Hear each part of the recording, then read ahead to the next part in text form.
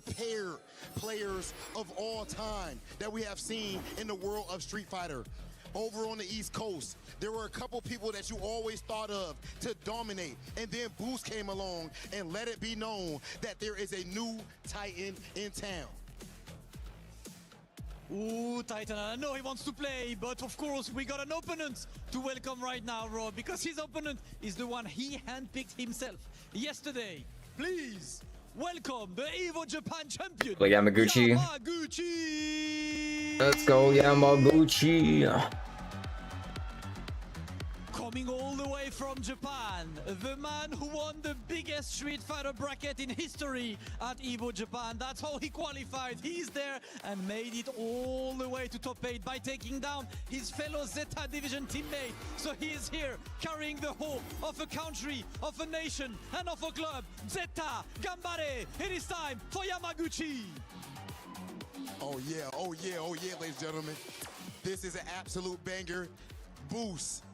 I've got to ask, did you ever expect that you would take things this far in your Street Fighter career? Year one, no, but once I surrounded myself with the right people, absolutely. And do you have any people that you like to thank before going into one of the biggest matches in your life? Yes, I would like to thank Paladin, I'd like to thank Adrian Riven, and of course, Chris T, Menardi. Okay. Ladies and gentlemen, my man's Boost is ready. I love to see that smile on his face, but someone is trying to wipe it off. Absolutely, someone's trying to wrap it up. So Yamaguchi, you've had a day to prepare. As yesterday, we had Boost Lee picking you for that fight, saying he's confident against Mai. How did that preparation go for today's match? 昨日から今日まで昨日からブースリー選手に選ばれたわけですけれども、そして昨日から今日まで準備をされてきたと思うんですけれども、今日この場に至るまでどのようにご準備をされていらっしゃいましたか？そうですね、準備でいうと、テリー戦は自分のチームのジャージーさんっていうコーチがいて、彼がテリーを使ってるので、昨日からずっと練習をしてもらって、対策とかもいろいろ教えてもらったんで、自信を持って挑めると思います。My coach Georgie uses Telly, and then I have been playing against my coach using Telly. So yes, he's been giving us only one strategies. So I am all prepared.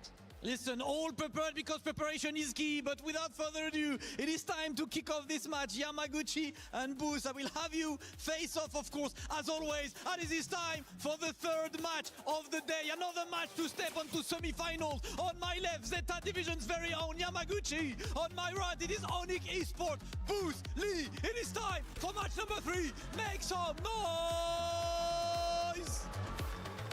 Oh man, Rinja and Jammers on the mic at his final stage. Jammers, I don't want to mess up your nice jacket, buddy, but it's probably gonna happen because you know I'm a major Boost fanboy. The walk-in, he tried to go straight to the setup. He wasn't trying to chill with Rob TV in Damascus. He didn't want to do the heads up. He wanted to get into the game. That's how locked in he was. But on the other side, man, that's the Evo Japan champion right there. That's the guy that won the largest Street Fighter tournament of all time. This is a clash of titans, Jammers. This man you're seeing on your screens, he was locked in with tunnel vision, and I tell you what, if there's gonna be a color you're gonna paint the town, well, it might as well be red, because that is all he sees. The notepad is there, the controller is there. These guys are gonna configure not only their controls, but the strategy and the mental frameworks in their mind coming into this. Yamaguchi seems super chill, but I tell you what, like I said with Boost yesterday, your demeanor might be quiet, but their gameplay is extremely loud and boisterous, and that is what we're going to be looking forward to here, Rinj. You ain't wrong, man. You ain't wrong. Boost, the way he was walking in, the stare down, he took the glasses off. I feel like he got the Shinigami eyes. I feel like he knows when Yamaguchi is gonna die. And man, match predictions say they favor Boost, but hey, we've been over this. The match predictions, they're a little sus. Listen, a little sus.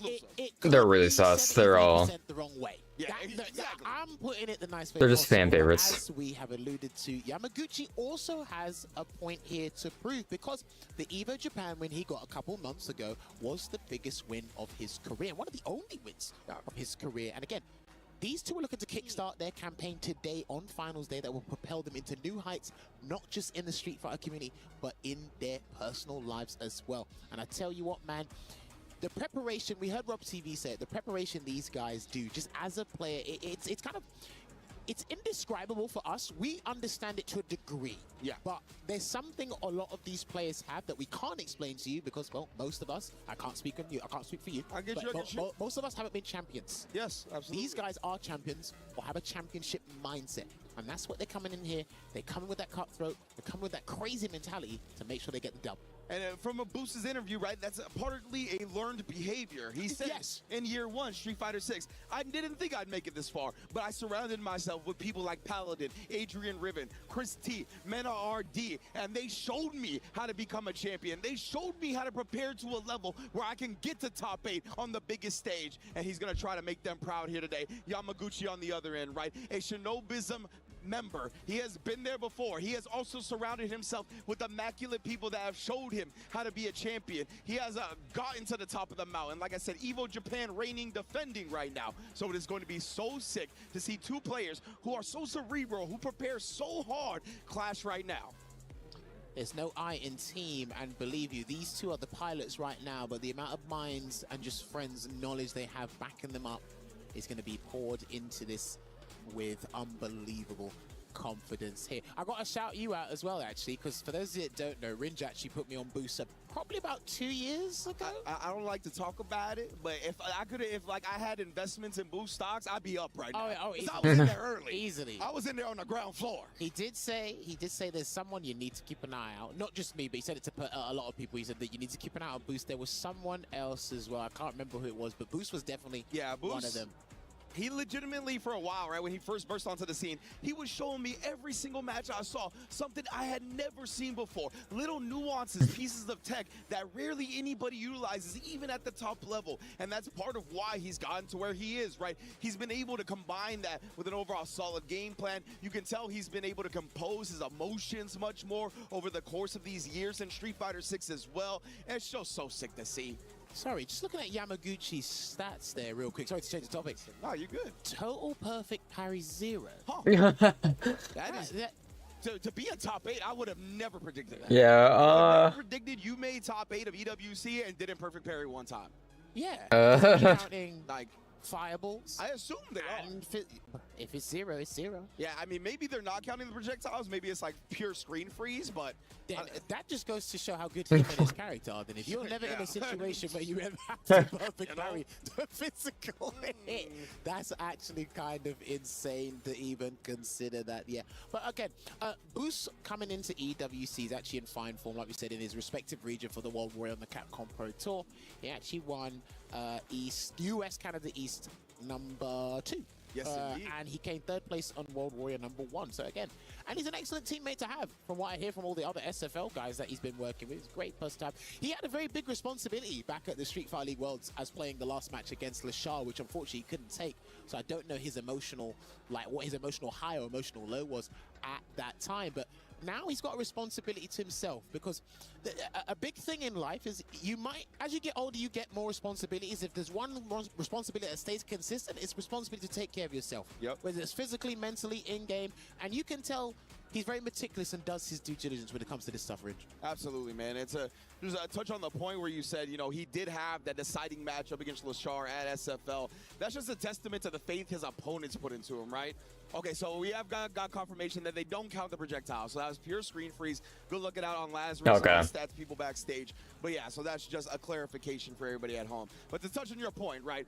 The fact that his team, which consisted of people like Mena RD, right, that are willing to put him in the set deciding match, that's how much faith they have and how much work he's put in and showed them that, yes, you can have this confidence in me. I will be prepared to the nines to make sure we bring it home, not only for the team, but now he's got to do it for himself. And I tell you what, right, because Logan Summer, shouts to Logan Summer on the desk with Tasty Seaman Reflections, he did point out something when we were on the way back to the hotel yesterday. There is 50% of the players in this top 8, well, now it's been reduced to a little bit more, or a little bit less, sorry. A lot of them are still not qualified for Capcom Cup. Oh, and Yamaguchi has, Boost hasn't.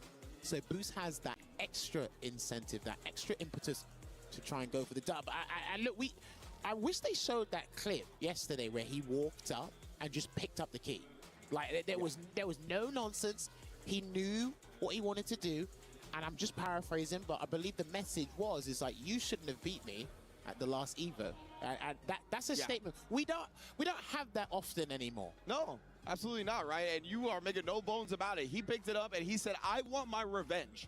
You know what I mean? And he is very prepared for the Mai, which is something, again, a matchup that I figure a lot of players, if they have the choice, they're dodging that matchup, right? They'd rather play against most of the other characters in the game than Mai. And he showed no hesitation. He doesn't care if this man's the Evo Japan champion. He doesn't care if he's playing one of the most villainous characters to Great Street Fighter 6. He said, you shouldn't have beat me last time. I'm prepared for you this time. Oh, and she's like, nah, you're not in the tournament anymore. You don't get to talk. What a moment. Oh, yeah. That's so funny. She's got you, I don't even know how to phrase it nicely, to be honest with you. Like, you can't talk now. You know? Because you... The proper term for that is parental advisory, you know what I mean? So we can't go into that, you know? Yeah. But most definitely right there. Big shout-outs to Xiao Hai and Mr. Xiao Hai, of course, though. Of course, the defending reigning two-time EWC champion, Xiao Hai, who, unfortunately for him, he's not going to be able to take a third championship home this time. But he's got a Falcons teammate, Crime still alive, that's going to be facing Menard in a little while. So Falcons as well, trying to get that back-to-back-to-back club championship. They got a ways to go. They're currently in 5th place. Crime is going to be their main source to do so, and he's going to be going up against that man right there, Mena RD. GOAT status for Street Fighter 6 so far. EWC, the only world championship not in his trophy case, but man, oh man, can that change today? Oh, Star Trek? We got a Pharrell fan? Oh, well, okay. I don't know if that was supposed to be that or what, maybe. I mean, we might have to ask him afterwards a quick interview. But yeah, listen, we're locked and loaded. We have got an insane crowd. I'm so glad they were able to come out and join us here. And I tell you what, we've been working with a lot of people over the last couple of days. And they're like, I haven't had time to come watch Street Fighter. I really want to come over there because you guys are making so much noise. I want to watch the game. I said, well, if you ever get time on your break for 5 minutes, come on over. You might see someone get scooped. Man, did that sign in the back say, Weibo, if you can't win at League, please win at Street Fighter? Is that what that said? Is that what it is? Is that what time it is now? That's pretty funny. Well, you know, Meta RD is going to be trying to pull it up for Weibo Gaming. That's going to be in our next match. It looks like our technical pause has come to an end, and we're going to get into this next one again. One of the quarterfinals matches. If you're just joining us, if you're unfamiliar with the format for Esports World Cup, in our finals bracket, it is all first to 5, single elimination. You can see right here from Boost, only 1 combo drop, only 1 missed DI reaction, and only 4 times in burnout. Bear in mind as well, there's been a particular setup. I had to note this down, and I had to pull out the Steam Deck and do the lab work on it. There's a combo he's been doing in the corner, which has EX crack shoot. EX power charge into the crack shoot. He whisks the light DP. Oh, yeah. I think at best it leaves him at +5 frame advantage. All intentional. The crouching medium punch is always connected counter hit. Because in everybody's mind, that's a great psychological tactic, by the way. In everybody's mind, it looks like he's dropped the combo because he ran out of juggle points. No, that's completely intentional. A couple of characters do have it, but there's a lot of recovery in this game across the board, given the context. Hopefully Yamaguchi has paid attention to that and probably spoken to his shareholder table, his advisory table, and said, hey, what's going on? They said, okay, look, this looks intentional, so don't mess with that one. Indeed. But I am curious to see the strategy over time in first to play. I don't really watch him a lot in long sets outside of Topanga Championships, to be honest with you. That's a great point, right? Yamaguchi, I've been also primarily exposed to him in this 3 out of 5 environment. That goes both ways, to be honest with you, right? Boost, I'm used to seeing him compete in the CPT. I haven't seen him in too many other exhibition-style formats or in long sets online. So I'm very interested in this, like seeing how they both evolve over the course of a first to 5. Who has more tricks in their bag? Who even is going to need that, right? Maybe they catch on to each other in terms of conditioning. We saw how quickly Hanao could snowball a set, right? So we can get out of hand real quick if somebody gets the read on the opponent heavily. But this is going to be... Is he using a shirt cleaning glasses? Remember, we're still in the round 1 set of matches here today, but we will be crowning a new champion here at Esports World Cup. Thank you very much for joining us. Hey, make sure you guys tweet out the stream. Make sure you tweet out the YouTube stream as well and let everybody know that we are live. And this is probably going to be one of the matches of the day. I have my own theories and predictions, but I'll keep that to myself because sometimes A broken clock works twice a day. This might be one of those times, right? We are going to find out very shortly. Our players' button checks are over. They're at the character select screen right now, about to get into the match. But it's going to be a fun one, right? Terry versus Maya as well. SNK battles coming at you live and in full effect. Should be a fun one in terms of the matchup as well, right? I think Terry's got some good juice up against Maya, honestly. Just being able to have the bird knuckle accessible to try to take up that space quickly, get some jump scares on the ground when she feels comfortable in that range where she wants to throw fan. But it looks like the button checks and the hand warmers are done. We are getting right back into the Esports World Cup round 1. First to 5. Who advances to the semifinals, Jammers? Will it be Bruce Lee or will it be Yamaguchi? Our SNK guests will be taking the stage here in immediate medium burn knuckle, as Ridge mentioned, and again he's going for the gusto because Ooh, ooh, rare whiff, rare whiff. And Bruce Lee is incredibly good at backdashing to avoid proximity guard. Yeah, bro, yeah, bro. You hit me. We'll see it in the future, I'm sure. Yeah, me not like this. Yeah, me. To get the perfect, my goodness, Bruce Lee. But yeah, man, watch out for those backdashes to dodge the proximity. What are you doing? Especially against the stand fears. That's what set him up for that whip punish in round 1. And a lot of the top guys here in this tournament and in the meta in general have actually been falling for backdashes because everyone's used to, they're accustomed to the walk back to try and bait for a shimmy. There, okay, he didn't move, but that's the backdash literally we were talking about earlier. Caught him low into the crack shoot though. Indeed, and now we're stabilized a little bit, right? Yamaguchi managed to strike first blood, so he didn't get off to the races like we did in round 1. Oh, but the backdash, right? He was looking for it again. Yamaguchi, an immediate adjustment to chase it down with a drive rush. Amazing stuff already. He's not biting, he's not biting. He's waiting about a good 2-3 seconds before he does the delayed crouch and medium punch, so Yamaguchi might just need to go for a throw. Nice, nice. If that is the case. He's so low. Drive gauge replenished, but again, it didn't connect. He was good shit, good he shit. was going to get a perfect parry on that stand fist. That's why he done the tap parry. Yamaguchi literally saw that and honed in on that punish counter throw. Man, I'm so impressed with Yamaguchi. Oh! Nice. The driver's chase on the backdash in the last round, but we get an overhead and the install. Playing very safe. OD ground wave, but get off Nice. me. Great stuff. Okay, he's done Nice. a good interruption there. That's all my players are doing nowadays. Delayed crouch medium punch on defense. They're confident that they can break through. Your resilience there, no crosscut Nice. into the rising tackle, but it will be a conversion into the Kaichosen. That gives Yamaguchi round 1 after that hell of a statement from Boost in that very first interaction. I love that jump forward from Yamaguchi in the corner as well, right? Yeah. As a way to kind of combat Boost's primary defensive strategy of fuzzy delay buttons, as well as dodge something like if he did get freaky with a reversal off rip. So Yamaguchi really layering the way he's gonna approach Boost. Yeah. Boost, man, yeah, he got hit in the mouth. Conditioning, First yeah. round. Let's see how he bounces back. Well, you know what Mike Tyson said, everybody's got a plan, maybe even a notebook, until you get a fan in the face. I kind of made it a 2026 edition. That's not what I was saying. But perfect parry almost got the punch Nice. counter a little bit too far there because the hurt box is not big enough on that power wave. Good rising tackle. Indeed, willing to risk the reversal right there. It shows you where Boost's mind is at. Dude, the way he uses heavy kick as well, I'm really impressed because he makes it hit at the tip and the latter active frames as well. So it's very typical to take your turn back or heck, even challenge it in general. That's why you can see Yamaguchi starting to do the backdash out of the block strings as well, avoiding that button entirely, keeping him locked down with the Rienbu. I like this a lot. And again, just peppering on that drive gauge, just getting bullied. Damn, he was literally powdering those stand fierces on him right now. Almost, he still can't get the perfect parry. Nice. on that Oh, Kaichosen. I thought he was gonna. Just get a quick burn. No runaway there from Yamaguchi though. Burn out is Boost. No, it missed. He's done. Indeed. Thought he was gonna get punished on him there. Meter necessary. Great routing from Boost, even in burnout. He bounces back here. It looked like that was the light version of Ryu Engine. Maybe the medium version might have caught him there, but that's neither here nor there. We move on into the Buster Wolf. That's rough. They confirm off the stand medium kick. Terry classic right there. Oh, he backed away just in case because he's low on drive gauge here. In the danger zone is Yamaguchi. Hey, in the danger zone is both of them. Oh my god, that could have been a spacing trap. That's scary. Could have been, and man, again, the drive gauge now. Oh, I love that, punching the fan away, recognizing that it is not charged. Nice. Ooh. Again, making sure Yamaguchi stays He just zero. lost his Oh, drive he tried to gauge. parry, but not blocking low. Round wave, he's out. No, he's out because it was a level 2. If that was a wake up level 1, that's what he was trying to cover. That would have worked, that round wave, but Amplify Shinobi Butchi got him out. Damn. He's just going to pepper him away. He has got a super on Damn. him. No need, because that's going to be a drive impact into the power geyser to make it 1-1 as the scores on the doors. Indeed. I don't think it was a parry, by the way. I think it might have interrupted like an OD move or something, but man, Probably. man. nonetheless right there, right? Boost was definitely prioritizing keeping that drive gauge down, making sure he never got into a healthy status again, and we're already a tied up set.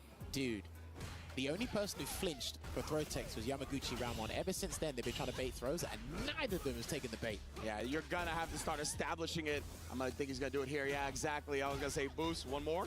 Oh, not even, and he caught Yamaguchi either jumping or backdashing. Even Yamaguchi knew. Good block last minute on the overhead there. Tried to interrupt again on defense with that crouching medium punch. There's a throw tech there from Boost, and that's a hard read on the throw he thought was coming. Oh, a little awkward on the crack shoot point blank, but nonetheless. Both these players, man, managing their meter so Nice well. parry. Beautiful check there with the jab, by the way. No, nice bait. He's low. He can throw the expand if he wants to, but he's going to throw a regular. Oh, nice. Burnout too. Still did enough damage to actually burn him out right there. He's buffering level 1. Most definitely. Still waiting his boost. He might have to be a low forward into the level 1 just in case, but in the burn out. Nice. So he's going to have to go for the juggler here, Ringe. Level 2. Nice, Oh, nice, nice. A little bit surprised. I'm on the because he was reach. So disciplined beforehand, but I think that's why, right? He was like, you see me holding down back. I think he's gonna go for the throw because of that. Yeah. Stayed very disciplined. Takes advantage of the whip re-end. Good round, good round. Karuna activated again here. Power wave to get away from me here, and he just gets Big hit jump hit, by the nice. roundhouse, and he's going to replenish the stocks on another Kaguruna Mai here, and if he falls for a shimmy now, he's dead. I tell you what, Oh, nice. is that the different fallout? No, it isn't. I haven't seen that one, but that's going to be guaranteed. Perfect Into a W. Perfect round, and Yamaguchi Sit him takes down. the lead here. Bear in mind the context to this match is Boost said you shouldn't have beat me in our previous exchange, and it's already falling replicant of that. It's what happened a couple of months ago. Indeed, right? Boost was the one that had the opportunity to choose the opponent. The first person. He's had the best record coming into top 8. That earned him the Boost is privilege waiting to at the choose his round. opponent in round Wants 1 to try and kill some of the bracket. momentum He here immediately, while thinking without about it. hesitation, went to Yamaguchi's key. And look at this. He's answering that request for a battle in kind. He's ruminating here, and we know how much of a deep thinker Boost can be. Listen, I've heard this guy. But it also kills the momentum too for the enemy. Obviously, you have Pretty to hard look by at where waiting. his mouth is, and that's exactly why he's in this seat. I have seen him held tilt and be unimpressed by getting hit by regular jumps. The overhead in the first round of the very first game, he wasn't happy about that either. So hopefully some of these things are not going to dissuade him too much, Ringe. Yeah, the fadeaway jump heavy kick, like him walking into it and kind of like underestimating the range, you could tell he was definitely a little bothered by that. Oh, talk about underestimating the range. That man got slumped on his headpiece. He tried to backdash, but he slithered away from that. Yeah, fortunate for Boost, didn't actually get punished at least. But man, now the roundhouse is coming in real hot. Recovered in time, and now the overhead as well. Yamaguchi, he can do no wrong right now. Level 1.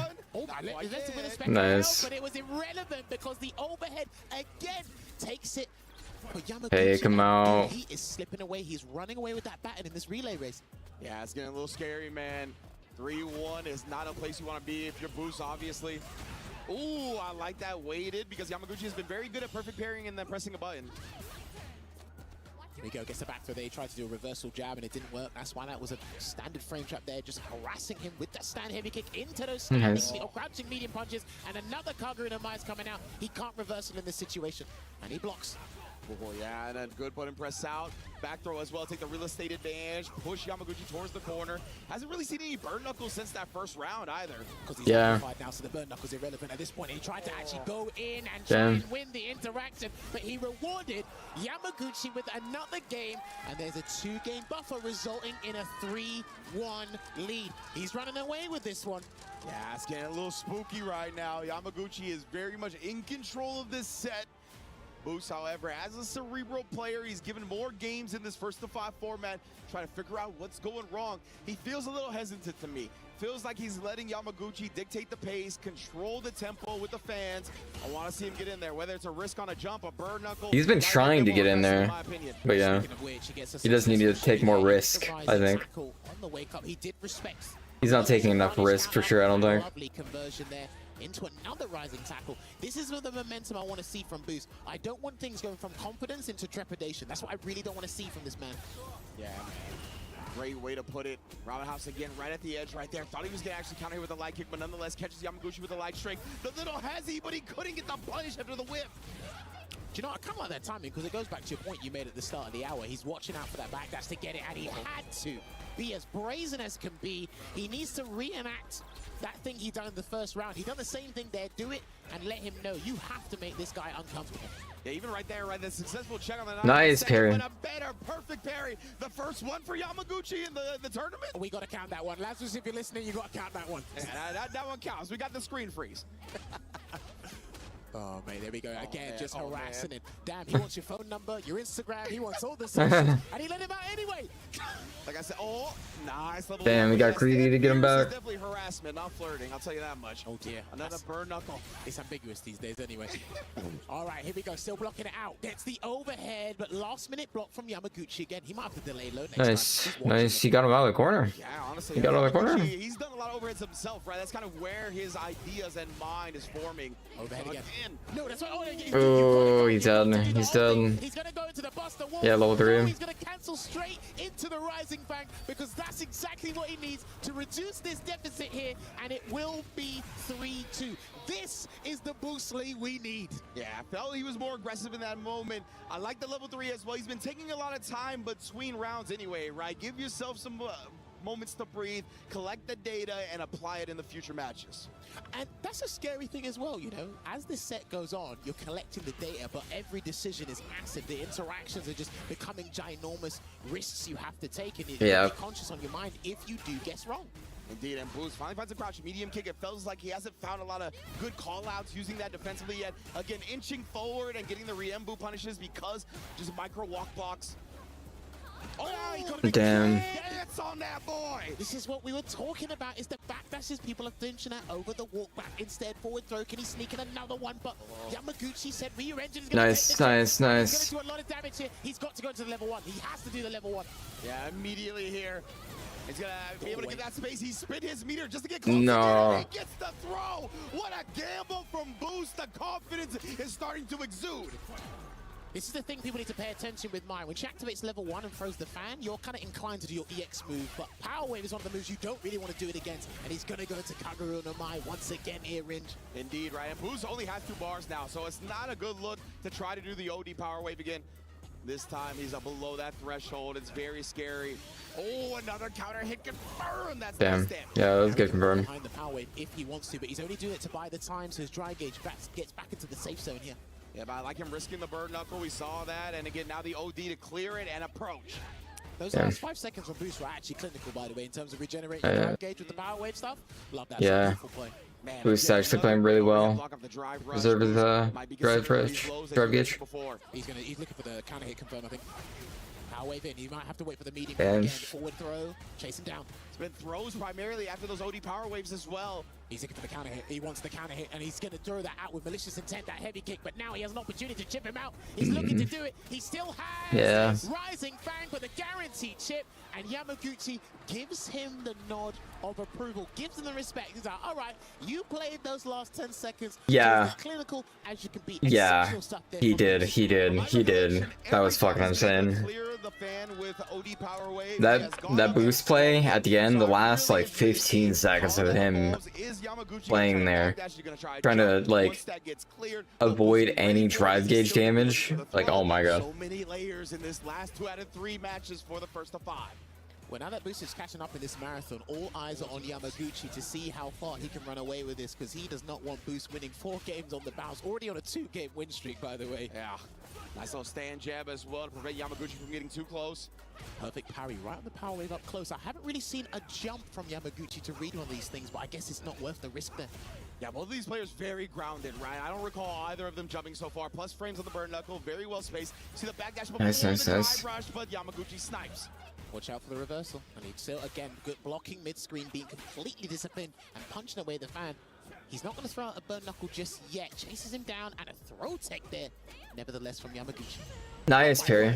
Nice parry. Perfect parry, another one. Put it on the board, lads. Put it on the There board. it is. Baits out the parry from Boost this time. Nice. Beautiful, beautiful, beautiful. And that didn't even feel like a delayed button that Boost has normally been doing. That felt like an immediate wake-up, called out hard. I don't think he actually done that option before in this set thus Right? far. Drive rush delay, back heavy kick. Yeah, that was a good one. Oh, nice clash. Yeah, he's been conditioning him pretty on. Forward throw again. Yeah. Okay, he could have caught him with a drive rush throw in that situation. And again, Boost has not really been flinching with wake-up options on defense in terms of panic anyway. Yeah, he definitely likes his delayed buttons, whether it be for meaty, whether it be for defense. He is definitely layered and has done the math in regards to that stuff right there as well, right? Respecting the fact that you can kind of bait out OD OSDP. But again, because he's still low on drive gauge, he has to look for a counter hit confirm. That's why he's throwing out the kick buttons again with the heavy bloodlust here. Yeah, it's such a good way to shave your opponent's drive meter down as well. Great button in general. Look at that. I don't know about that. I don't know about that. Oh, I don't know. beautifully set up with the OD Him rushing in and wasting gauge there. I don't know about that. Something you can't lose like this again because he might be looking for sneaking around wave. He's not going to sneak in the stun, but great interruption with that crash. Maybe he was from Yamaguchi. Incredible composure. Not Take a worried about conversion. being Back, he's burned back. out, even in the corner, just picking his spots perfectly. He's fine. They're both level 3. And more than half the health bars to go through. Yeah, 25. Damn. The EX projectiles has actually been stupendous, and he just needed that to hit. Oh, nice throw. Nice throw. He can play time a little bit too. Just pressure, but stop. He is going to make amends with another rising fang here. He's going to change I the don't times think that in the kills. drive gauge here, and there's an executive decision needs to be made on Yamaguchi's end. Does he give up this round? There's only 14 seconds left on the clock. Does he give up this round? No. From both sides, the burn knuckle. Sneaky. Oh, and Boost trying to dash You got forward this. You here, got this, trying Yam. to You get got this, his Yam. down back now. He Fuck, you even don't. took the throw. That was a You little don't. dangerous, but it is okay. Boost wins it with a timeout, and the war of attrition goes his way.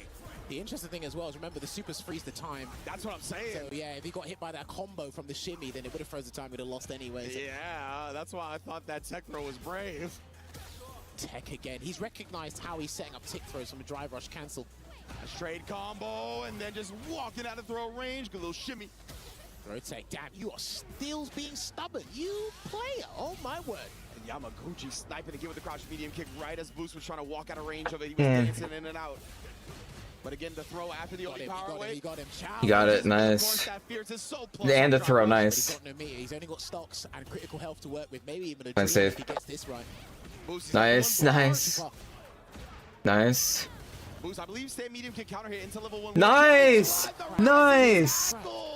Huge Great patience. Great patience. This time does not work out. Nice. Nice. Playing it safe there. Bear in mind, if my memory's not a goldfish yet, he hasn't done that in a while. What a time to crack. Yeah, man. Yeah. We saw earlier, right, where he would like. He knew put Boost himself would out crack. with He the knew power Boost wave would crack at when it some was, like, point. a really close scenario in terms of the health when he needed like one gamble. Ended up working out that way. I respect it, but man, oh man, Yamaguchi, right? He just really had no incentive, no reason to risk in that scenario. So I respect the attempt, but Yamaguchi was one step ahead. I think the interesting thing for me is what are going to be the microscopic changes from Boost's gameplay, because he hasn't been playing bad. Ever since that adjustment he had to make them 3-1 down, they've actually been equally exchanging blows. So there's not much he has to change, to be honest with you, at least on surface level. Both players here, you can feel the tension in the air as Yamaguchi one game away now. Now they're heavy kick again, and he needs to be careful. There's a range, he's waiting for something, and he's whiffing out Nice. and heavies, and Yamaguchi's caught him a couple of times with raw drive rush into a punish counter move. So trying to force the issue again, trying to bait something out from Yamaguchi's side, but he's been playing so disciplined. Low forward into power wave. Yeah, he couldn't drive rush cancel because he would have burned himself out, and at this situation, at this point in time, it's not a good idea to do that. Yeah, most definitely. Both of these players have been so good at keeping their opponents below that 3-bar threshold. That's what that stand heavy kick does with Terry. Yamaguchi obviously has the plethora of buttons to do that. Roundhouse Fierce with Mai. Oh, but it gets too close because of that perfect parry. It didn't push Mai back at all.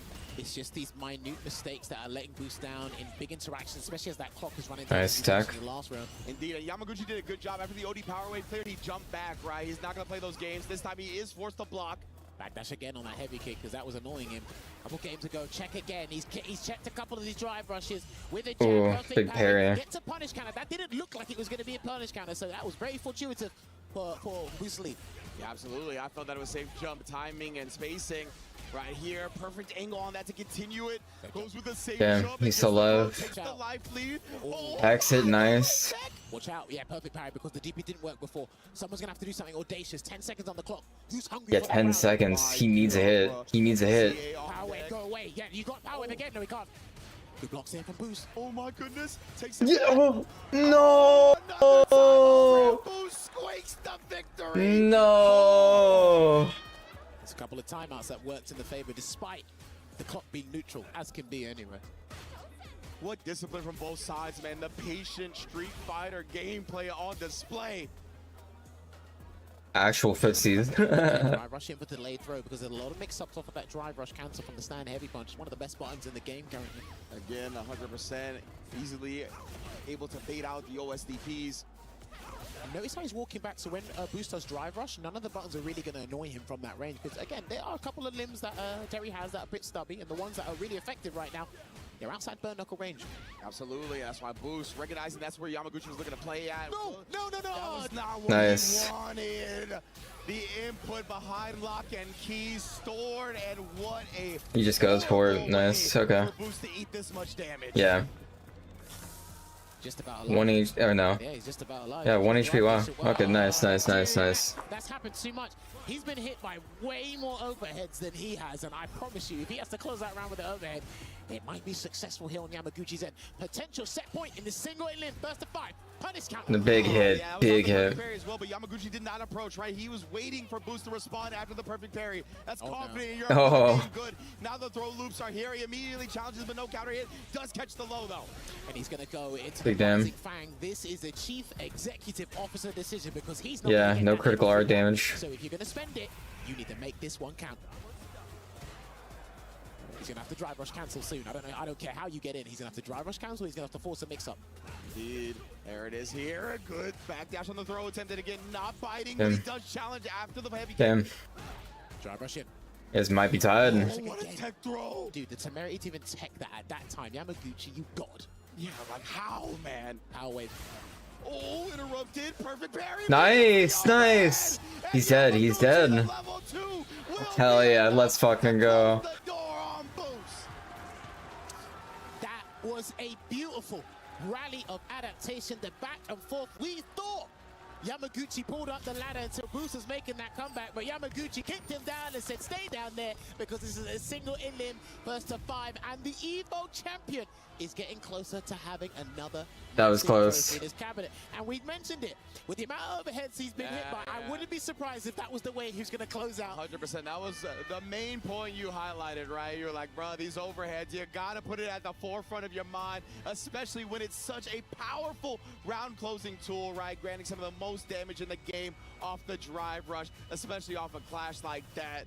What a way to go about it. But let's take it to the stage and our host, Rob TV in Damascus.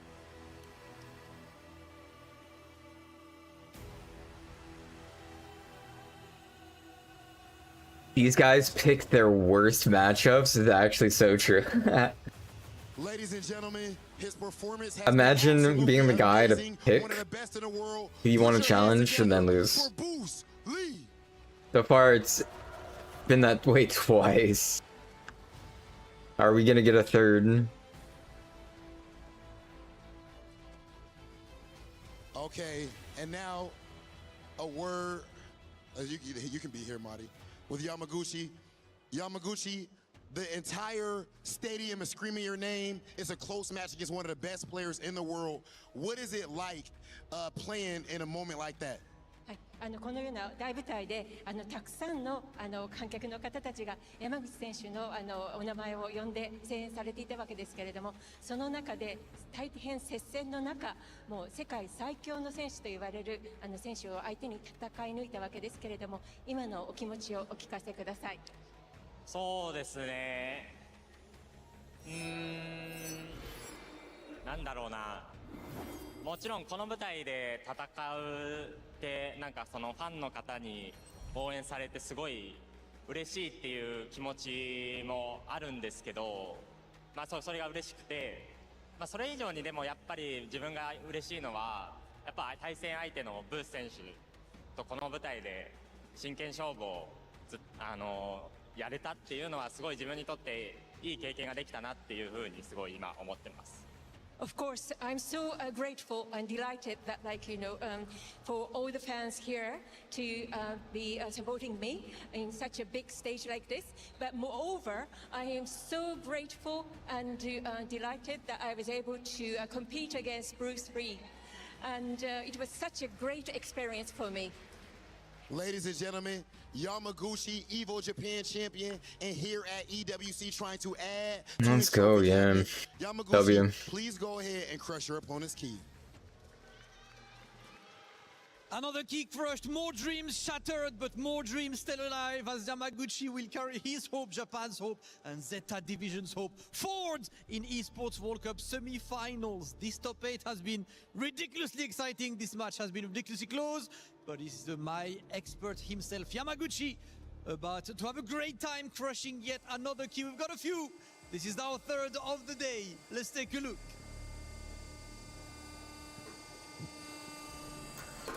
Ooh. This is a clean one. This is a great one. Yamaguchi, once again, congratulations. Yamaguchi moves forward to semi-finals. Please, everyone, make some noise for Yamaguchi!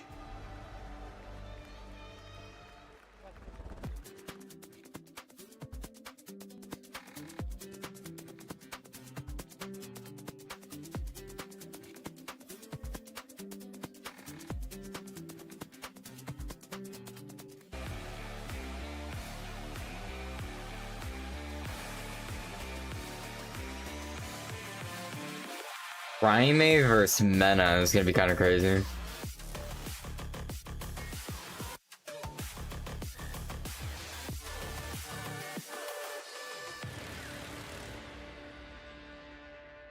Raime has been playing insanely well.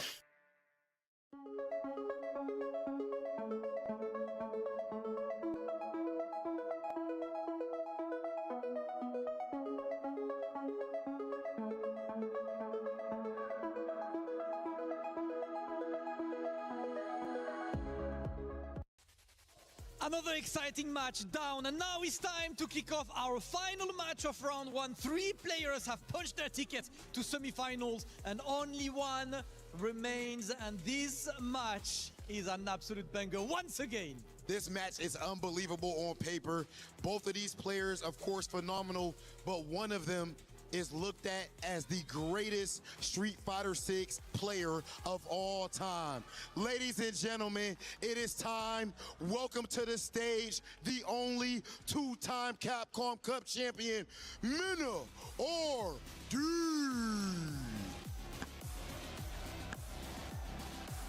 This is, simply put, the best in the world today. The trophy cabinet is absolutely unrivaled from top to bottom. Back-to-back Evo Japan championships, back-to-back Evo Las Vegas championships, Red Bull Kumite, Street Fighter League US, Street Fighter League World Champion. And this trophy right here is the only one that he does not have in his trophy case, and today he is trying to change that. Absolutely, there is a lot to play for, but his opponent has a lot to play for as well, as he is trying to make a mark on the world competition. Coming all the way from Chile, Falcon's very own, Craime!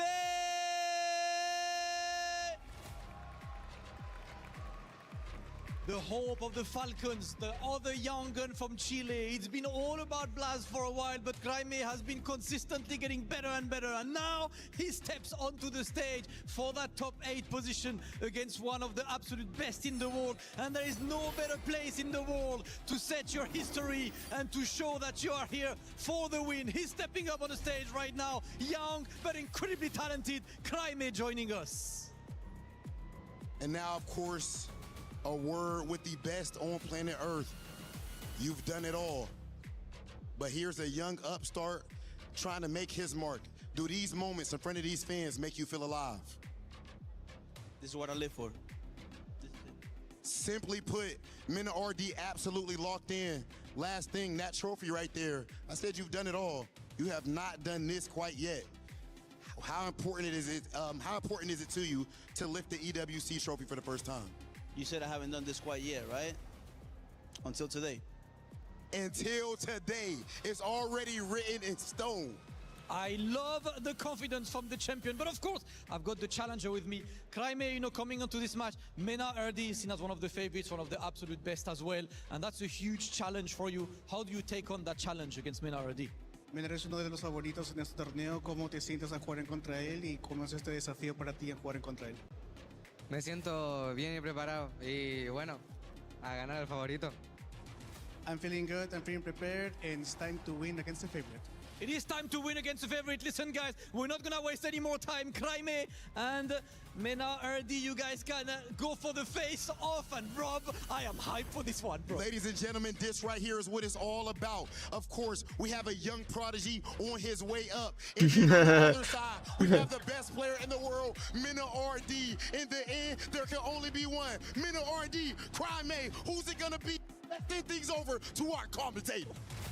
Oh, hey, Mena Erdi stepping up to see into the soul of Crimey. And we saw a little bit of a look away. The young man maybe not used to this environment, but it all changes once we get into the game. Ringe joined by Logan Sama. How you doing, dog? Sir, and it seems like incredible things always happen when I'm sitting next to you on this desk in these top 8 situations. I can't wait for another one, and it's incredible to say that Mena Erdi is the 3rd oldest player in this top 8 bracket at only 26 years old. Oh my God, 26, The future is now. He's barely mid-20s, but there's so many young heavy hitters, all these up-and-comers who have been grinding even before Street Fighter 6. I understand that they're 15 years old. You might have just seen them in Street Fighter 6, but we know Blas, we know Crimey. They've been grinding before that. They've been waiting for this opportunity. Whether they're young or not, they worked as hard as anybody else to get here.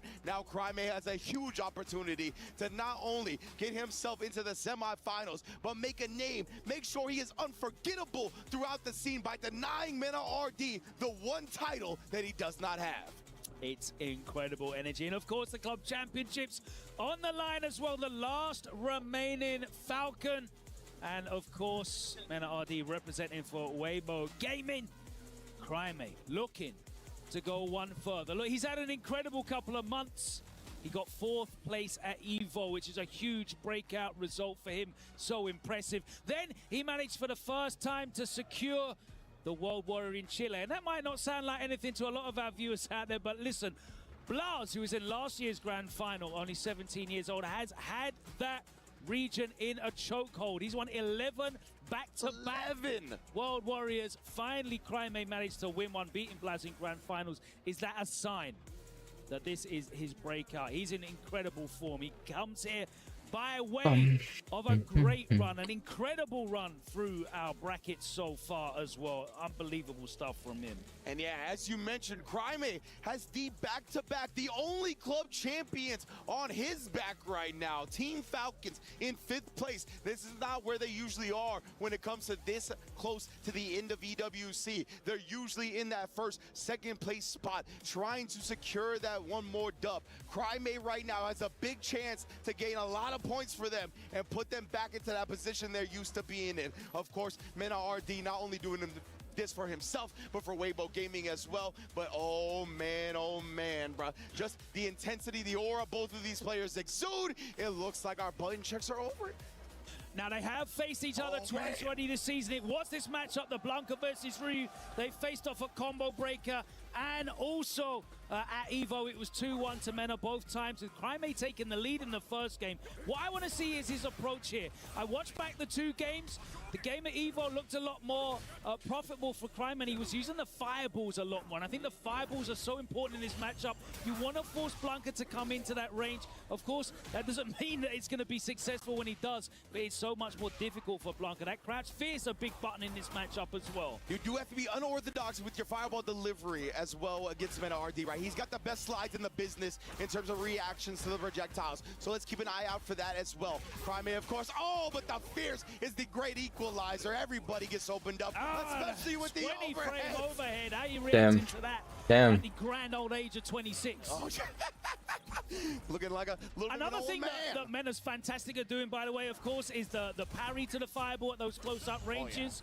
Talking about parries, we've got parries here on deck from Crimey. Again, the down back one as well. Straight up calling out the fact that he's going to be looking for a low there.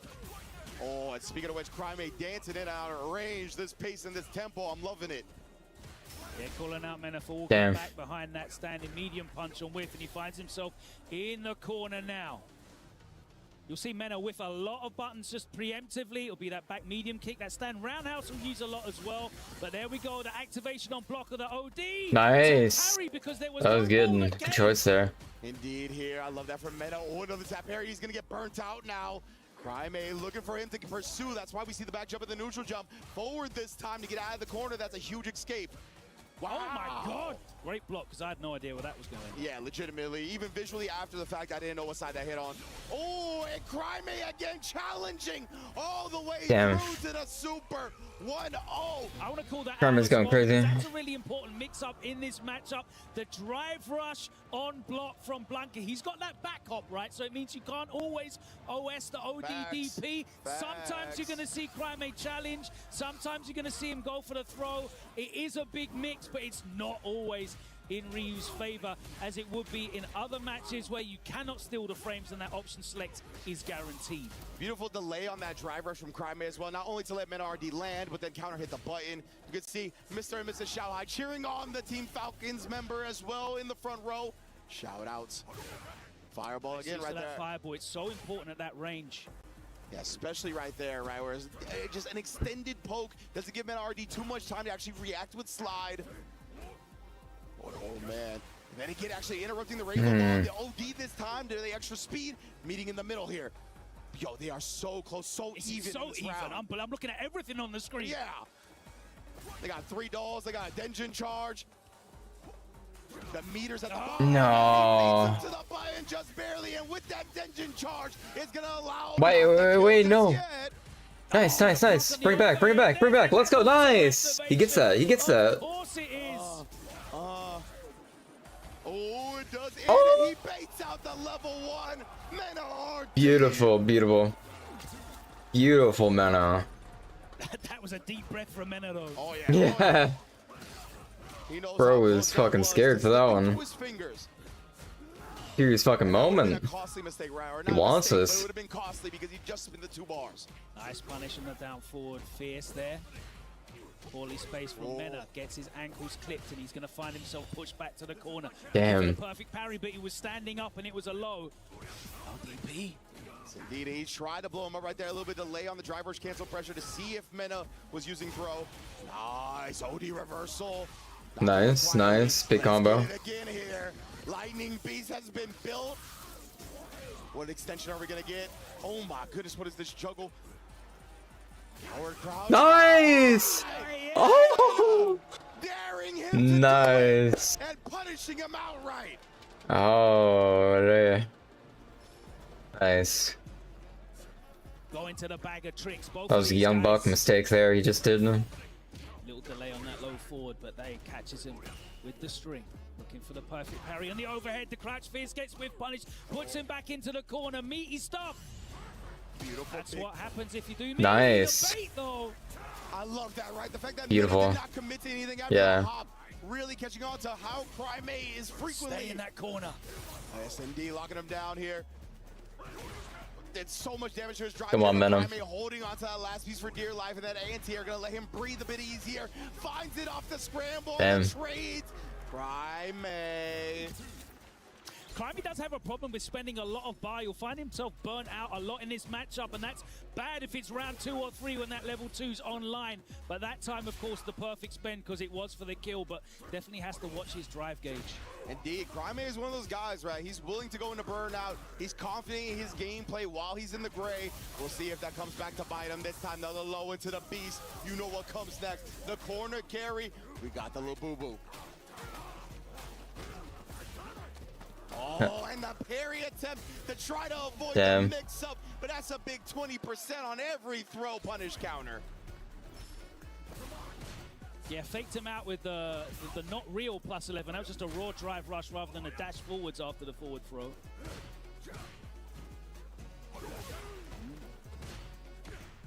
Oh man, poking back, and he caught Crime looking for the scramble parry again. And that's really, I was gonna say put him low on drive meter, but that perfect parry and this follow-up gets him back into the green.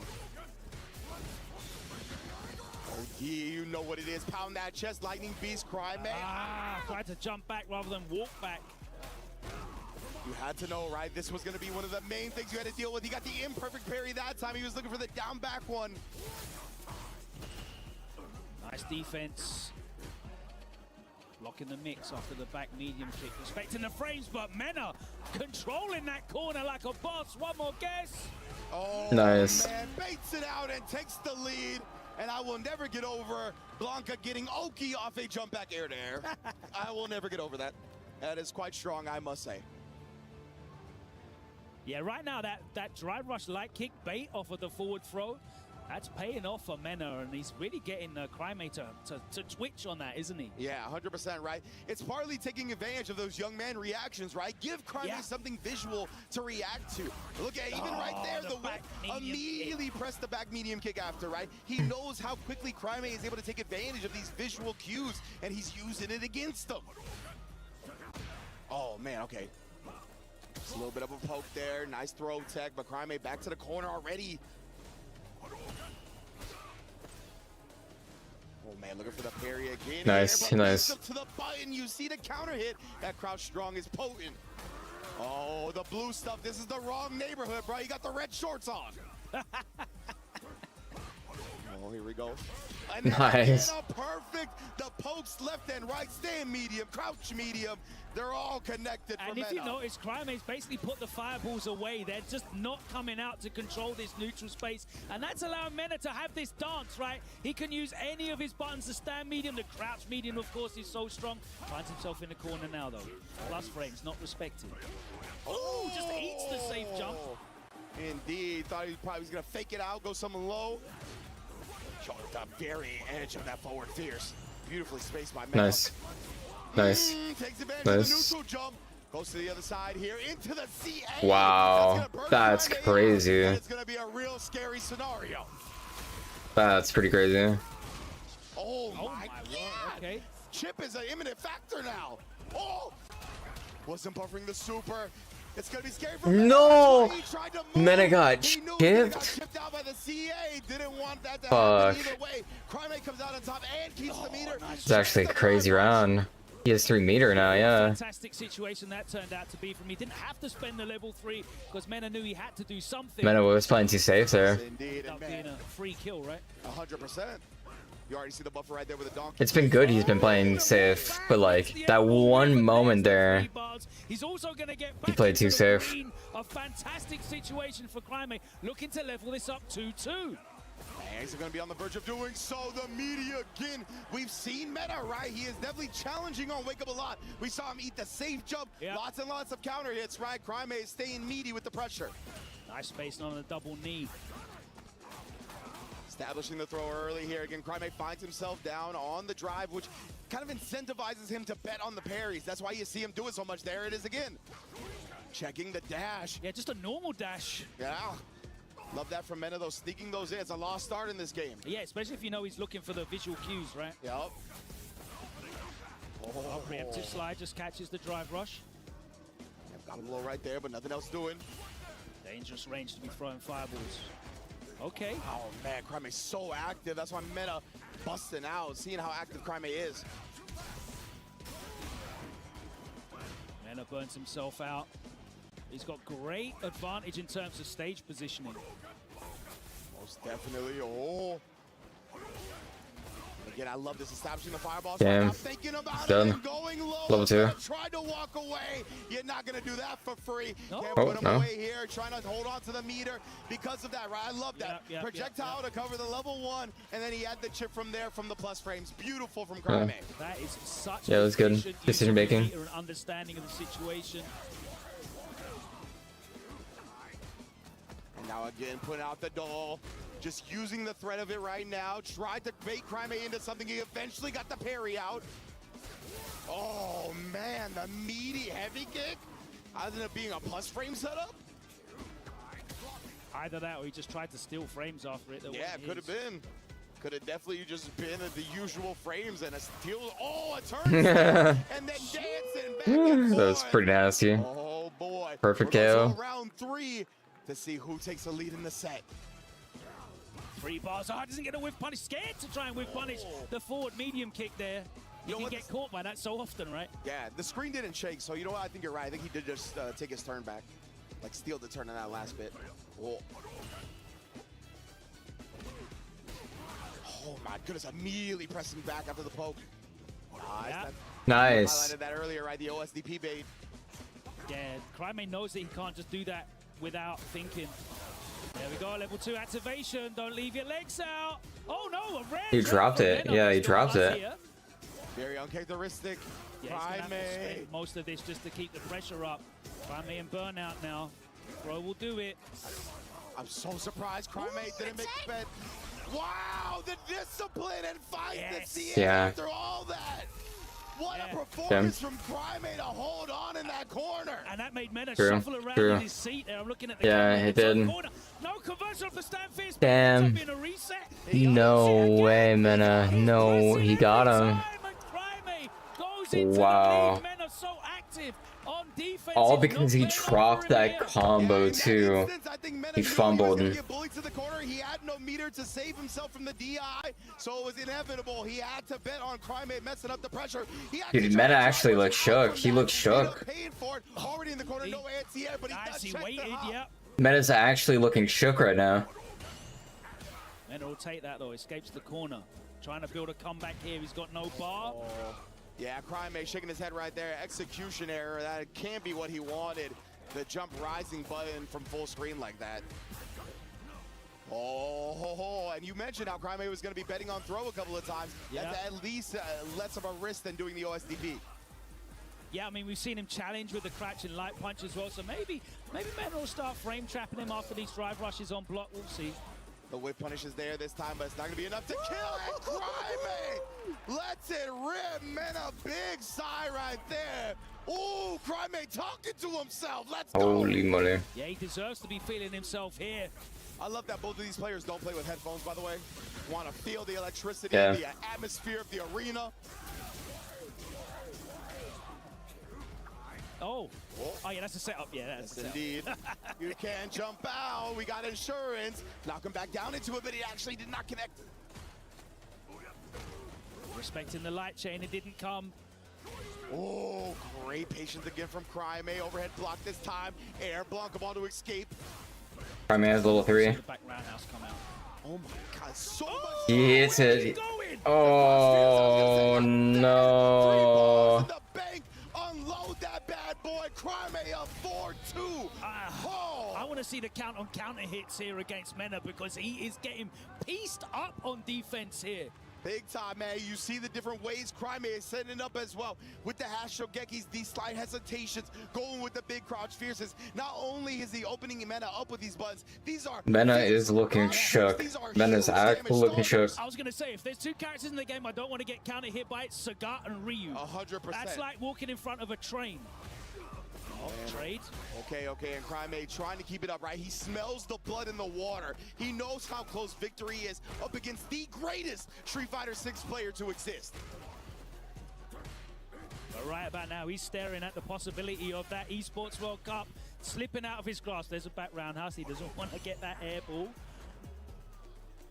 Oh, man, bro. It is an intense atmosphere here. As Mena knows he cannot drop another game. He needs 3 straight to bring this back. And he's looking extremely good right now, right? Crime Beautiful game here from Crime. Now that he's in control again. And now Mena has to think really hard about how to get in. There he looked for the frame trap. You see he went for the crouch medium punch into the back medium kick. Crime just blocked it out. And Crime started throwing fireballs once he was out of slide range as well, right? Like, he is very conscious of when he's in it. He's not going to just give it to him. It has been such a cerebral fireball game from Crime.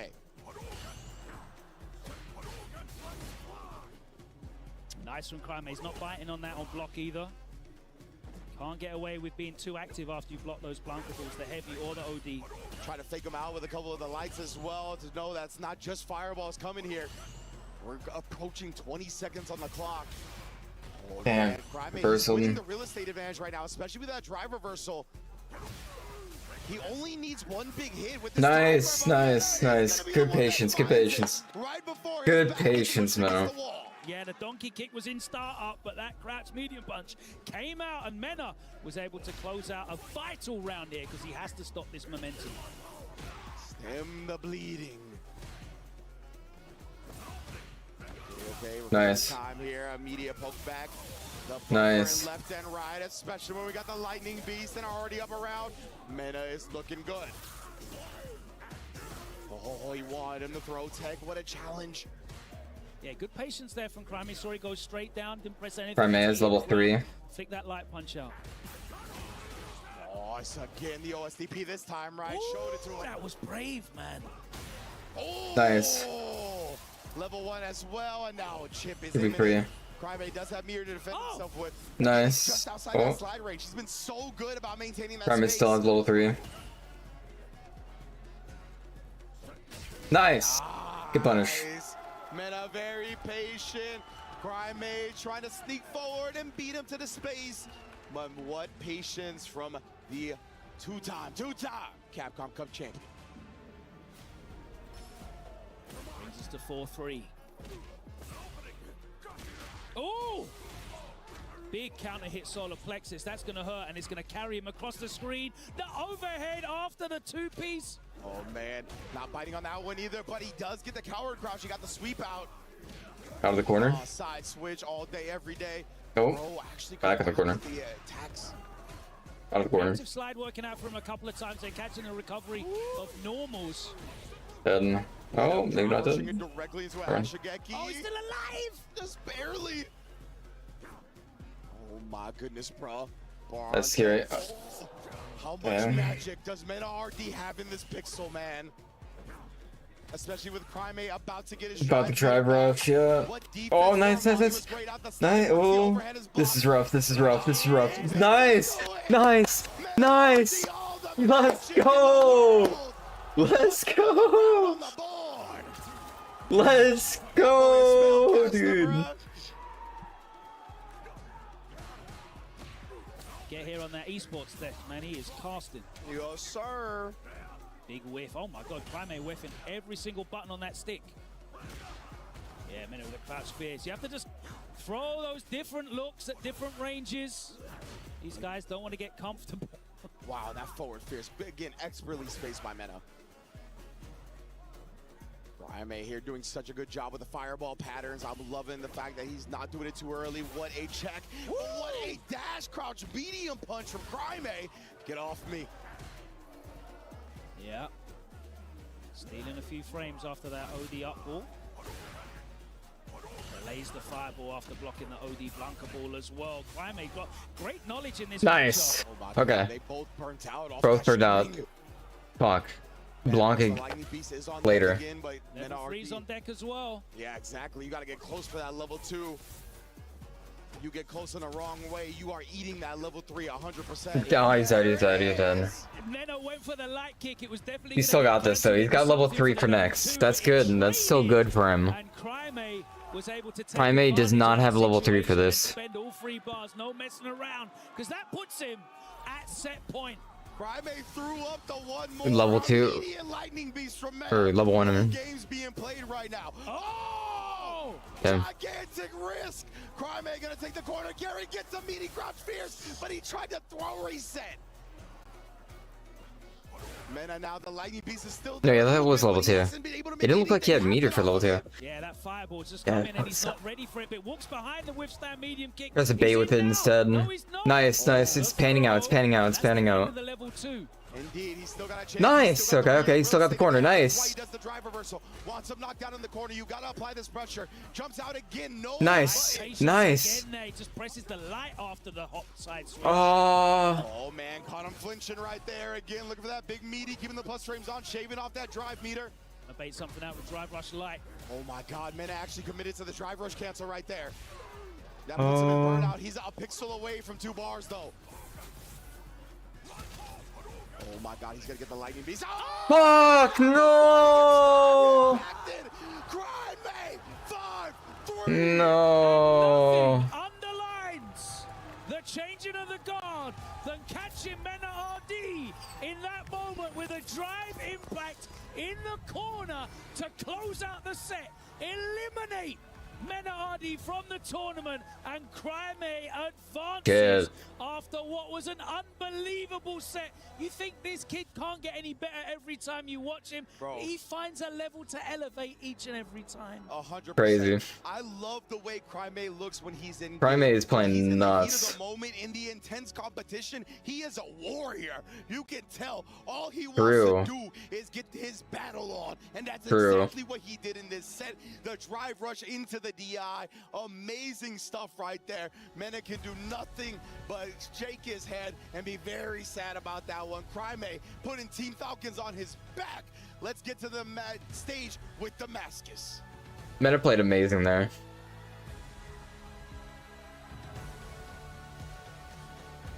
Unlucky. An incredible match comes to an end, and it's time for Mena RD to give up his key towards Cryme. Mena Cryme RD was just honestly playing better. Of course, please, ladies and gentlemen, make some noise for one of the GOATs, Mena RD!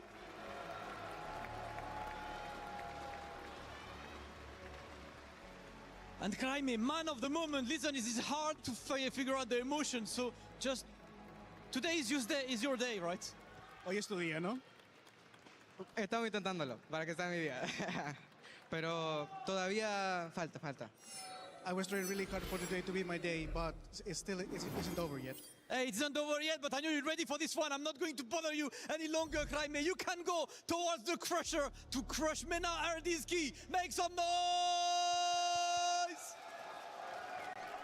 My goodness. Boy, that's a bad man right there. A young man at most, going up against the GOAT of Street Fighter 6 in a lot of people's eyes, and he didn't care about none of that. He let it be known that today is a new day. Cryme is trying to usher in a new era of Street Fighter 6. At only 15 years old, he crushes the key of Mena RD.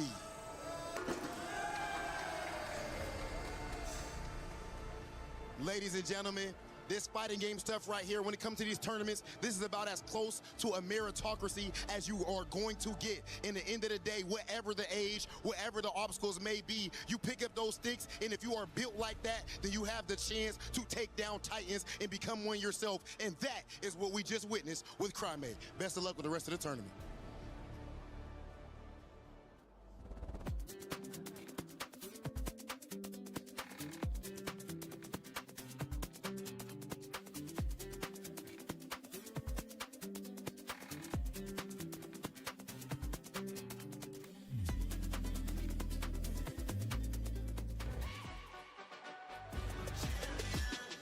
I cannot believe. And then not Kobayan, my bad. Hinao versus Hibiki. That was such a fun set to watch, bro. That was so good. I told you, if not Mena, then Cryme. That was good. That was good. That was good. That was really good. That set was ridiculous. That was amazing. Yeah. Ridiculous. When that DI hit and I screamed like I was in a horror movie. Yeah. Oh, I kid you not, I didn't even know my voice would go that high. My man. Man, I hope to be you honest, guys are as I entertained as we think are. Mena I lost cannot at that believe last what we round just because witnessed. round The start young level 2 guns was not played it. so very That well was today, terrible and now decision. for the four Like you remaining like Yeah. the level 2's got like Yeah. in a block string when you block stand fierce or OD electricity, but raw neutral, you're like, what's the level 2 gonna do there? I think he was trying to bait. I really think he was trying to bait or just look for an opportunity, and he didn't find anything. He did not find anything. Yeah, it felt like he just thought I need to have level 2 on now, and I think he rushed it. I think that was the biggest error. Welcome back in. I'm Taylor Reflections Noble. Elias Snake Yeah. Jammers. Yeah. What in the world did we just witness? Yeah, he did. So good. Actually, it's Fuck, he was playing so well. I was calling the action, from the French cast, and I said, It was fun. we It was had really good one set. legend trying to achieve the Set last of the title he ages. still remains to get, and then we had the incoming little guy. Let's go, who's just Shinjoni. What's good, written- Shinjoni? writing, How you doing, my sorry, man? His own legend here. What's on the good, what's biggest stage good? ever. That was absolutely epic. solidified that much more, and he came with an idea. That was good job. Me and Ringe said it on the desk. Those two actually had so much admiration and respect with each other in game, but there was a couple of hiccups, couple of execution errors that let Boost down that ultimately led to Yamaguchi's win. And let's talk a little bit more about that, because I think you were casting that matchup, if I'm not mistaken. So I was hearing in the green room, and Tasty Steve was losing his mind. There were a couple mistakes from Boost that ultimately cost him the series. Yeah, because each and every time, you know, in the at the beginning of the rounds, Booth was the one leading. He had the advantage early on most of the time, and then I don't know, but it feels like Yamaguchi, he just tanked it. He just said, okay, I'm gonna. Yamaguchi was adapting pretty well. The first offensive waves from Boost Lee, and then trying to move on and capitalize on that no-throw game. It was amazing again. Well, here's the thing. I was saying this to Ringe, I was saying this to Yipes in the back. Boost was honed in on something for a lot of the time because he got hit with a lot of overheads reflections. It's like, okay, your game plan, or maybe the neutral game was that so much tense that you could literally slice through it with a butter knife or something, that you weren't focused on the one thing that exploited you. And me and Ringe said on the desk, I said, he's been hit by too many overheads, so I wouldn't be surprised if an overhead is what closes out the set. Boost Lee gave it his all, and what a tournament he had. Let's give it to the man. He played so incredibly well. He's created strong narratives and had one of the best performances in his career. Reinhardt had a chance to sit down with him after that amazing matchup. You picked Yamaguchi as your opponent yesterday, came into it today. How was Yamaguchi's approach different to what you expected? It was actually exactly what I expected. It's just I didn't execute in a few key areas, such as blocking overhead and some whiff punishes. Like the old habit came back where like someone will whiff and I'll walk in and I'll walk into another button. It's a classic. But, you know, other than that, I think I played great. You know, I was down 3-1, brought our back 3-3. So it was the first of two from that point. And from that point on, it was a different set. And, you know, he won that set. So good job to him. Fair enough. Yeah, no, definitely hats off to him there.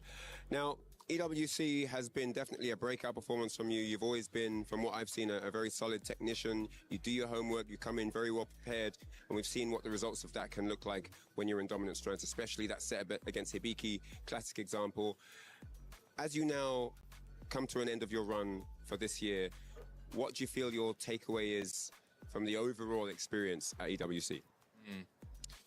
I feel like, you know, just having faith in the preparation first and foremost, because I feel most that don't put in the preparation to go the extra mile, it's because they're afraid it won't make the difference. So having belief that it will is what you need in order to put in that work.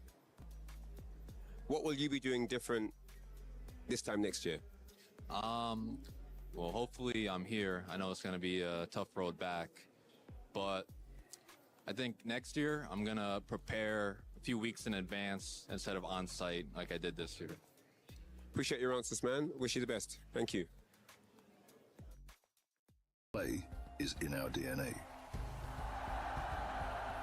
Whenever we let it out, it becomes our superpower.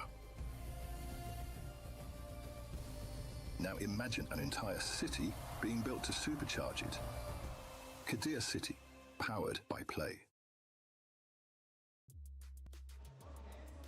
Thank you, as always, Reinhardt, for the great interview. Boost Lee saying preparation next year is going to happen a couple of weeks as opposed to on site. It seems lessons are still being learned, even in defeat. I mean, look, his self-confidence, his self-awareness in that interview alone are two things that will take him a very long way in his competitive career. So hopefully we do see him back. But honestly, great stuff from Boost regardless. Great stuff from Boost as well as Crime. My goodness, that series was sensational. Because Mina RD was giving it his all as well. Coming into it, you mentioned Elias Snake. The fact is, this was the only trophy that was missing from his trophy cabinet. He wanted it badly. He put up a fight. But the young gun of Crime, only 15 years old, was able to take him down. Yeah, and that was absolutely amazing. But it's no surprise when you follow the the tour all year long, because Crime is being behind Blaz, who has such an amazing level, and finally he broke the curse. He finally won a World Warrior against his fellow Chilean guy, and so now he came here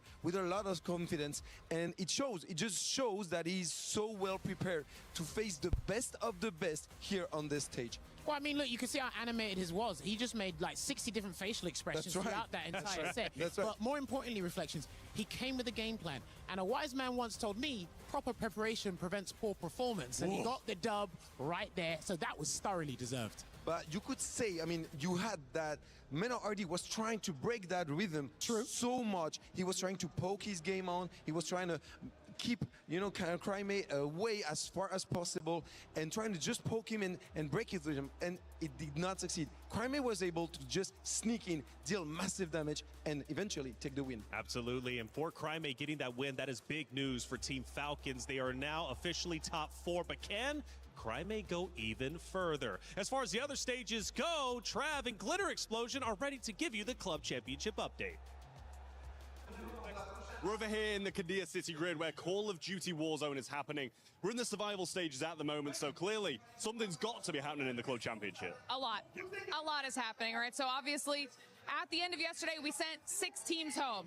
Now we're in the survival stage. We're about to send 10 more home at the end of this, and we're halfway through our matches on the day.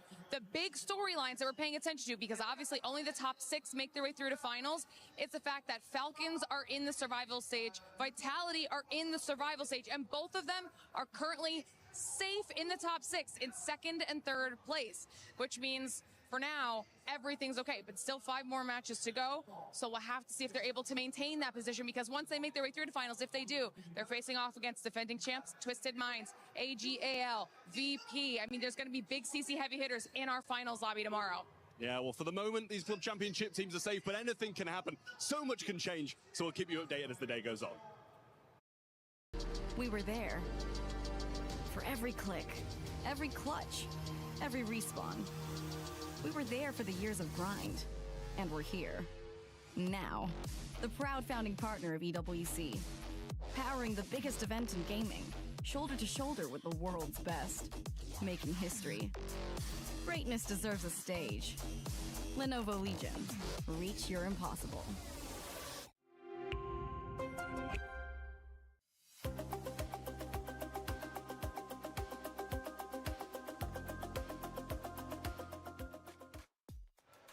Thank you for the update. As ever, Glitter Miss a Explosion match, as well as did I? Trav. Yes, Falcons are struggling on that very stage, I which know makes only Crimea's someone got job 5-0 during that time, right? even more impactful for the organization themselves in a club championship race. Let's take a look at our bracket as it currently stands. We now know officially our top 4 teams, and they're battling for a spot into the grand. Underlines!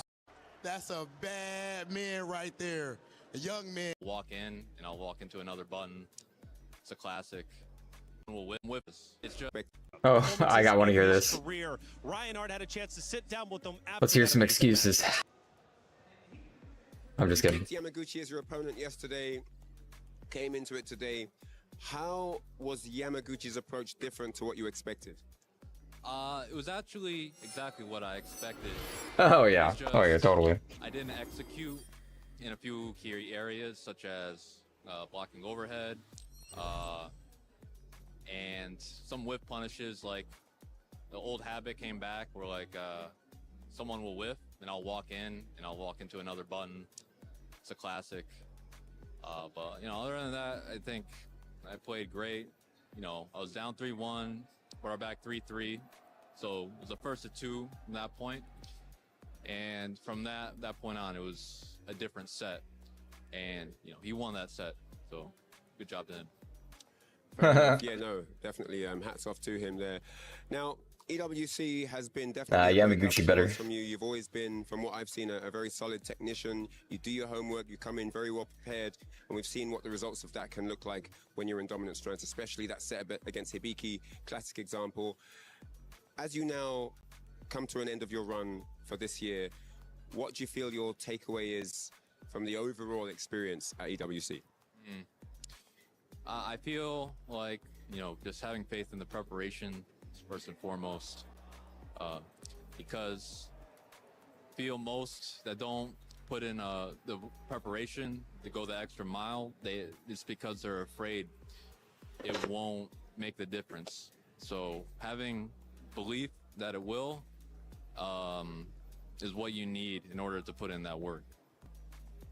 What will you be doing different this time next year? Well, hopefully I'm here. I know it's going to be a tough road back, but I think next year I'm going to prepare. He puts in the work, I believe. Instead of on site like I did this year. Appreciate your answers, man. Wish you the best. Thank you. He did seem like a solid player. To say, but anything can happen. So much home. EWC is such an incredible product, and you have a chance to get involved with EWC Play. He can come in here and play my game. Let's go. He knows nothing. Let's go! Tyler won. You're done.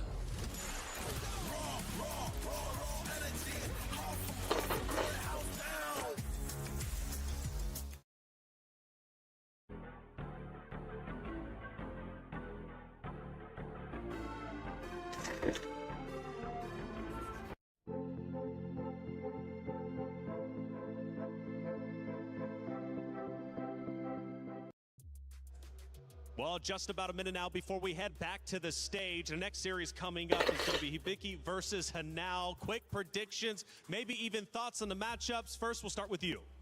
Honestly, Hibiki has been amazing. He's playing Lily, a character that obviously not Wait, really know. Hibiki has been... Maybe even thoughts on the matchups. First, we'll start with you. Now, before we head back to the stage, the next series coming up is going to be Hibiki versus Hanao. Through a long run. All right, well, it's going to be a great series for sure. Can't wait to get it started. Speaking of which, let's actually get it started. Let's head to the stage. I'm voting for Hanao. Finals. It's time to crush some keys, move players forward. Grand finals, it's open. Who's going to earn the spots?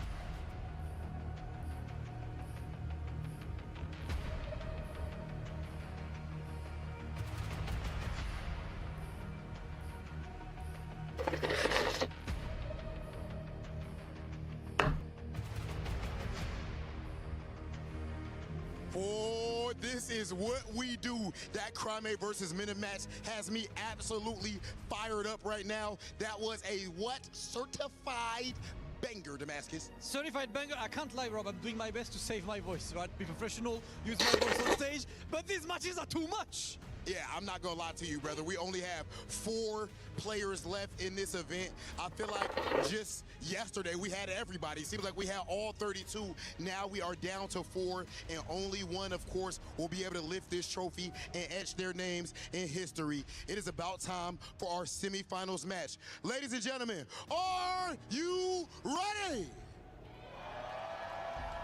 If that's the case, then I think it's about time to bring out our first competitor. Put your hands together for Hibiki.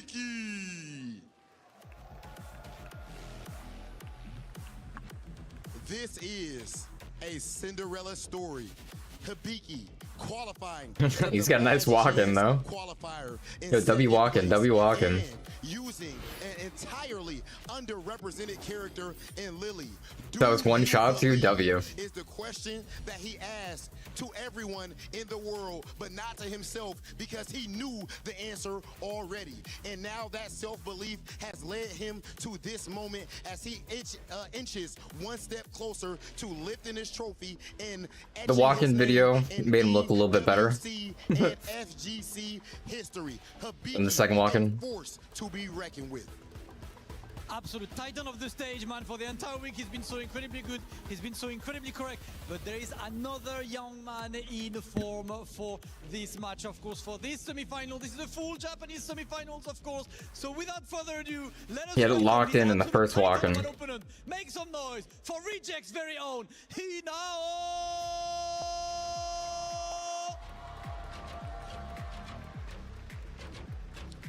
The Wonder Kid busting out onto the scene at 14 dead stare. years old, immediately winning a premiere, then winning back-to-back events. This guy has a curriculum bigger than most Street Fighter 6 pros at the moment, and he's only 15, and he's only... They should have told him not to blink. They should have had no blink. By Team Reject, continues his path. Because it would have went fire. It would have looked so good. Absolutely unprecedented performance, lifting the Esports World Cup trophy as he First guy had the better walk-in. He's been extremely hype, and I know the If now didn't blink though, it would have brought it up. welcome. It is time to welcome. He had a dead stare in the walk-in. Dead stare full on. Oh yeah, they got It the would've looked chance fire. going for Hinao and everything. I ain't gonna lie, I'm a fan too. Big Hollywood might join in, but that's a little bit unprofessional. That said, be careful now, Damascus. All right, let's move over a little bit. Hibiki, you're going up against Hinao, who has been amazing up to this point. How confident are you that you can stop him? これ日野選手大変自信満々でこれまで大活躍されてきたわけですけれどもこの日野選手をどのようにしてとどめるような自信がありますか？フェーズ2では自分が勝利したんですけど、彼はそんな甘くない選手だと思うんで全力で叩き潰します。In phase 2, I won. However, I know that, he's not the easy opponent to conquer. So I give everything that I have to conquer him. Okay, last time it was enough for Hibiki, but will he be able to do it again? Listen, that's what we want to know. Hinao, you got welcomed to the stage today by Zangief, and now we have Lily, another command grab character. How do you enjoy these matchups? 今リリというまた大変楽しいと言いますか素晴らしいキャラクターを使われているわけですけれども今のお気持ちをお聞かせください。やっぱり最初にね当たった時は負けちゃって正直悔しいんですけど逆にここで当たれたということはリベンジできる機会を得たんで全力で挑みます。Well, I lost against Hibiki for the first round, which was so disappointing. But I was given another chance to compete against him. It was giving a chance to pay him back, so I give everything to conquer him again. Hey, there's nothing more FGC than a good old run back. Listen, Hinao, Hibiki, I will let you guys go for the face-off. As always, we've loved to see them and we've loved to enjoy them. Rob, without further ado, it is time for semi-finals of the Esports World Cup 2026. Two pretty newcomers to the EWC scene, but they are here for Esports Grand Finals. Hinao versus Hibiki. Everyone, please make some noise. It is time for semi-finals.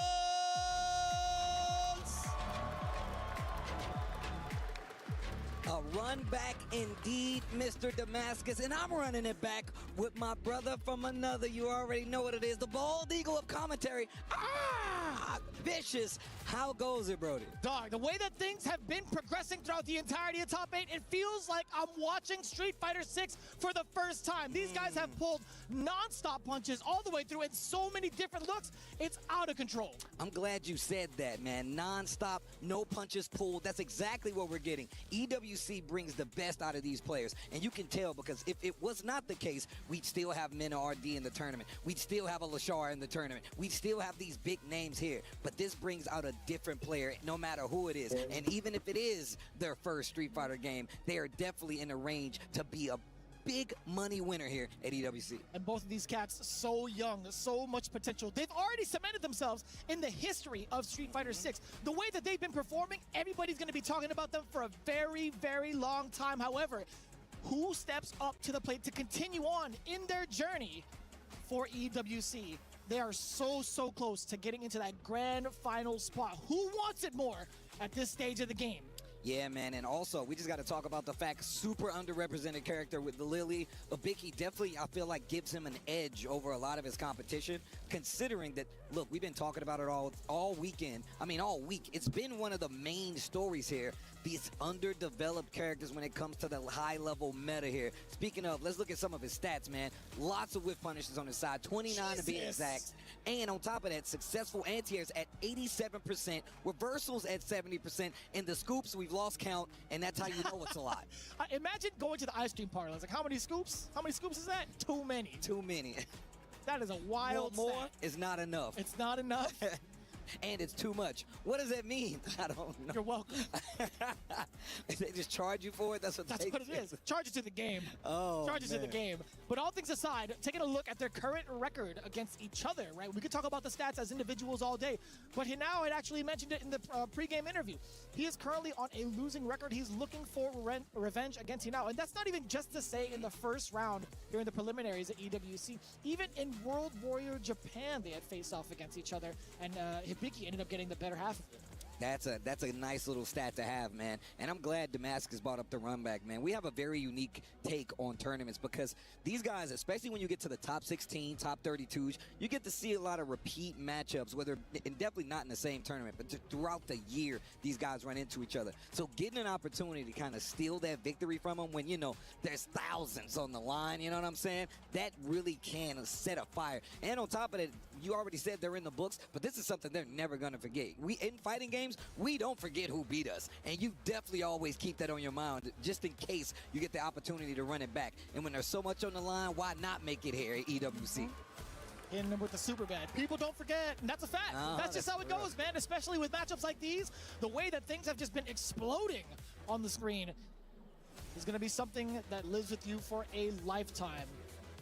So obviously we're going to be getting the Lily on the side of Hibiki. Hanao has a couple of different options that he likes to go to sometimes. Who do you think we're going to go? Never mind. We're already. I think we're locking in already.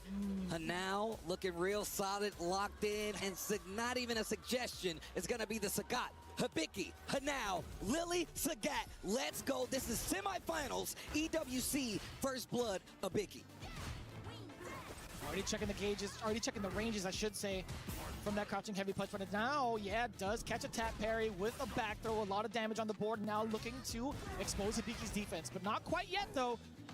Lots of clashes, and you see a lot of quick reactions to the jumps, the back dashes, working out. But Hibiki, once again, one of the things I've really picked up on, he likes to do, he will check you with these lights up close. He knows that you like to look for the command throw, and the strike throw game is just a little bit stronger when you have a character with a command throw. Wild range, by the way, just disrespecting the bald fella. Bald fella. Hey, looking like Michael Jordan. Back to the Tiger Nexus. Oh, man, we're getting closer and closer to this corner. And now, man, getting this big knockdown. Neutral jump didn't work out. Yeah, I like that call on the patience. And even more patience to sense danger from Hinao's ODDP. Gonna get punished severely. There's the burnout. 2 bars on the side of Hinao, though. In terms of the super, he could find out a reversal, but no. Hibiki's still tracking him down in the delay. Getting out of the corner, but still in burnout. Hanao getting a throw here. And look, lots of green on the side of Hibiki. He has no problem closing the distance. Walks up into a tiger knee. And I like that. Pepper in the crouching lights. And then the confirm after the drive rush. Hibiki getting this first one. And like I said before, you have to really kind of change your game to fight a character like this. She has a lot of stuff that makes you interact. Mostly the wind stocks, right? Which will take projectiles off the board just a little bit if it actually happens. But I think Hanao's closing that gap, making sure it's not going to be as big a factor, but we know that's going to be on Hibiki's mind playing this character. Ooh, I like that little stutter step right before the standing medium punch counter hit conversion. Hinao looking to get the grab initially, but Hibiki taking so late, getting him so far back from Sagat, gives him the space for this opportunity now. I love the drive reversal just to keep the momentum intact, just to keep the corner pressure up, and again, the nice and easy bait. You would think a fella with slow walk speed wouldn't be able to move that way. He does, but he's been two-stepping all over the place, and he's getting himself around. But the thing is about Sagat, man, he's got those long-reaching normals. Apparently not that long because he gets counter-hit for his troubles that could kind of control that neutral. And once again, that's a benefit that Lily has over some of these other characters. Yeah, she's not as tall, but she definitely has the range. Nexus goes for the overhead option, drive rush to keep the pressure going. That throw really doing some work. And now you got the corner, catches a tap parry again, and now you're in burnout. Clean. Damn. Didn't even give you a chance to guess into the level 3. That is gonna be the game. Hanao answering back instantly. 2 rounds straight, full aggression, throwing out the DI despite being at half health. I like the way he kind of gauge the risk meter on that one. Say if he did get countered with a DI or even anything else with like a super, he was willing to take that damage. Yeah. I mean, look, it's still in that situation where you're in burnout. You're still going to be in the corner in a lot of instances, so. The containment unit, right? Crouching medium kick, standing light kick, the Sagat staples. Look at the damage. Knockdown in the corner. Her now working on a perfect. Okay, drive Oh rush, and he takes the bait. Damn. Now with a perfect, takes the lead in this set. Remember, first to 5, long game sets. That means you get time to adjust. Yeah, that's been 3 quick rounds from the side of Hinao. Hibiki has not left the left side of the corner. He's been staying West Coast permanently so far. He's going to be a resident here yet again. Yeah. Up, and there's the command throw. Man, look, that's one of the things that Hibiki has been known to do. He'll just wake up command throw. He knows that sometimes you're looking for the button. He knows that throw is there for a normal, but the command throw is going to keep you guessing. Oh my God, pressure. Oof. Oh, these elbows, drive reversal to alleviate the pressure and keep the corner position. That's totally fine, right? Exchanging 2 bars for 2 bars on the drive gains. Hits him with the Tony Jaa, elbow to the grill. Bring it off the helmet. Yo, the unblock. Oh, yo. Look at the toes curling. The fingers, too. Yo, shout outs to Street Fighter Alpha, though. He now. Bro, the chant just so smooth, though. So coordinated, so precise, I will say. Not only just the chance, but also the way Hinao's been playing does catch the big counter hit opener, Alpha Crouch medium. Hibiki getting slightly outranged and out-timed. Oh, wow. Totally outpaced. These throws have been landing a bunch. Hibiki has been guessing wrong a bunch on defense so far. Those long-range normals, you still got Tiger Shot that you got to look for. All options that's been represented by her now. And in this round, it's already over again. Another perfect, bro. 5 rounds.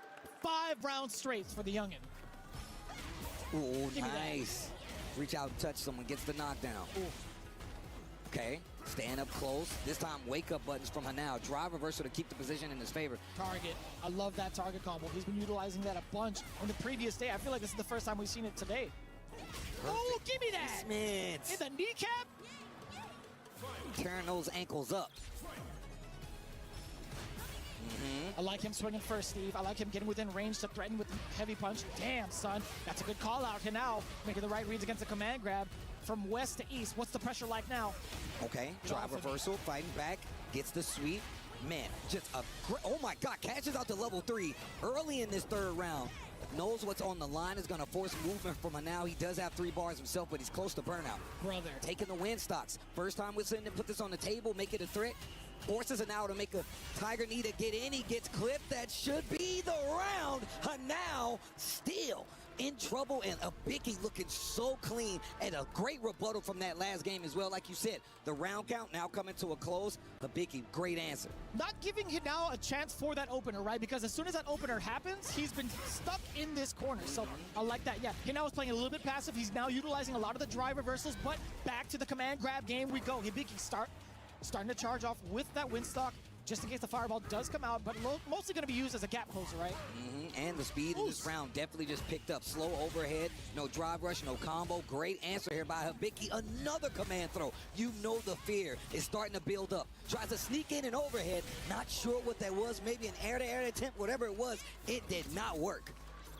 Couldn't tell you, Steve. It was a rather early jump medium kick from the side of Hinao. And that's why I was like, is that like an air-to-air attempt maybe? But who knows? Generally not too sure. Yo, give me that! So far away. The long limbs of the law, the fierce, just putting up the stop sign. Counter hit. Now answers back instantly. He says, you took that round, I'm going to take it back, and I'm willing to spin the meter to get the job done. Build up a little bit of extra meter, right? Pop him up for the combo. So optimal towards the end, Tied up in the rounds. 5th game. Oof, the trades. We'll take that as Hibiki. We'll also take that punish counter just outside of the range of the Tiger knee. Jump again! Call out against the command grab. Hinao, give me that forward step kick. I love that we're seeing clear call outs to these command throws. Neutral jump, back jump, and still getting these big cash outs. Hibiki has definitely made his run super strong thus far because he's been able to like employ it so much. But now, back in this corner. A command throw again, punish counter on top of it. He's got 2 Winstocks. He went for the heavy punch, thinking Hinao was going to move forward, but it was airborne. Instead, wasn't ready. Caught the recovery. Yeah, he's out of there. That big fella could jump. Bow! Okay, now 3-2 against Hibiki right now. Bro, he's totally air resilient, man. He just gets to cut through the wind as he jumps. That's why he gets so much hang time. Just hanging up there? Yeah, man.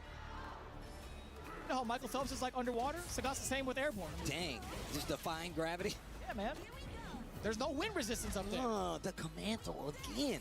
constantly keeping it on the table. Tries to go in with the step kick, big damage cash out. You're in critical range. The fake out with the charge. Command throw for the closeout. Hibiki, the back and forth is actually crazy. Love when we're playing ping pong on the streets.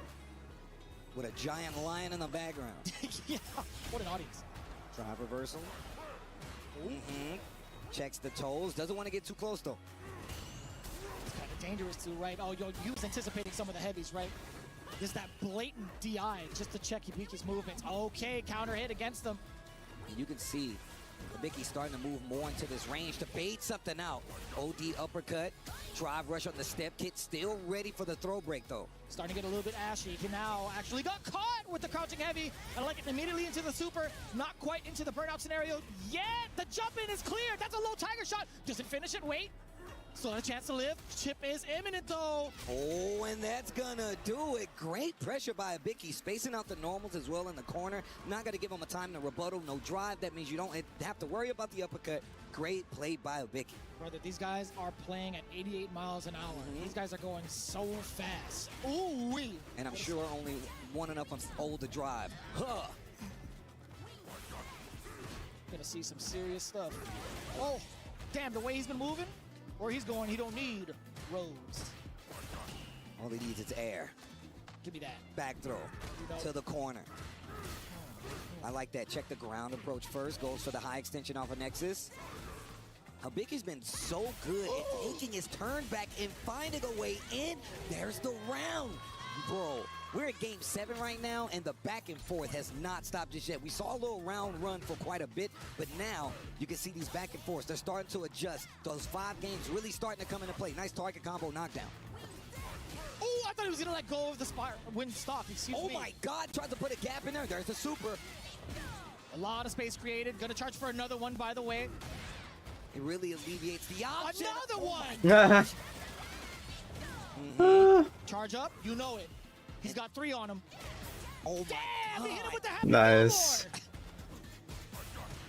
Drive rush, back throw, and now in drive danger. Tried to sneak in the overhead and an instant answer from Hibiki. He should be able to close it out. Damn. Count right now. Remember, it is first to 5. One more game. One more game, Hibiki. This run at EWC is definitely historic, but of course, now has the crowd on his side. Is going to need a lot more than that if he's going to stop Hibiki. Showing off that parry at the very last second. I don't know if that data is going to be enough for Hinao. I don't think it's going to deter him from going for these overheads, but waiting for his time to do it, right? In the current moment, Hibiki has his back towards the wall. The low step kick does get blocked. Chasing. Yeah. And now looks really scared. He's playing so safe. I like that. Keeping the corner position, fishing with the fierce. Backdash caught by the tiger shot, but gets the knockdown and 2 stocks. So that means fireballs might not be Whip there. punish. Whip punish to get the knockdown. Wake up, super. Wait a minute. Okay, now still in there. Hold that. You gotta respect it. He drove right Damn. into that bad boy, and now the punish counter. It's the command grab. It's been so difficult to call. He's got to focus up. That puts Hibiki at set point. Oh, step kick, big counter hit, but didn't get a combo. Instant drive reversal from Hibiki. Big target combo to get the knockdown. Damn. The drive. And now in trouble. Dashes up. Neutral jump is going to recover. Oh my. Checking the micro step. What a time to throw out that command grab. We got the Muay Thai on. We got the target combo. Delayed break. Pushing him back. Uh-oh. Oh my God. Got the counter in. Wake up. Stand line kick. Oh my God. That's so scary. That could have been another command grab, Steve. Overhead does connect this There it time. is. He was biding his time to find that opener. Bang! The back and forth once again. Hanao, not out of it yet. Not out of it yet. It's not my bedtime yet. I'm trying to stay up and watch cartoons. We in a different time zone now, baby. I'm staying up. Checking the low on the way over. Just got the connection off of the OD Tiger shot. Again, the interruption off of plus frames too. And now has been getting caught so many times over trying to take these micro stabs. Steve! Into the Damn. Oh my gosh, here we go. Hanao. Damn. Wake up level 3. Wait, it's not enough. No, get back in the game. Give me the game, bro. Harry. Whoa! Okay. Oh, what a shit. You seen the old man walking? You seen the old man walking? Come on. He now. Now the crowd. This is it right here, Steve. The final game between these two titans. Hibiki does get the command grab. And now, what are you going to do on defense? 4-4, one more. Best of 5. Who lives, who dies? Nice. You better maximize on this moment. It's now or Nice. never. You got to get so many grabs Now or push it to the never. corner as soon as possible. Keep the wild man contained. Command grab could be a potential threat. That's what Hinao thought. He got caught trying to jump. Damn. He got conditioned really hard on the command throws. He's really scared for the command throw there. If he gets this next one, it is going to be over. Oh my gosh. Good call, Steve. The throw. One more. That's all he needs. The step kick parried. Hell. Oh, he's the too far command out. throw. He was too far out for the Nexus to reach. Frames, yeah, we like that exchange. OD. Give me that. Tiger need for the punish counter. Neutral jump gets blown up. Get out of here. Not gonna work. I wasn't sure if that was command throw or not, but there it is. Look at the drive bar, and now in trouble. He can't take another. No! Which option is he gonna go? The command throw into the extension for the combo. Push. Oh. Whip on the Tiger knee. What are you gonna do with it? Neutral jump. They're tied in life. They're tied in life, Steve. Hold on. Oh. The command grab the punish counter. Is it enough for the He's back in. He's back in. Level 1? No, not yet. Not yet. He knew. No! No. Stays alive, and the run is over. But you That was gotta close. show some love to her now. The young man, the young gun, playing out of his mind. Multiple characters going up against a player like Hibiki, even to the standpoint of a 5-4 game. What a set, bro. Back and forth all the way through, but I must say, ladies and gentlemen, Lily is in the grand finals. I repeat, the bird is in the building. I like that the bird is in the building. And bro, this guy was in the air quite a bit, and I'm talking about her now. My man was getting tossed around something crazy because of those command throws. But I gotta say, he had some of the best defense against it. I mean, but when it comes down to it, Hibiki's gonna be the player to win it. Whew, nothing more to be said, man. Let's take it back to the stage, standing by with our hosts, with Hibiki.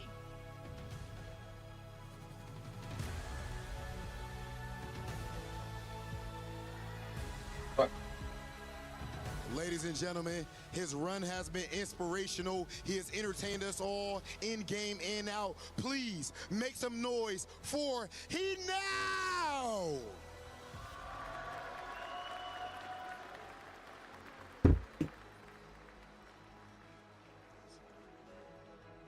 Hibiki, you qualified from the last chance qualifier. Now you're in grand finals. One more step.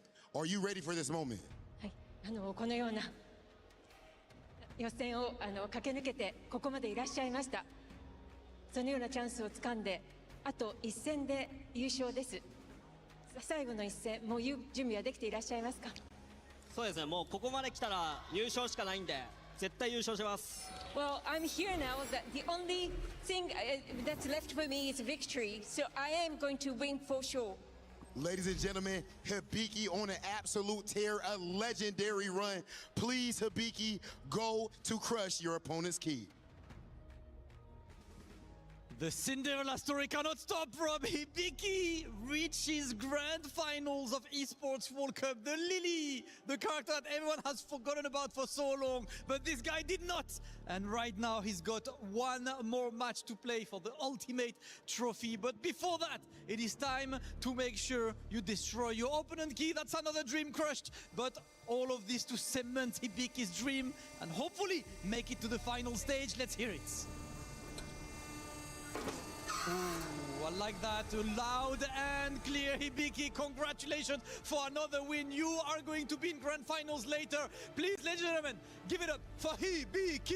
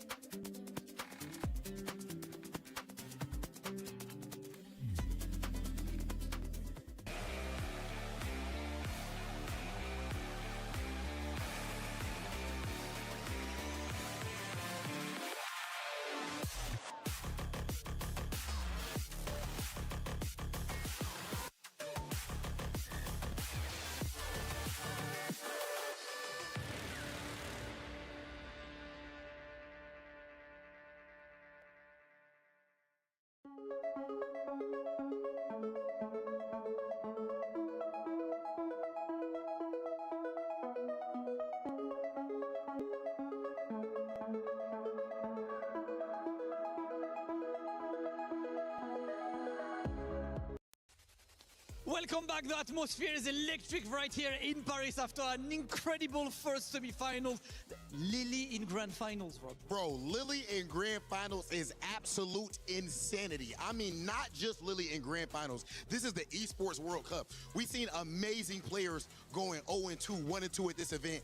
And Hibiki qualified from the last chance qualifier. Loses to Dual Kevin, beats him at this event. This is literally a Cinderella story. This is literally a Cinderella story, as you said. It looks like it's his weekend, it's his day. He's been so good, he's been so consistent. But now it is time to figure out who will face the Master Lily in grand finals. Okay, let's get this other half of grand finals figured out, ladies and gentlemen. One more semifinals match. Please welcome to the stage, Yamaguchi. Yamaguchi's got this, chat. Don't worry. Yamaguchi. Don't need to panic. We saw him, of course, at Evo Japan, slicing through the competition in the most stacked tournament of all time. Over 7,000 entrants, but yet he reigned among them all, above them. And of course, he has continued.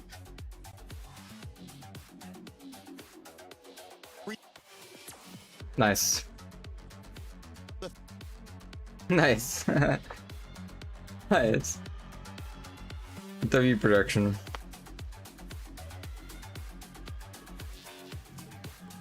And Yamaguchi coming up, the beast coming up next to Rob TV. He was one of the favorites and now he's looking ridiculous. But against him, it is another incredible story. The man who has lived in Paris for so long, but today it is his day for him, for his club. Please make some noise for Craime!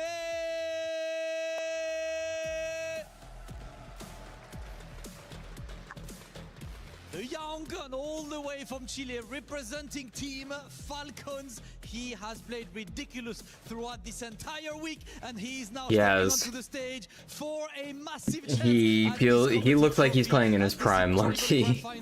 He's got a huge step to defeat first in the name of Yamaguchi, but the way he's played has been ridiculous, and more importantly, he defeated the guy that was seen as probably the absolute favorite of the entire week, the guy who was so in for Mena RD. So now he carries the hope not only of Latin America, of Falcons, but also of his own hope after defeating the champion Craime, stepping up to the stage to make history.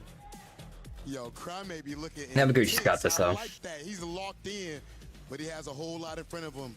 Yamaguchi, you won Evo Japan, and now you're one step away from grand finals and another world title. Does this run feel similar to your Evo Japan run? もうすでに山口選手はイボジャパンで優勝を収めていらっしゃいます。そしてもう世界制覇、別の世界制覇まであと一歩です。その世界制覇もう準備はできていらっしゃいますか？まあそうですね。準備はまあ 70% ぐらいかなって感じなんですけど、まあとりあえず目の前のクライマ君との試合をちょっと頑張りたいなという感じです。Well, I'm probably 70% ready, but I would like to give everything to compete against Crane, who is in front of me. Okay, and definitely he will need everything against Craime, but so far Yamaguchi has shown that he's more than capable. Absolutely. Craime, you're jumping on the stage. You defeated the Evo Vegas champion, and now you're taking on the Evo Japan champion. Are we going through all of the Evos today? Le acabas de ganar al campeón de Evo Las Vegas y ahora vas a ganarle o vas a jugar contra Evo Japón. ¿Estás ahora yendo por todos los Evos? Sí, estamos tratando de ir por las tres cabezas de Evo, así que a intentarlo, vamos. I'm going for the 3 heads of Evo, so I'm going for it. Hey, that's exactly what we want. Listen, Craime and Yamaguchi, I will invite you to go for the face-off. Rob, it is time. It is about that time, ladies and gentlemen. The trophy right here in between them, and only one is going to make it to the grand final stage. It is time. Craime versus Yamaguchi. Let's get started with the semi-final. And we have it. Our next semi-final showdown is going to be Yamaguchi versus Craime. We've already talked about it. You see him on the stage. Yamaguchi saying he's going to put his best foot forward. But of course, joining me is my brother from another mother, one of the best to ever do it, and one of the mans on the sticks. I FC Yipes. What it do, my brother? You've been calling it all weekend. How these games been, bro? Listen, man, a lot of heartbreakers, you know what I'm saying? A lot of historical battles that's been on the stage, but nonetheless, it's whoever's the strongest is going to be moving forward, and that right there is Kraime Yamaguchi. Man, what an excellent match he had with Mena RD. Had me in the edge of my seat. I'm pretty sure you peeked over to the left, and I was salty as hell. Bro, I want y'all to know, I walked up here, my man was sitting on the dock of the bay, just looking off into the crowd. I was like, oh, my man hurt right now. Yeah, but you know what? That's what comes with the territory, man. If you're the best, everybody's going to be gunning for you, and Kraime got his revenge, so I really appreciate that. That's what earned him his right here to go up against another EVO champion, this time EVO Japan. Funny enough, man, that's an EVO Japan champion again, but we're talking about recent, not the past. So this is going to be interesting, man. Yamaguchi, of course, coming off of that 5-3 victory from Bruce Lee. That was pretty tough. That man's Poodle Schnagel was getting exposed, and that's what got him here. That's one of the matches that really hurt me, the Bruce match, because in my head, I'm like, bro, my man's Bruce has got to get this right now. Yes. Played amazing versus Nah, Yamaguchi had that.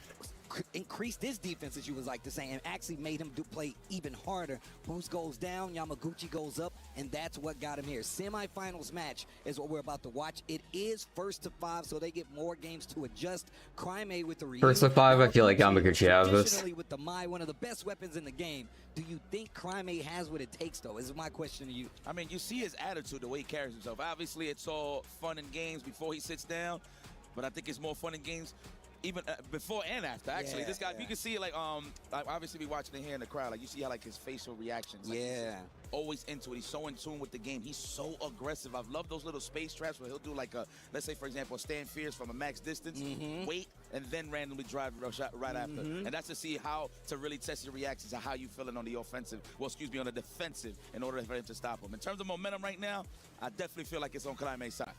Okay, that's what I like there. Full breakdown right there. Yamaguchi, like I said, got one of the best weapons in the game with Mai. Yes. You definitely have to beat this character. And This will be an interesting matchup, though. We'll see how safe it's played. Kraime looks like he's locking in on the M Bison, if I'm not mistaken. If this goes through all the way through, Bison. they're doing button checks right now still, so thank you guys all for tuning in. Yes, sir. EWC, we're almost to a close. We almost have our champion crowned, and it'll be nobody that's been a champion before at this point. Yeah, man, fresh championship, man. It's like a fresh smell of sneakers, man. It's going to be right here, right now. We're going to see which brand actually wins. Speaking of which, in terms of brands, I believe Kraime is one of the last remaining Falcon members really getting busy here in EWC. I'm not too sure how they're doing in the other games, but I see all the management rooting for the boy. So they are very happy that they got some points on the board. Credit to my man Kraime and his hard work. So really appreciate that. The Bison pick, I could agree with this. I want to see how he's going to deal with the fan shenanigans. The most important thing that you want to do to stop her from getting going is you want to be in that range. Oh, never mind. Let me throw that out the garbage because it is Ryu. Sorry to spoil this for you guys. This is the post-end credits. We got Ryu. We got, Ryu. Let me not disrespect the coach out here. Well, actually, that is coach if you say Ryu, but that's for another story. But here we go. Yamaguchi versus Kraime. Our next semifinals match, once again, this is an elimination match. If you win, you go on. If you lose, you go home. You're a super fan. Oh, you did go right. That's yo, I was saying this about Kraime, man. I feel like that's signature at this point. The Chilean boys doing that low forward Hashugeki into the level 3. It's just so potent. It's something about the big toe and the ringworm that they're so solid in the neutral. I swear. Landed so many times. Here it goes. I love that mid-screen right at that zone 1 plasma right there, giving me essence of Jonathan Choi here and Alex Valle. Scoop, no, unhand me, says the young lad, Yamaguchi. Ooh, that's stand heavy punch. Kraime trying to control the corner. Yamaguchi, I was about to say, having a hard time getting out, but he gets the throw. Kraime still with a pretty decent life lead, but Yamaguchi hasn't stopped knocking on the door just yet, but Kraime is going to answer and gets the driver's combo to close it out. Empties the tank. I don't blame him. Sheesh. With confidence. I don't blame him. Without struggle, there is no progress. I see no struggle on the side of Kraime. All progress, to be very honest with you. Yamaguchi needs to tie this up right here. I mean, it's donuts, a donut a piece, so it's not bad. You ain't missing nothing over here, stream. Yeah, this is a race right here, man. They're trying to get a feel for each other's temperature right now, and I can tell you right now, Mai's got the tools for it, bro. If you can't deal with these fans, you know that Yamaguchi's going to be able to. Like, oh, you don't know how to deal, huh?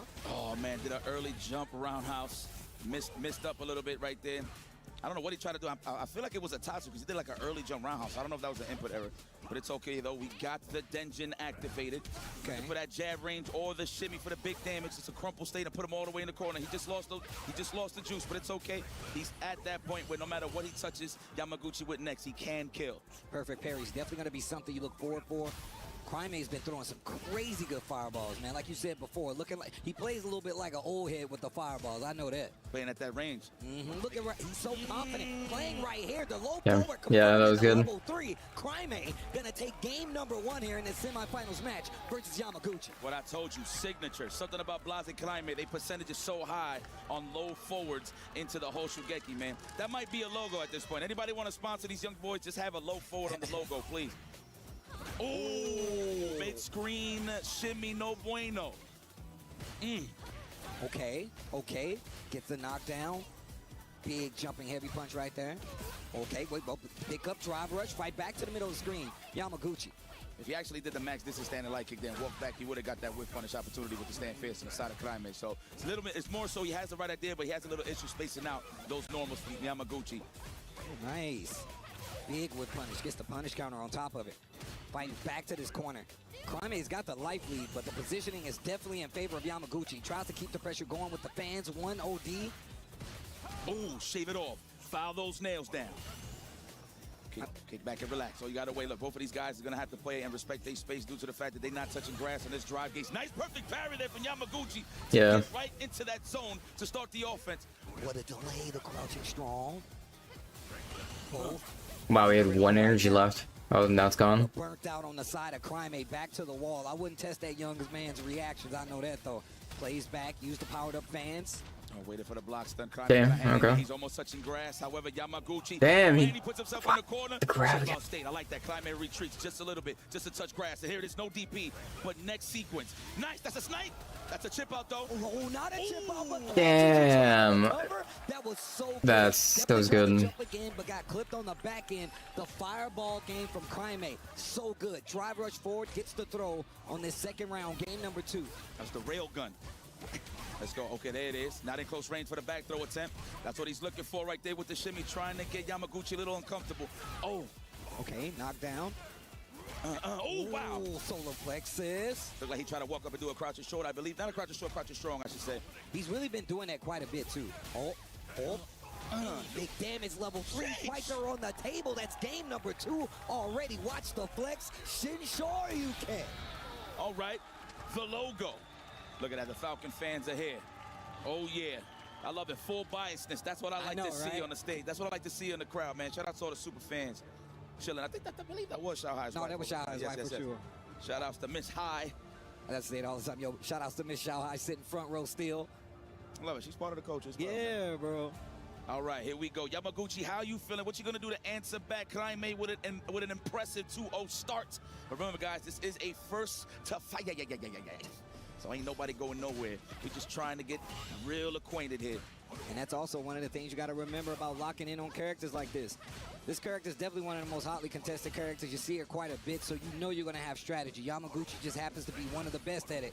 Crime looking real good defensively versus one of the best characters in the game right now. Absolutely. Stay in that range. I love the fireball placement from Crime. There's not much that Yamaguchi could do from that range. However, he could jump, but it's up to you if you really want to take that risk and get forward. Yeah, risky. Ooh, what a perfect time for an OD fireball. Beats out the durability on the Ryambu. Hold on. Tatsu. Oh, legs. What a way to stagger that. Walk back and hit it with the Psycho Line. You thought I was going to retreat right here with the big toe. I like that. Ooh, nice standing fierce here. Hold on, Yamaguchi's got a chance. Big life lead on the side of Crime, but he eats a throw. To the corner we go. Drive rush forward. Mind full control. Wow, the counterpull crouch fist. That man be eyeing some drive gates. He be thirsty for the green.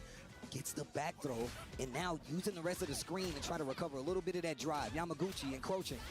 Knows he's on borrowed time, tries to go in and close out, but he is at a life deficit. And that drive bar is recovering. 100%. Like the perfect parry there, touching grass once again, Crime. Nice anti-edge. Yamaguchi's good for those. Oh. And that is definitely going to finish. Punish counter throw, yes. Okay. Stops the momentum.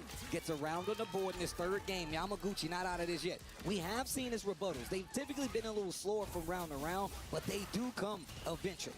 I will say this, Yamaguchi is a bit of a reactionary player. So there has been scenarios throughout this whole tournament where he gets spaced out and people empty jump and he misses on the DP. So I wonder if Kraime is actually thinking the same thing. But it looks like he's just going to stay solid on the ground. Level 3 immediately, want to put him in a burnout? No, not yet, with confidence. Takes the throw. Wise choice there from Kraime. Feels like he can get it done in burnout. Save the level 3 for the next hit. That was a bad decision. Kraime, he's got 3 bars, and he says, I'm going to keep it so I can kill you the next round. We're still in this third game where Yamaguchi is yet to take a match, and Kraime still looking strong. 3 bars on both sides. First hit cash out is definitely what I'm looking at. Tried to sneak in the overhead. Ready for the trade combo. Does not take the level 3. Godlike from Yamaguchi. Looks like Kraime trying to look for some wiggle room. He just got clipped by that crouching strong raw. No counter hits as well. The throw. Nice. Position. Where's the shampoo so I can lather? No, not looking for the technical there. I'm loving the defense. He's level 3. Yamaguchi, however, it's just looking They both have level 3. aggressive. This is looking tough. Is there fist? No, not yet. The forward roundhouse. House is round. Oof. Look at that, almost close to the burnout side of things. So you see Kraime trying to answer back. Will it be a low forward Hashugeki into the level 3? Level 3. Saw that coming. And Yamaguchi saw it coming too. Patience is key here, and he wins. Yeah, he's patient.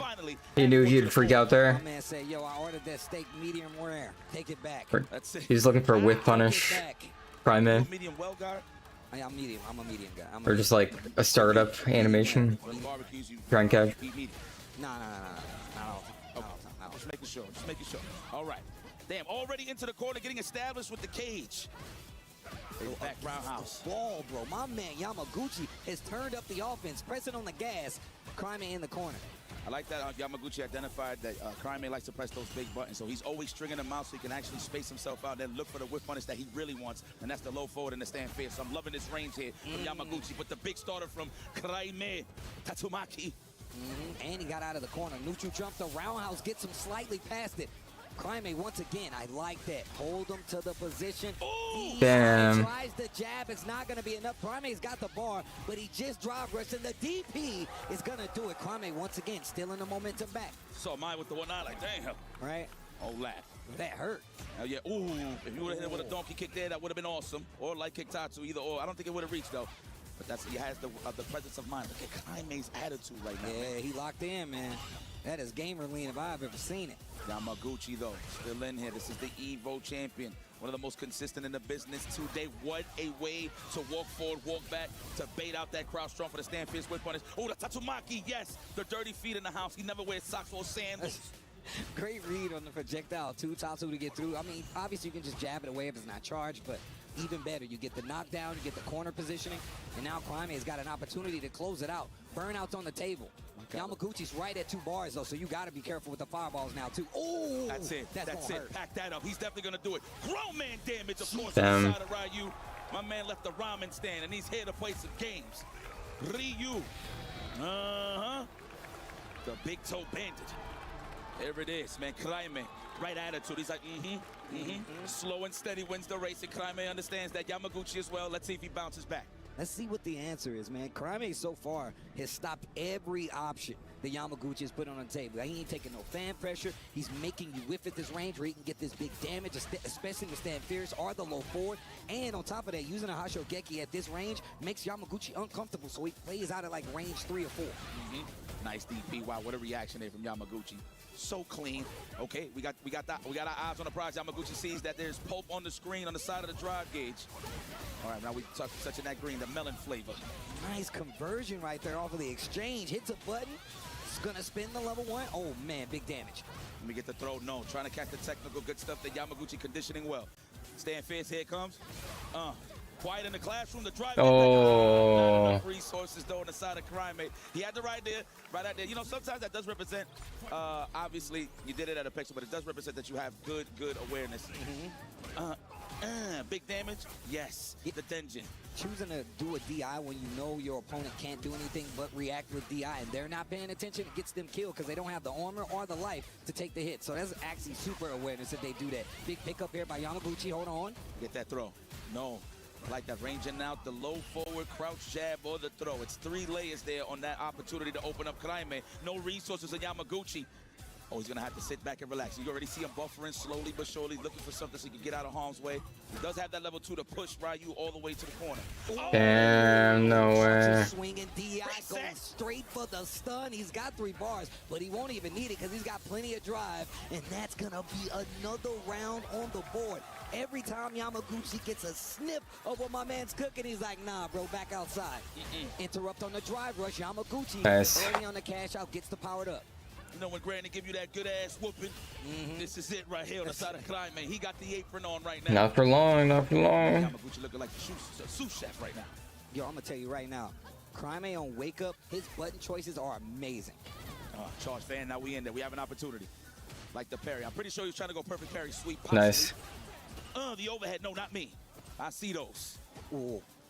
A little early Nice. on the parry this time, and it's getting him in trouble. A successful one, but Nice. he steps on the gas, drive rush in. That's going to give him another round on the board. Yamaguchi starting to figure his way through this Crime maze in the Ryu. That is a round. That is a game. 3-2 is the count, and a perfect to boot as we go into this next game.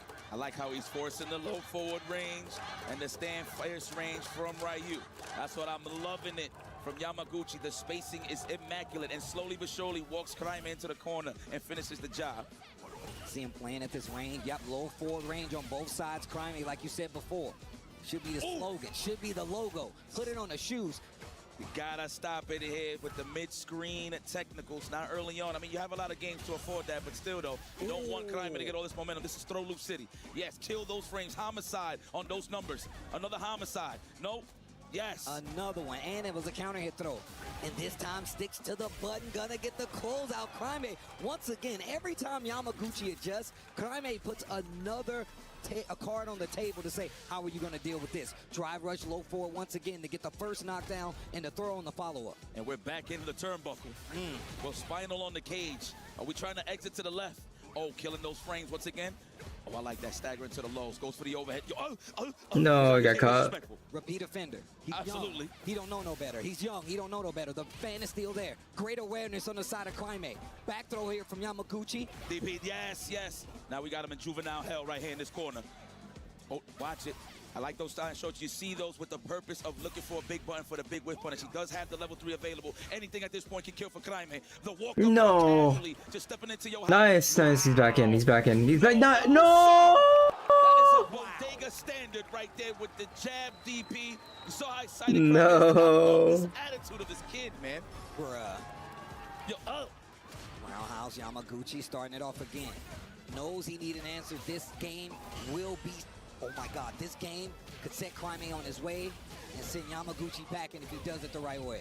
Yo, this is actually crazy. Nice. Like, just thinking about this, Blob was in the grand finals last year, and this is his compadre, his brother. Yeah, man. So it's crazy they just switched places, and they here and possibly could go to the grand finals. But let me not jinx it for the young lad. Charge fan. I think, oh my God. Sharp eye. Stand light kick into the roundhouse Tatsu to get out of the corner, fights back to the middle of the screen. Oh, they playing a dirty game right now. That low forward range, standing medium Nice. range. Great conversion. Could be Level it. 2, the Ninja Bees.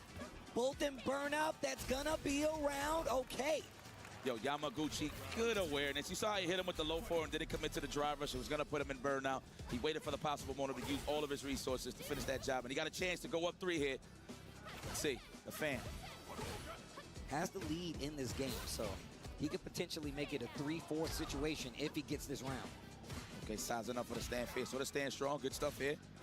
Looking for that punish. Nice. What a whip punish. Nice, Put him nice. in that range, so he's forced to throw the stand face to the low forward. Yamaguchi Nice, representing that nice. top holding north, young lad. That should be it, right? That's it. Oh, no, never mind. Nice OD uppercut this time. I looked at the wrong meter. With the jab, I'm dumb. Yamaguchi doesn't take it. I thought he had 2 bar. It's patented. Wow. Took his turn back. Not with a button. Walk up into a throw. Disgusted. Looking for the shimmy here. Nice. Wisely takes it. All right. You know what? Look. One more game. Yamaguchi finding his footing. But I like that from Crime. He's like, you know what? Even though low life, I'm going to take the throw regardless. I'm not going to let you get comfortable going up into the next round. So we'll see. Long game set. That Exactly. means, look, I don't want you to be feeling comfortable walking up to me and getting that, so I'm going to eat the throw, I'm going to wait for later, and I'm going to challenge you next time. Yes. When you least expect it, you're going to see a button coming from Crime. Crime is sizing him up. We might get the delay overhead like probably in Nice. the last game. I feel it. Ooh, the whip punish on the grab. Simple fireball, no meter used. Look at that range. Yeah, I like that. Switching from that fireball into the donkey kick in case that Yamaguchi wants to move forward. No drive rush there. Looks like Yamaguchi was anticipating the anti-air. Don't jump. Corner position right here for Yamaguchi. Jump light, not sure what that was on the side of Crime. Got his back to the corner. Yamaguchi in control right now. Like Damn, he fucked up there. Get it too. But he's still real close to this corner. Crime is playing aggressive now. Right between that fan. Oh man, what a whip punish. I was just about to say, Crime constantly Yeah, representing. he's pushing buttons. He's pushing a lot of buttons. It's Rosancy. Nice. He knew he wouldn't go for DP there. Fighting his way back, my man swimming back to shore. Man, I don't know if that was a fierce Nice. fireball. We got that crouching fierce, so he anticipated Yamaguchi moving forward. That way he could go with the crouch fierce into the Hashugeki. So not too sure there. Nice. Oh man, Yamaguchi though gotta have to really slow it down. He can keep the momentum going, but definitely prioritize that drive gauge, especially against a guy like Ryu. No shimmies. I love that. Good awareness. Good defense. Standing their ground. Ooh. Nice. Perfect parry. Nice.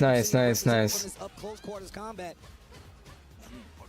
Stand light kick. I love how he just uses stand light kick on wake up just to see what you're gonna do if you get Nice. Oh. There's the jab on the interrupt. Look at Yamaguchi's drive gauge. Oh, wow, he spends it there. Knows he can't punish. Side switch with the Tatsu. Crime so Getting the side switch too, yeah. This is a situation Yamaguchi doesn't want to be in. No. Damn, last round. Going last round. He's not gonna use spend it though. He's only spend one. Oh, he spends. He cashes anyway. Now this is good for Yamaguchi though. He Wait. ties up this. He spent. There's 3 bars on this side. He's not gonna need them all. And He spent level 3. he cashes anyway. A stock is good for Yamaguchi though. Why did he ties up this spend match. it? Yamaguchi's full CA stocked into this next one. But I understand. We know how it go. When you get that pressure on you in the game, you want to make sure you close out the round. You know he fucked up a little bit. You know he fucked up a little bit on that one. So now we go to another round, a final round in this game. I don't think he wanted to use that 3 stock. It was just heat of the moment. On the first date, I don't remember if these guys ever played, but hey, this is the grandest of stages right now to get involved, to get acquainted. Oh, that's a punish. No, wasn't close enough. That was the right idea though. Already into the burnout state. Yamaguchi's pressing those buttons. Wow, he just did it. Fully commits. You know what? At least it's in his control. Wow. He's gonna burn himself out, right? So now he got all Yeah. this space. Backing up. Chucking the plasma. Hit him with the good old SoCal, NorCal special. Wow. Staying right here from that range. Oh my God. Wow. Touching grass once against this Yamaguchi, so we do have some resources here. Are we gonna bust out on the reversal any given He's back time? in. Not yet. Resources. Wow, the double Nice, dash, nice, but nice. DP. If you actually would have tried to go for DP, Nice. Anti-air too. That's beautiful. Stand fierce. No. I like that, using the fans to sneak out. Back in the corner though. Out of the corner, but now Crime. Oh no. Can he do this? That's one throw. Another Oh no. Level 3 on wake up? No. That's it. It's over. He did it. Wow. And just like that, we talked about him being right behind Blaz in a lot of these scenarios. Holy shit. He's no more the shadow. Now he's in the lead, and now my man has a Crazy. chance to take it all. Grand Finals is the next time you will see Crime as he waits for who makes it out on the other side of this bracket. The young man is doing numbers, and it is doing damage, and now he's got an opportunity, Yipes. He can do it, bro. Now this is guaranteed. No, he's guaranteed grand finals. It will be Hibiki versus Crime. This will be a 3rd place match, so it's going to be Yamaguchi versus Henao in the 3rd place. He was Yamaguchi was playing so safe. He kind of wanted to just risk it there. Throughout the whole set. It was a wonderful pace for both of these guys. Congratulations on Yamaguchi. Even though he didn't get the win that he deserved. It's a rough risk. But he deserved all the respect in the world for trying so hard and stay so consistent. With that being said, we're going to throw it to the stage with Damascus in an interview. He was so happy when he saw that. Oh man.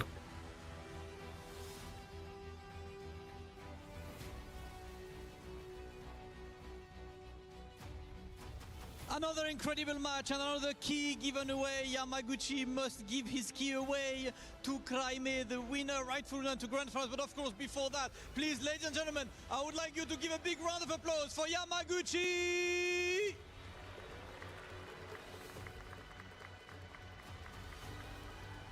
Crime, man, the vibes are incredible. You've just taken down 2. One more step. How is it going for you, man? Te falta solo un paso más. ¿Cómo te sientes? Incompleto. Todavía me falta uno, así que hay que esperar todavía. Uno más, uno más. I'm still yet not whole. I have one more step to take. One You more. know what? The composure of a champion still. Crimea, I will let you go and crush that key. Vamos, Crimea! Oh my goodness. That intensity. Let's go, Crimea. Congratulations. Grand finals, baby. Grand finals. One more, as he said, job not finished. We've heard that somewhere before, and it was from someone great. And clearly, you're taking good notes. You can go ahead and crush the key, Crimea.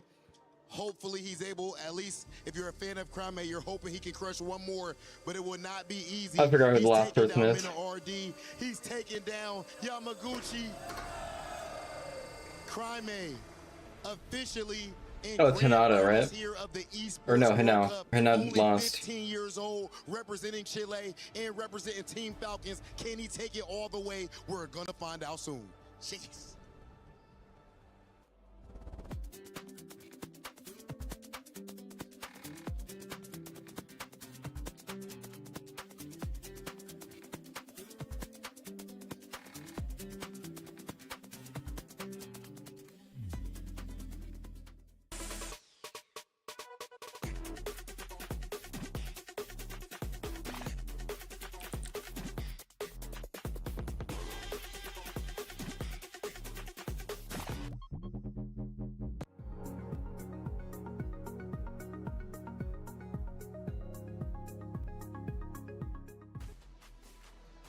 Grand Finals is officially set. It's Hibiki Oh, yeah, it's Hibiki, yeah. against Crimea. What a storyline we have before us. But let's not get too ahead of ourselves. We still got to look at the third and fourth place matchup. He now going against Yamaguchi. And that is a $20,000 money match. Fourth place walks away with $50,000, but if you get third, you walk away with $70,000. Welcome again to the Allianz Vault. I'm Taylor Reflections Noble, Ringe, as well as Vicious Boys. My goodness, we have been witnessing history. The just monumental matchups that have been taking place is just blowing me away. I fall in love with Street Fighter more and more each and every day. Let's talk about our first matchup. Hibiki versus Hanao. The young prodigy has finally fallen. Indeed, man. It was tough, right? Hanao brought so much to the table, seemed so prepared this whole time, but nobody has been that prepared for Hibiki. At the end of the day, Lily is bringing to the table what nobody is expecting. Yeah, it pretty much goes to show when it comes to playing against Hibiki, it's like going up against the casino majority of the time. Every single person has succumbed to the command grab. Every single person has panicked on defense. Yeah, including big panics where, like Laz is pointing out, our stats guy, everybody's jumping back from the command grabs. Not a single neutral jump in sight for the punish. There's so much to really consider, too, going forward into the grand finals, because a lot of this data is brand new to us, right? I said it on the comms earlier. It feels like I'm watching Street Fighter for the first time, because the fact of the matter is, there's just not enough data, especially with Lily on the playing field, especially with Lily being in the grand finals. Lily has been such a wild card. And I've been asking people in the arena as well as online, who do you want to see in the finals? And at the top of their list was Hibiki. And why? Because of the story of Lily. Lily has truly been a phenomenal character, of course, we've been seeing. And let's not forget the story. From the LCQ to Grand Finals? That's true, right? Our last final remaining LCQ participant making it all the way to the Grand Finals. And another cool little tidbit about this Grand Finals is the oldest versus the youngest in that top 8. Hibiki at 30 years old going up against Crimea at 15. Literally twice his age, bro. I know. And Blast, who was there last year, Hanao has put up a tremendous fight. He's already guaranteed top 4. A little bit more to fight for. But Reinhardt had a chance to speak to him in his post-match interview. 日野くん、アクション満載の4日間でしたが、今日終わりました。3位決定戦がまだあって、でも今までの進行、自分からして自分のプレイ考えてどう思いますか？どうでしょうかね？結構攻めたプレーなんですけど、ただ時々結構冷静な部分とかでいけてたんで、それで結構今回もいけるかなって思ってたんですけど、ちょっとあと一歩がねちょっと届かなかったですね。Hi. So I asked him about, his performance. It's been a crazy 4 days of action from him. We've loved every single moment of his performances, and I just asked him how he feels it's been for him. And he says that, with his forward-moving, aggressive style, he's been generally comfortable. There were moments where he wasn't able to deliver the gameplay that he wanted to. You can clearly hear that also there's some discomfort about the overall result. He does still have to play his third place match, so he's focused on that right now. He thought he would be able to go further, so being one step away from that, top place is difficult for him. But yeah, like I said, almost grand finals, but yeah, third place match to come. そして3位決定戦に注目するとどうですかね。自信はどうでしょうか。まあ当たる人がクライメか山口さんなんですけど、まあそうですね、どっちもまあでもさすがにクライメとやっぱ15歳対決なんで、まあやってみたいですね。So I asked him about the third place match, and he'd love to have a 15-year-old showcase with Kraime. Yeah, I was really hoping for that too, yeah. We'll see you later. That'd be cool.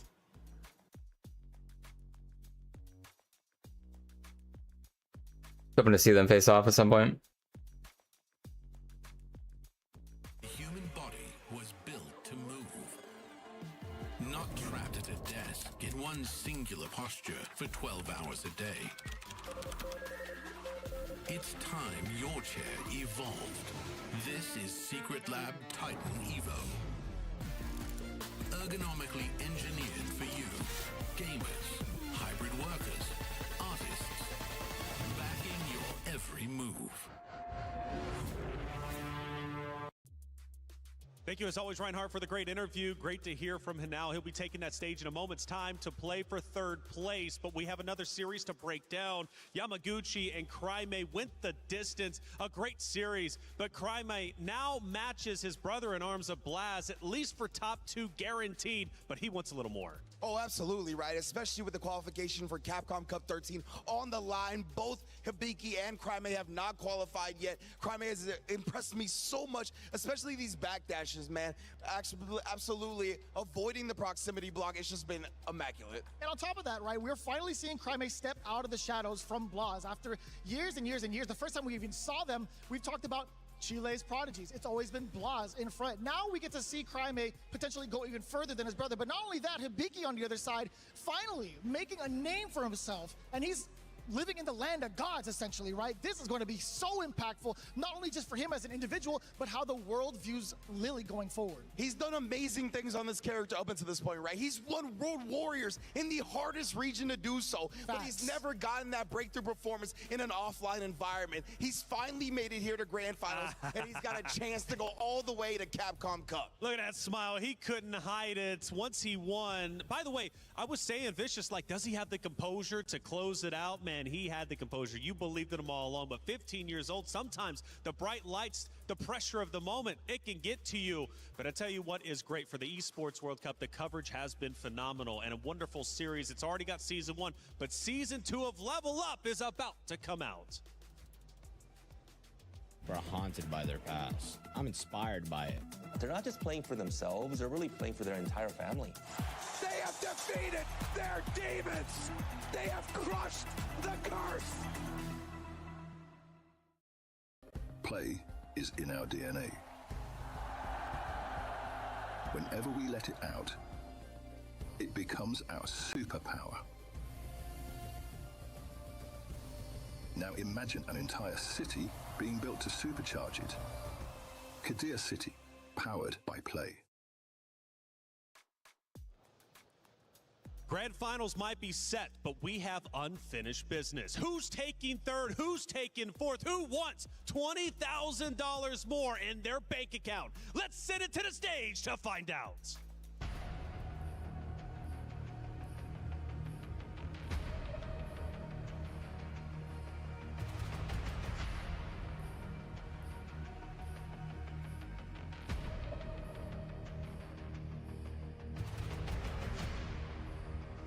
Back to the stage here at EWC 2026. An exciting 4 days we had through a lot of Street Fighter 6, and now we close to the end. But before that, Rob, there is a mighty important match to play, the third place match. Yes, this third place match is definitely important. There is $20,000 difference on the line, ladies and gentlemen. $50,000 for fourth place and $70,000 for third place. And of course, there is a prestige as well with your higher placement. Ladies and gentlemen, it is about time. Let's bring out our first competitor, Yamaguchi.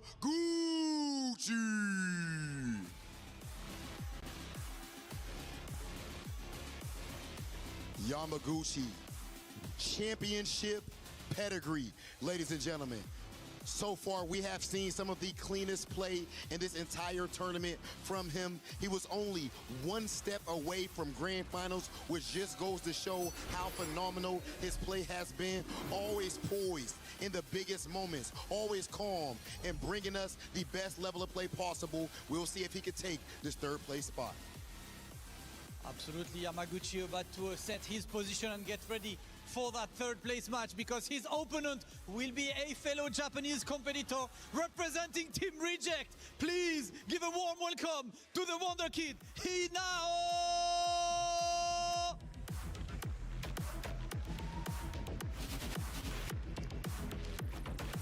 As always, it's always a pleasure to see Hinao jump onto that stage. His playstyle is electric, his personality is electric as well, and right now has an opportunity to get a third place finish for his very first EWC, along with club championship points, and of course the pride of winning in front of all of your fans here who have gathered all the way from the four corners of the globe. Hinao can get ready for his match. Of course, it is time for the third place match. Rob, still an exciting showdown between these two.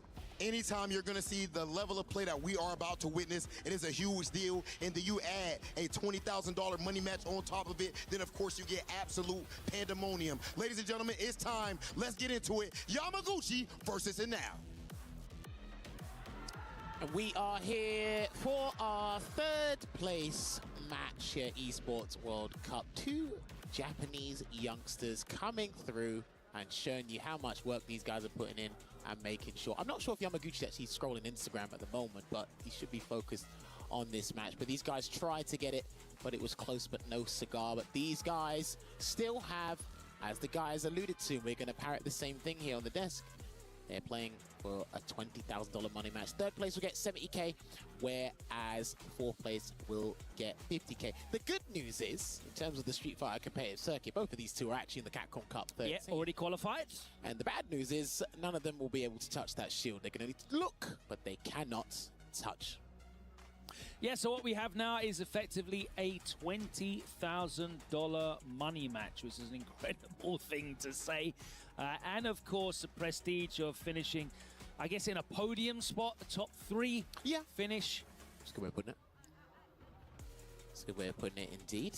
And of course, I guess now, he now can actually mix between the Ryu, the Sagat, or heck, even pick another character if he wants to introduce it. Yamaguchi will be sticking with the my tried and true, but nevertheless, to get to this point in the tournament throughout this entire week is nothing shy of amazing. Incredible feat for both of these two combatants here, but they should still bow out in a gladiatorial style.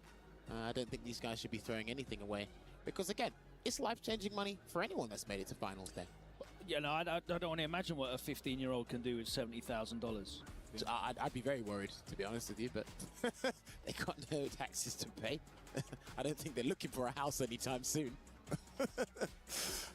These guys should be all right though. But no, but honestly, throughout the day has been like pretty amazing with the play style. They just fell short to the grand finalists. That's it, really.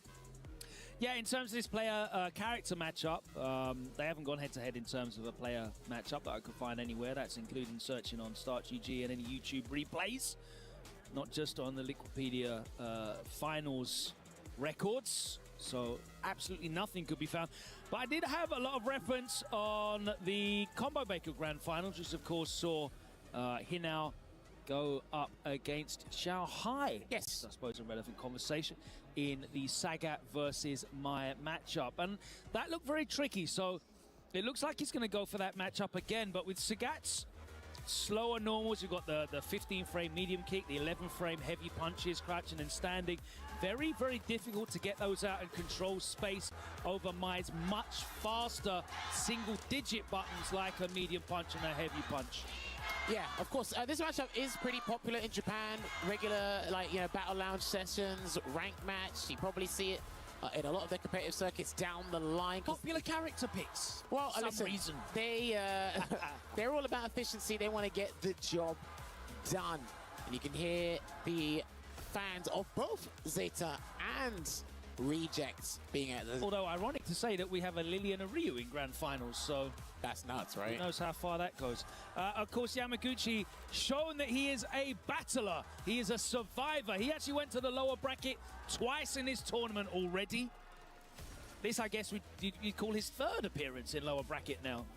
Yeah, I mean, third time's a charm, but I mean, this time not often you lose 3 times in a tournament and still manage to win. Last time we get 2 lives, not 3. Yeah. So that's our standard practice anyway. $50,000 potentially, even 70,000. But here we go. All right. Archer medium punch taking up some space and pulling him into the corner now. Standing medium, eating all the frames.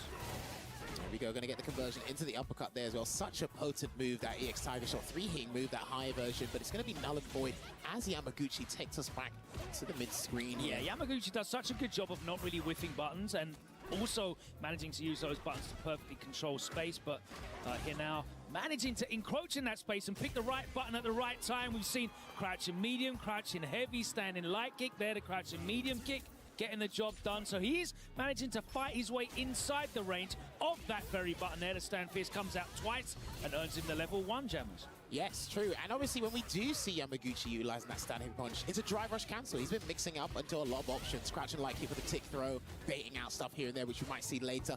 We've all seen that backdash throughout the day today. People have been caught out by that and whipping throws. Meaty jab there from Yamaguchi. Should be able to close it out with another grab, and he does. I will say about Yamaguchi that I've noticed over the last 4 days, he very, very rarely whiffs any buttons. His mastery of spacing and his selection of attack button is superlative. It's very rare to see him whiff a button. And I think as well, just to add even more insight, is when he thinks he can whip a button, Ryembu will come out, which he done there, or he walks into that space instead. He just doesn't, like, liberally throw out these buttons. Do you know what? It's funny you point out, and that did just happen, because Ryembu, he's been whiffing all the time. But it's pretty safe to just occupy space with that light Ryembu that has been buffed, of course, in the last round of balance changes. Stunned. And he has got the level 3, so he can comfortably close this one out into the Tiger Vanquisher to give himself game number 1 here in this third match compensation.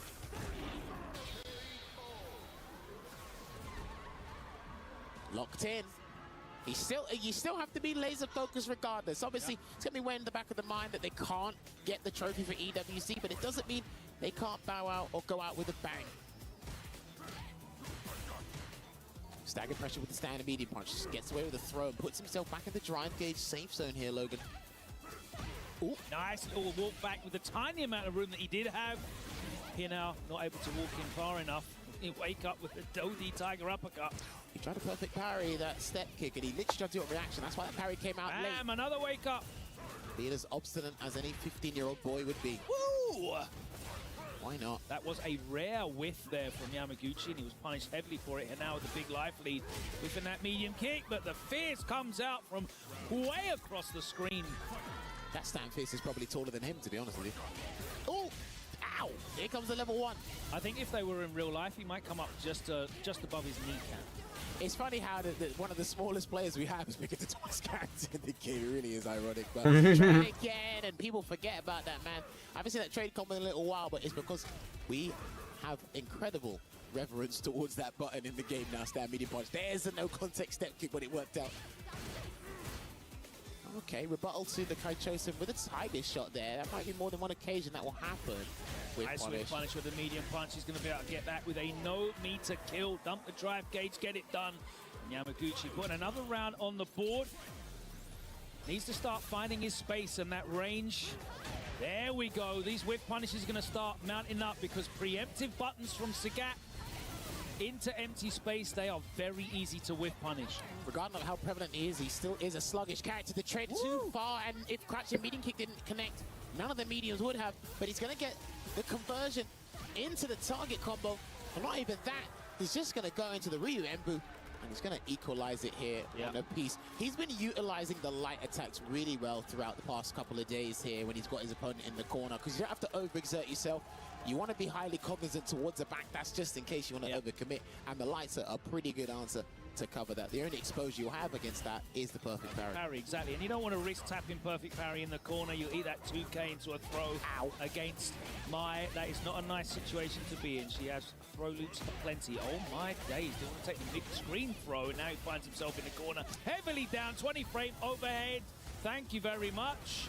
Wake up DP, why not? Yeah, the crazy thing is he actually could have killed off of that crouching medium punch from the overhead there, but it's null and void. It's irrelevant because he still acquires the round anyway, and rounds are resources. Shout out to James Chen. Ryu Embu round start. Okay, I seldom see that. But she's in, gets a parry. Damn, okay, he actually could have challenged after that then. Just recovering than I thought. Oh, okay. Went for a low parry. If he didn't get the jab, he went for a low parry then. Wake up button. Oh my god, he knows. Making some mistakes here. Drive reversals, keep him in the corner. Forward throw. Throw do it. No. No overhead for you.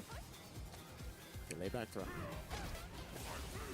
mean, Hinao's going to have to go for something really crazy here. He needs to build the level 3 before he commits to a drive rush cancel overhead. Then he'll build the level 3, get the round. All right, gets the important third bar. There we go!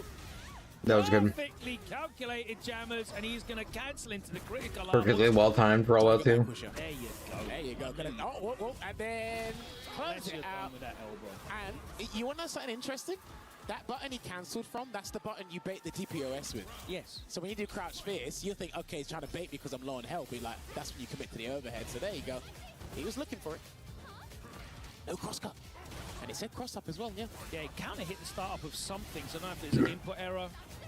The angle might have caused the inputs to get scrambled. Another wake up DP baited out, and he side switches to get the corner control here. Huge round for Yamaguchi. The up kicks, no. I think he ran out.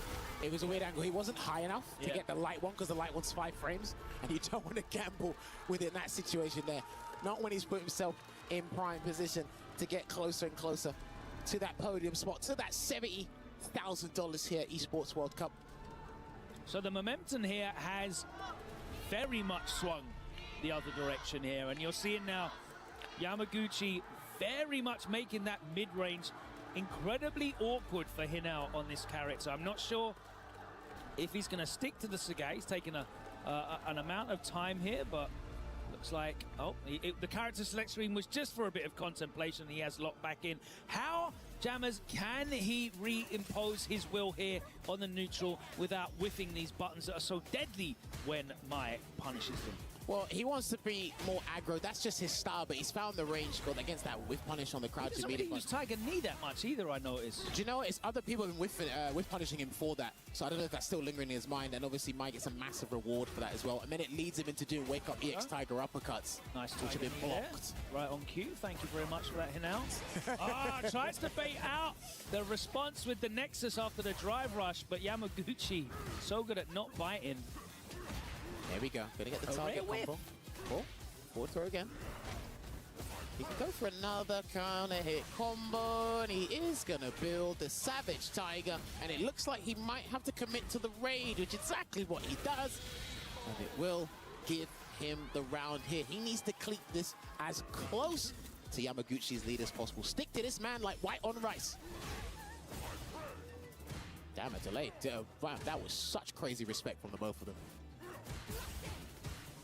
Keeps it tight. Still, it did start swinging for the hills. And he actually got his hit that he wanted of the counter hit into the Nexus. The little micro walk up into the crouch light opens up. Yamaguchi finds himself in the corner now. He is heavily behind on life as Hinao looking to level these up to 2. Oh. Damn! And you still wait just in case of a DP or even a level 1 to come out here. Tiger Shot should close it out here with any kind of style. And he commits to the heavy uppercut. And I mean, he could still challenge with something here. But what Yamaguchi is going to do is he's going to do the CA version of the Amplified. as Super much Art of 3. that burnout used Walk as away, possible. Walk away. He should have walked away. Wow. Should have walked away. But then if he did walk away, he was liable to get chipped by a heavy or even a low tiger shot there. Yeah. And I guess he wanted to And jump ins it. become harder too. Didn't work out. So it's two piece here between these two, keeping it close. Oh, okay, that hit the fan at the same time. Yeah, the thing is, when he flings out specials, it's even worse than he's flinging out normals. That's almost guaranteed. The enter. Yeah, the Nexus bait can come out from again there. Target combo in the corner into the up kicks. And now with a stagger. Dude, look at that for a counter hit. Stand medium punch. Dude, that's wild. I don't want to ever get counter hit by Sagat or Ryu. I said it with Rinja. Two characters that crush counter isn't in this game, but for some characters it is. The essence of crush counter still remains. Oh, good block. Nice block.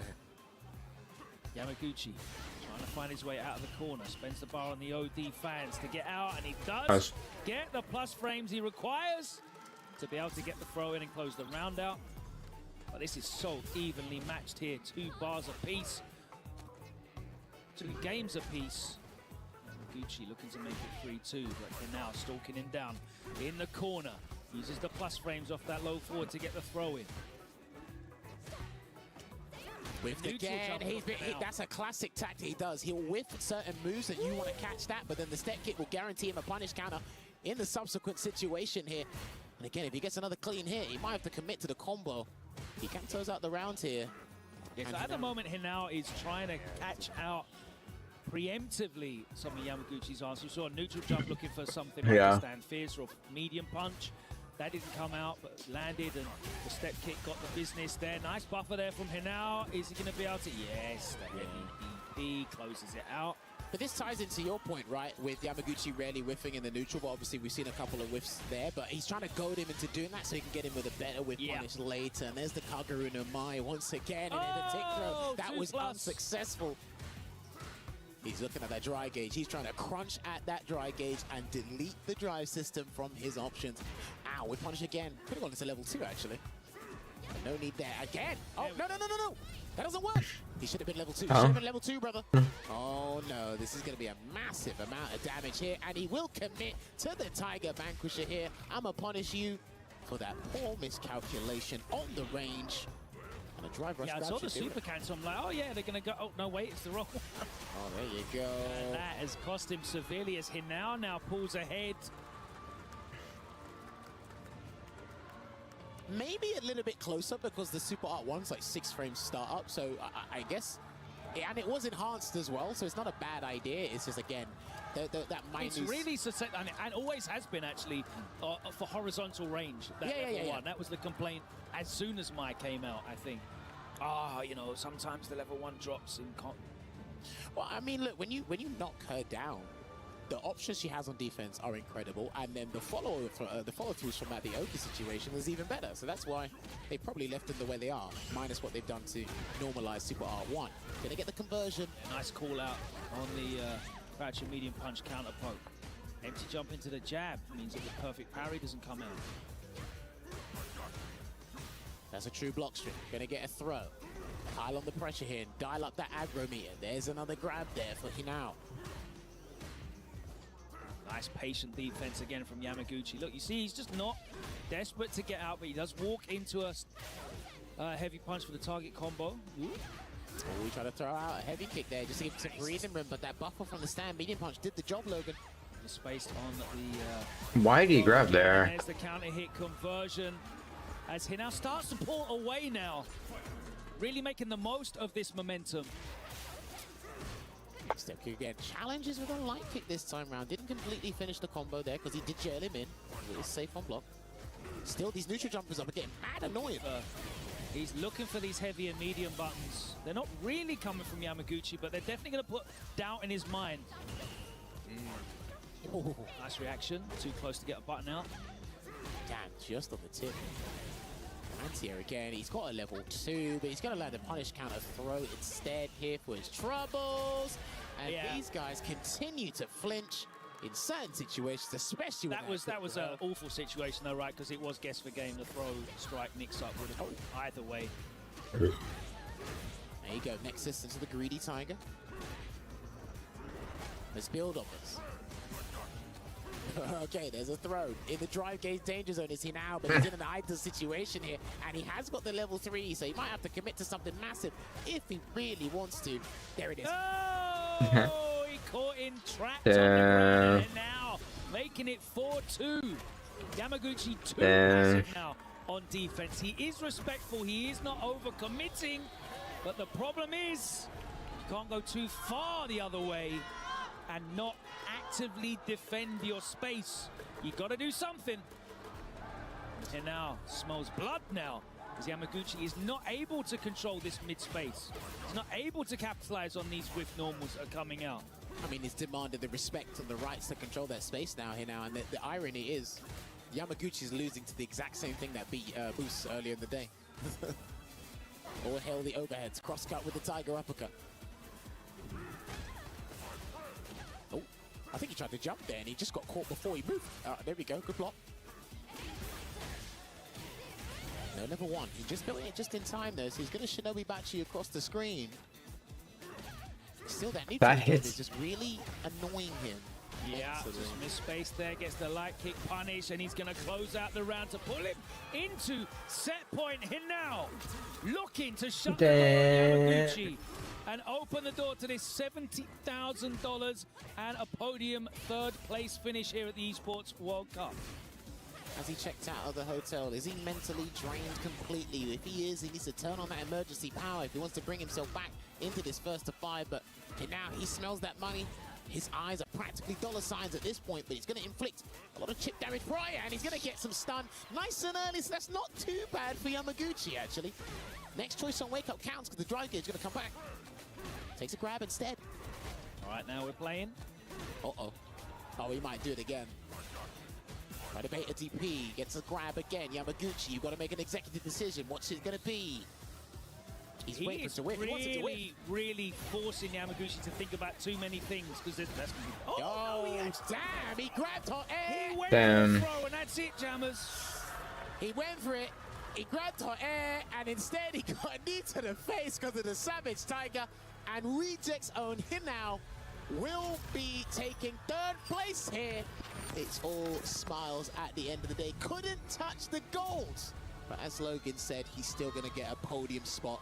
Nevertheless, well played. Couldn't touch the gold, but he got a nice stack of paper instead. Buzz. I think he definitely started to realize that Yamaguchi was looking too much for certain things in the neutral. Yeah. He started showing him very different looks, and it was very evident that Yamaguchi wasn't able to react to it all. When I start seeing plays like Yamaguchi not doing the OD reversal OS on drive rush cancels on block, that's how I know they're mixed up in their mind. And that momentum carried through for Hinao. It carries him into third place, and Yamaguchi goes down.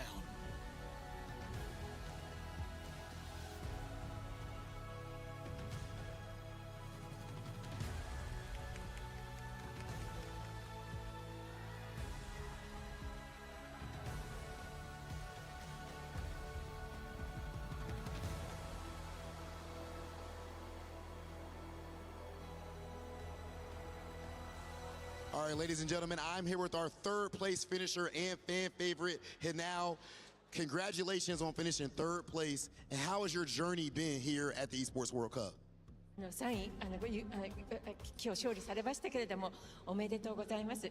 ここまでの道のりは EWC で参加されていかがでしたか？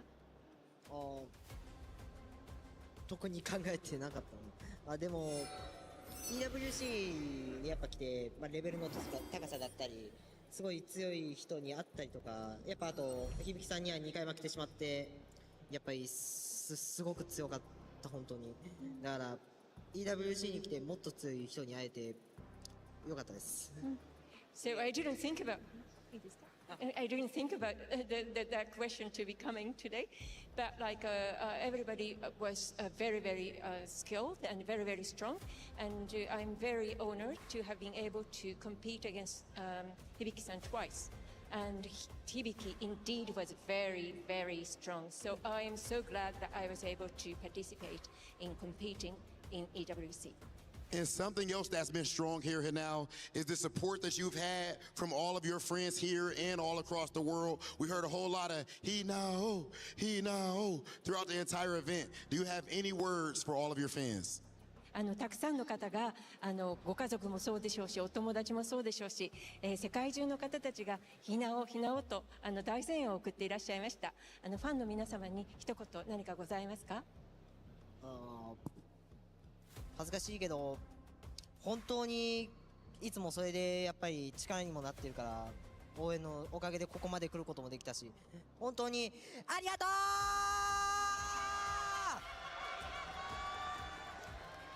Well, I'm so embarrassed, but like with all of your support, I was able to be here. So, okay.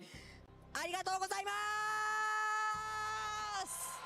Enough said, ladies and gentlemen. In third place, Hanao, the young prodigy. Let's go ahead and send things to the studio as we get ready for grand finals.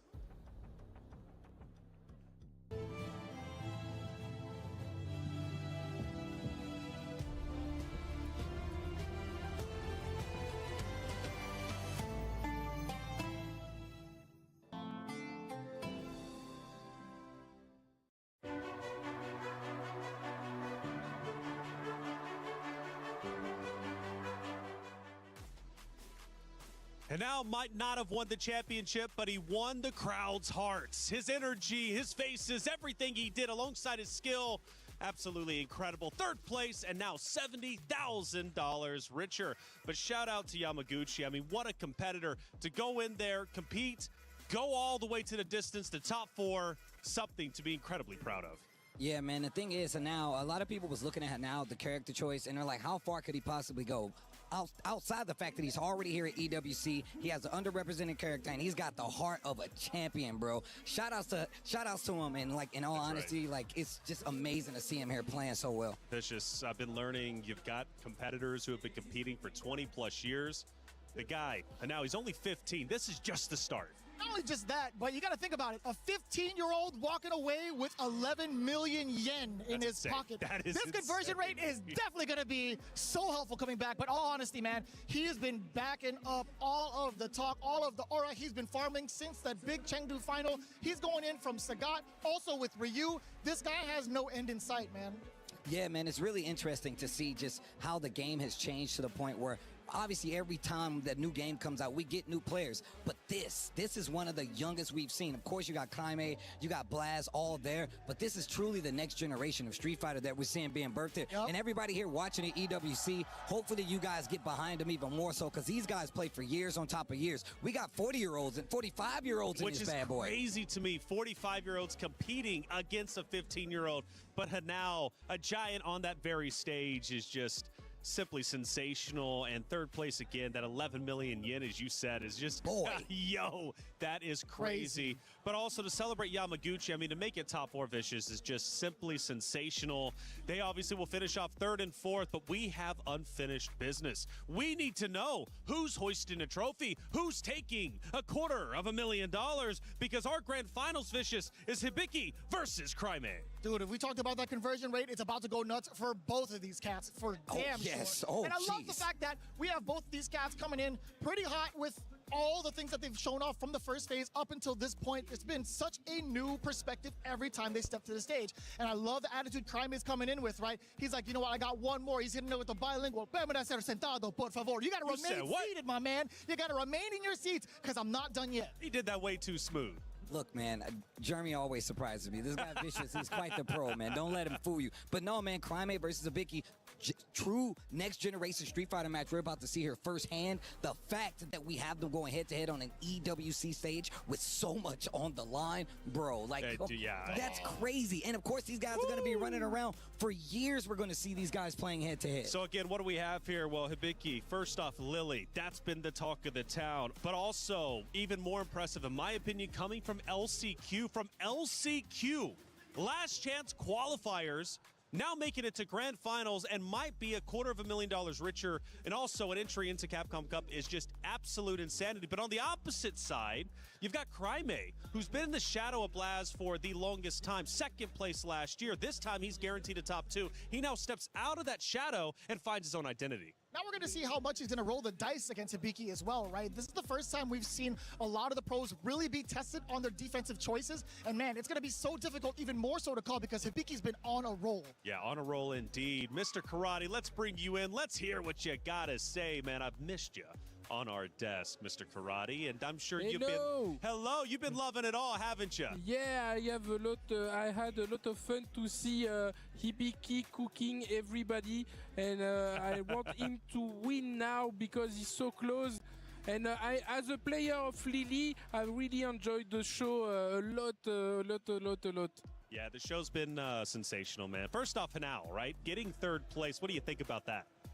Getting third place for what? For Inao? That's right. Inao, he's crazy because everybody underestimate him because he's a kid, but in fact, he's a really veteran to mind games and punish and everything. He's always beyond the beyond. He's really playing crazy. And it will be a very good final if he won, but I guess he will come back. He's so young. Okay, well, Mr. Karate, I got a question. As a fellow Lily player, is your character broken? Do we need to nerf Lily? Tell us. She just, I always said, because I follow a lot Hibiki's playing. As a Lily player, you don't have a lot of player to see. Shout out to El Chakotay.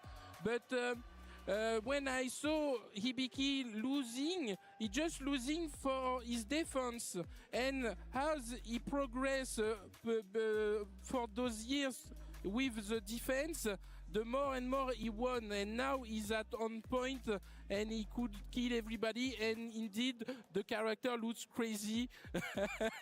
And maybe she needs some buff. Maybe give her Did you say buffs? You're crazy. This interview is over. Get off the screen.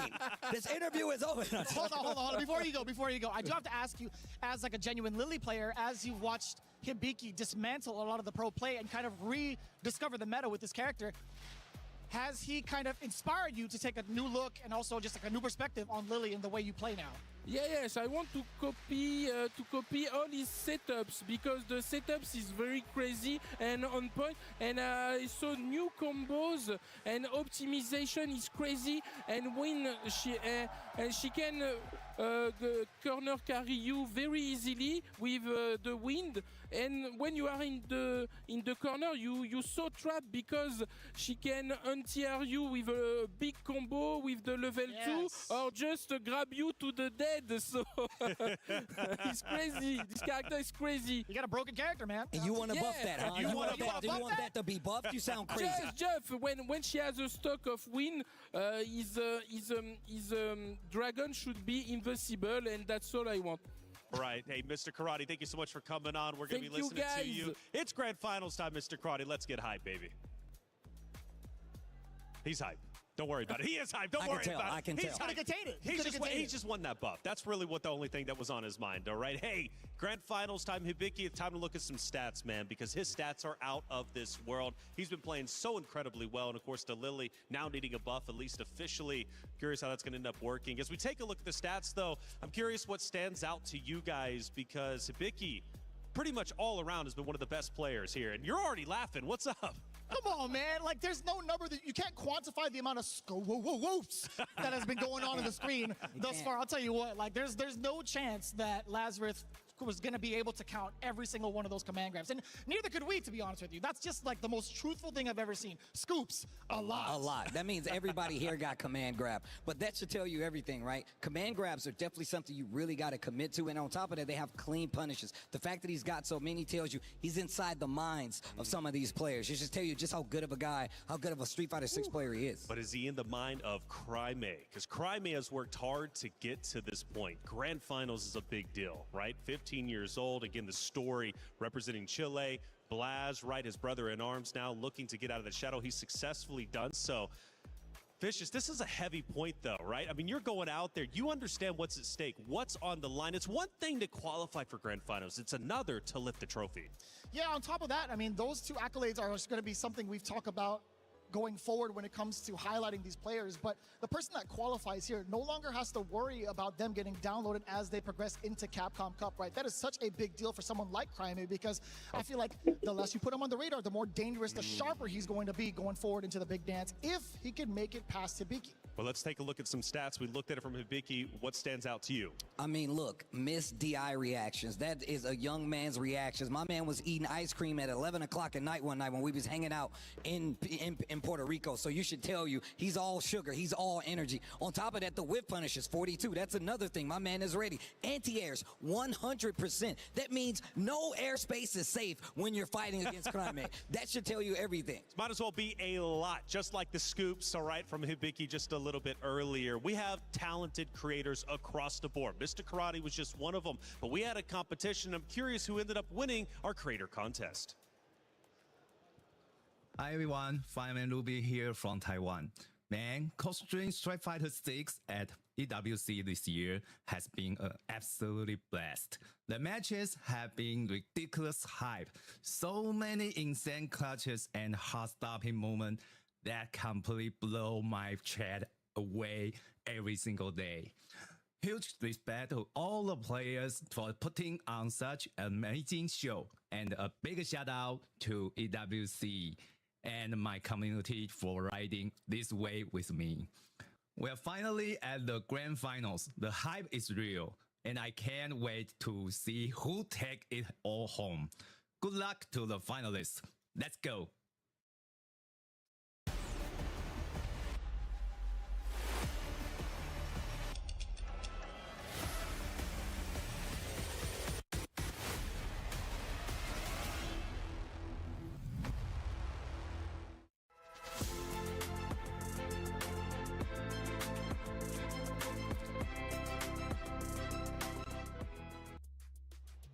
Thank you to all the creators out there. Because of you, you make this event special. Alongside the crowd who's in the venue and you at home, thank you to quite literally everybody out there. Now, the coverage for EWC has been sensational. Season 1 of the Level Up program was wonderful to watch, but Season 2 is about to be out.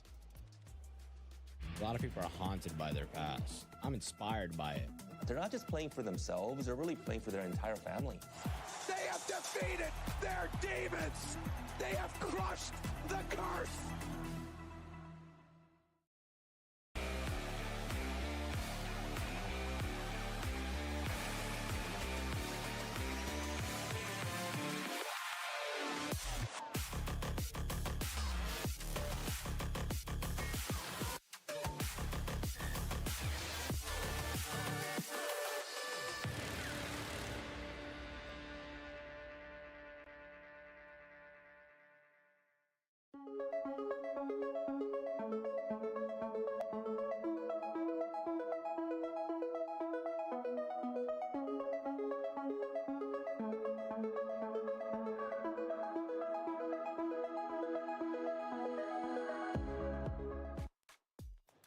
It's finally time, grand final. So much riding on the line. Two incredible stories. One player, Hibiki, coming from the LCQ, representing Lily, showing what she can do. The other, of course, for Crimey, only 15 years old. Now out of the shadow of his brother-in-arms, Blaz, representing Chile. There's $250,000 on the line. There's a spot at the Capcom Cup. There's so much riding in this next set. The question is, who's ready to take it and own this moment? Let's go to the stage for grand finals.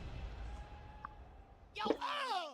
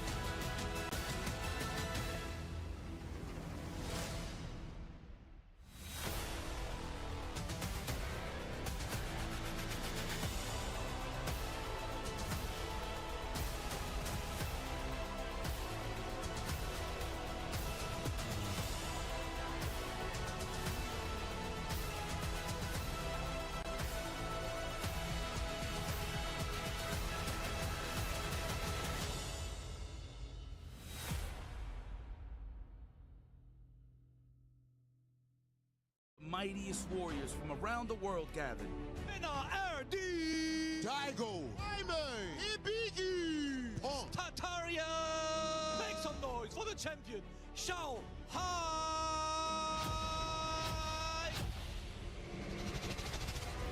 32 warriors fought. Back in the meantime, and the throw will do it. Cheyenne takes down LeChar to open up EWC. Endured. Cry. Now it's time to crown the strongest in the world. まあもちろん勝ちたいのはそうなんですけど、もうここまで来たら楽しみたいなと思います。No te conozco, pero te tengo que ganar, Hibiki. The fight is on. It's time for the Street Fighter 6 EWC 2026 Grand Finals. What time is it? Ladies and gentlemen, it's show time! Ladies and gentlemen, it is about that time. We started out with 32 players, the best players on planet Earth, and now we are down to our final two. We are down to the final two and only one can lift this trophy, and I know the people have been extremely noisy, so I want to ask the crowd, are we ready? Hold up, Rob. I need to do it in French. Pour tous les Français, est-ce que vous pouvez leur montrer comment on fait du bruit? Est-ce que vous êtes prêts? Oh yeah, that's the energy that we like right there, ladies and gentlemen. Of course, both of these players have been on an absolute tear to get to this point, and this is one of the most unique, one of the most special grand finals that we have had throughout the history of Street Fighter 6. A Lily player all the way to grand finals, a 15-year-old all the way to grand finals. Damascus, I think it's about that time. I think it's about that time, Rob. It is grand finals time. Ladies and gentlemen, if you are ready, everyone at home, if you are ready, that means there's no time like show time.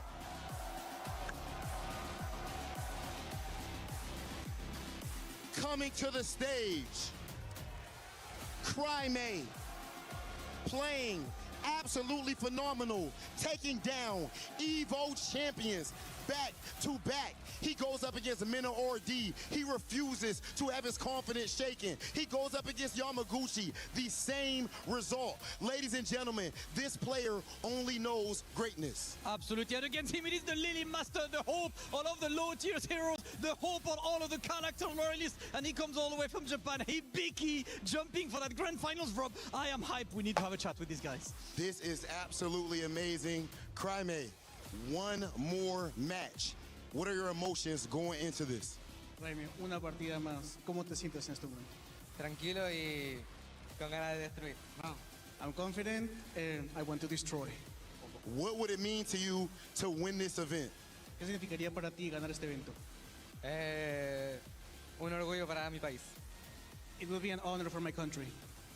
Okay, last thing.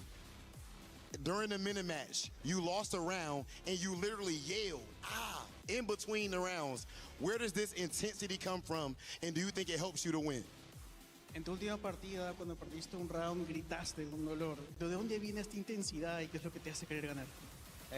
Con las ganas de ganar y obviamente tratar de hacer grande a Chile.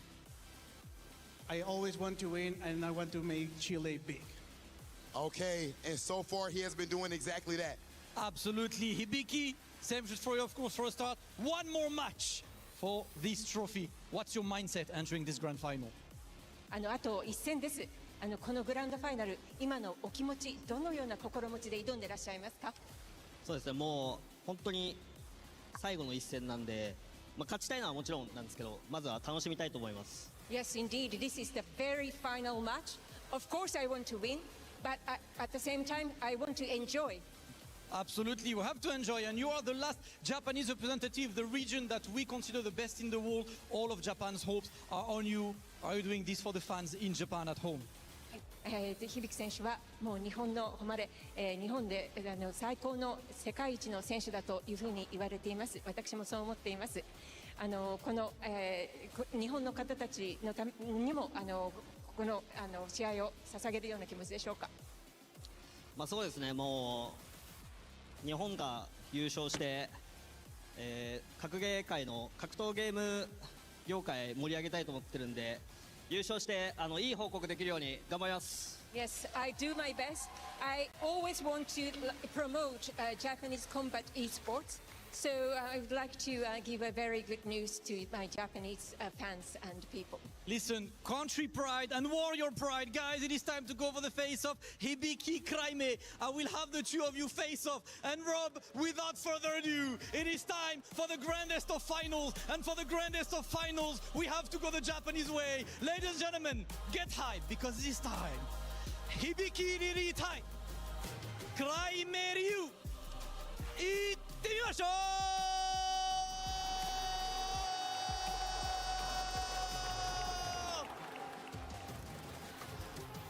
My goodness, baby. We have arrived at EWC Grand Finals. Crime versus Hibiki. Ringe and IFC Yipes. The legendary man is on the mic with me, and I can't wait to call this legendary set with you, fam. I cannot wait to see the end result, because if you would have told me last week that we would see a Lily in the Grand Finals, I would have told you you're out of your mind. I've been get out of here. I've been keeping an eye on Hibiki on his streams. He was getting that Alex ready, but he locked in with the Lily, rightfully so. Of course, Kraime. Man, I'm falling in love with this kid every single time I see him on the stage, dude. He is just doing exceptional work. I just love his energy and his excitement and his attitude moving into this tournament. I love the contrast we get when it comes to the energy from him as well, right? Before the match, smiley, happy, always talking about having pride for his country, for his people back home. But when he is in the game, that boy is a cold-blooded killer. You can see it on his face. Like Rob mentioned, he be screaming at himself when he loses. He's talking to himself. He's putting the one more up when he's one round away from victory. I love kids like this. And of course, on the other end, Hibiki coming from the LCQ, already winning one championship here at EWC. If he manages to take grand finals, he'll add an extra $50,000 to his reward via the Jafonzo Award, which does congratulate the person who wins the LCQ and then goes on to win the main event. Oh my God, this actually might be the first time here for the one-on-one side of things, which is pretty cool. I mean, there's a lot of cool stuff that you can actually etch in history still. Of course, Crime being the youngest player in the 1v1 side of things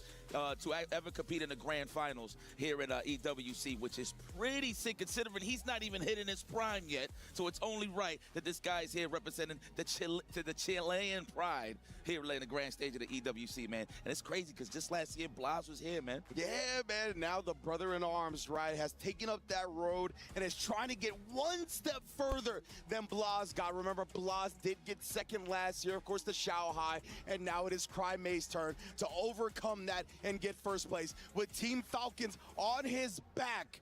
This is going to be an interesting one as Team Falcons. See, we're getting a little bit of a preview right now. You guys just saw Crime raise his eyebrows in a very mischievous fashion. That is because right now, during the character warm-ups, he is playing JP.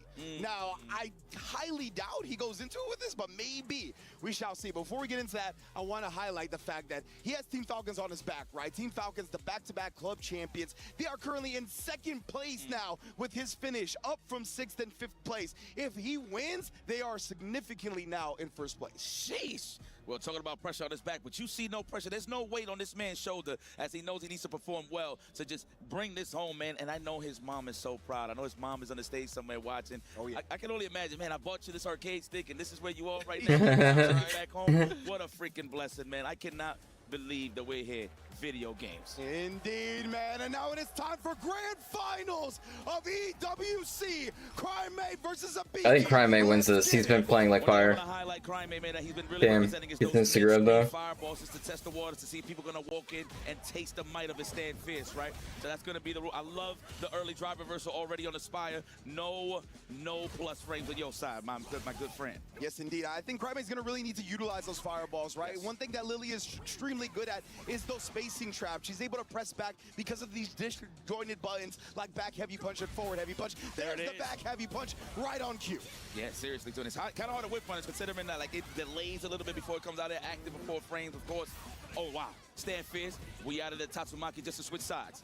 Already tasting the waters here of victory. Putting them in closer and closer to this burnout side of things. But Hibiki with the patience. Can we get a throw here? No, the back dash. Wow. A sniper already. Early representation that's not going to sit here and eat that cereal. Indeed, and Crime was feeling a little frisky right there. Immediately tried to press after the backdash on the throw wave. Got counter hit for it. And now drive rushing in response to the neutral jump. Ow. We're going to start seeing a little more delay crouches strolls in the corner, my friend. For sure. We are not going to let go of that backdash on that throw attempt. Oh. Nice. That is reactions. He's going to think twice about throwing those fireballs from that range. Wow. That was like a magnet on a fridge. Bruh. Every time. And immediately after the Windstock just drive rushing in, we're going to cash out with a super. Put Crime in the danger zone of command grab death. Oh! And that's exactly why Crime tries to jump out. Doesn't want to get command grabbed, only to fall right into Biki's trap. Now you wonder here, do we stay with the Ryu or we go to Shadowloo's finest? I feel like he needs to apply a little more aggressive pressure, right? No, go straight into the Ryu. We still got time, of course. First to 5 for those that are not familiar with this grand final setting. Oh, there we go. The Tatsumaki, absolutely. The athlete's foot. The delayed crouch stroll, no one home. The burnout is almost represented here. Both sides of Biki. What are you going to do on the wake up? Eat it. Wow, man, they added shape so much drive meter that crouch fierce into the OD Hashigeki. Oh, size him up. Nice. The item as soon as he landed, sending him bird watching. Hold that. Right next to the clips. Man, it's crazy. We're in Paris too on the stage. He's got that. You already know. Ooh. It's so fitting where this grand finals is taking place. What a bounce back from Crime to start game 2. Good stuff. And answer backs with a perfect as well. Letting them know that I am here and I'm here to play. Ooh, nice walk back. Waited on the negative frames to walk back a little bit. Use that opportunity for that whip punish. That's a command throw. Not yet. Goes for the legs. Then the command throw. Conditioning's being applied here. Indeed, Crime got hit by that low, right? He was definitely trying to avoid it. Punish counter, yet dead. Perfect. The grab's so ridiculous. Perfect for perfect. Ooh, he's not happy. Hennings and towels are in the air. Gum is in the air and all that. It's flying overhead. These guys look like they got some places to go. He's swapping up the play style a bit. He's trying something else. So he's okay. He could throw that plasma nice and safe. But you gotta condition the fireball. Jump in, of course. The drive reversal. Hit him with that good old-fashioned Alpha 3. We're gonna go for the sweep here. No. Very dangerous. I would have definitely got a lot of good normals to reach that on the punish. Oh, wow, what a challenge. Oh, yes, indeed. Crime does like to take big turns with that fierce, right? So if Biki... He's trying to play really aggressive. He's trying to break through. Oh, nice, nice. That was good. Goodness That's really good. gracious. That's pretty much checkmate, dog. Yes, You're getting burnt out here. Habiki's got no meter. He could chip out a little bit. He might not even need to. Directed to the DI, that's a wrap. There it is. Answer the charge. No, that was a true string. But we're going to do it again anyway. He, of course, has no choice but to try to find a way for some wiggle room.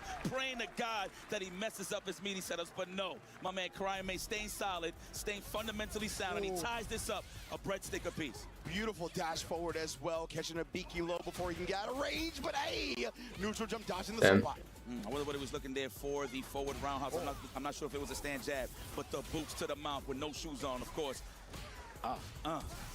Just shaving. Attacking what we now know as the grass. Are we going to go for the throw? No, goes for the low just in case if Biki's trying to hold up. Condition. Of course. Big damage. Ow. Almost close to the yellow, though. Yes, indeed. OD command grab might die for it now. Oh, my God. Watch it. Yeah, it's kind of scary. On the side of Lily. OD command grab, really scary. And to make it, he got to be careful here, Crime, how you stick those buttons out. Very. Oh, he was going for it too. He knew it. Yeah, Crime actually gonna go nice, nice, nice. Worth, I think, worth. He doesn't want to throw fire. Oh no! I can't imagine why he thought it was gonna connect from that range. Hard assumption. He was probably bad. That was bad. That was I bad. definitely think it was a missed distance thing there for sure. So I will agree with you on that one. For unlucky. Sure. Chucking the plasma from here. Wow, the whip punish. No proximity guard. Wasn't even in the range for it. And it was the back heavy punch again, right? The hurt box not coming out. So afterwards. Ooh, attack. That's why they got hit. 100% counted. Oof, the meaty fist. Oof, another fist.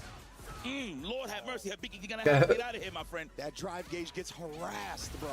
Nice, nice. Oh, another crouch strong, delayed. The hezzies, bro. And then the immediate throw for the counter hit. Say goodbye to that drive gauge and the life to follow. Let's go. Let's go. This is going to be a slobber knocker throughout this whole set, ladies and gentlemen. One apiece. Who's going to take this early lead? Okay, the hover round. Try to go for another command throw. He's been banking on it, but I don't blame him. Does great damage. And Crime with a jump forward, getting a better punish than you would if you get the jump back. Pieces them up again, drive rush conversion. Level 3 on deck, next hit kills, and there it is. Spin the gauge. Nice. W. He's back in, he's back in. Here in grand finals. Never be cheap, my friends. This is a huge bag that is on the line, of course.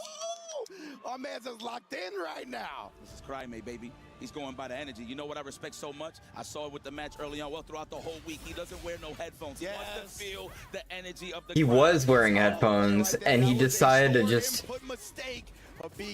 He decided to feel the crowd. Nice challenge. Good range, of course. I think it's helped. I think it's helped. It's definitely helped his confidence. Big, meaty as well. Put him on death's door and send him through it. Just looking like a speed run here on the side of Crime. Good reads on these commandos. That is paying big on the side of Crime. Oh, man. Yeah, he loves that. The driver to the donkey kick. Stops him real short. Gets the sweep whip punish afterwards. Everybody reaches. That's natural. And again, another jump. And Hibiki had just conditioned him. He just caught him for jumping on that previous. He's really good at hyping himself up. Hyping himself up and then, like, imposing himself again. And trying something new, or, you know. Nice, good shit. My goodness, look at that. It's happening. It's so fast. 3-1 already for the young gun. Just like that, playing at the pace and the tempo that Crime is forcing. Hibiki needs to stabilize here. Being the aggressor, but this is the perfect range you want to fight against Levy, man. Of course, the stock is out there, but that's what you want to eliminate and get that out of Hibiki's mind. Hibiki's hanging himself a little bit with these weave command throws, but he's looking pretty solid. Yes, there it is. The outside air. Oh, but right back at you. Let me hit you with the classic. Oh no, actually got caught charging up that wow. Shigeki with a big range of the forward heavy punch. That actually has longer range than her sweep. I'm really surprised that got caught. There it is, okay? We already lost the whole Shigeki, but it's okay. At least he bought some time there on the plus range to touch that grass just a bit faster. Oh, wow. Caught him on the withstand short, unfortunate. And we back on the, wow, still challenging with the button. Hibiki, no command throws this time. That's why you see here. Crouch Fierce represented to clip him from holding up. Indeed, and Crime was looking for that exact, but look at that, man. Yeah, talking to himself. He feels this, lives for the battle. He hit himself with the my bad. That's on me. Yeah. That's on me. Ooh, yes, smash the block stun and hit him with the good old fastest Shoryuken. That's going to hurt. Clears the fonts of the player one. Ooh, nice. Okay, I think worth. Anyway, yeah, that's worth. That parry and then having to take the plus frames. Wow, not scared of the space trap. Walked up instead of pressing the button. That was genius there from Hibiki. Again. Crime is not going to get command grabbed. Even Hibiki nodded in response to that one. He knows he's got to start switching it up. At least do a normal first. Very nice. Condition them first and ask questions later. I'm loving this from Hibiki. I like that he's not scared. He still goes for it just to see where Crime's head's at. Oh, okay. We're going for it. Attack the drive gauge, of course. Okay. Wait. No way. Sending messages right now. No way. He just did that. Oh. God, I'm surprised. I like that he kept it safe. Now we in that chip range. Watch that level 3. That's why he backs off. And there it is. Just a slowly but surely. And he is up 4-1. Oh, no, not yet, not yet, not yet. Wow, that's how I know. That was so dominant. I'm so sorry. That's the way Crime's been rolling 100%. Hibiki finally sneaks in a command grab. Let's see, though. Crime immediately woke up, dashed forward, trying to make sure he doesn't get cornered in this instance. Yo, he pushed him up. He is dancing on this man. A little bit too happy. Got clipped on the two-step coming in. And then trying to jump again. No, sir. That's that crouch fierce. Okay, I like that he's implementing it. He's not even dashing up anymore. Wow, what a sneaky way to inch in for the commando. Ow! Damn. Oh, D. It hurts real good. Hibiki. Another dub on the board now. He's not letting this one get too out of hand too quickly. I apologize for the folks at home. I apologize. I'm not down on the young man, but he was getting his ass kicked, and it looked like he's back in order right now. Hibiki goes up one more game. Make this a little more competitive for the side of Crime and make it a little more difficult for the Team Falcon side of things. Ooh, Good parry. Big bone ankle. Indeed, nice little push back to the mid-screen, giving up plus frames. He tried to hit him with the crouch fierce. Not going to happen. That's a command though for the legs. No, crouch fierce is paying the bills here. Indeed. Oh, even right there, Crime trying to avoid the command grab again. A little bit too far for the conversion. Huge sweep on the whip punish. That means a side switch. I like that string right there just for the space trap. Oh, no! Yeah, damn, that hurts. That hurts. Into the special. He tried to call it out and again. Command grab. Oh, what a switch up from Hibiki to not special cancel. That way he got to punish the drive reversal. Oh, man. Listen, Kaime's longevity, it all comes down to once Hibiki's close, is he going to go for this with a parry? That's the dangerous part. That's why Hibiki's always challenging, right? Yeah. He's banking on those big damage moments off of the wake-up parry on the side of Kaime. Okay, try to chase, of course, the win stock. Definitely put it in the back pocket right on time. The big boot. Now we back into the dungeon. Forcing the issue with the Condor Spire, and then the drive rush to follow. Kaime trying to escape yet again here, keeping him locked on the ground. Immediate press back with the Fierce, and the plus frame. You ain't gonna challenge this. Okay, keeping it solid. He's gonna have to be careful, Kaime, just to get overzealous with the low forward into the drive rush. He does have enough grass though to really commit. I love the walk forwards here from Hibiki to snipe out the walkbacks. Yeah, Kaime used all that drive gauge, just relieve himself of that win pressure. Overhead, nice and delayed. Oh my God, that's the money maker right there. But Hibiki blocked it. Not yet represented here. That was so scary. Hibiki had perfect parried and then tried the light kick. Oh, almost. She's so lucky she got the stubby legs. Legit, man. Just outside the range. Kaime has pushed him to the corner now. Big damage to the drive gauge, and again got caught after the Hashigeki. He whiffed. It looked like he was trying to get Viki had to play aggressive there at the end. 100,000. 100,000. Wow, that's big damage. Oh, he got the back jump instead of the regular one. Okay, now he's in trouble. He's scheming to get up in there and finish the job. Oh my God, can you get close for level 2? Wow. I swear to God, Wow. He tried it again, but it's okay. Nice. Very nice, especially because Hibiki was in burnout. So how do there? Anyway. Let's go, Kaime. Let's translate what that man said. He says, vamos, good job. vamos, vamos. He's keeping that blood pumping. I'm loving this attitude here from Kaime. Hibiki, though, with that wake-up level 1. You think I won't do it, too? Indeed, right. Forcing the issue. Nice grab. Spire. That command grab hurts. More stock on this block. Ooh. We got one in the chamber. Wow, sniped out the wow, he actually got out. Big roundhouse for the jump in. Big roundhouse for the damage. Now, what are we going to do here to continue? Yes. Kill those frames. Nice and delayed to throw off the parry timing for the perfect parry. Yeah, he got some drive meter back. Wakes up with it. He'll bet it all on the line. He baited out the super. Damn, he baited the super. Nice.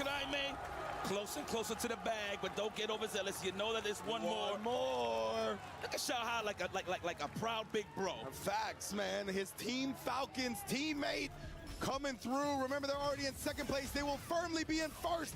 Against Kaime, I don't stand a chance. I don't even think if I was like in my prime, you know, this kid's kind of nuts.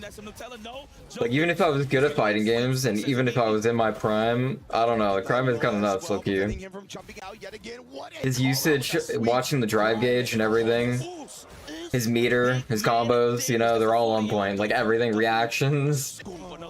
He's playing insane here. Before the next interaction, I know he's gonna look for that overhead, but fights back with that crouch fist. Hibiki. What a whip punish right there. And Kaime willing to spin the bar, put him one mix-up away from him versus Mena RD was some of the best Street Fighter I've ever seen in a long time. You gotta make a decision here. Spacing trap. Stop holding up. He's tripping you out. Nice technical. That was right on time. He's waiting for it. He's trying to see a raw condor. Oh! Double KO. Double KO. Tournament points. Double KO. Still, though. Oh my God. There it is, the drive reversal. Now we got that corner control early on, holding on for dear life. There's Hibiki with that. Hibiki, I got a chance against. He looked like he tried to DP. He fidgeted a little bit, but then pressed the button. Not Kaime. Quite react in the moment. Oh, that's a punish. That's a huge one. There we go. Saves that cash for the designated kill. For sure. Nice anti-air. Good awareness there from Hibiki. Man, Kaime was looking for blood right there. Another anti-air. Oh, nice. Parry, of course. He smells it. He smells victory. And did he want to put him in the corner right here? Harassing again, this time with the donkey kick. He tried to get the hezzy, but no crack from Hibiki. Oh man, looking for that parry onto that windstock right there. Kick back and relax. One stand fist. That's all Kaime needs to finish the job. Low forward, possibly. Legitimately, he has so much drive gauge. Oh, the sweet. The second hit barely clips. Overhead! He's got one more! Kaime, the drive rush cancel, and the level 3! Kaime is fucking insane. He's done it for Chile, and he's done it for himself! Kaime, your esports World Cup champion! I told you he was gonna save it for the last moment. The drive rush into the overhead and finally delivered. Hibiki, wow, putting his crazy on the line. The pride of Japan, of course, giving up for Hibiki, but it's all about Kaime! Grand champion. The youngest 1v1 EWC champion in history, and he's even risen up the Crazy. crowd. My goodness, this kid's got a He bright played future. out of his mind. Not even close. We keep saying this as a joke, but no, this is serious, guys. So all of you older, mid-youngster guys that's hitting your 30s and those from 40 to 50s, watch out. We got one of the new kings. Hey, he's aging too, okay? He's losing he's losing his reflexes too, okay? On the block, Climate, all the way from Chile. At some point, alright? He's gotta keep it up. He's gotta keep it up, This okay? man is just a killer. There's still a chance for the other guys too. So Okay. proud of this dude, yo. It's just the attitude. Yeah, exactly. What a showing, man. He's so good at just in general. You feel the mindset outside the game when you see him in the game. Yeah, he was playing nuts though. He was playing fucking insane. Lives for the battle and lives Yeah. for moments like this where he is crowned champion. What a performance from both of these players. Let's get to the stage to hear from our host and the champion himself. That was crazy. He earned it. He earned it so fucking hard. Like, holy shit. Bro played out of his mind. He adapted to every single set. Even when it looked bleak. Even when he started off in some very rough moments, bro brought it back. He adapted, and every time it looked bleak, every time he was under pressure, bro brought it back. It was crazy. Recollected himself. Truly a moment in history, ladies and gentlemen. Popped Only off. 15 years old and has shown that he is one of the best on planet Earth. And today, he is the best when it comes to this event. Coming into this event, not many people believe this was not their favorite, but he showed that they were all wrong. Ladies and gentlemen, it's that time. Last Crusher.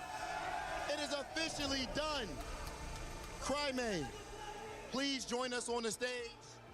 It is your time, Cryme, to join us on the stage and to get the trophy that is rightfully yours. Ladies and gentlemen, please make the maximum amount of noise for your EWC 2026 champion, Cryme!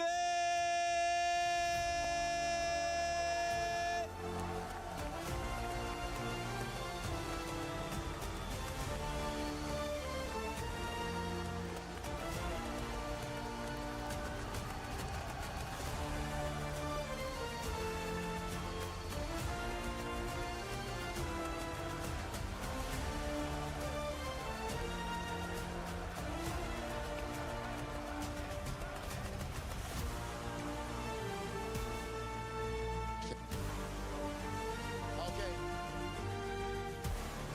And Mascus, if you could join us, of course. You can hold your trophy during it. You earned it. You worked so hard for it. Cryme, you just had the biggest win of your life up to this point. How does it feel? Me acabas de tener la victoria más grande de tu vida. ¿Cómo se siente? Me siento bien y muy contento. Y bueno, ya con ganas de regresar a Chile para obviamente ver a mi familiar y amigo. Que bueno, o sea, no soy solo yo, sino que todos aportan como en el sentido de esto, de los juegos, igual es complicado. Si no tuviera el apoyo del resto, yo no podría ser campeón mundial. I'm very, very happy for my win, and I can't wait to go back to Chile. This isn't just me, it's everyone that comes in and helps me, so I can't wait to share this with them. And of course, you know what, Cryme, you talked about Chile last year. The second place here was Chile Blast. This year, it's you. What's Chile about, man? Is it the best region now? El año pasado Blas quedó segundo, ahora tú quedas primero. ¿Qué tiene Chile? ¿Es el mejor sitio? Es que lo que no saben es que en Chile está el poder. What you don't know is that in Chile, there's the power. Cryme, your mom is here with you. She's with you at every event, supporting you. Do you have anything to say to her? Tu mamá está contigo en todos los eventos. ¿Hay algo que le quieres decir? Nada, obvio, o sea, eternamente agradecido y bueno, muy contento de poder haber ganado esto con mi mamá acá presente y más aún con ella acompañándome y todo. Así que muy feliz. I'm eternally grateful and I'm extremely happy that I am able to win this with my mom here in the event with me. I'm so happy. And Damask, if I'm not mistaken, before we actually finish this, I think there is one more order of business for our champion. We have one last question for you, Crimey. This is not the full trophy. Your full trophy will contain 3 keys of 3 players who were at Esports World Cup that you want to put on the trophy. So can you give me the name of the 3 players you want to be put on your trophy? Este no es todo tu trofeo. Tu trofeo va a incluir... That's cool. Este no es todo tu trofeo. Tu trofeo va a incluir a 3 de los restos de los jugadores que han estado acá contigo. Cuéntanos cuáles son los 3 nombres que vas a escoger para tu trofeo. No lo he pensado, pero yo creo que uno va a ser el de mi jugador favorito. Yo creo que Mena es uno. Mena va a ser uno. Yo creo que el segundo. Yo creo que voy a escoger el. Is he gonna put Hibiki on there? I wonder. Y mi rival, o bueno, mi compañero, al Blas. I don't think so. Al Blas. Is it just like it's 3 names in general, or I thought it was like 3 names of the people who were like fighting? A Hibiki.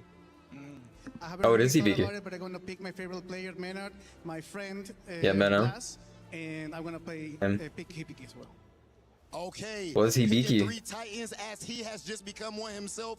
Damascus, I think we should step back as they're about to blow the roof off of this place. Ladies and gentlemen, one more time, make some noise for your EWC champion, Crime!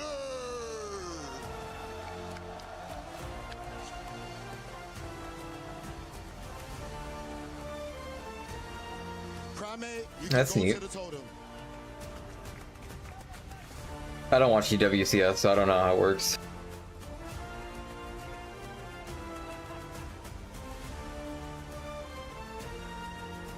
He came in as one of the youngest competitors. He leaves as a champion. The question was, could he leave the shadow of his former brother, or excuse me, his brother in arms of Blas? The question is undeniably yes.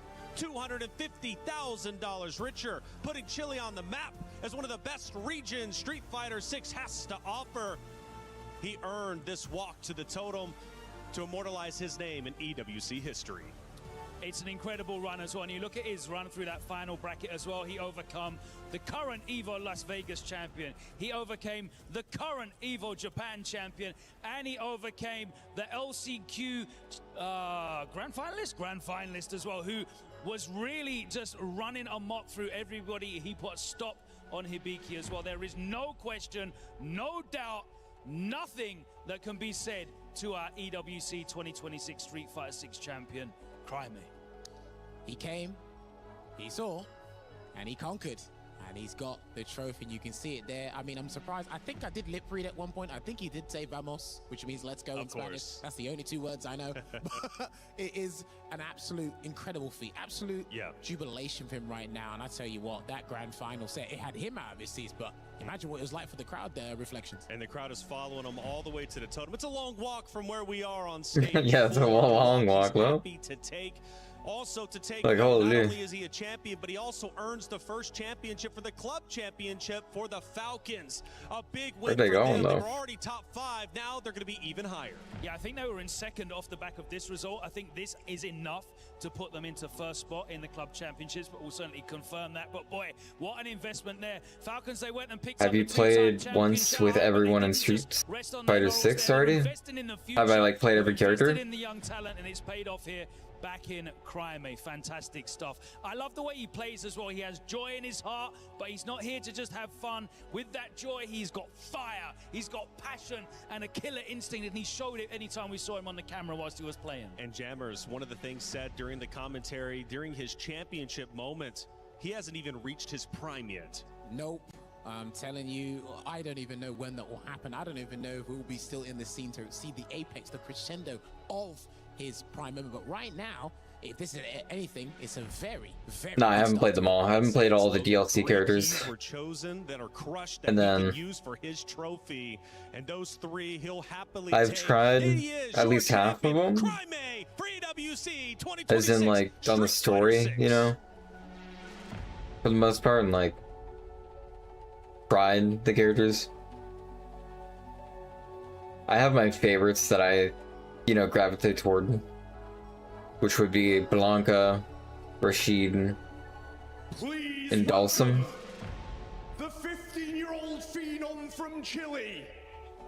Your Esports World Cup 2026. Also JP actually, but I haven't put anything in it, like or learning JP or Rashid at all. But I do vibe, you know, with all those characters.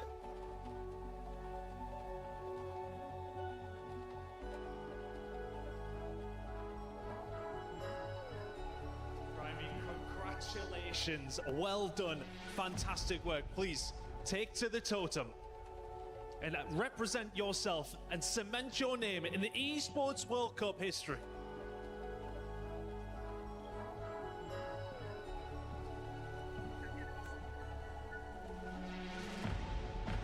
Yeah, they make this look so professional now. Crazy. Bro, what the fuck is this shit? What is it? We don't get this. Like 2016? What the hell?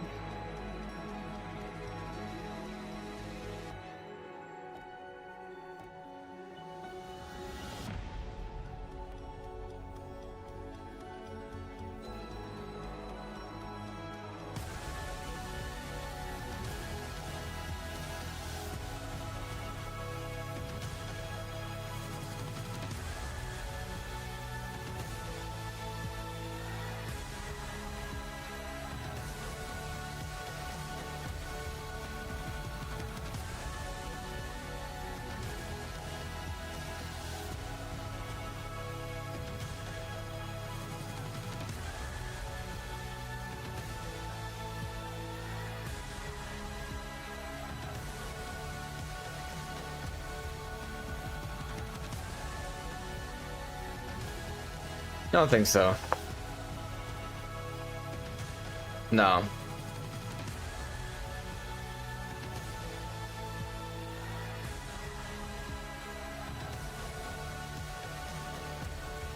This one just happened right now.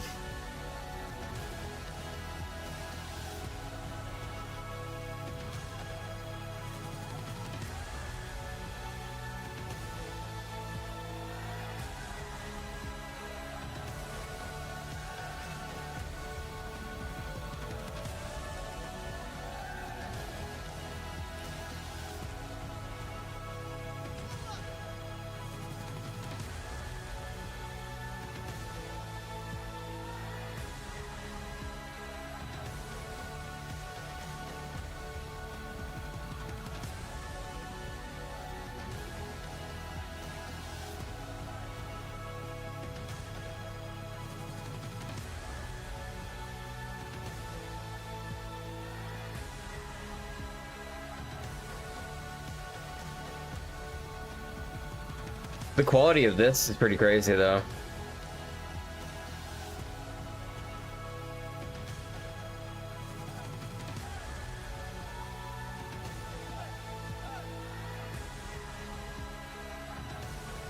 Like back in 2016,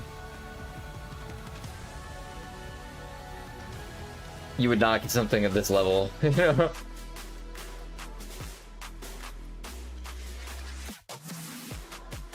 Kind of crazy how esports has evolved.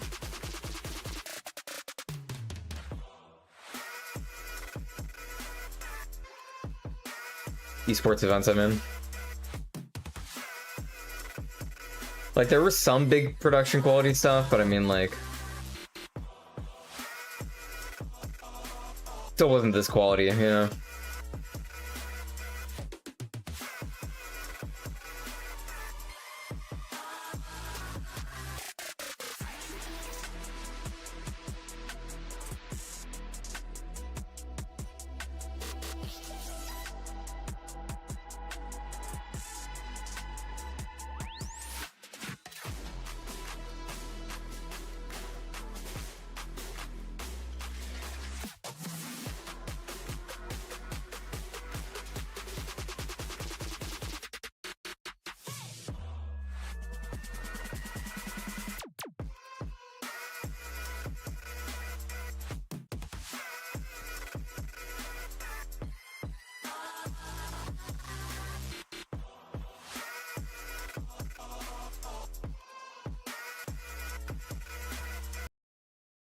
That guy's pretty crazy.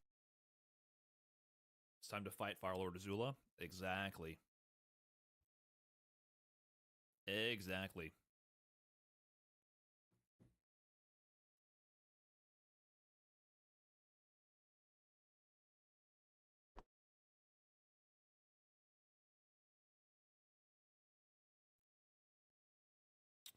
Actually, I gotta post this short really quick also. 1 second.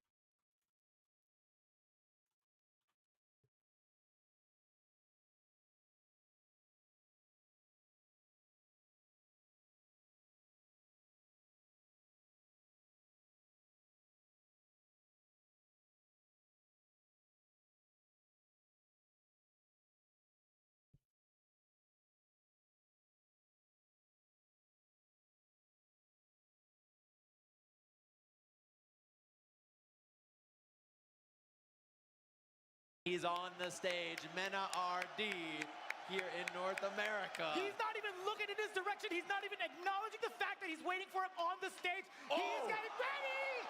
That's what I'm talking about. Two of the most bad men on the planet in Street Fighter 6. And Kakaru says, you want to beat me in Japan? I'll come to North America and do the job myself. This is going to be absolutely insane. Our winners finals, and I'm sure we're going to see the match of JP up against Blanca. Finals here at EVO.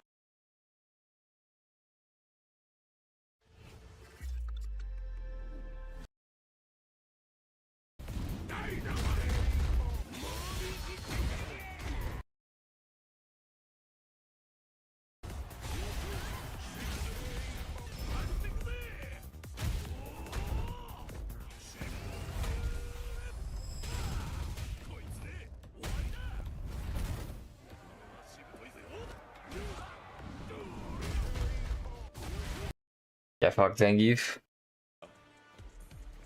Trying to look for the right space here to even try to press the button. Then RD swinging first with that roundhouse. Now punish countering with that medium punch against Kakaru. But slowly encroaching on that space is then RD. The slide in reaction to the ghost. Bro, he's fighting those ghosts. I saw that gif on Twitter. He's fighting those ghosts. He's ready for it.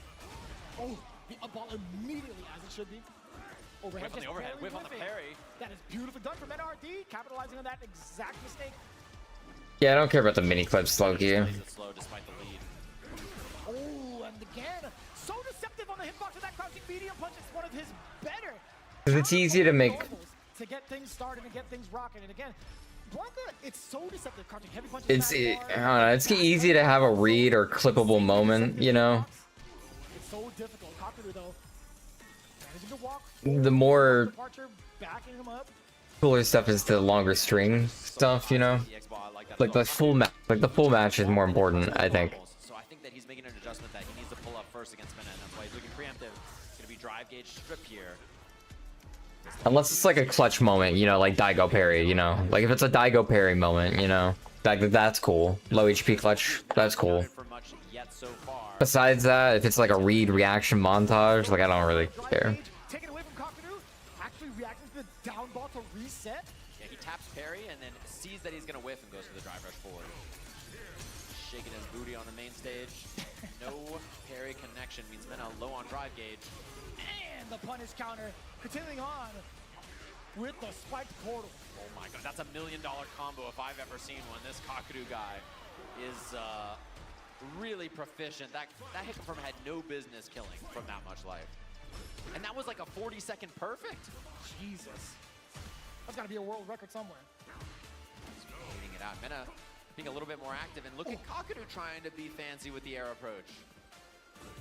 We haven't really seen tower crouching from NRD, trying to bait out something perhaps. Pulling up. I like the forward medium kick again, trying to catch Kakaru with some kind of low there. Ready with the anti-air, double portals out, and Mena's got to put the brakes on, wait it out. The parry. Departure for the teleport. Didn't really get much out of that. Ooh, in the throat. This is where Mena cooks. His offense is excellent.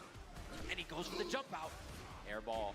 And he hits the button after he's got level 2 available. I can't believe that was a counter hit. Kakadu's a couple of bad guesses away here. Another throw, and does he amnesia or not is the question. Doesn't go for it, but the empty jump to bait the anti-air. Mena ready for every interaction. 3 solid reads back to back to back in the first game. Kakadu, do you think he has to be a little bit more active, at least in closer ranges, right? I do like medium kick as a possible option to maybe poke Mena RD, but he tried to dash up, got greeted with a fierce instead. Yeah, Mena's good about putting out preemptive buttons and then surprising you with his own approach like that. The thing about him is he can just tell when it's time to go, and I think that's a unique skill that you can't really learn anywhere. You can't feel it out. You just have to know. And there's the tick throw afterwards. Corner pressure now. Kakadu got. Yeah, I think the EWC match was kind of more of a fire match to watch. That match kind of boring matchup is why, compared to like the Ryu matchup versus Blanca that just happened, you know, with Mena RD and Crime. Like that was an entertaining match. Like it delays a little bit before it comes out of active. Final so much. Ground. Brother. Taking the win stocks. First time we've seen the you're just medium rare. Grand finals of East. Locked in, but he has a whole lot in front of him. Went for the light kick. It was definitely going to get cancelled in. This match was crazy. Yeah, what a fantastic situation. It was so close too. He does have a problem with spending a lot of buy. He'll find himself burnt out a lot in this matchup, and that's bad if it's round 2 or 3 when that level 2's online. Like the momentum is just so much faster going on here, you know, compared to that JP match. Crime is one of those guys, right? He's willing to go into burnout. And there's a lot of reading each other. While he's in the gray, we'll see if that comes back to bite him. This time, another low into the beast. You know what comes next. The corner carry. We got the little boo-boo. Oh, this wasn't even like the start.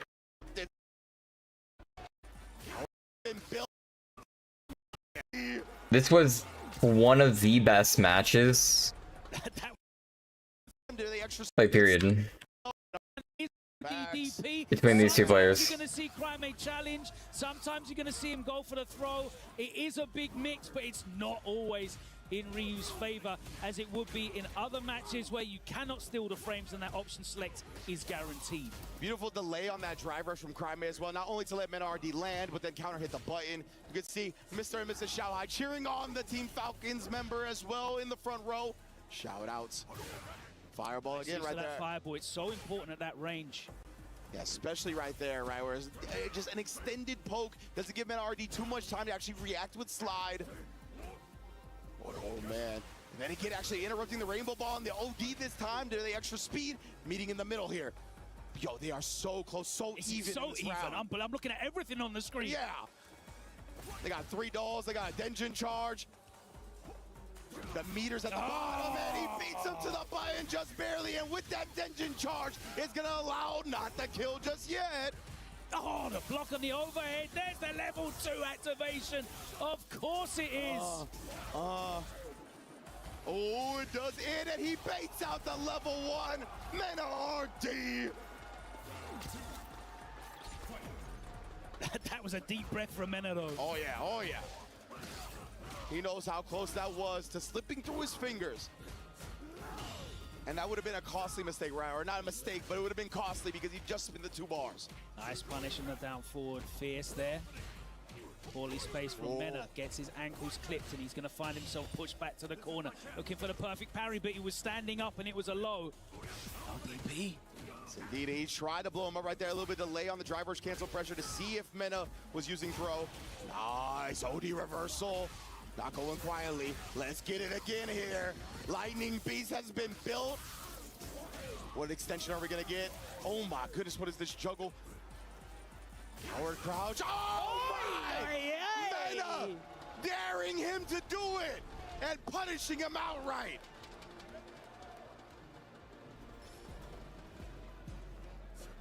Going to the bag of tricks, both of these guys. Little delay on that low forward, but they catches him with the string. Looking for the perfect parry on the overhead. The crouch fierce gets with punish, puts him back into the corner. Meaty stuff. Beautiful. That's what happens if you do me, the bait though. I love that, right? The fact that Meta did not commit to anything after the hop, really catching on to how Crime-A is frequently. Stay in that corner. SND locking him down here. Did so much damage to his drive meter, but Crime-A holding onto that last piece for dear life, and that anti-air gonna let him breathe a bit easier. Finds it off the scramble on the trades. Crime-A. Crime-A does have a problem with spending a lot of bar. You'll find himself burnt out a lot in this matchup, and that's bad if it's round 2 or 3 when that level 2's online. But that time, of course, the perfect spend because it was for the kill, but definitely has to watch his drive gauge. Indeed, Crime-A is one of those guys, right? He's willing to go into burnout. He's confident. He goes into burnout so much. We'll see if that comes back. But he's definitely not afraid to. You know what comes next. It catches people off guard pretty hard too. And the parry attempt to try to avoid the mix-up, but that's a big 20% on every throw punish counter. Yeah, faked him out with the not real +11. That was just a raw drive rush rather than a dash forwards after the forward throw.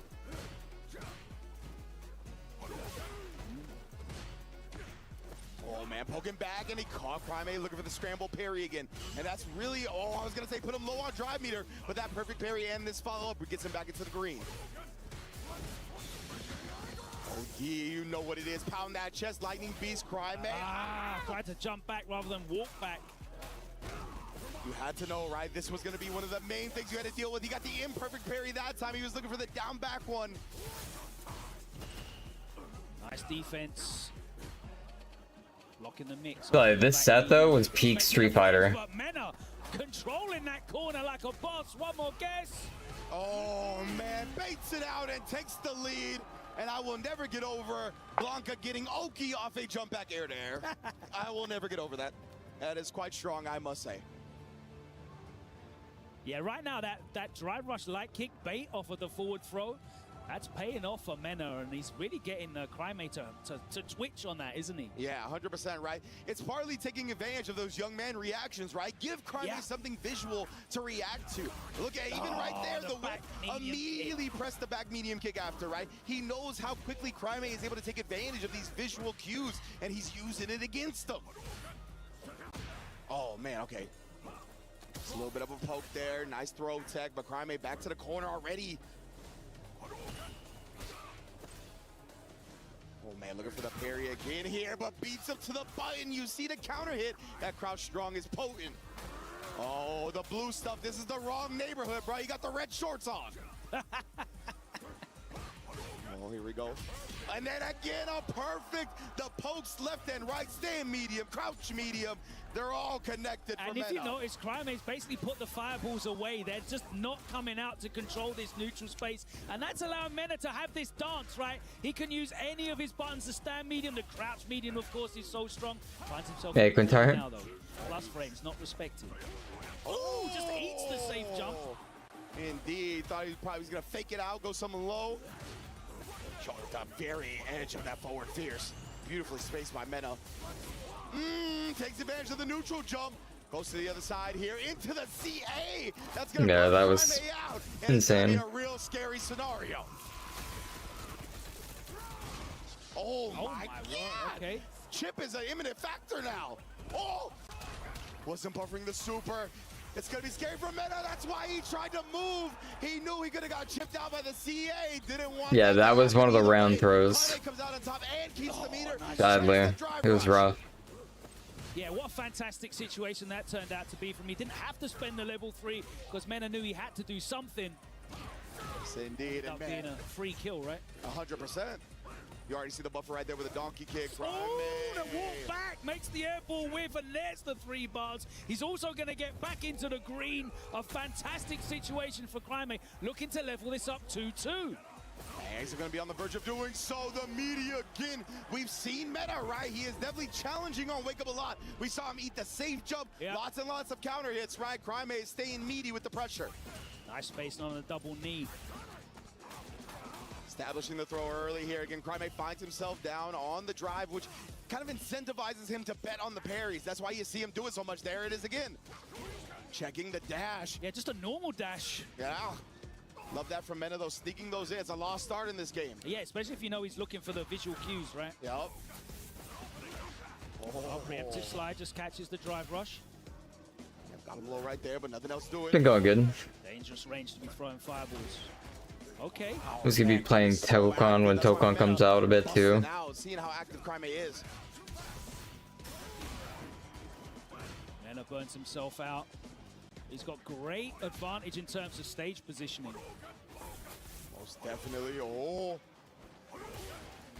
Again, I love this establishing the fireballs right now, thinking about it, and then going low as Mena tried to walk away. You're not going to do that for free. No. Can't put him away here, trying to hold on to the meter because of that, right? I love that. Projectile to cover the level 1, and then he had the chip from there from the plus frames. Beautiful from Crime. That is such efficient use of your meter and understanding of the situation.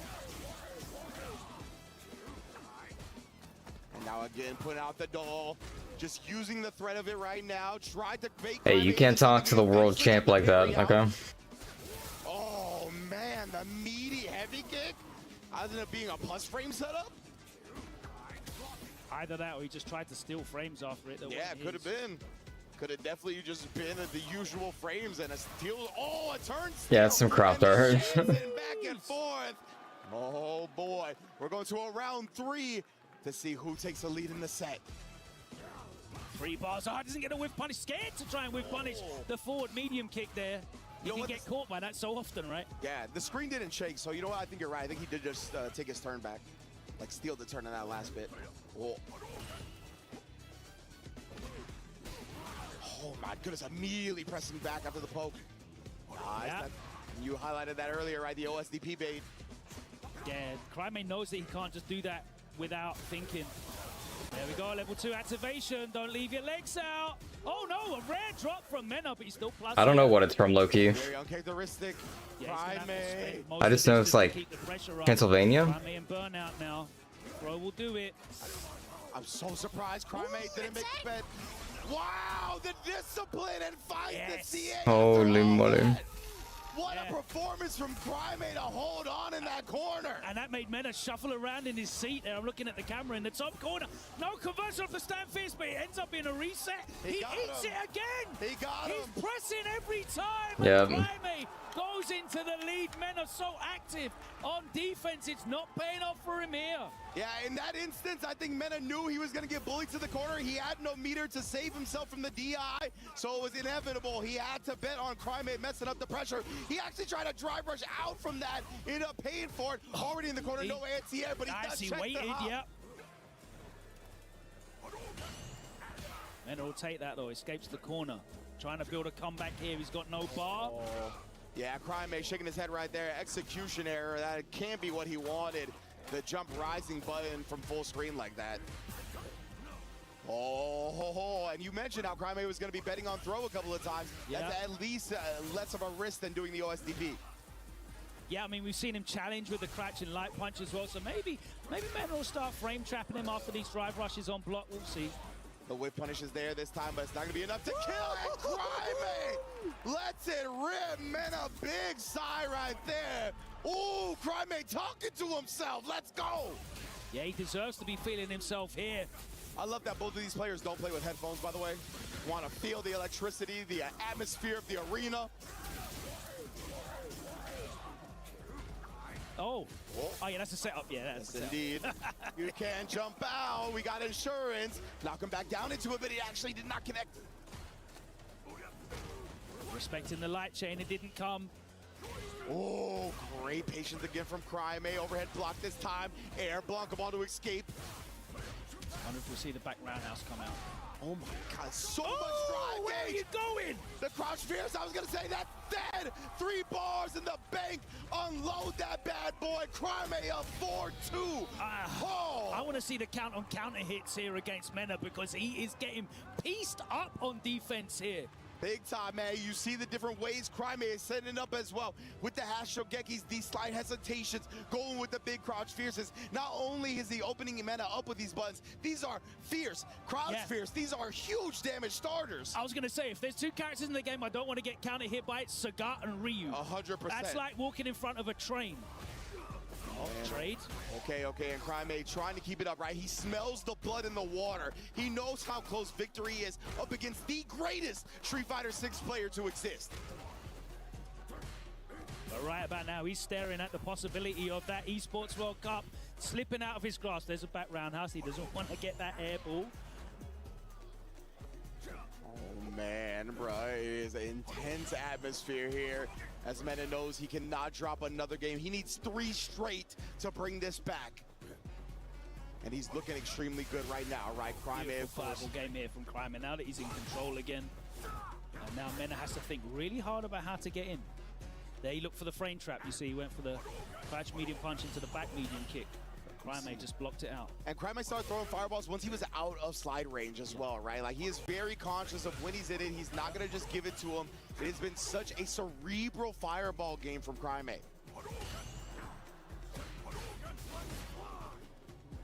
Nice from Crime. He's not biting on that on block either. Can't get away with being too active after you block those Blankables, the heavy or the OD. Try to fake him out with a couple of the lights as well to know that's not just fireballs coming here. We're approaching 20 seconds on the clock. Oh man, Crime, he's winning the real estate advantage right now, especially with that drive reversal. He only needs one big hit with this timer, but Mena is gonna be the one that finds it right before his back gets pushed against the wall. Yeah, the donkey kick was in startup, but that crouch medium punch came out, and Mena was able to close out a vital round here because he has to stop this momentum. Stem the bleeding. Okay, recovered in time here. A media poke back. The buffer in left and right, especially when we got the Lightning Beast and are already up around. Mena is looking good. Oh, he wanted him to throw tech. What a challenge. Yeah, good patience there from Crime. He saw he go straight down, didn't press anything until he hit the ground. Flick that light punch out. Oh, it's again the OSDP this time, right? Ooh, showed it to him. That was brave, man. Oh! Level 1 as well, and now Chip is imminent. Crime does have Mirror to defend himself with. Again, he's just outside that slide range. He's been so good about maintaining that space. Nice. Mena very patient. Crime trying to sneak forward and beat him to the space. But what patience from the two-time Capcom Cup champion.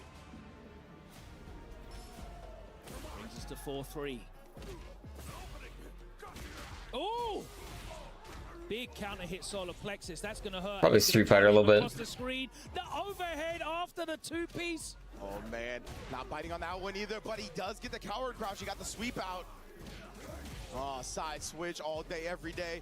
Throw actually could not get the attacks. Yeah, preemptive slide working out for him a couple of times. They're catching a recovery of normal. I need new emotes so bad. I need animate emotes. Oh, he's still alive! Just barely. Oh my goodness, bro. Bar on deck. Oh, how much magic does Mena RD have in this pixel, man? Especially with Crime about to get his drive meter back. What defense for him while he was great out. The slide works, the overhead is blocked. Like he beats him to it! Mena RD, all the magic in the world! That round was so hype. On the board. Magic. That boy is spellcaster, bro. Get here on that esports deck, man. He is casting. Yes, sir. Big whiff. Oh my god, Prime whiffing every single button on that stick. Yeah. But I don't know how. Throw those different looks at different ranges. These guys don't want to get comfortable. Wow, that forward fierce. Again, expertly spaced by Mena. Prime here doing such a good job with the fireball patterns. I'm loving the fact that he's not doing it too early. What a check. What a dash crouch medium punch from Prime. Get off me. Yeah. Stealing a few frames after that OD up ball. Lays the fireball after blocking the OD Blanca ball as well. Prime got great knowledge in this matchup. Oh my god, they both burnt out off that string. Man, of course, the Lightning Beast is on deck again, but Level 3's on deck as well. Yeah, exactly. You got to get close for that level 2. You get close in the wrong way, you are eating that level 3 100%. And there it is! Mena went for the light kick. It was definitely going to get cancelled into something for the level 2, but it traded And Crimea was able to take advantage of that situation and spend all 3 bars, no messing around, because that puts him at set point. Crimea threw up the one more. Immediate lightning beast from Meta. No games being played right now. Oh! Gigantic risk. Crimea gonna take the corner. Gary gets a meaty crouch fierce, but he tried to throw reset. Mena now, the lightning beast is still there a little bit, but he hasn't been able to make anything happen off of it. Yeah, that fireball's just come in and he's not ready for it, but walks behind the withstand medium kick. He's in now. No, he's not. Takes the throw, and that's the end of the level 2. Indeed, he's still got a chance. He's still got the real estate advantage. That's why he does the drive reversal. Wants him knocked down in the corner. You gotta apply this pressure. Jumps out again. No. Nice patience again there. He just presses the light after the hop side switch. Oh man, caught him flinching right there. Again, looking for that big meaty, keeping the plus frames on, shaving off that drive meter. I bait something out with drive rush light. Oh my God, Mena actually committed to the drive rush cancel right there. That puts him in burnout. He's a pixel away from 2 bars though. Oh my God, he's gonna get the lightning beast. Oh! Not before he gets drive impacted. Crimea 5-3. And nothing underlines the changing of the guard than catching Mena RD in that moment with a drive impact in the corner to close out the set, eliminate Mena RD from the tournament, and Crimea. That was a crazy set though. After what was an unbelievable set. You think this kid can't get any better every time you watch him? Bro. He finds a level to elevate each and every time. 100%. I love the way Crimea looks when he's in game. When he's in the heat of the moment, in the intense competition, he is a...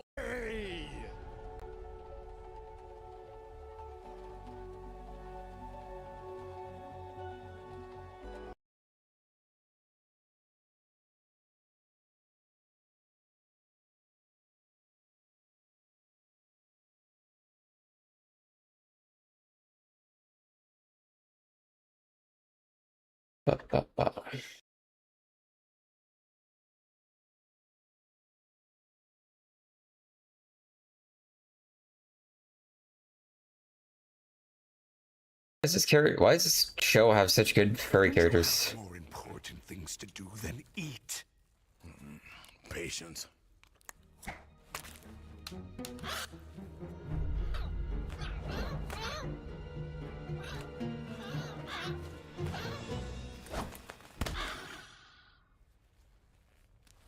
General, a message?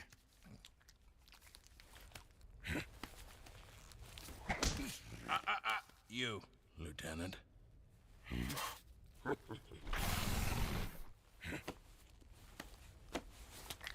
I suppose Grey Fangs can't read then. The Igby family has been sighted in Chimera. My spy. Never.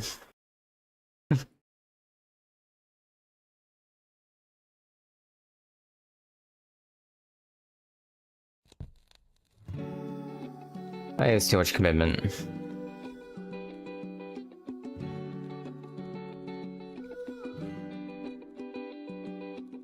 I don't know why I thought that was gonna go somewhere else.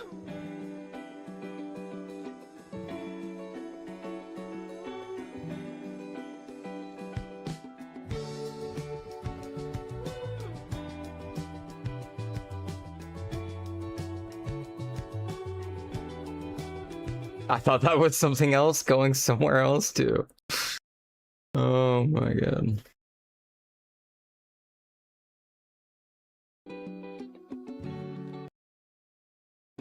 Okay, that was on purpose. Okay, that was on purpose. Surely.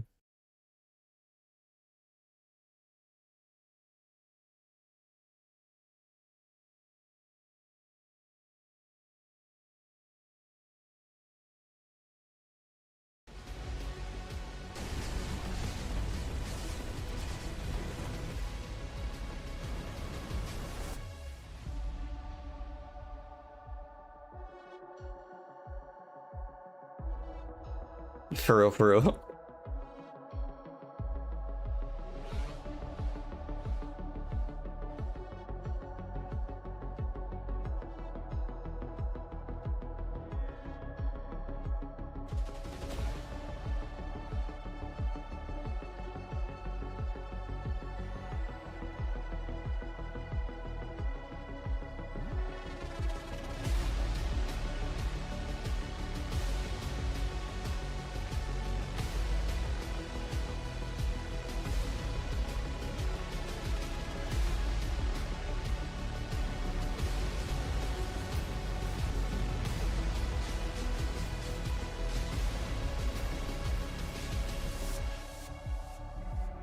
Looks like complete slop. But like fun slop a little bit.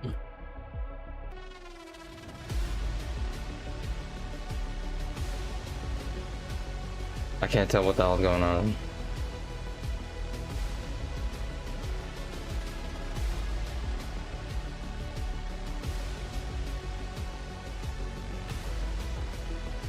Probably terrible. Probably the worst game ever made.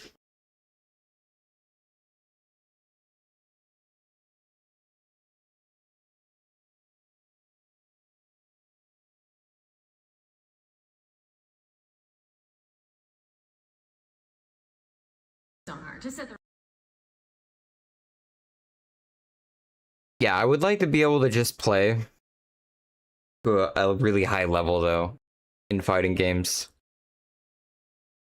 But not really pro level, like completely pro level, you know? I just want to be an online menace, basically. You know?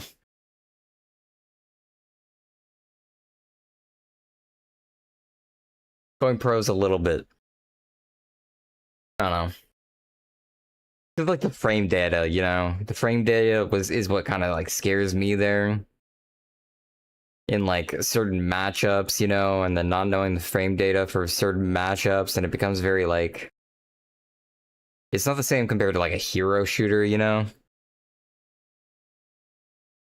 Like, I'm sure it's not that bad once you like know things and...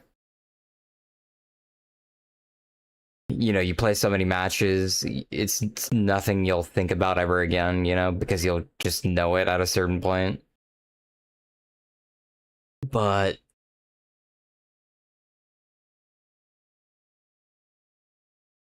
Yeah, I don't know.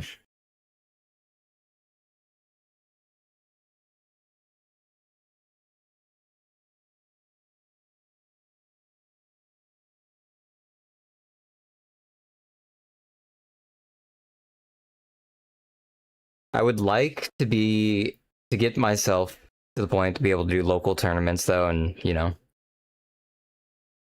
and just play extremely well online and have a chance against some of the best players, you know, in terms of like winning a couple rounds.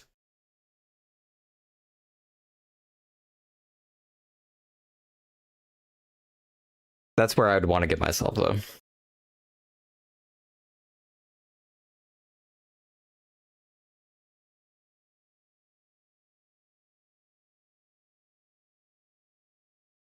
And to be able to, you know, play other fighting games and pick those up better.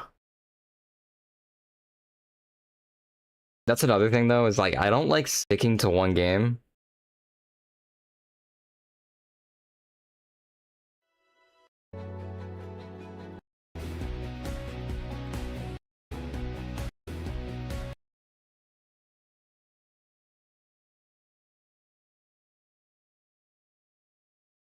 But I do like to have a main game, you know? Comfort pick that I can always go to and play. In the genre.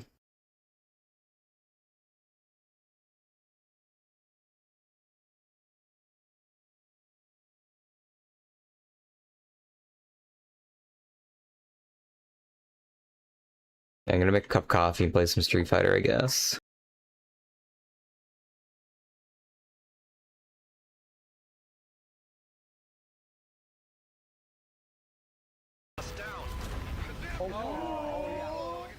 Time flew by. That was exhilarating.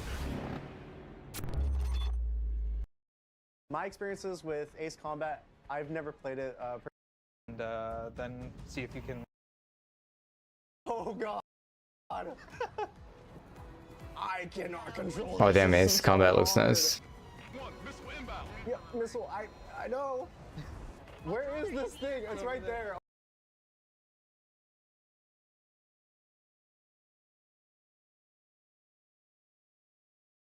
The thing is, Street Fighter doesn't really change that much, so it's just like... Definitely possible, you know? If I put enough hours in.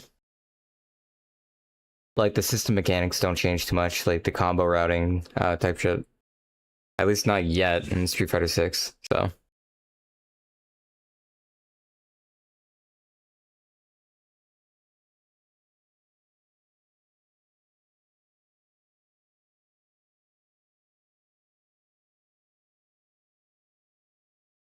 Hey YouTube, Savandros here.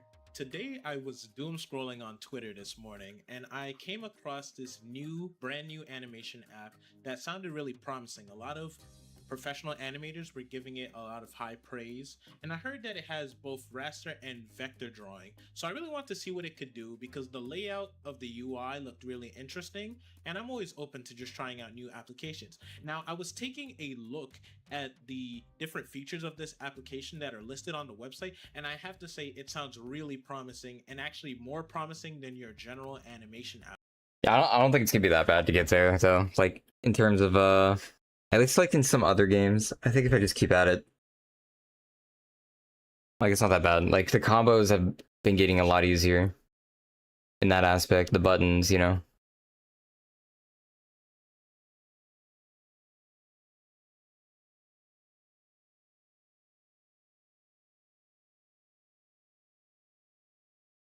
Yeah, I never lose. What do you mean? What do you mean?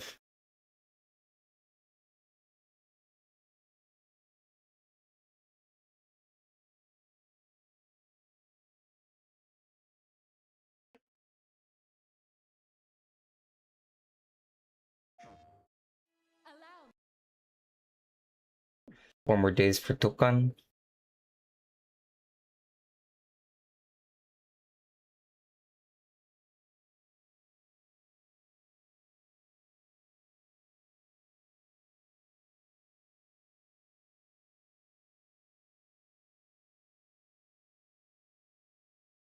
Wait, where'd that game go?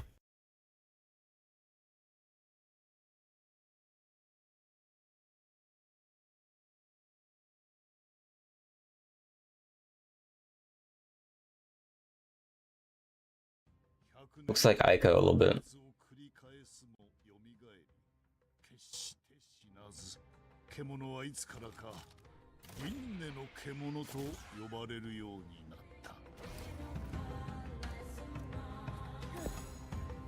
Yo. Yo. Wait, I'm already sold. Hello?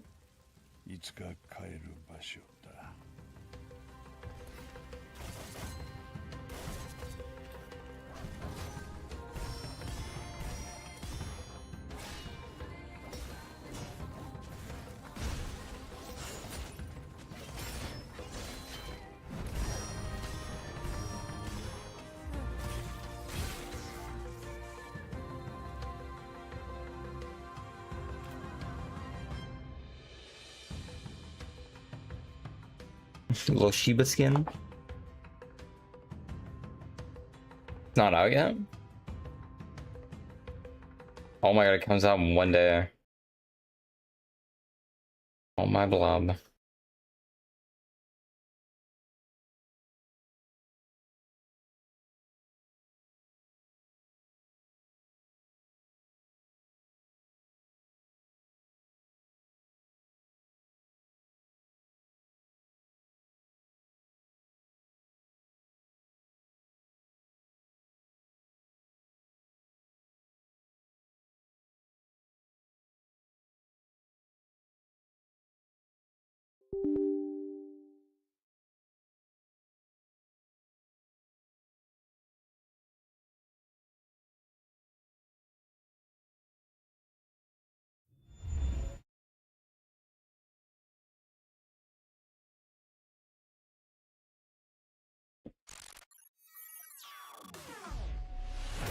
Street Fighter 6.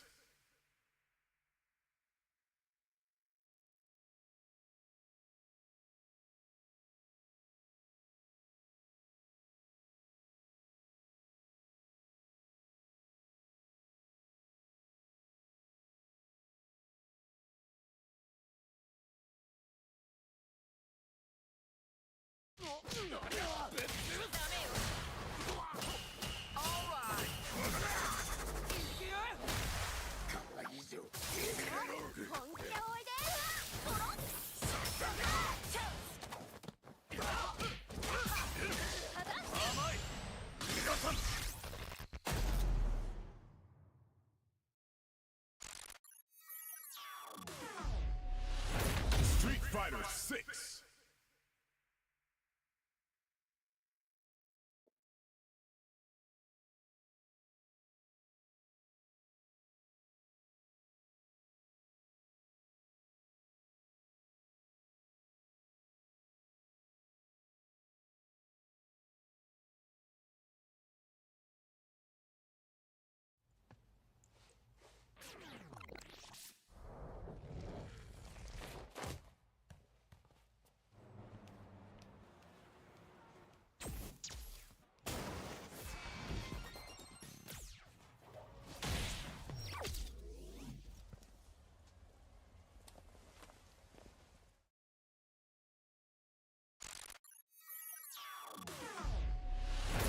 Street Fighter 6.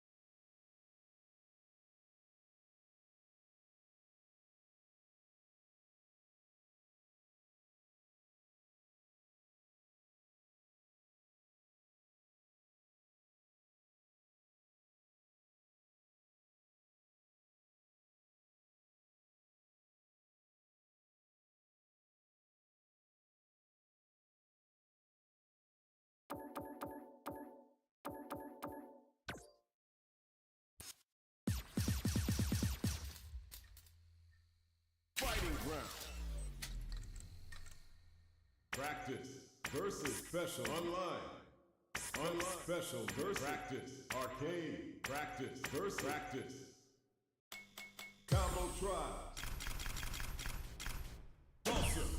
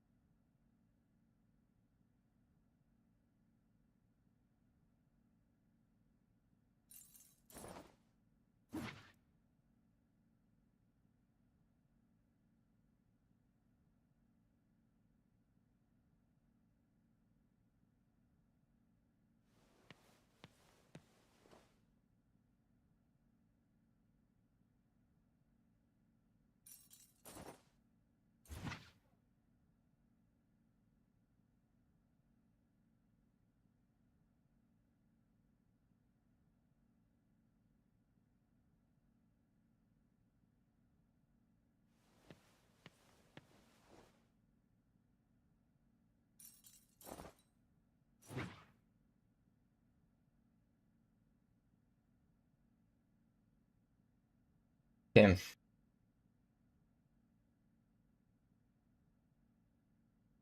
Someone was doing animated emotes and I should have got some. They're closed.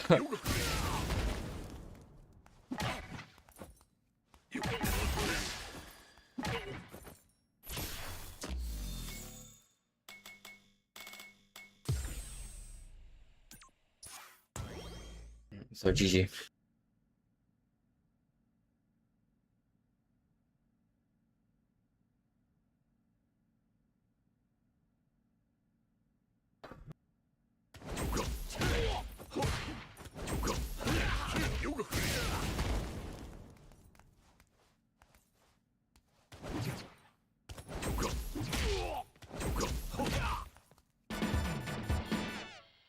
Why?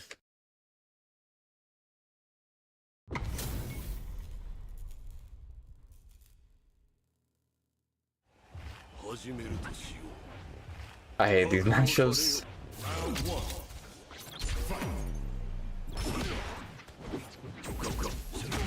Oh.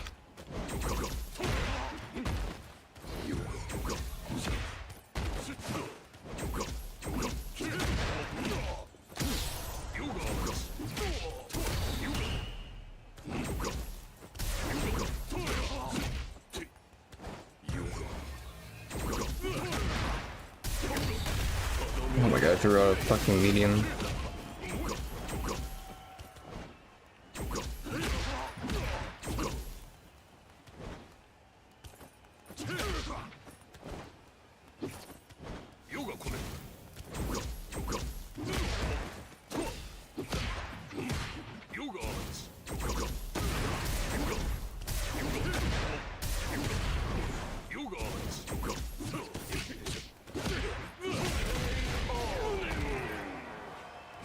Is that how I counter? I just walk back.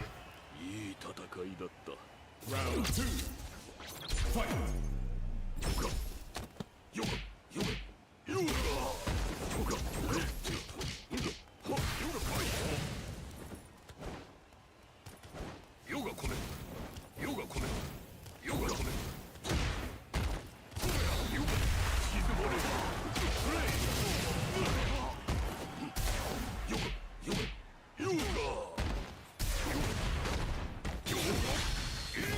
Oh my god, I threw. I did the wrong one.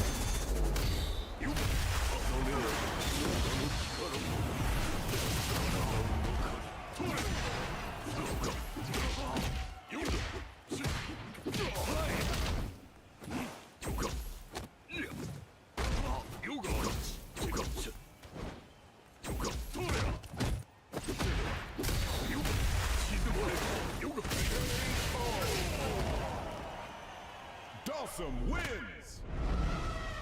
This matchup's so cringe.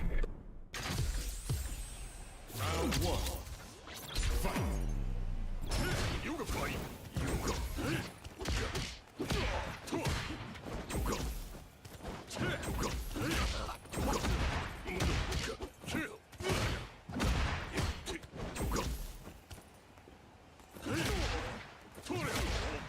Are you fucking serious?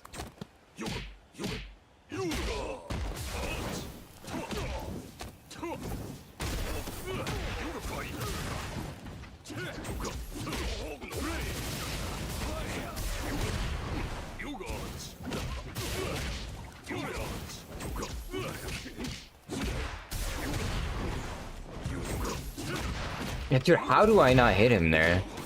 In what world?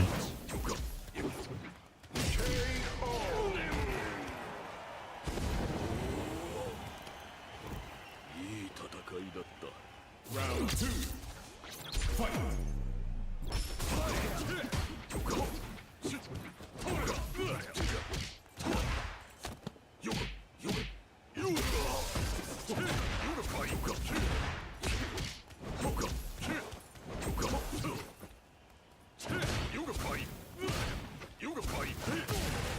Hello? I don't know how to counter the teleport to actually give me cancer.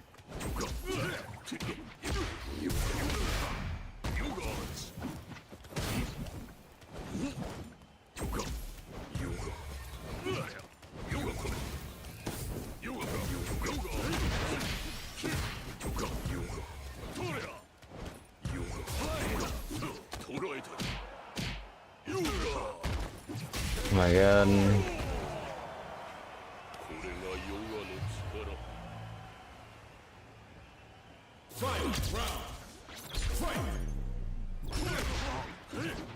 Matchup is so AIDS.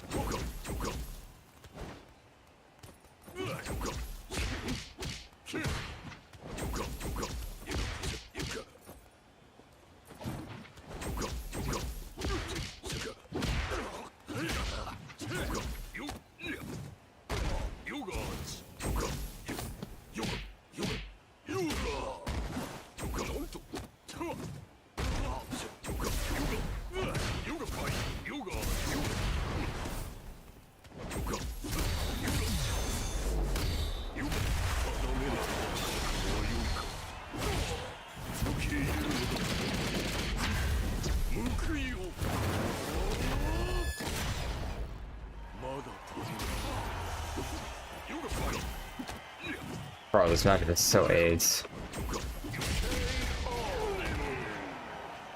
Dawson wins.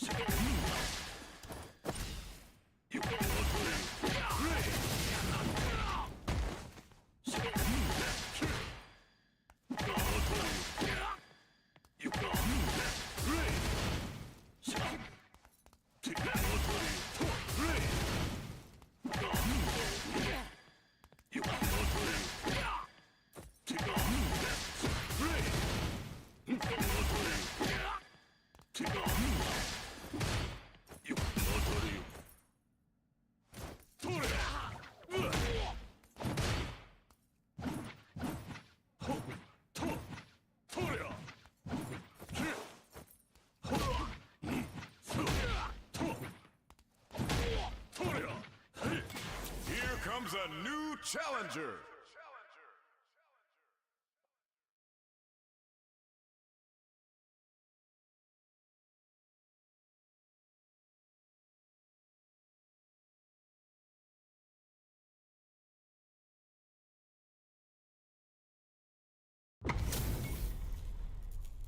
I hate this character too.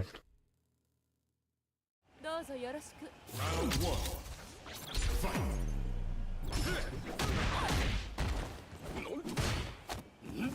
Every character with a command throw I hit.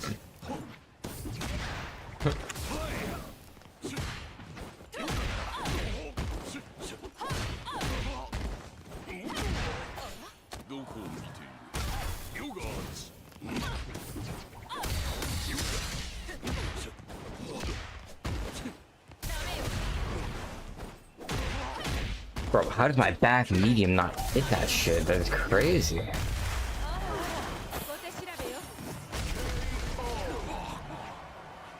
I hate Dawson anti-air. This is so bad.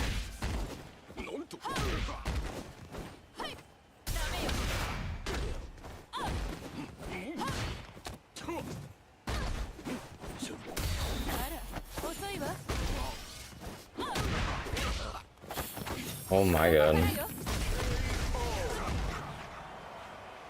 Manon wins.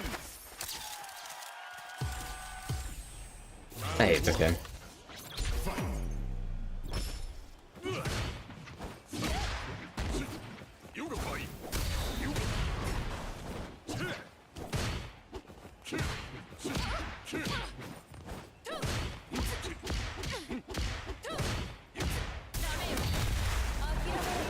How do I not get my fucking driving back off?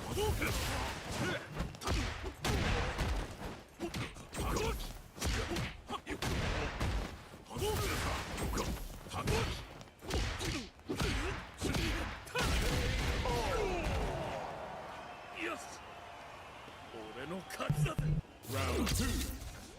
Fight.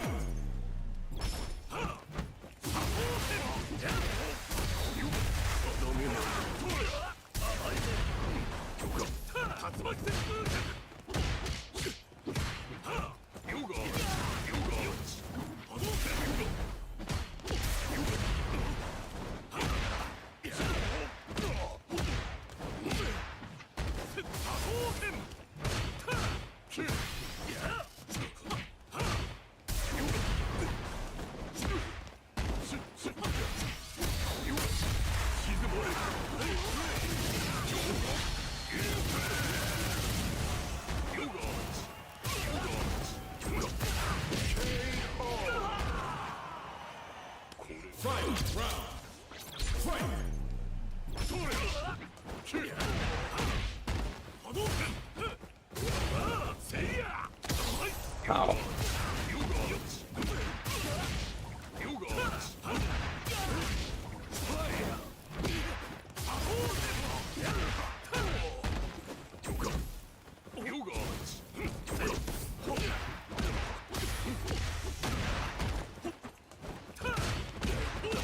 That's what I'm. You're a dumbass.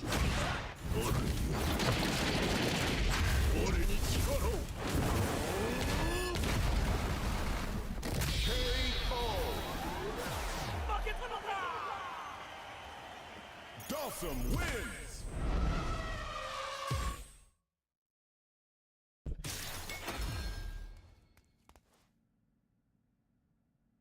Let's go, well, welcome, welcome.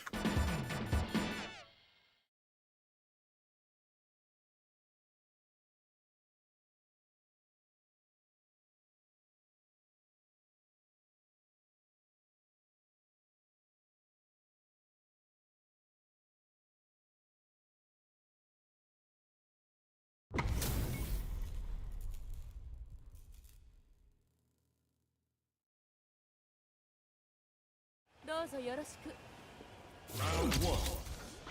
Fight.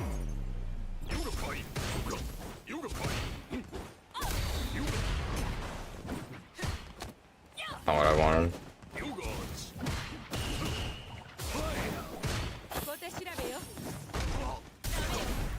8 command grabs.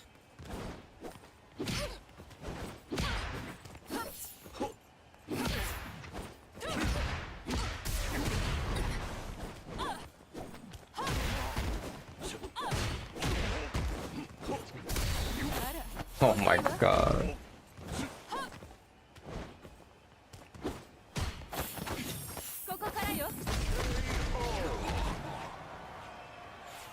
Why can you command grab through direct input? Drive it back to me. Why is the game like this? What idea was this?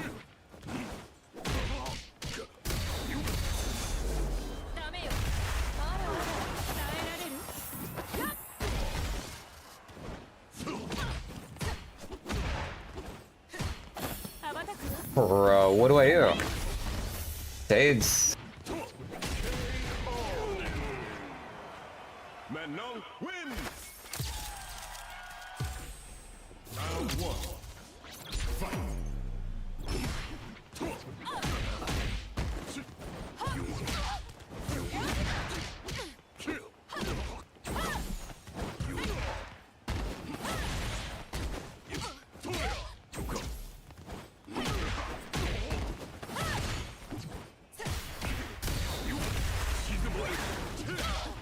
Not what I wanted. Why is my game lagging so bad?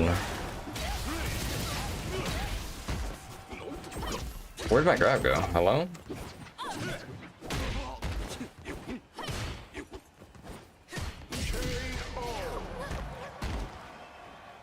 Round 2. Fight.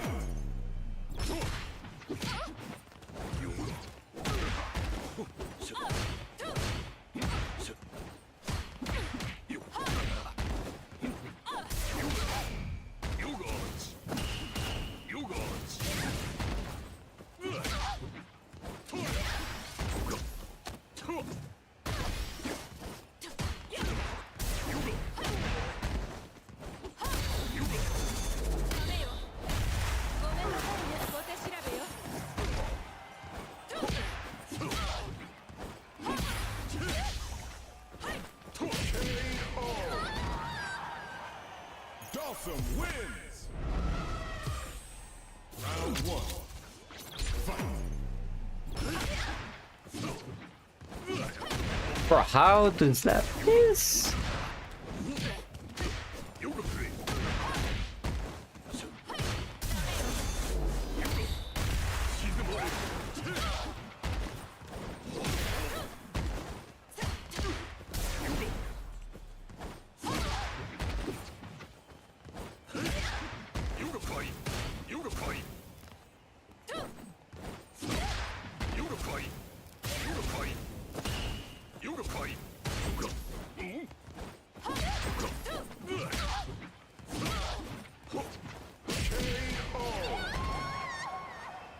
Round 2.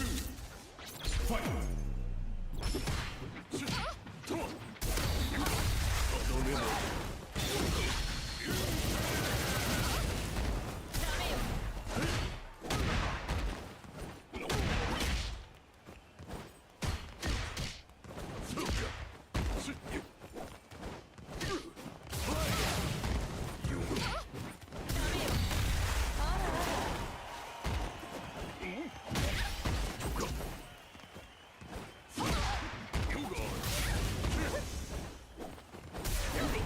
Oh, not what I wanted. Bro, I hate my anti-air so much.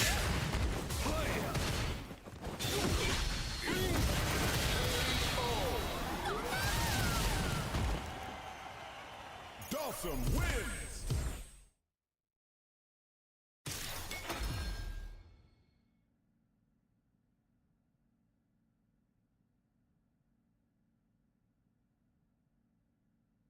I miss Ed's anti-air. Taking back.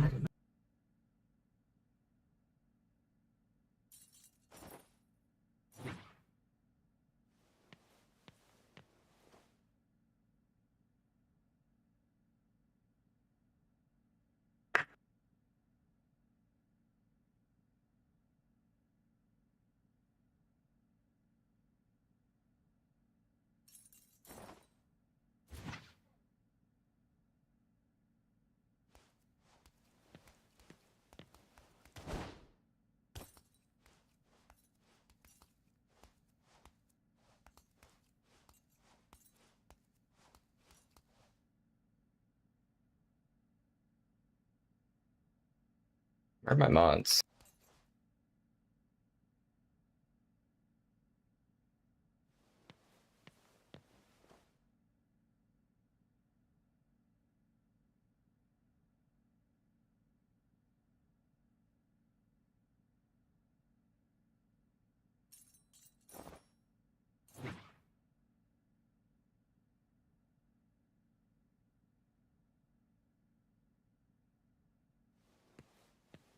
Did you see Meta RD versus Prime May vote him?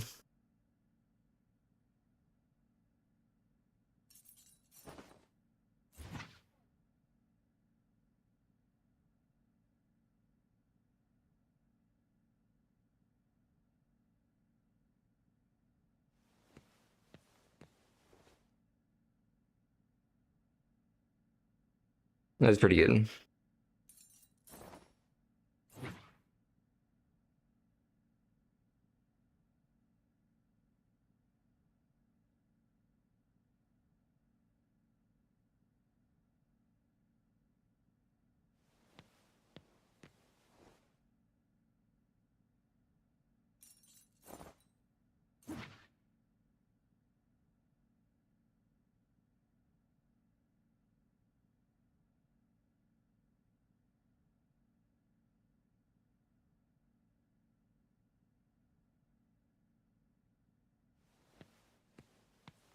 Yeah, it pained me seeing that command grab from Hibiki every time. Just seeing all the damage from that command grab.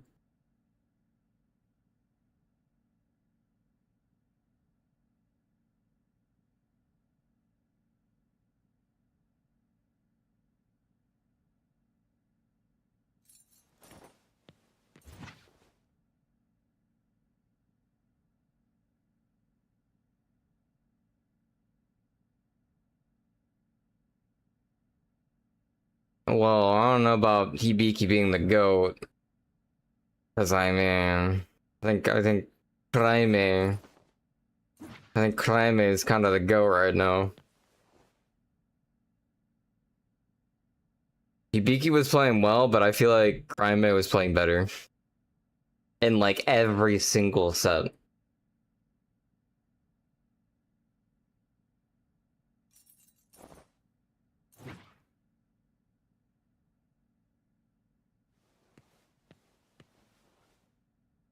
Like Hibiki did amazing second place, but I think Crime just outshined him, you know, this tournament for sure.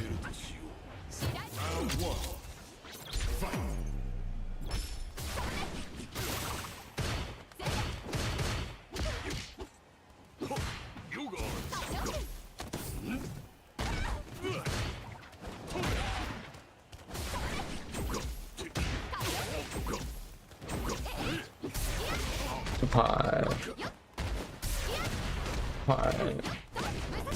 Controlling.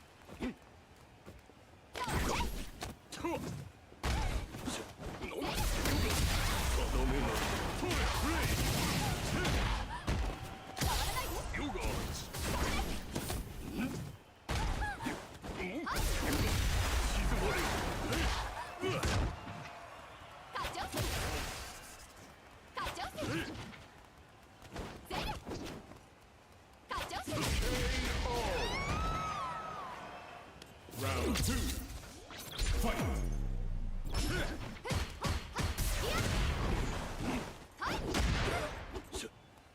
Boom, boom, boom, boom, boom, boom.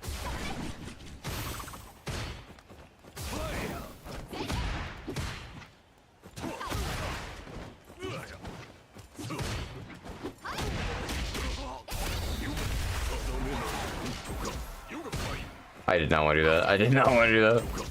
Minor mistake. Oh.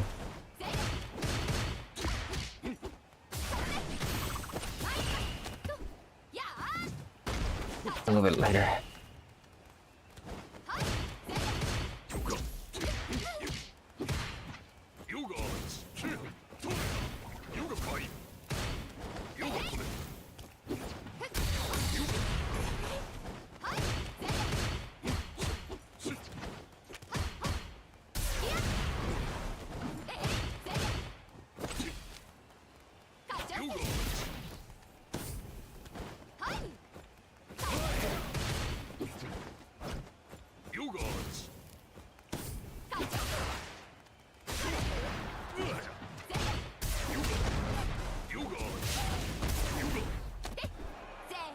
Oops.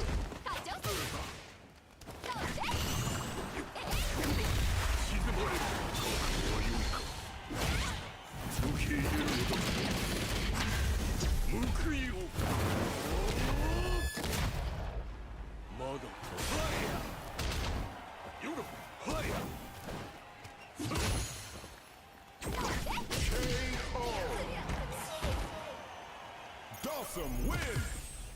Round 1. Fight.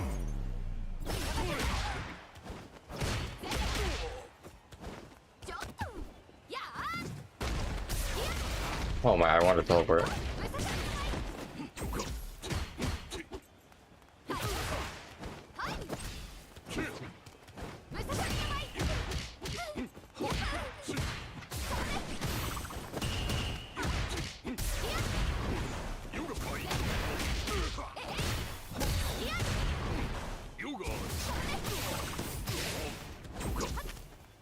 It's less to parry the drive impacts, right?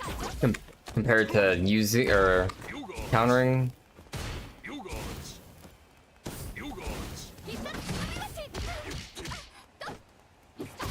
Oh.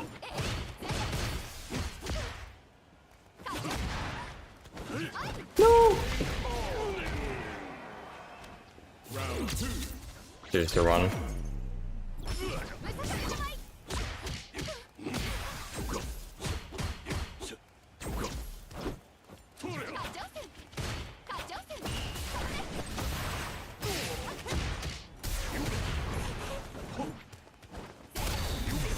I should have done it. Try to do it. No, I fucked up afterward. I could have done the anti-air. I was getting ready to push it through. Yikes.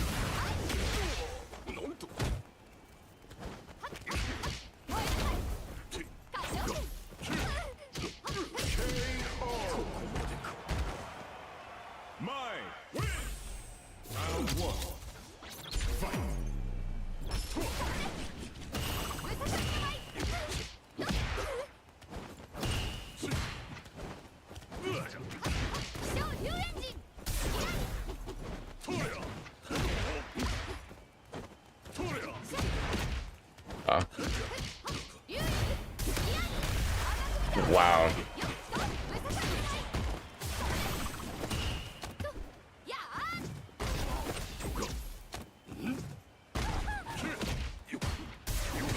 Oh, I won.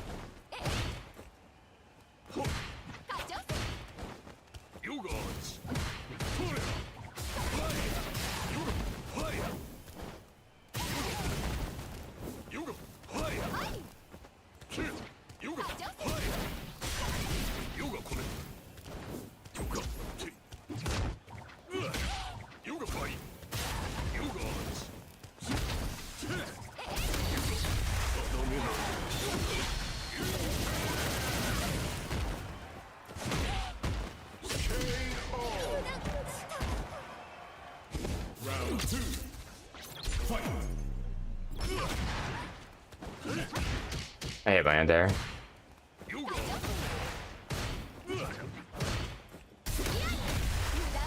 Throw it to medium.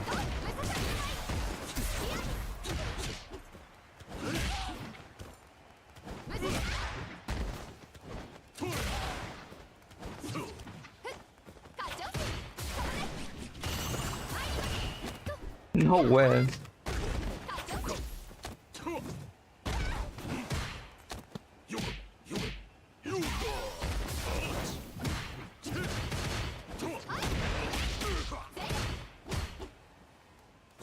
Left a gap in that earlier.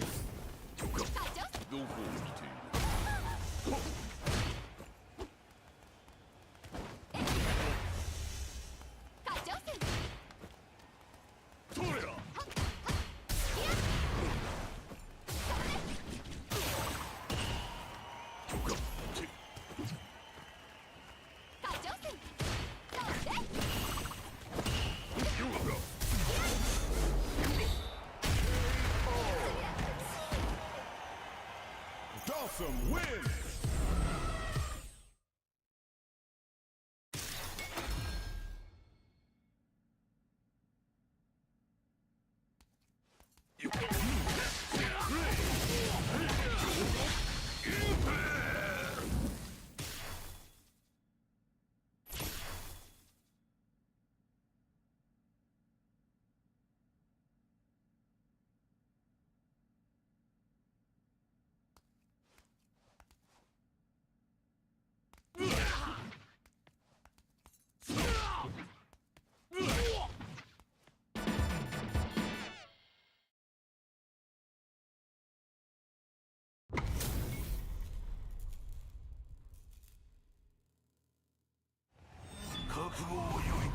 Round one.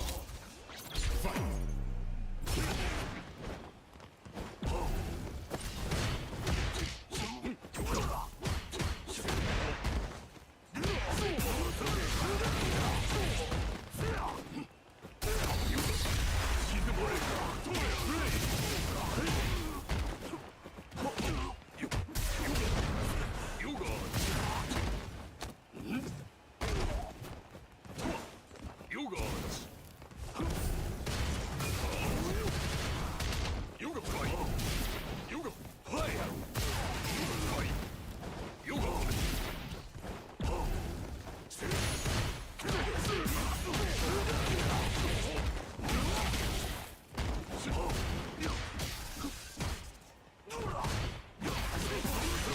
Oh my god.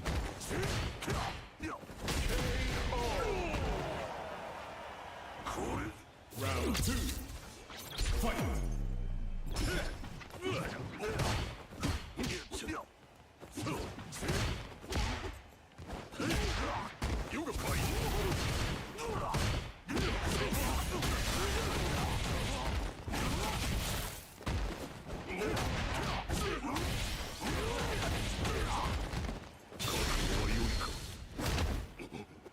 Okay.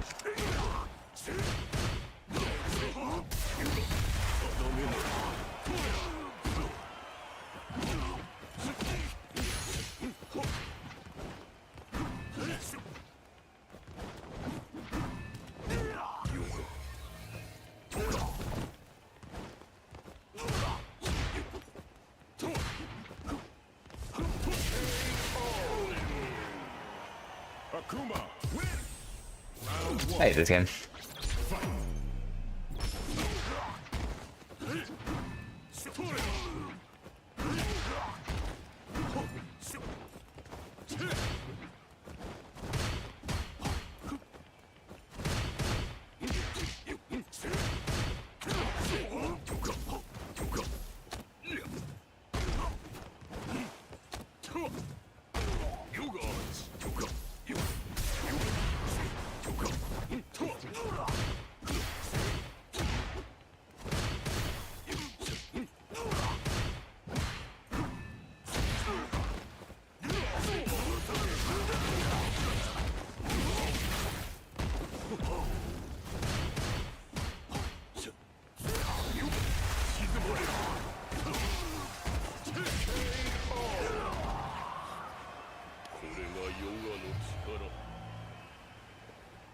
Round 2. Fight.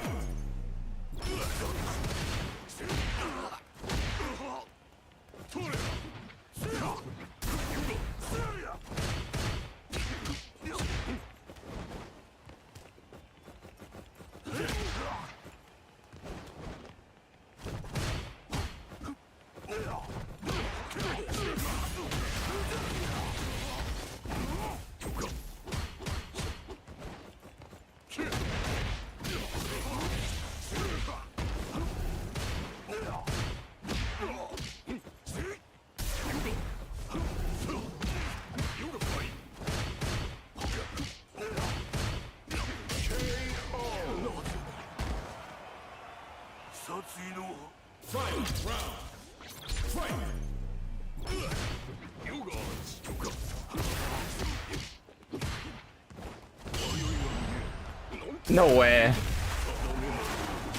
thought it'd be closer.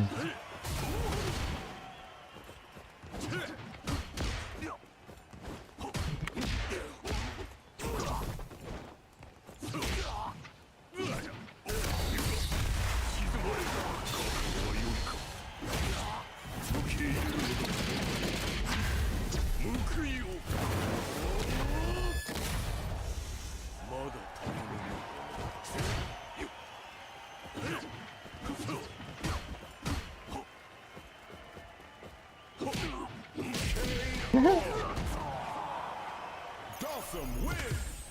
Round 1. Fight.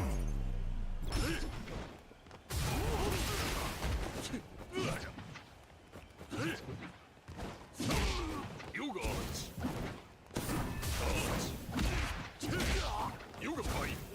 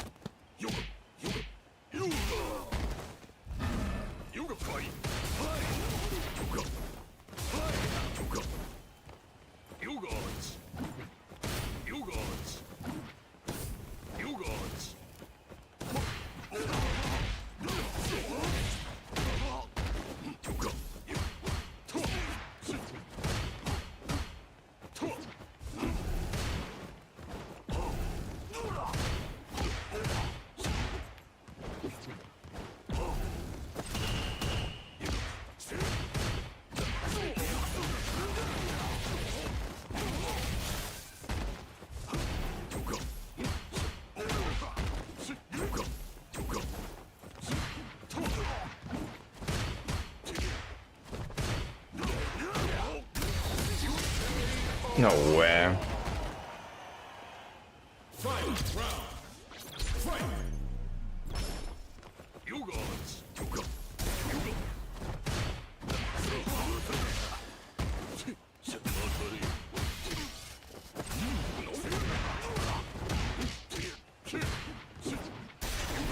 I didn't want to do that.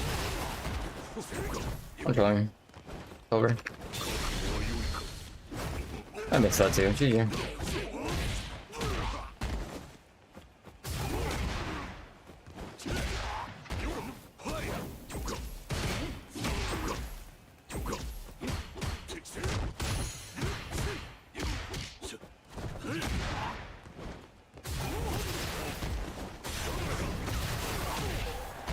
Right there.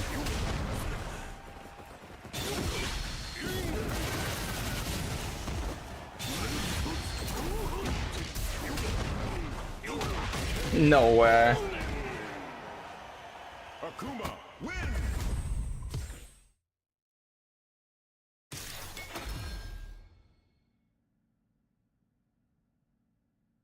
I hate this game.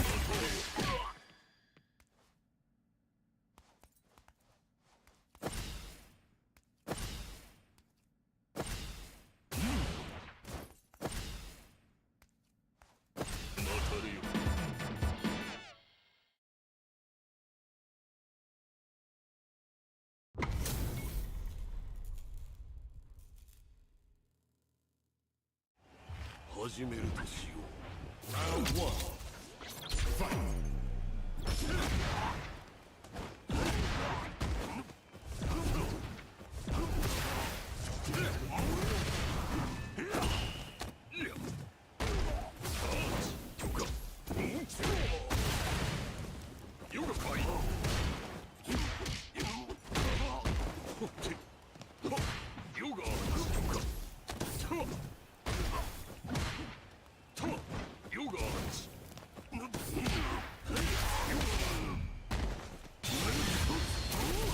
Oh my god, I thought it was... I don't know why I thought it was just level 3.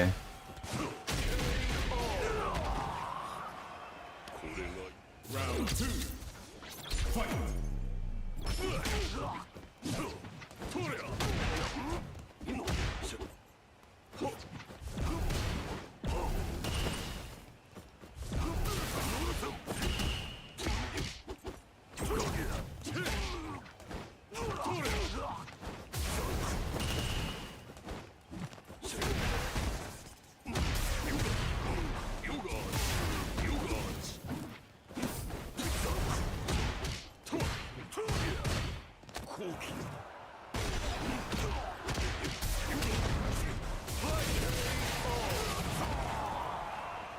Dawson wins. Round one. Fight.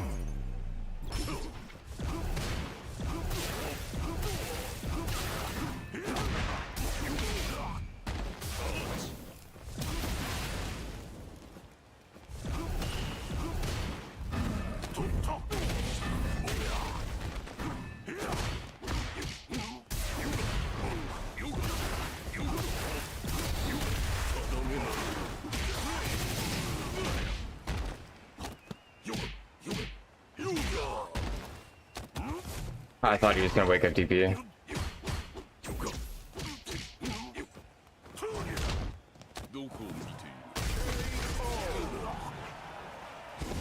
Round two. Fight.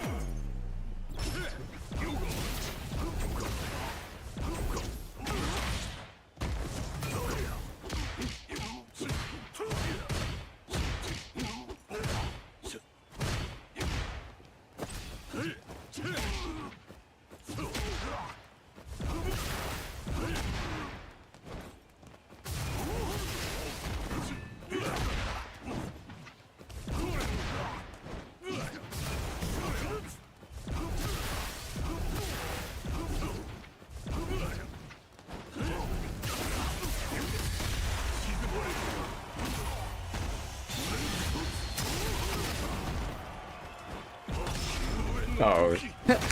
Okay, fairly. The projectile made me a little bit worried for a second when I saw the projectile come out. I was like,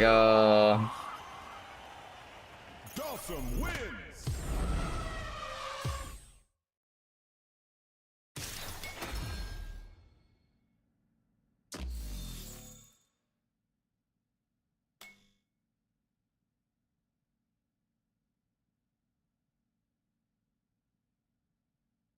Right back.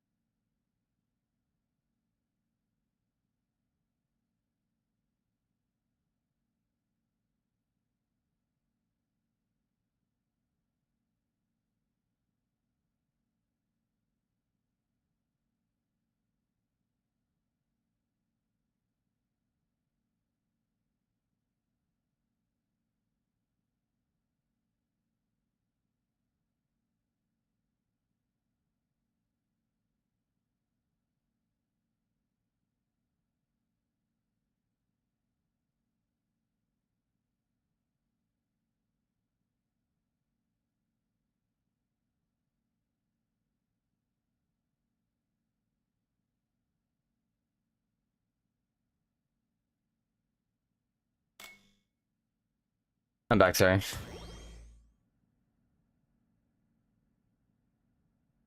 Made some food.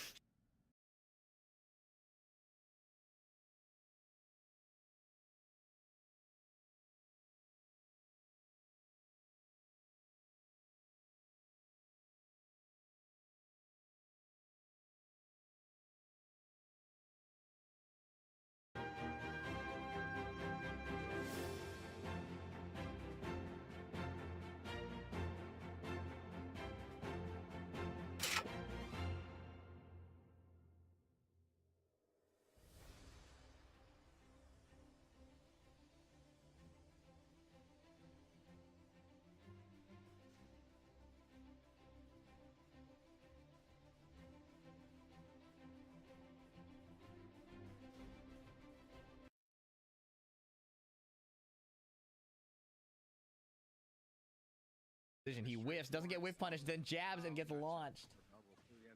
Just like round 1, game 1. Mosin Shooter takes it to a game 3. That game's been pretty good.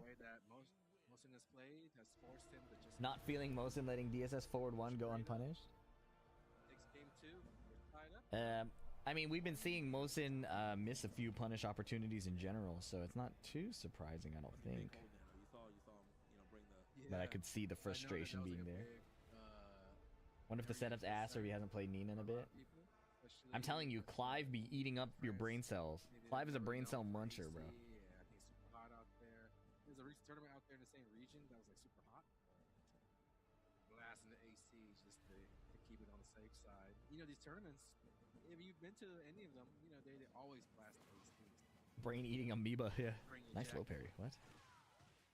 Even if it's like hot outside, bring your jacket. That's my pro tip. He's stepping left. I thought you stepped right to get past that get up kick. You don't want to be cold in the venue, that's for sure. Yeah, that's the worst. I mean, playing on the Punish. Wow. Never fun. Ends up getting that blind bomb right there. Tries to get a little more involved too with the down back 2. DF2, normal hit. Nice duck. Oh.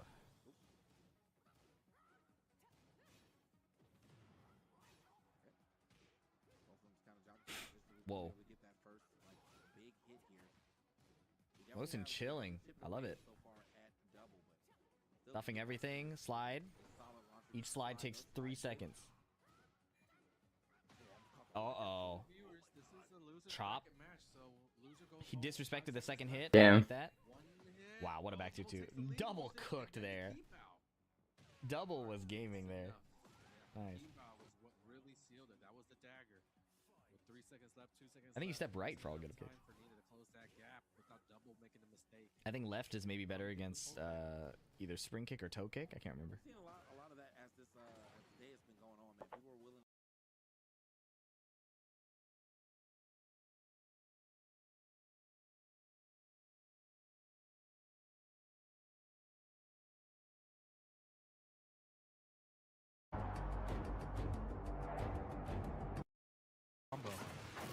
Yeah, hard to adjust for those, but can we adjust for this?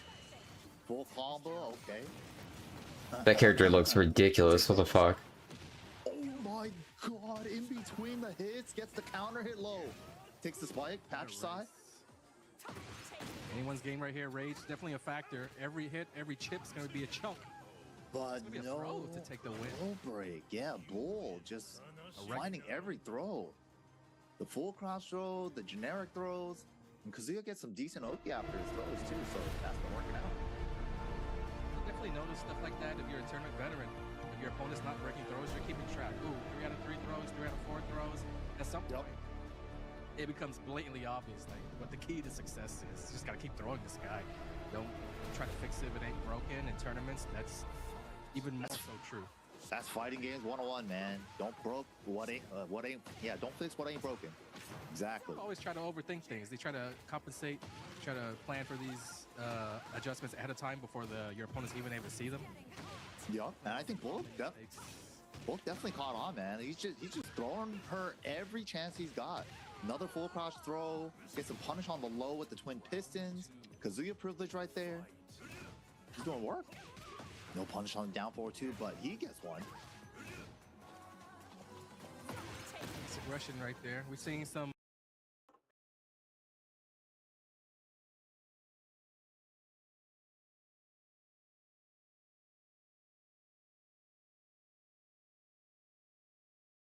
GH is back. Here's your gaming news with the release dates, free games, and everything else. Timestamps. Let's not waste any more time. Let's do this. First up, here's some good news for Sony fans. Sony has shared an update on the PlayStation 5 for 4 months, with the console continuing to move closer to another shipment milestone. According to the company's latest financial result, worldwide PlayStation 5 shipments have reached 95.3 million units after 1.6 million consoles were shipped during the April to June quarter. Sony also reported that PlayStation Network reached 125 million monthly active users, while digital downloads made up 82% of full game software sales across PlayStation 4 and PlayStation 5, with shipments now above 95 million units. It remains to be seen whether the PlayStation 5 could reach 100 million before the end of the year. And next news we got, Cinder City has opened signups for the first pre-alpha play test, with the initial testing phase scheduled to run from August 14 to August 16 for players in the United States. The test is limited to applicants age 16 or That older, looks and kinda selected neat. participants will begin receiving access emails through First Look starting August 12. The playtest will be covered by a strict non-disclosure agreement, meaning participants cannot share gameplay, screenshots, live streams, or any other content from the test. The developers also confirmed that additional playtests are planned after this initial phase, with future schedules and supported regions to be announced through the game's official channels. Next is we got Genshin Impact's version 7.0 preview outlines what players can expect when the update launches on August 12, introducing the long-awaited region of Snezhnaya alongside new story content, characters, gameplay features, and events. The update adds the 5-star Cryo character Odette, the free 4-star Alyosha, the Cryo Traveler, a new third-person shooting mode exclusive to Snezhnaya, alongside additional story blessing. As you climb the mountain, sprites and assumed Kirby was white, while the Japanese box art has already shown him in pink, marking the first commercial release.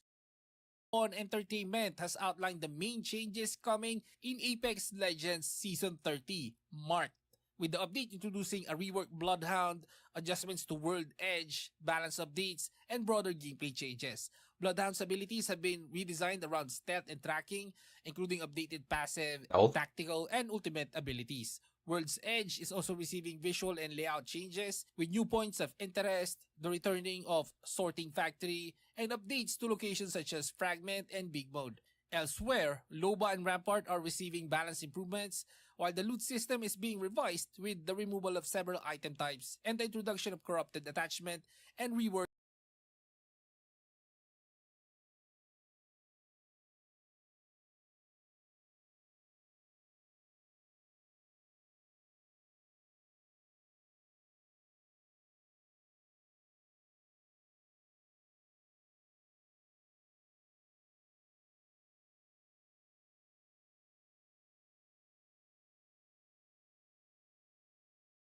So that's Tyler 1 and that's Faker, and they are about to play a chess match at the 2026 Esports World Cup. Yes, I didn't know that. You heard that right.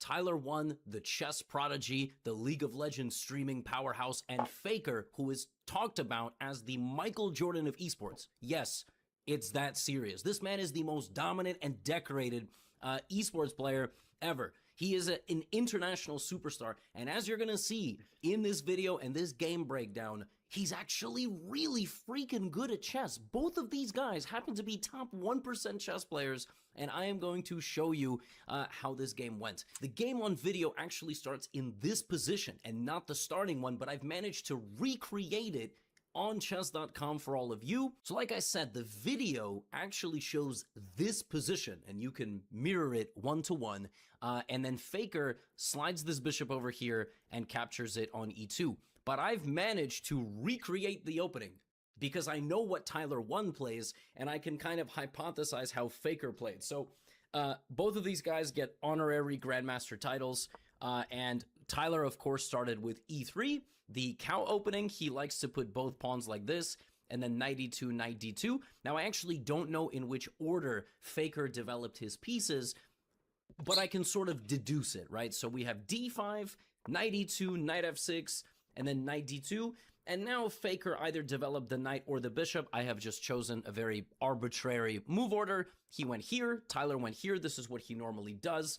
The count opening is worse for the side that plays it according to the computer because you have less space, and the other side can use the flank pawn to put you under pressure. But honestly, for most of the elo ladder, it like minus 0.8 doesn't mean anything. And as we're going to see in this game, it really doesn't mean anything. So castles from Faker. We have bishop e2, knight c6, and Tyler castles. And then here, you know, black has a choice, right? He has these two powerful central pawns. And I think in general, League of Legends players, like maybe this is a complete overstatement, but especially the folks that are more gaming inclined and they have that type of brain, they coordinate their pieces just a little bit better. Now here, you know, again, black can focus in the middle. Faker's like, well, I can't move my bishop out this way, so I'm going to play b6 and try to get my bishop out to b7. And here, Tyler 1 usually plays something with a knight, but in this particular position, he strikes the center with the move e4. We can see there was a transformation on the video because there's no d-pawn, so I imagine it was something like takes, and knight to d4, which is a good move. But already, the guys have reached a completely equal middle game, which is incredible. Right? Like, this is where we pick things up. White has many, many choices to go from here. And I was able to both watch the video and recreate the game using my own mind. And I think I may be the only one on the internet that's done that. So you are watching an exclusive. Hopefully this has not been analyzed or broken down anywhere else. So Tyler goes here. He doesn't care if this bishop gets taken, although the better move here is not to allow the bishop to get taken. Look, folks, about 8 times out of 10, the knight for bishop trade is better for the person that's going to get the bishop. And so if you don't have a good reason to give away a bishop, don't give it away. It's a very good long-range piece. But in the game, knight b3 was played, takes, and we got bishop to b7, simply developing, applying some pressure. Now, when I look at this position, here's the inherent problem with the cow. This knight is in a decent spot. But this knight is not, and he is going to have to bring this knight back. It doesn't have any forward mobility, and that's the problem with this opening, is that long-term, the coordination is just not there. If the coordination is not there, then it's going to be even harder to generate any sort of initiative or attack. And that actually becomes very apparent right here. Here, the best move for white is probably centralizing the rook, just improving this position like this. Maybe black will walk into this attack. What you don't want to do here is you don't want to play a move, and then when you are attacked, return to the home square. You almost never want to return to the home square. Now, probably Tyler was like, well, if I go here, he's going to take my pawn. If I go here, that's kind of clumsy. I'm in the way of my rook. Let me just go all the way back. And obviously, if here, black just wins the piece. But you got to commit to it. Like, you might as well even take the knight just to try to make some more progress in the position. Put your rooks like this, like this. Now, obviously, Tyler 1 has, he's watched some of my videos on stream, and he has called me an idiot before, I'm pretty sure. And, maybe he had a strategy, and I just simply am too stupid to understand it, and that's completely fine. But yes, I didn't like this because it feels like the momentum is being lost a little bit. Faker here continues to make improving moves. The best move for black is a multi-purpose pawn move. Faker brought his queen and then brought his rooks to the middle, which is completely correct. For the record, Tyler 1's a 1600 rapid rated player who used to be almost 2000. In fact, he might have even crossed 2000. Like, the fact that Faker's just like outplaying him is mind-blowing. Like, this dude is obviously insanely good at chess too. So the move in this position for black that is the best move is this move pawn to a5. So using your A or your H pawns against the knight, which is standing in that 3rd or 6th rank slot and can be targeted, very annoying strategy. Because white now has to make some sort of decision here of whether to run away. That pawn is going to be used to then smash the structure or just not allow the knight to come forward. And also this move does something else. It wins control of the a6 square, where you will then attack the queen and the rook. So a5 is a very nasty move. But there's obviously nothing wrong with playing queen d7. Also a very good move. At this point, Tyler's like, all right, this didn't work. I need to come up with another plan. I'm going to open up the position. Here's the problem. If I asked you right now, should white move this pawn to f3 or f4? All of you need to say the same thing. Why? I wrote a second book, How to Win at Chess Next Level. It's for intermediate players. And one of the things discussed in that book is knights and bishops. Bishops like an open board. And bishops also only control one color. And so in this position, black has a light squared bishop. Now, bishop is pointed at this pawn, and clearly the bishops see that way. So white needs to keep the position closed. You got to keep the position closed. Playing a move like pawn to f4 opens things up, but it opens things up relative to the opponent who wants to open things up, right? And it also leaves you with an isolated pawn in the center. f4 invites more problems, then it's able to grant advantages to the side that's getting the pawn trade going. So Tyler won, he plays f4, which on a surface, you look at pawn takes, bishop takes, rook takes. Here's the thing though. Do you notice how that's equal? How fascinating is that? If f4 is played, it's minus 2.3. How is it minus 2.3? Because after pawn takes, bishop takes, it's only minus 2, but you don't take. It's not checkers. In this position, if black now makes this move, this is a major issue for white. White now probably has to go back and defend himself, and you can't. The truth is you cannot defend yourself in this position, as after this trade now and this pressure, there's queen d4 check, a square that used to be protected by the knight that now needed to go back and defend. The king moves, you lose at least the pawn on b2, and then you're going to probably lose even more pawns. And the computer is so scummy, it just wants to go here. It doesn't even want to take anything, and we just see how this pressure here is overwhelming for white, who is desperately defending the position. Minus 3. Instructive how it's minus 3 if you only trade once, right? And you could take, you could also delay it, but then if you delay it, white goes f5, and I wouldn't really recommend that, although the computer is convinced even this position is terrible for white, which I'm not so convinced. I think you should take. Anyway, rook e8 is the move actually that Faker chooses. This is the top move of Stockfish. Now, whether this man fully evaluated the opening or closing of the position, I have no idea, but he literally just played the top move of the computer. And now Tyler, he needs to go f5, just purely on principle. The side that has the bishops wants to open the game. I get why he played the move that he played in the game. He activates his rook. This is probably the way he's done it. He runs it down mid or whatever they say in League of Legends. Problem is in this position, the other guy is running it down mid first. With D, right, with these two, the bishop, etc. At this point, white needs to go bishop f4. It's time to start trading off black's pieces. Bishop f4. Again, if this trade happens, white is actually kind of back in the game. But yeah, in the game, Tyler negates his development a little bit too long. And as it happens in intermediate chess, when you delay your pieces just simply too long, and then you try to go into battle, sometimes you will lose slowly, sometimes you will lose immediately. And Tyler plays rook f5, and the game is over. Rook f5 is a tactically flawed move. First of all, this move doesn't have a threat, which I don't like. I think Tyler here needed to trade off some pieces. This move does not carry a threat, and black's position is already so strong, the threats are simply overwhelming. And this is a move that loses tactically to bishop takes knight, which ironically is a move like, oh, we don't want to trade a bishop for a knight, but this is falling apart. And it's actually even worse than that, which Faker did not spot. Tyler got himself into a bad position, but it's only a bad position if you can prove that it's a bad position, and right now queen takes rook is simply a free rook. Now obviously he looked at it, saw that it was protected, maybe saw that he could attack the queen, maybe hallucinated the knight is protecting the queen, because normally the knight is on c3, but queen f5 is just a free rook. But e4 is also hanging, so he took it. Bishop e4 is bad.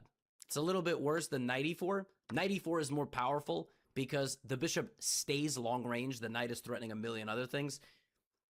White is just lost here because the knight's going to take the pawn, hit the queen, hit the rook. The rook is hanging, by the way. You play like something like queen f3, even knight back attacks the rook and attacks the queen. Like there is no way to defend anything here. Bishop e4 is a little clumsy because it allows Tyler 1 a little bit back into this game. He realized that if he just moves his rook anywhere, the bishop will move, he's going to be in some trouble. So he plays the best move. And this is why he's Tyler 1. This man sacrifices the rook. Rook f6. It's the only thing he can do. This is the only chance that he has. He's losing. He's got to create a little bit of chaos. So he gives away the rook for the knight, and then he picks up the pawn on h6, and now black's king is a little open. And so here with black, your heart's pounding a little bit. You know, Faker is there. He's looking. I mean, this is the Michael Jordan of esports. His heart's not pounding, bro. But, you know, he's like, well, I don't want to lose. You know, my bishop, blah, blah, blah, I could come back. But you start looking for the knockout here. Now, there is a chapter in this book called Converting Winning Positions.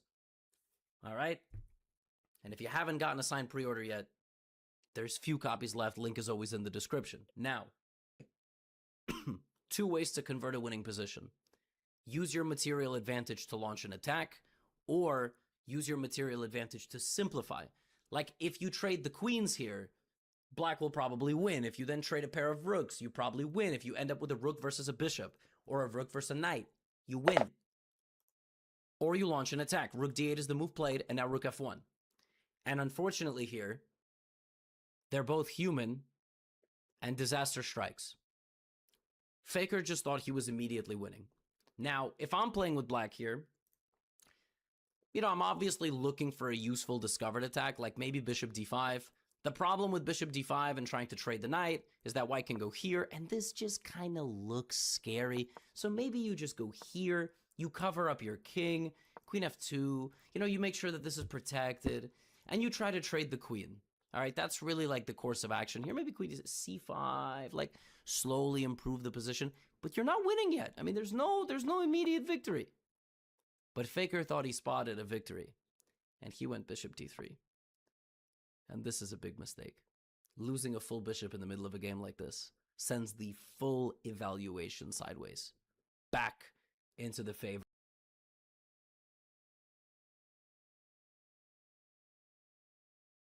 Josh Drive Hayes clip channel is suspended for a minimum of 115 days with no clear reason from YouTube that would make any sense at least. So I'm Visa and I run the Josh Drive Hayes clip channel, and yeah, it got suspended from the YouTube partner program, which is the program that allows you to generate the videos being uploaded, but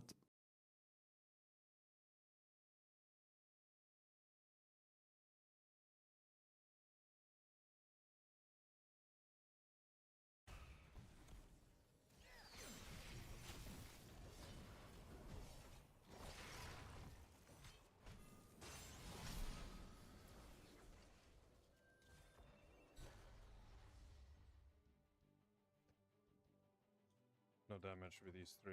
Like, even if I judge the turn, then nothing happens.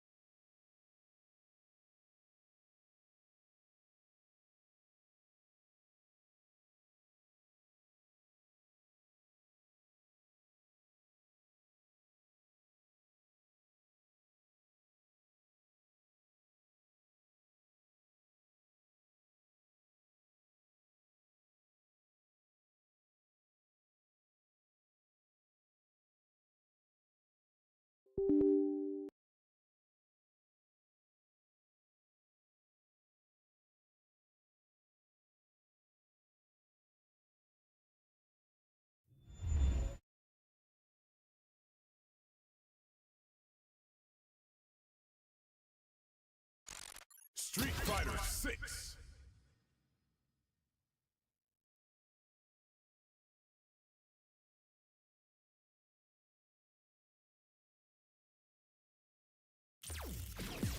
Fighting round.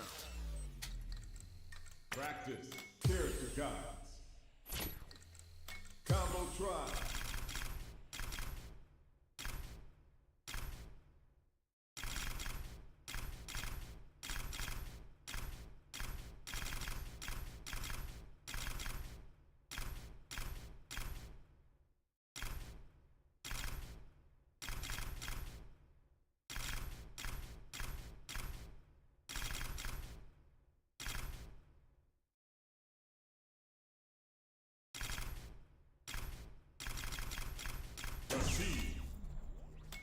Actually.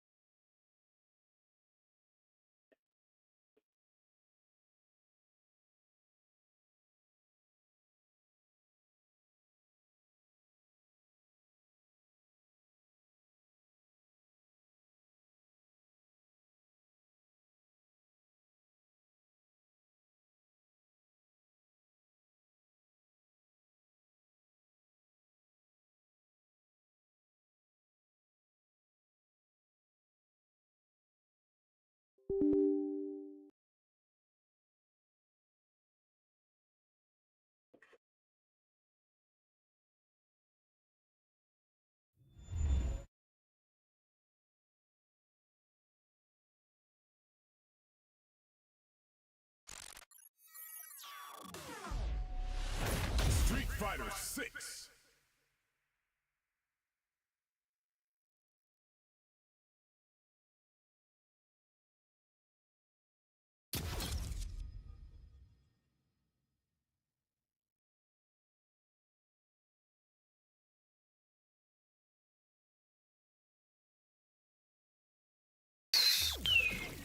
Fighting round.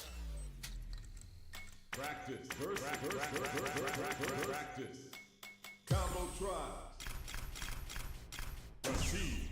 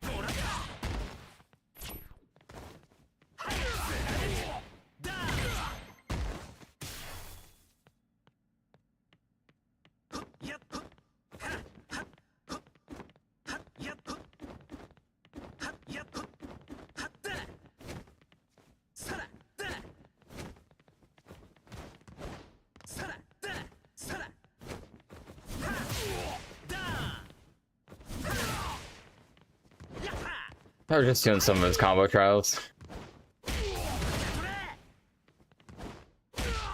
But he is one of the characters I wanted to learn.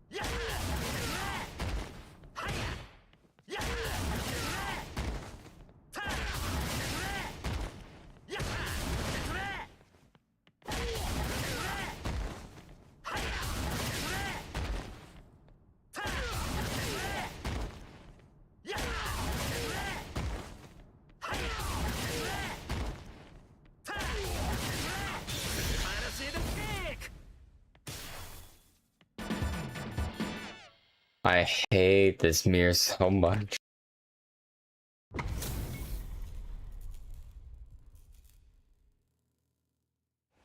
Round one. Fight.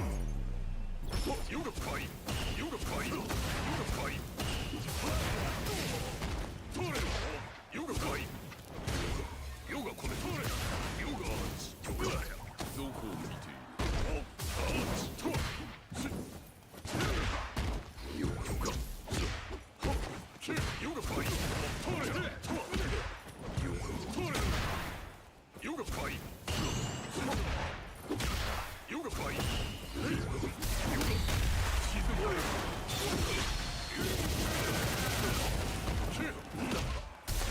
Hello?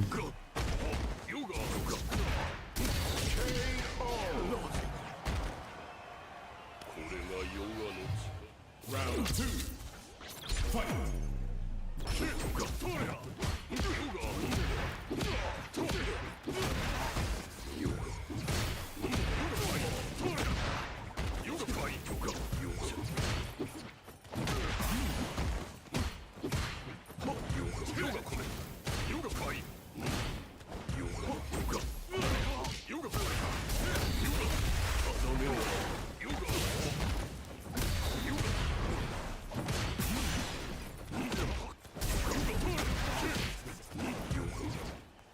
Dude, how does that miss? How does that miss?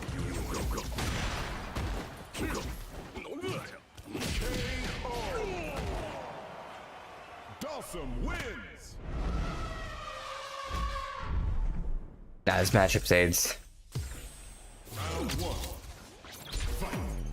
I'd rather fight Zangief.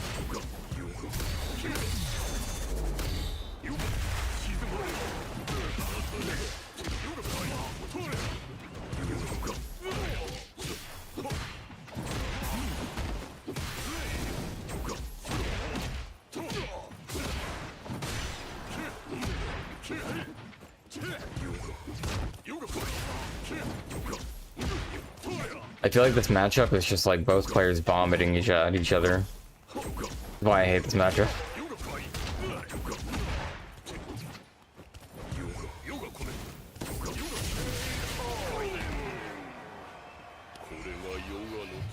Round two.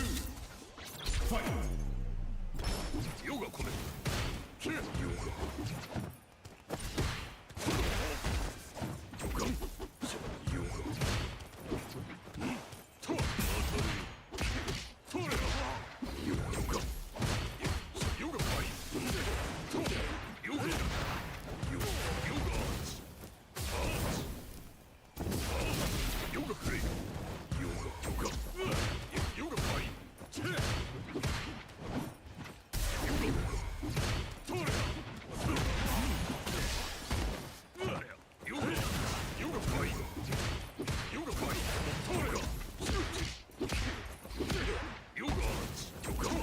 This matchup's so AIDS.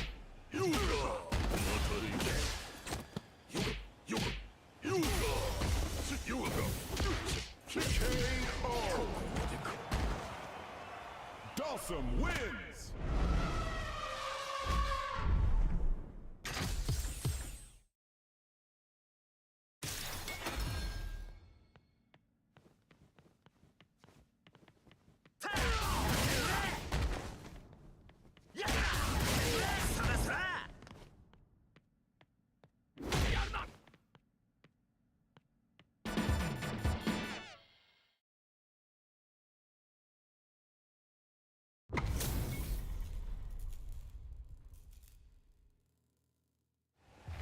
Round one.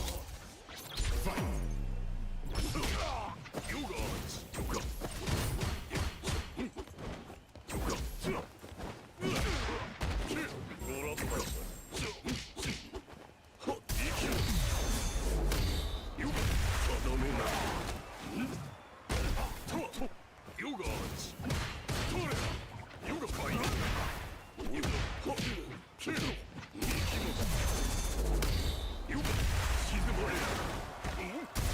Oh.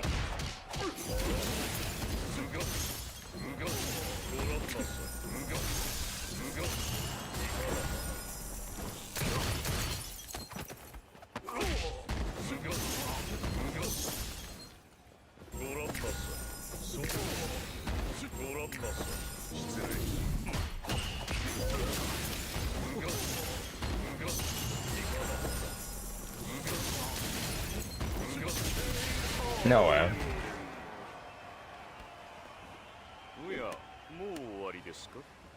Round two.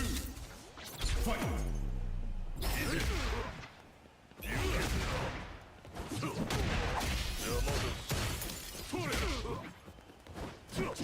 Okay, lag. Thanks, Emmy.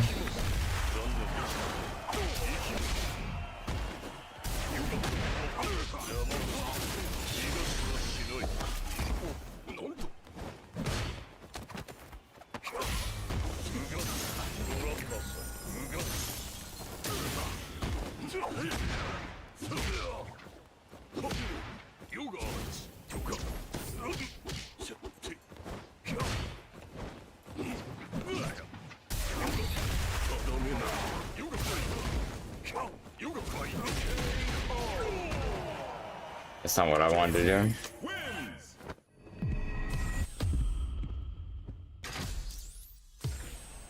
Round one. Fight. Okay.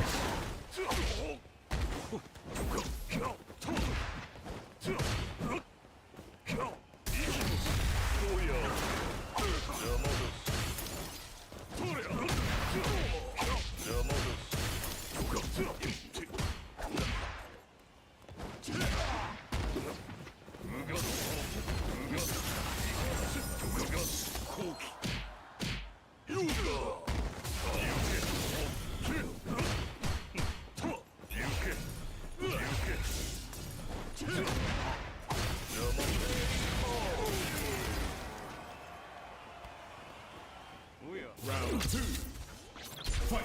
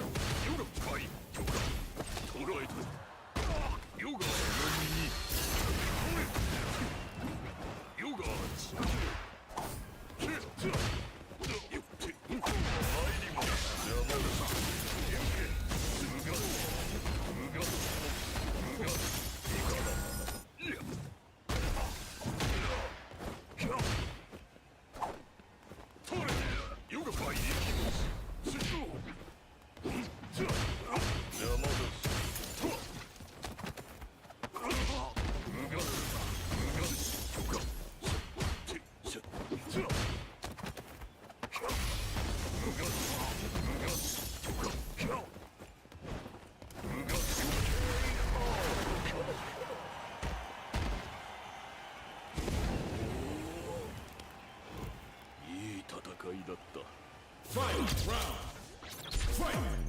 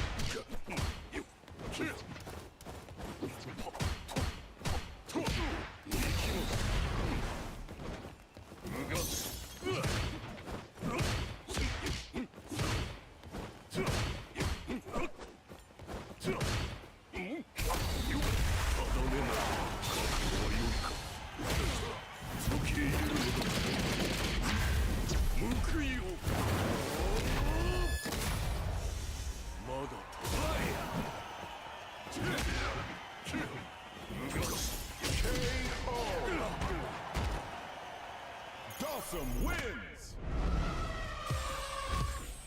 Round 1. Fight.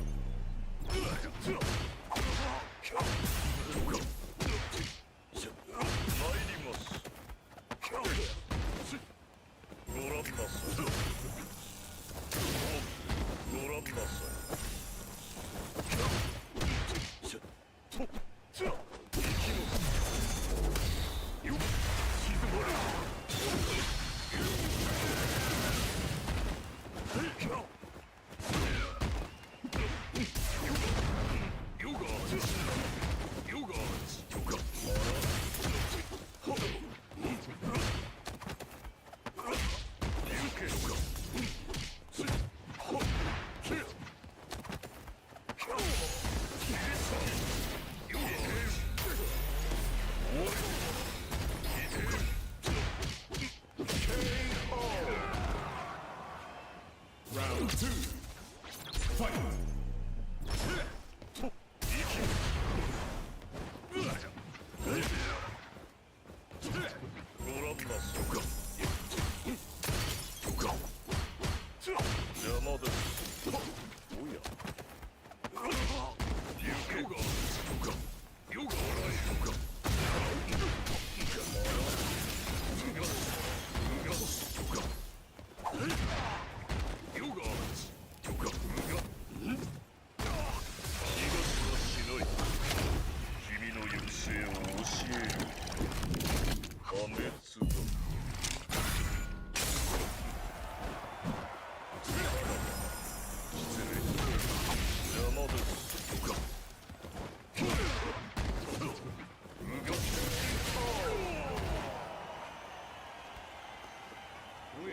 Fight! Round! Fight!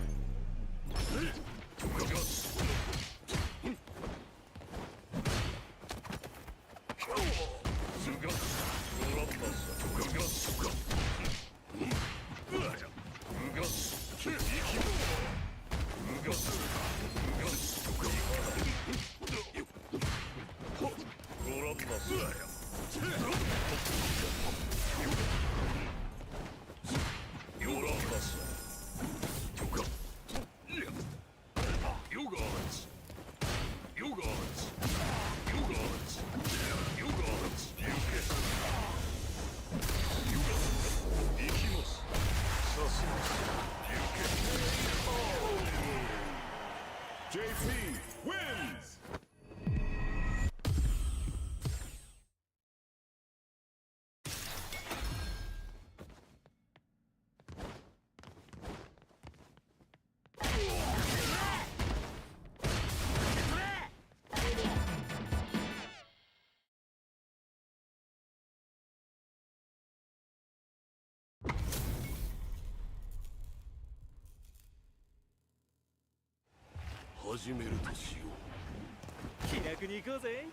Round 1. Fight.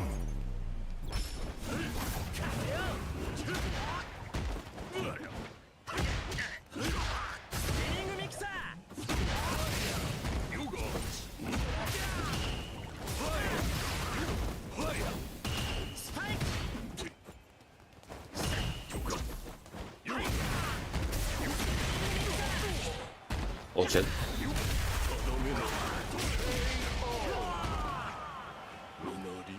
Round 2. Fight.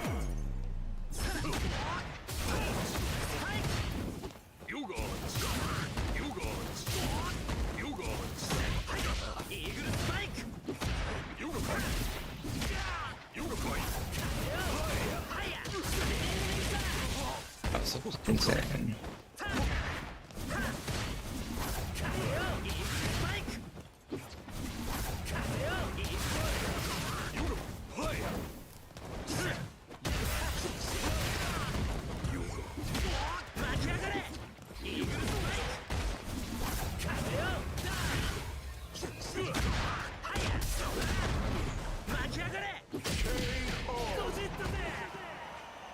Dawson wins! Round 1. Fight.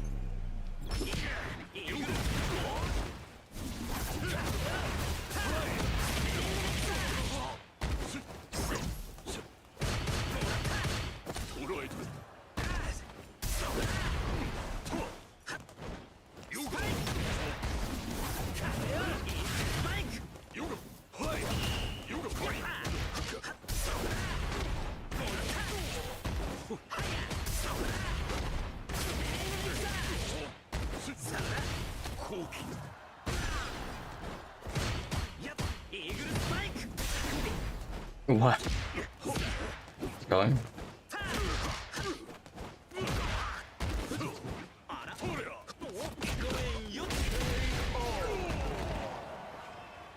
Round 2. Fight.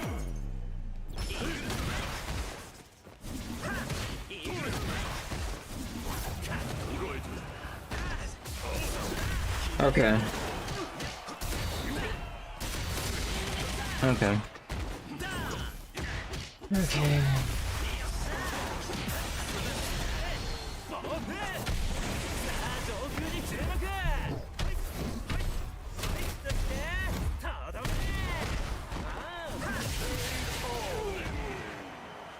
Rashid wins. Round 1. Fight.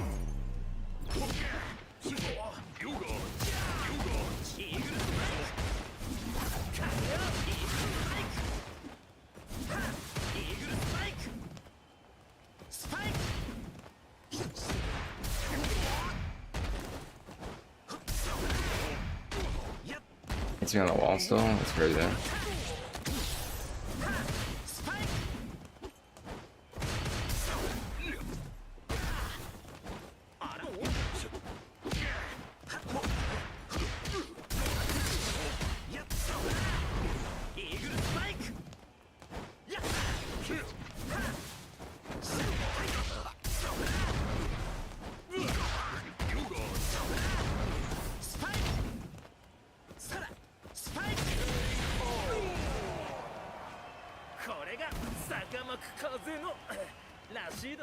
Round 2. Fight.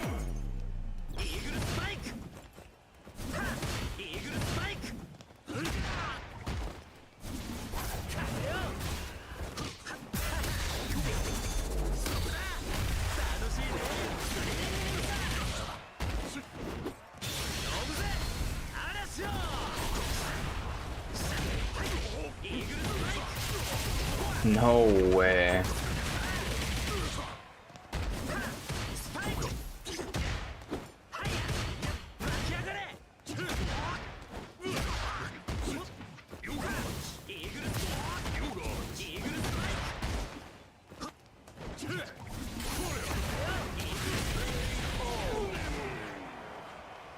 Rashid wins.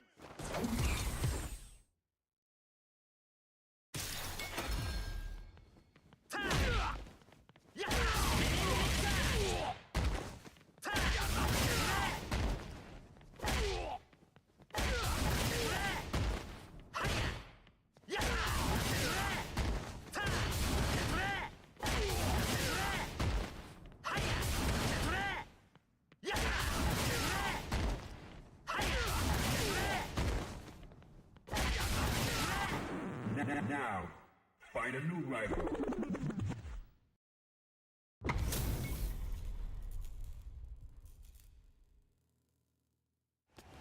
Round 1. Fight.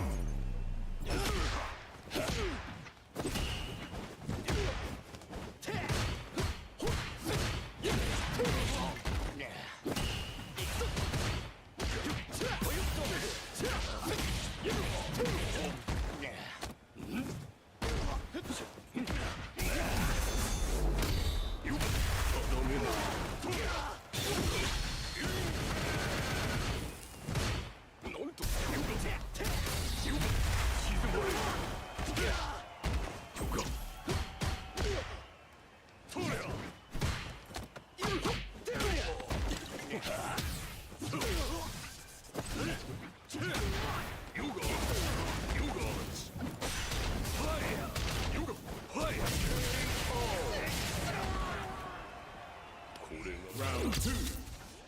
Fight.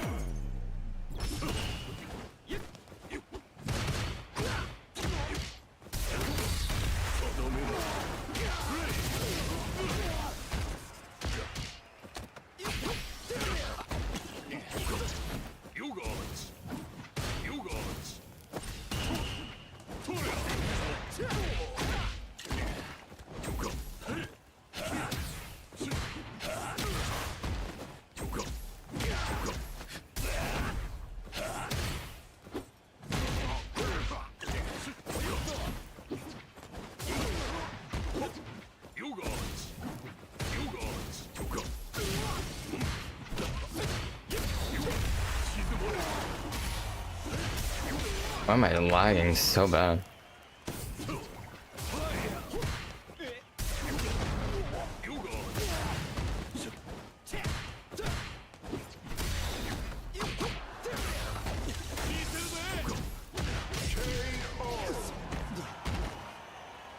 Dawson win.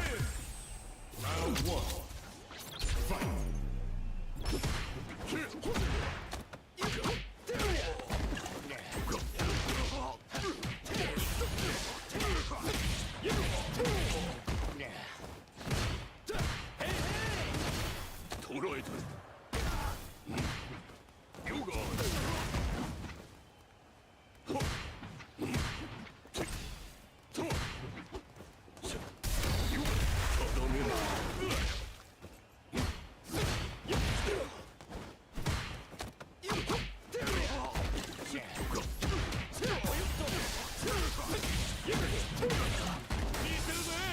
This character's so fucking annoying.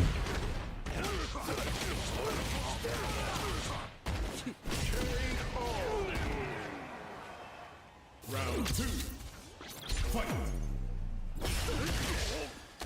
But where is anything?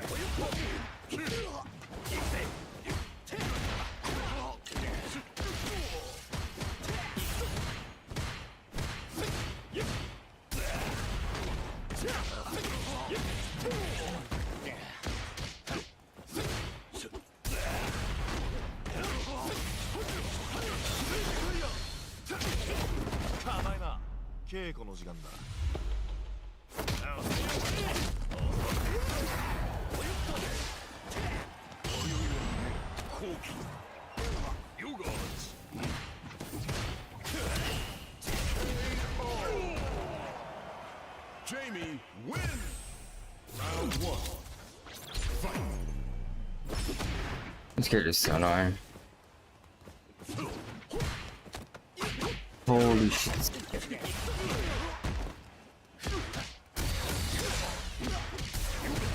I'm so tired of being grabbed.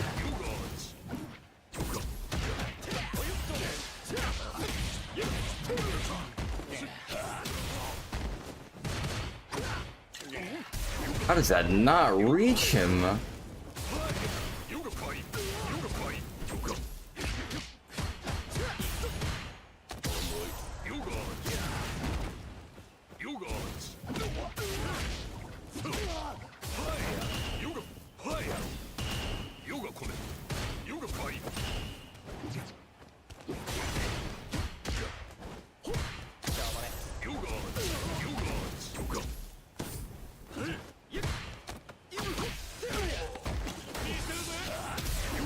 Yeah.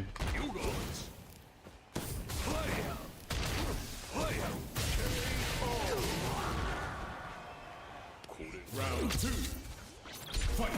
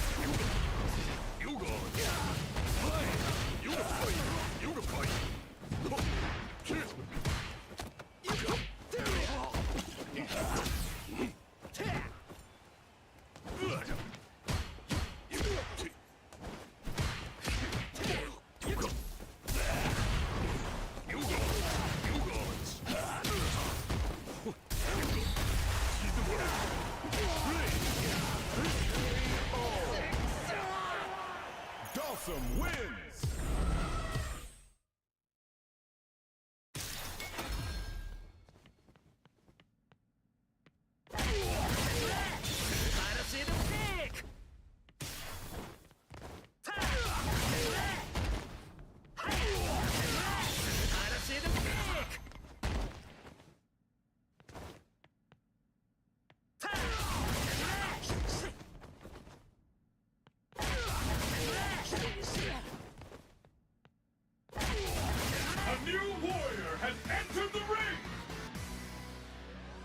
Why are there so many Dalton players all of a sudden?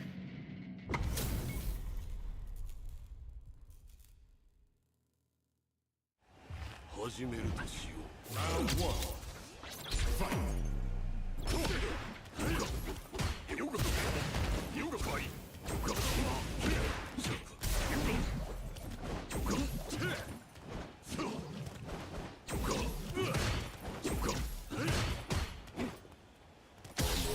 Dalton Smurfs, man, I swear.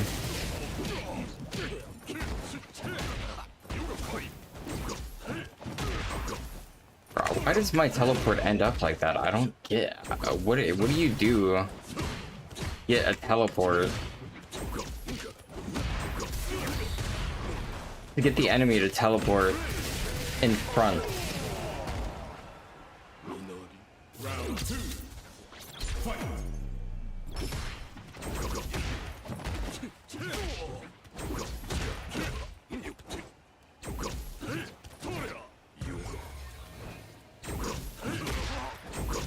Oh my god, I hate this matchup so much. It's so cringe.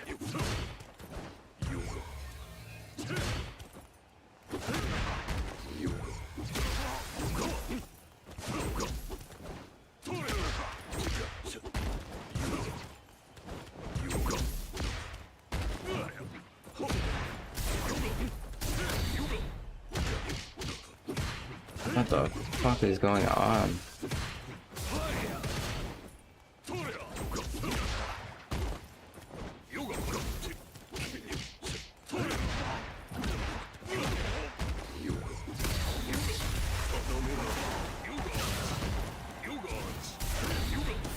What? How does that not hit? How does that also kill me? Dawson wins. Round one. Fight. That shit is so annoying.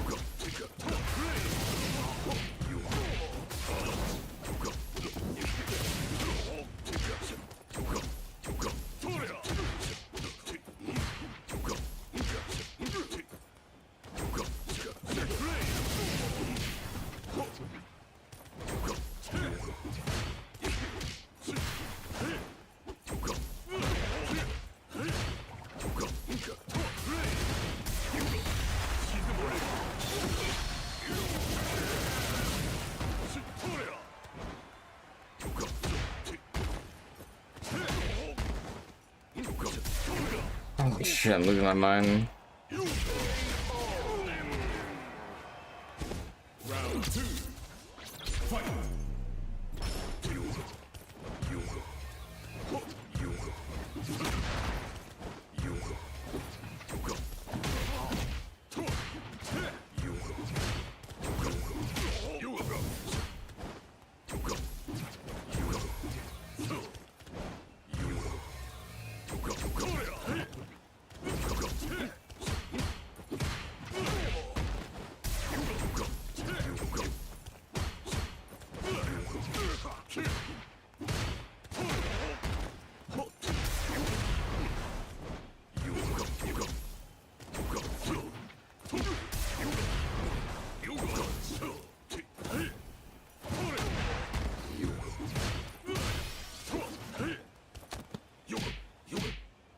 Oh, I'm losing my mind. What is this matchup?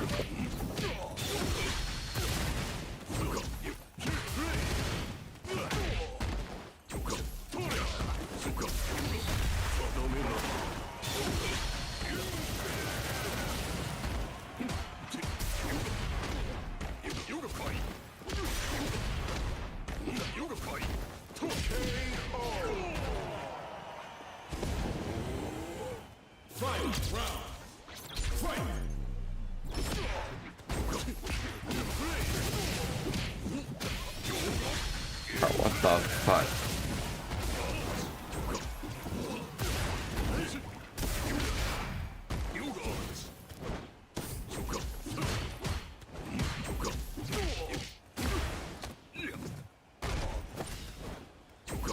This guy's not a new Dawson player in the slightest.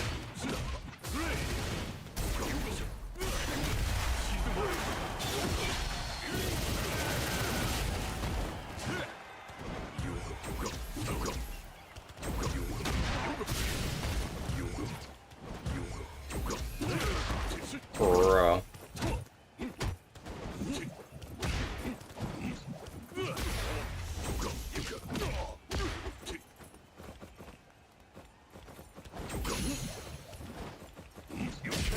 No way. Dawson wins.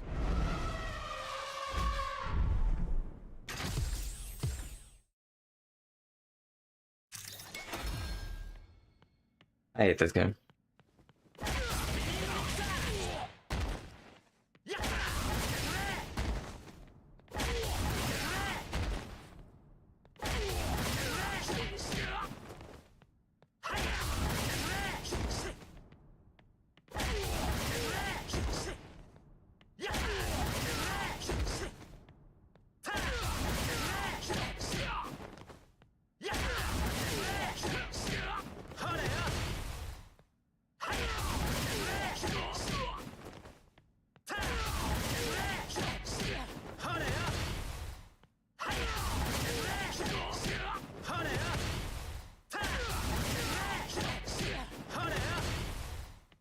During airborne cyclone, hold forward kick.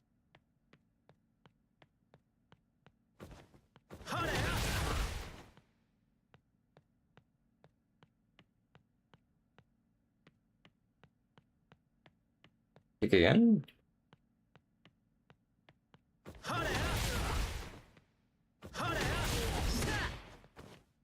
Okay.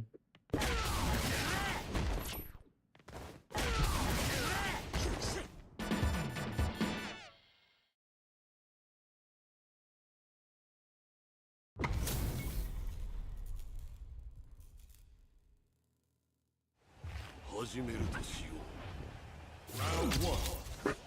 Fight. Ready to hate this game some more.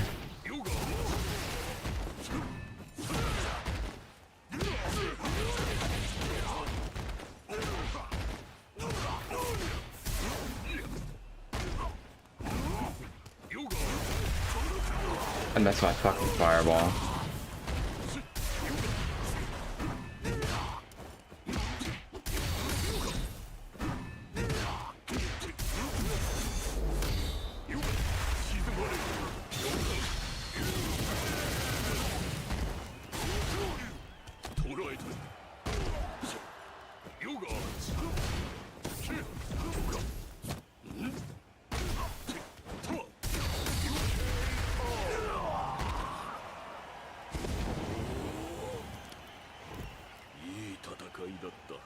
Round two. Fight.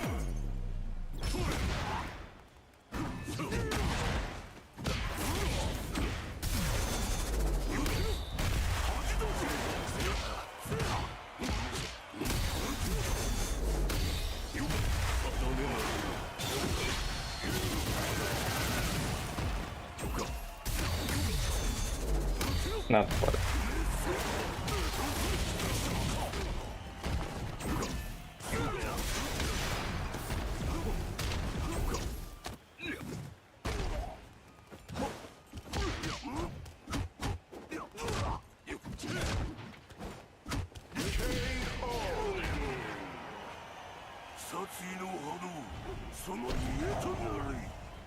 Fight. Round. Fight.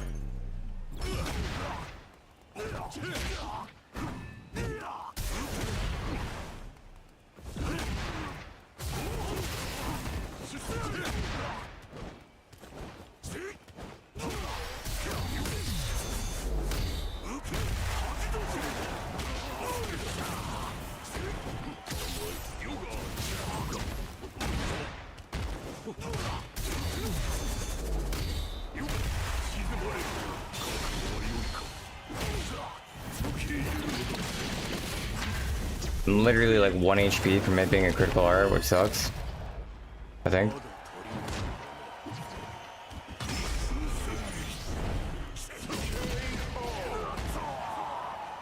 Dawson wins.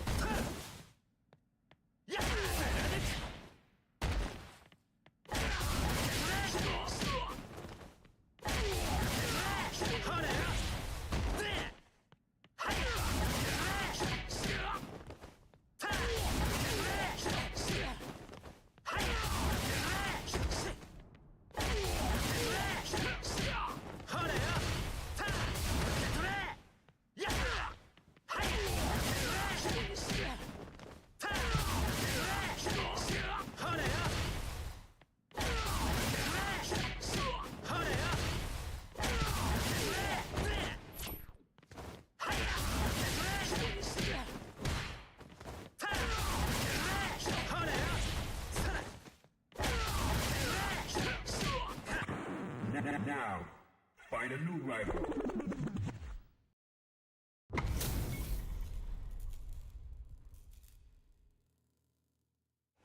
Round one.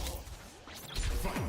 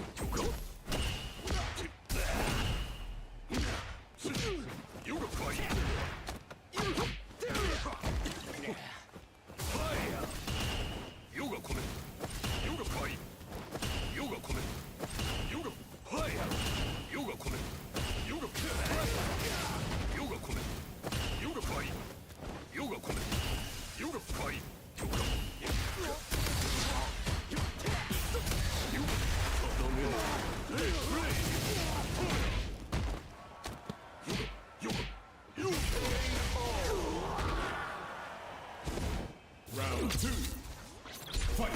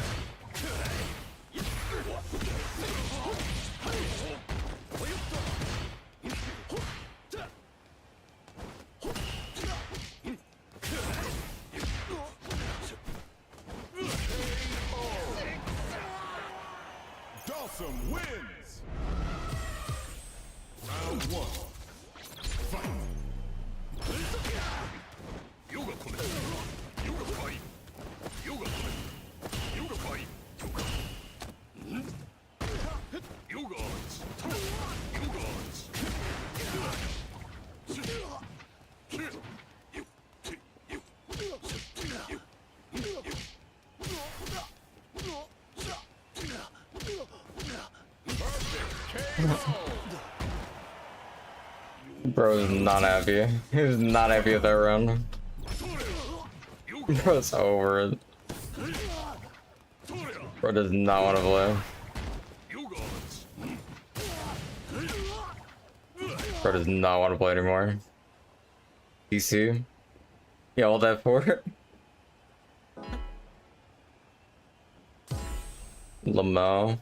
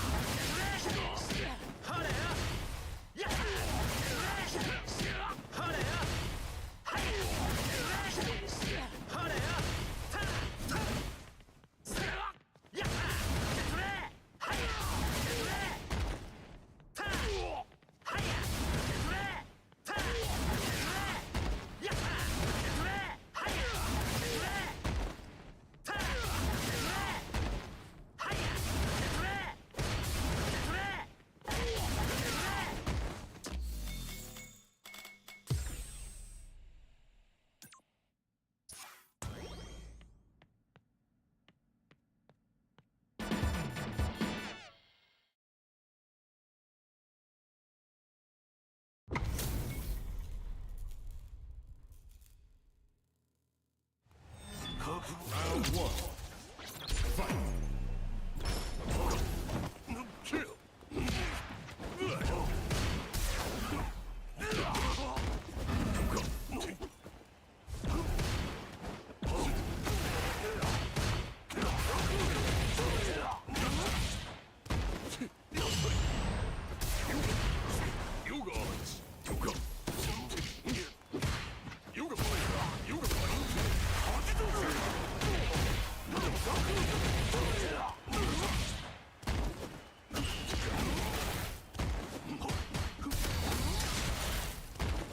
I'm dead.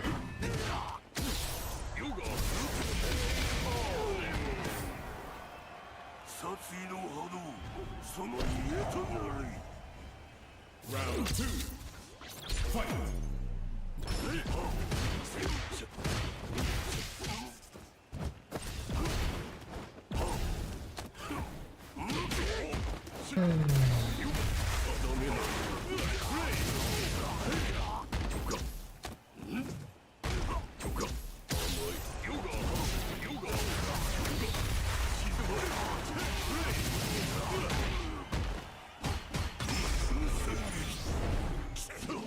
Crazy work.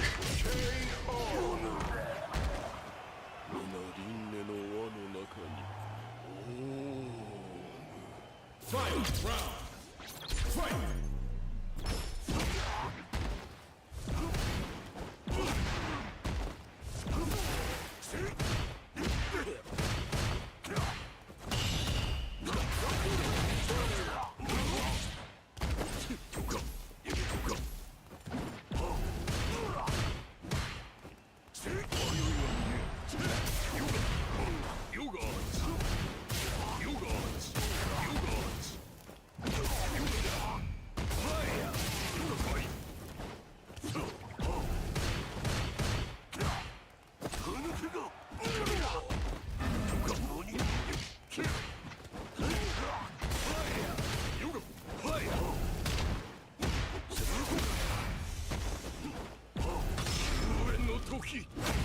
Let's go.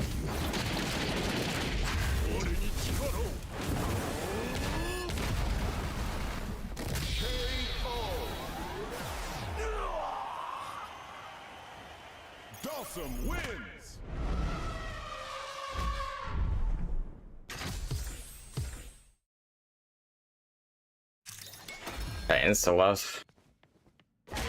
Bros, how the fast I quit?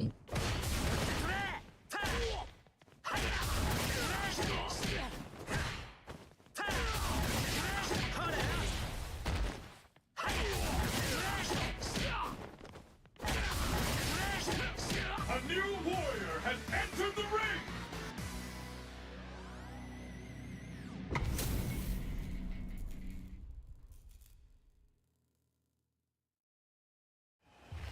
Round one. Fight!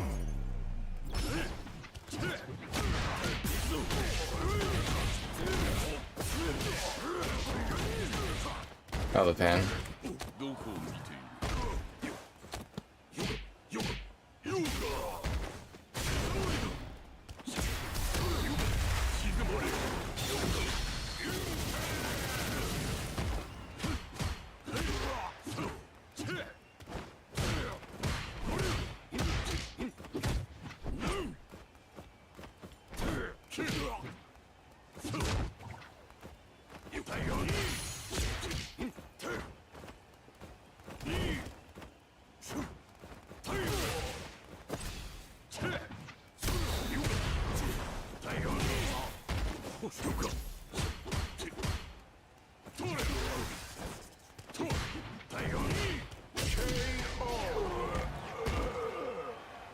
Round two. Fight!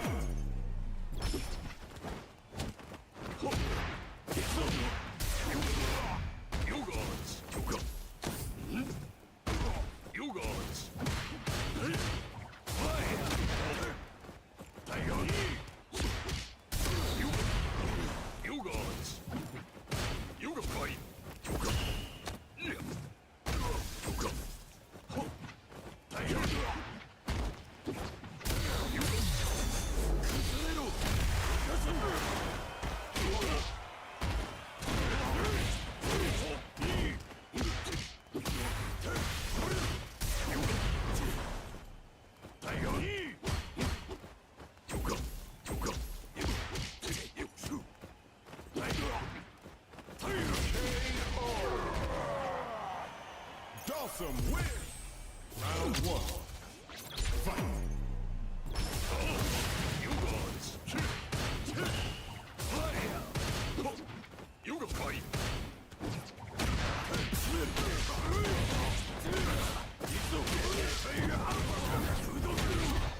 Oh.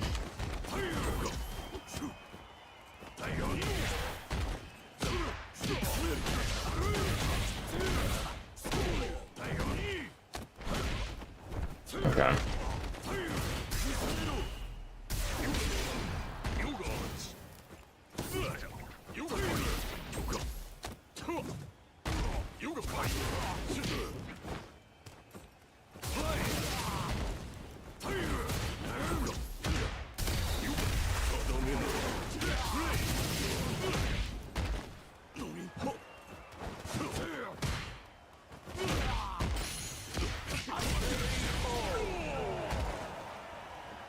Round two.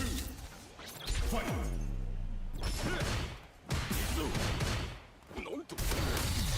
I thought I could grab his limb. What's wrong?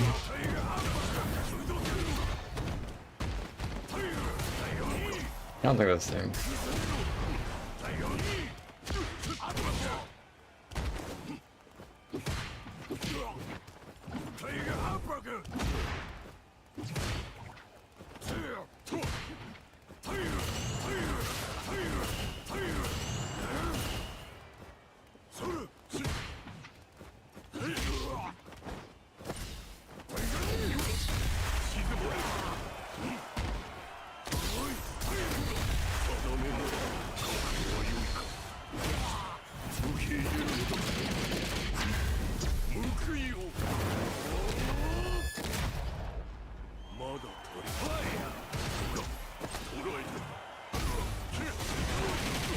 Oh.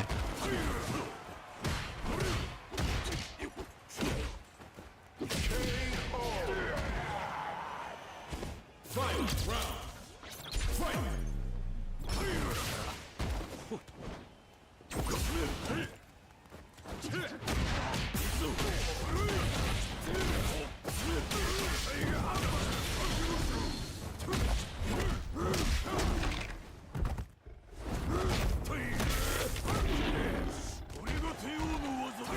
Yeah.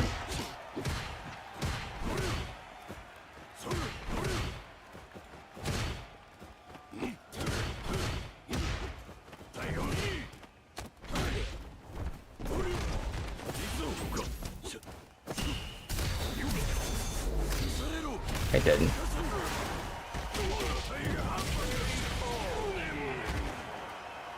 Sagat wins. Round 1. Fight.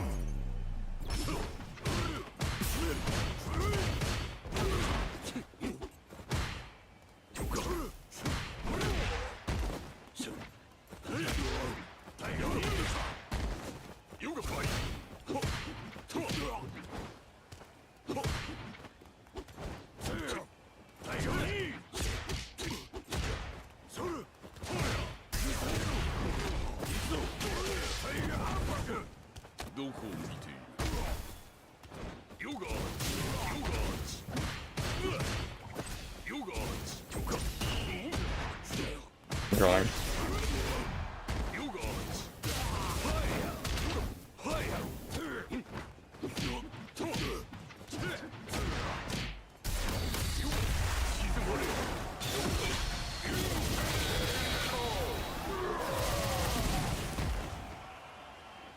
Round 2. Fight.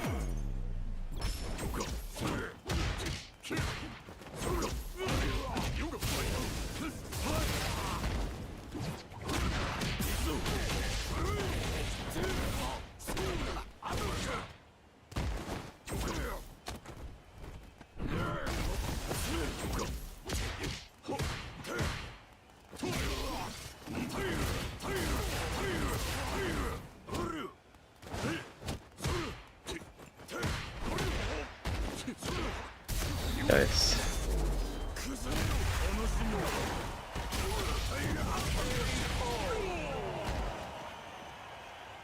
Final round. Fight.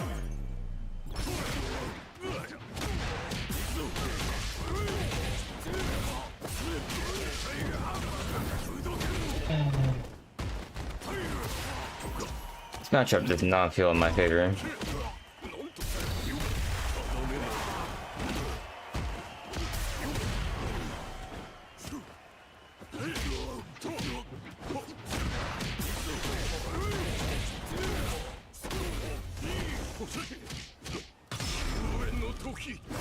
Thanks. Sagat wins.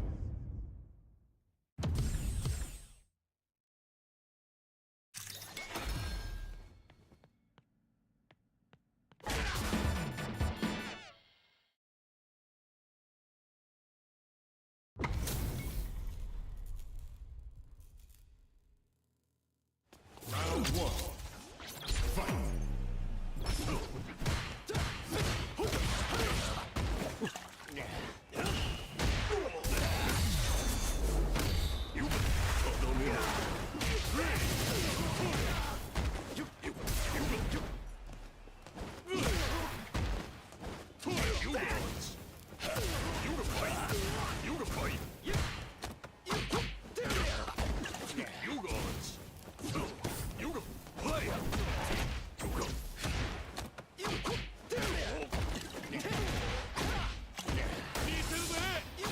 Bro.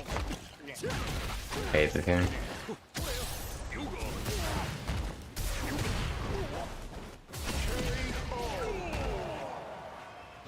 Round 2. Fight.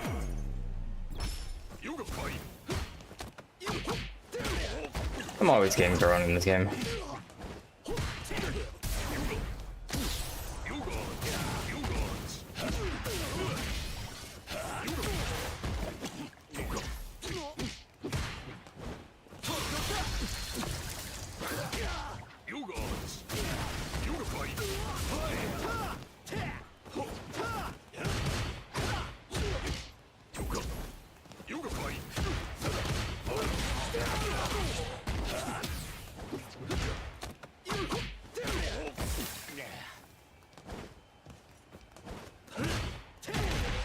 Okay.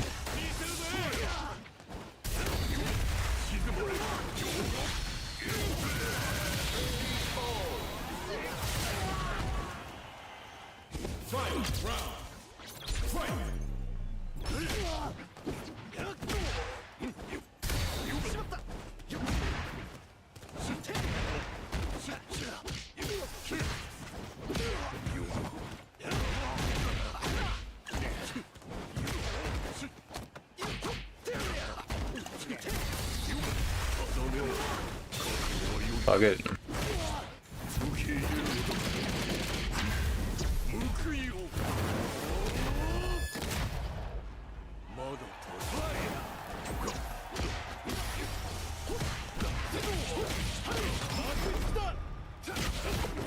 I'm dead. Actually, scaling probably saves me.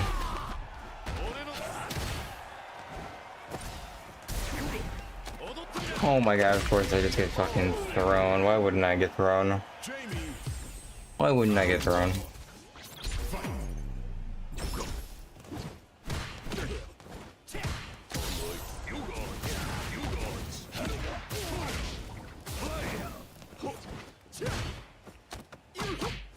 Kill me.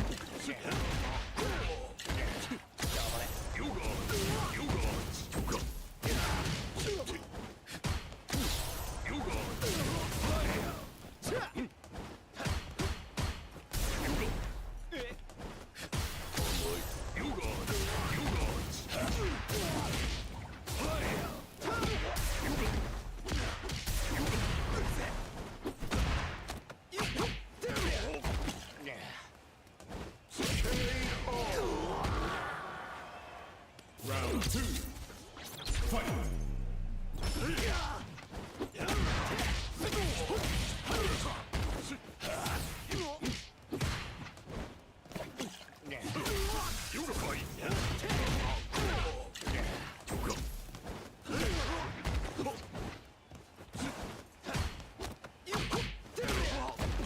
Why wouldn't I get thrown?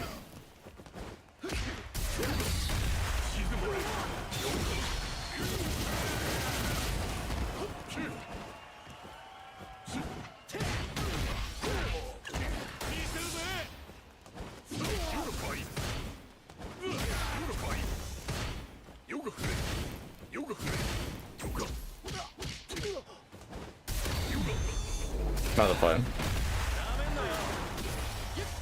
Wait, he's trying.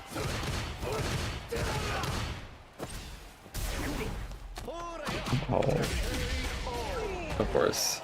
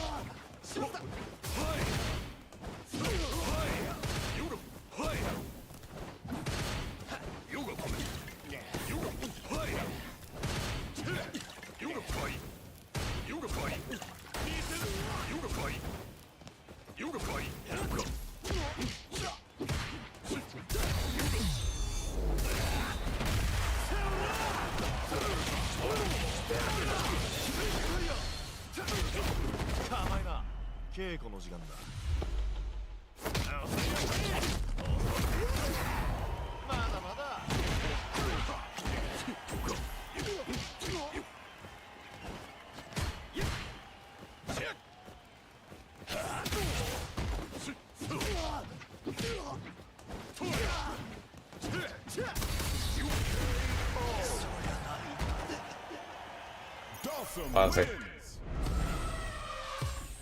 Round 1. Fight.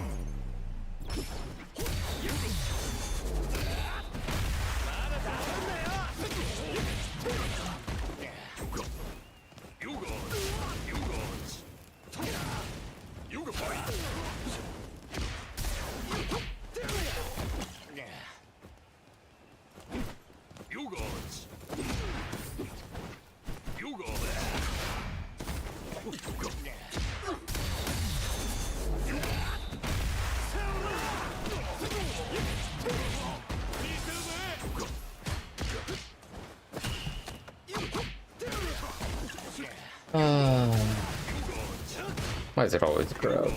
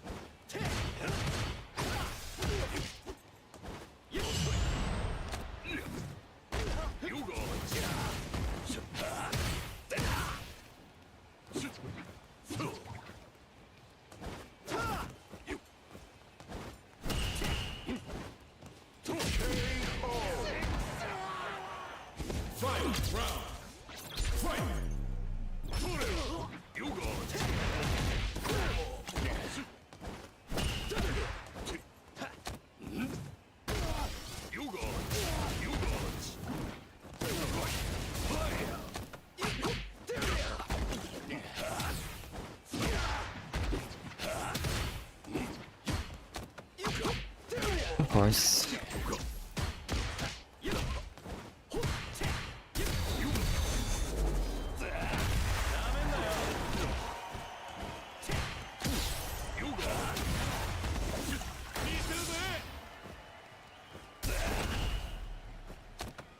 I hate this game. I hate this game. Jamie wins.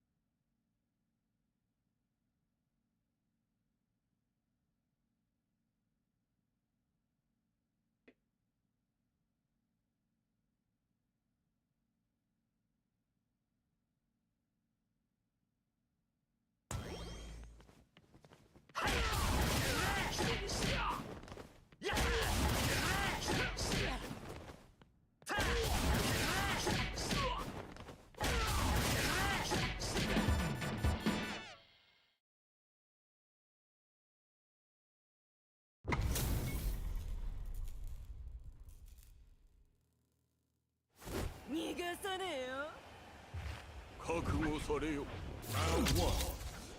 Fight.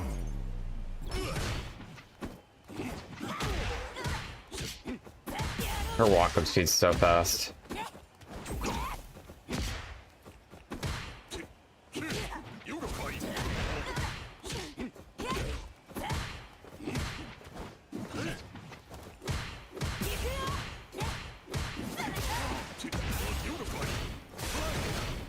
Oh, that's up.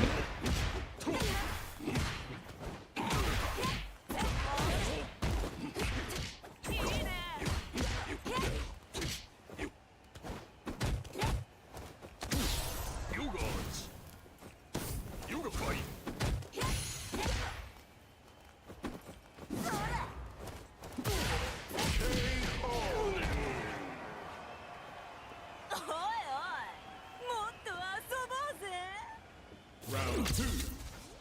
Fight.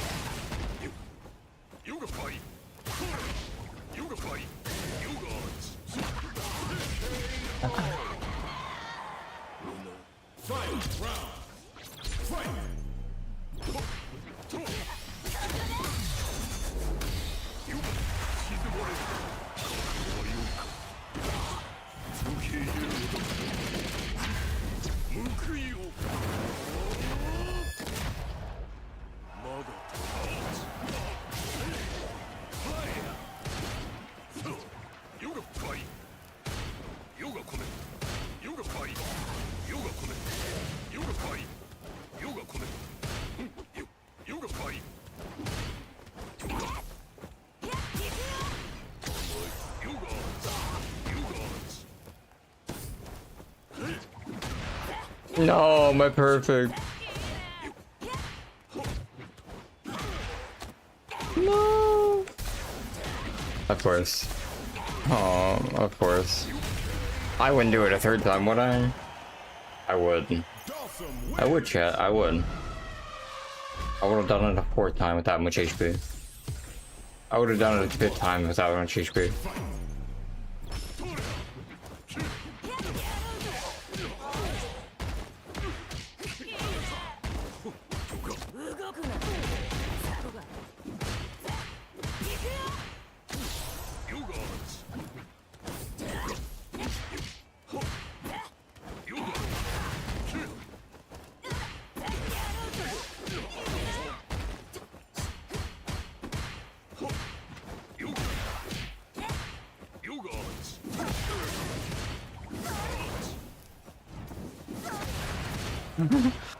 Oh my god.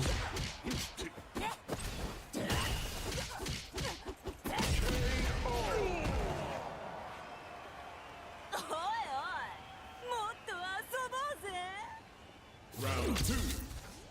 Fight.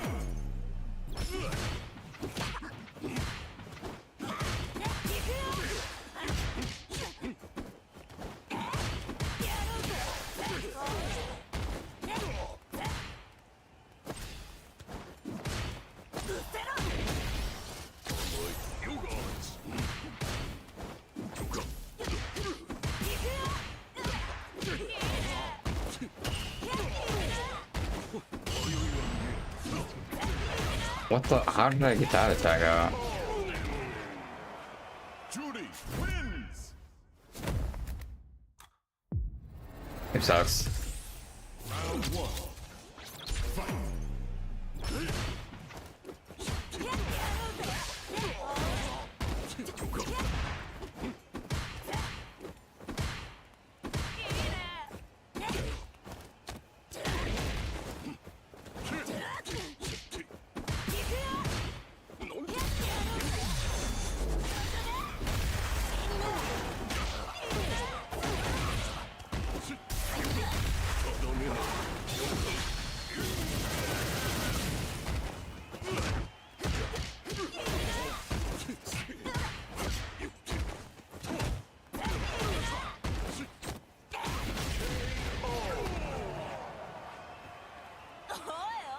Round 2.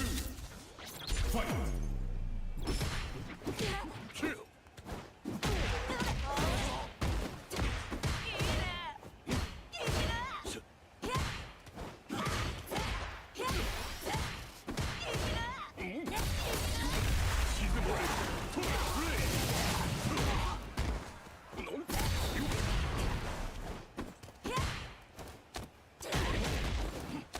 Oh, I'm so tired of being grabbed.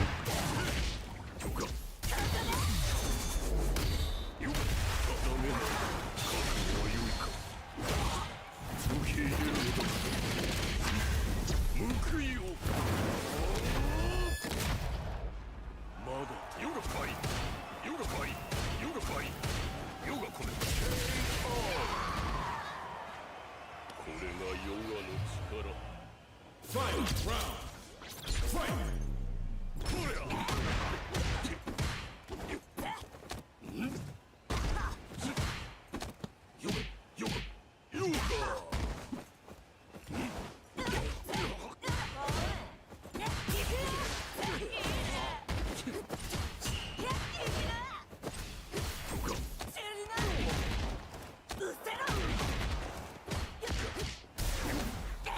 My God, it's fucking character, man. Judy wins. Why is she so fast?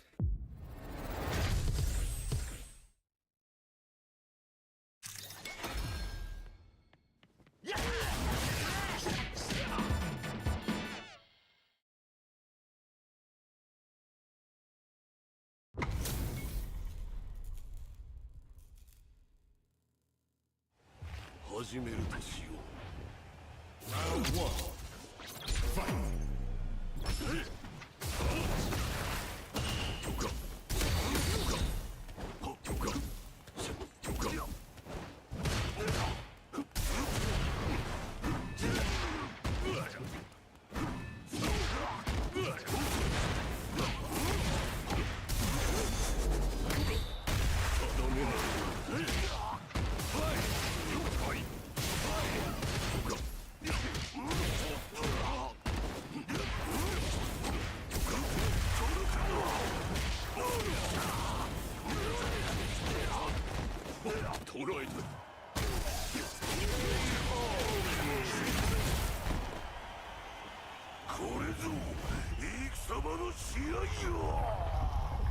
Round 2. Fight.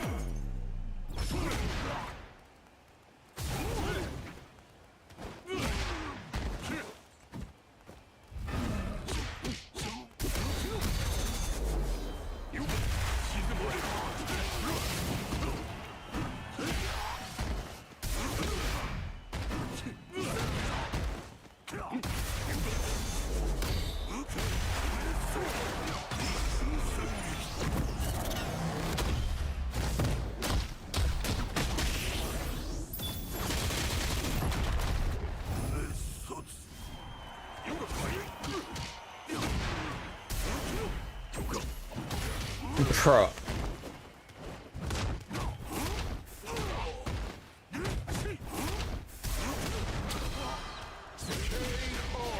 Oh my God. Game's so cancer.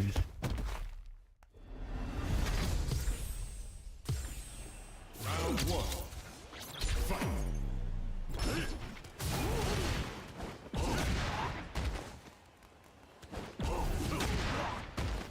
Wait, hitting him destroys the projectile on the field?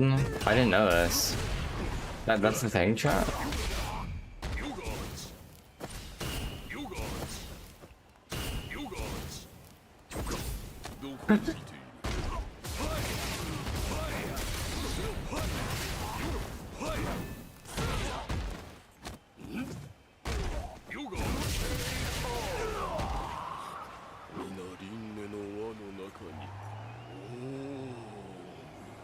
Round 2.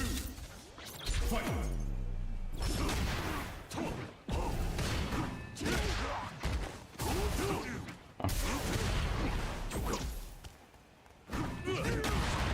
Bad react.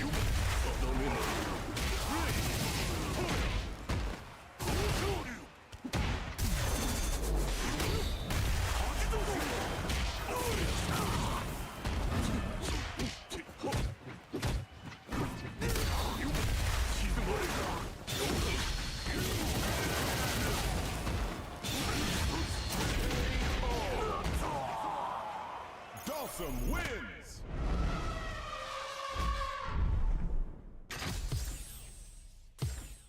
He quit.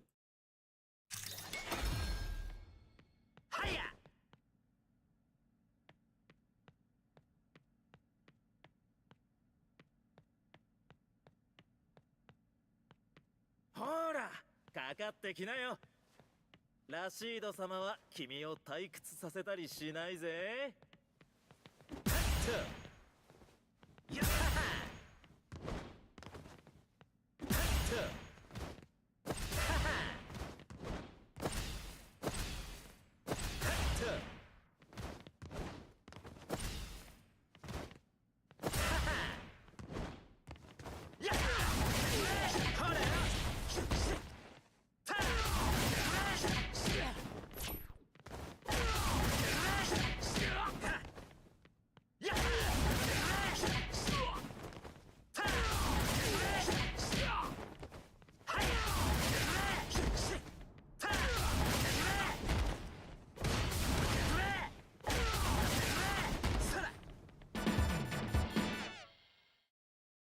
No.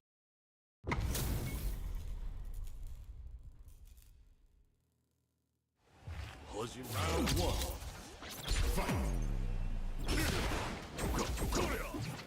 What's up with all the Dalton Smurfs, man?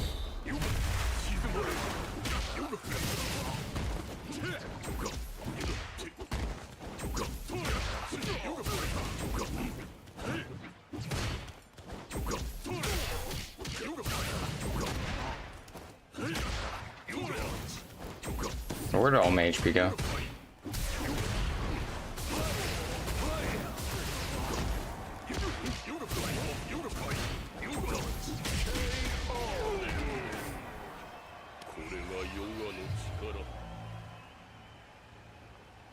Round two.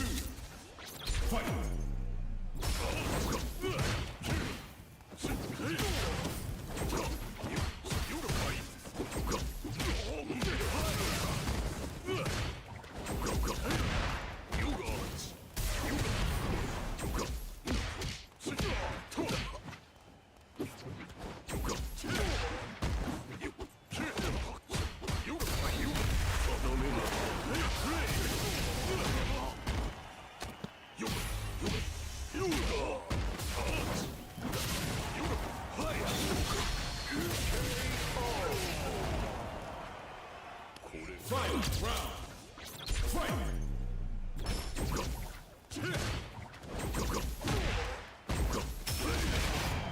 Okay.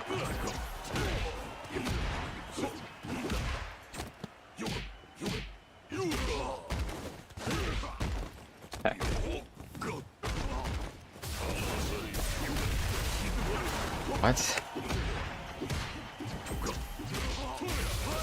God, I hate this matchup so much.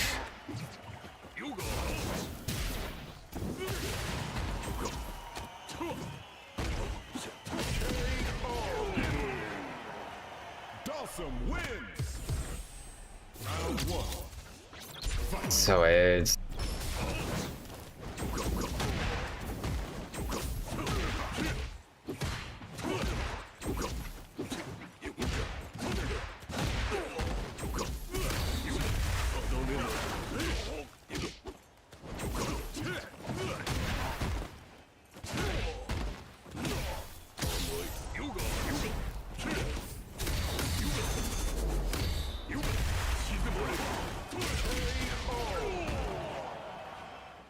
Round two. Fight.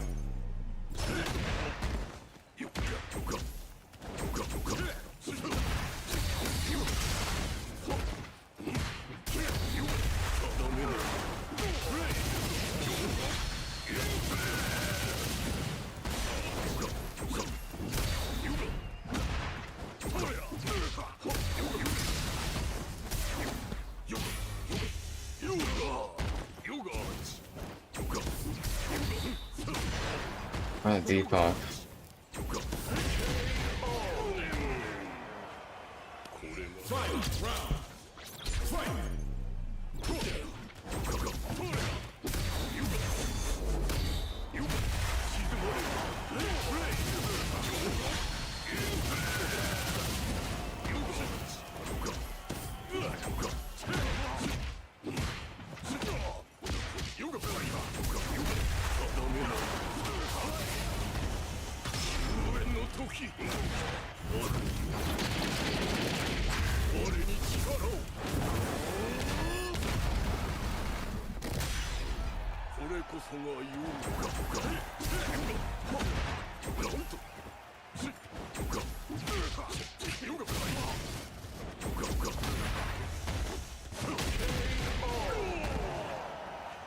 Dawson wins. I hate this game.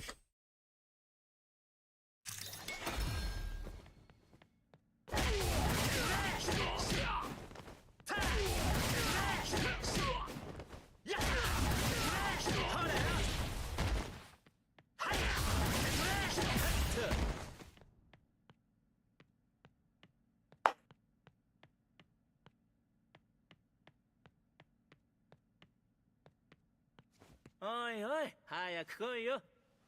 もしかして緊張してる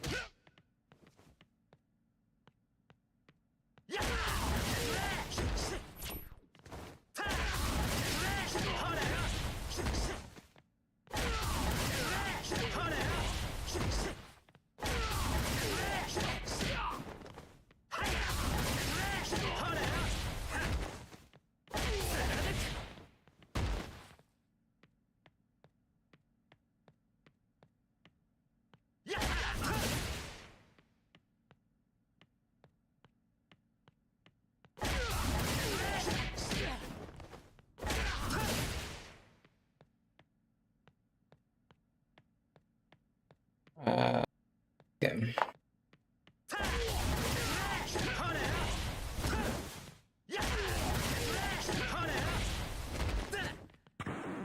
Now, find a new rival.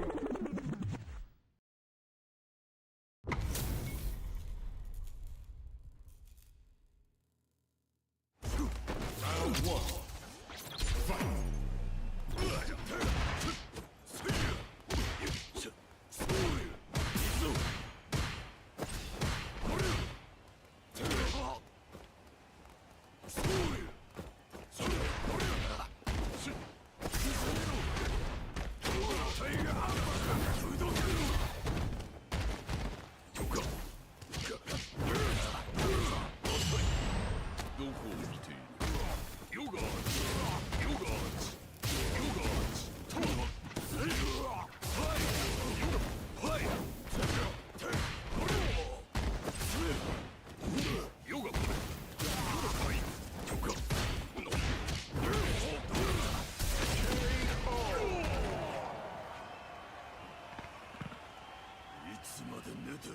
Round two. Fight.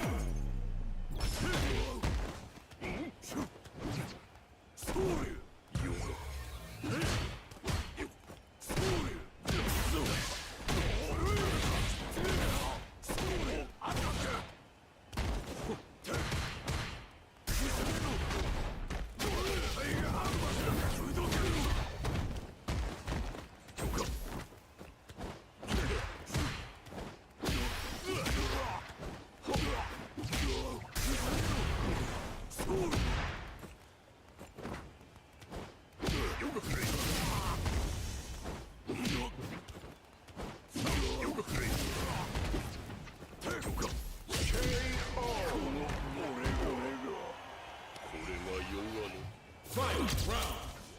Fight!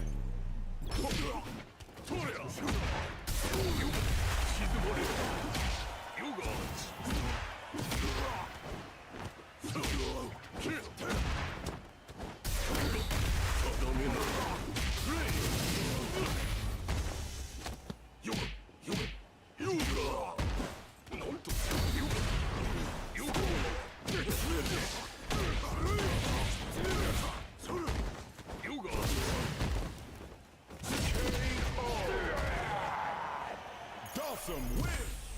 Round one. Fight!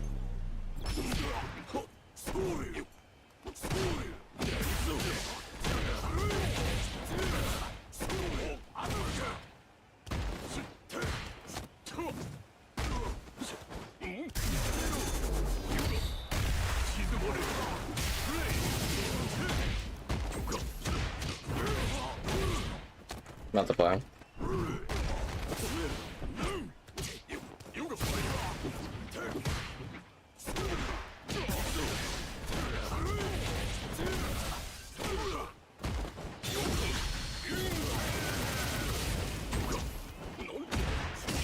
Oh my god, the fucking neutral jump killed me.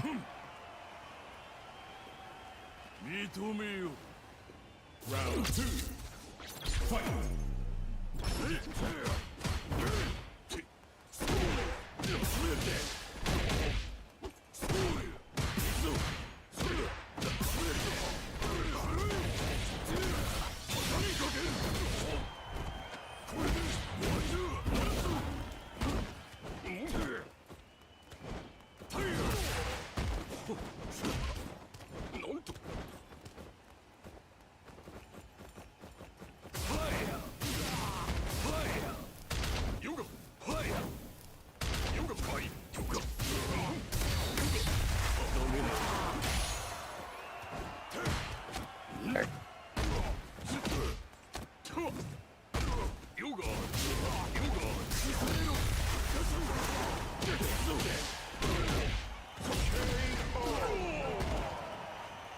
Sagat wins!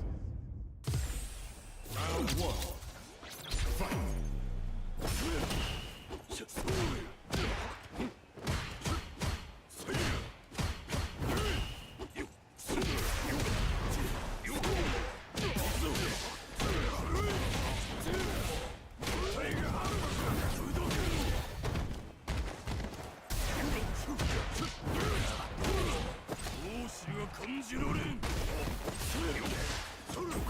Holy fuck, dude.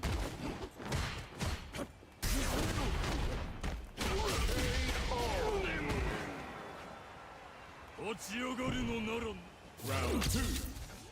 Fight!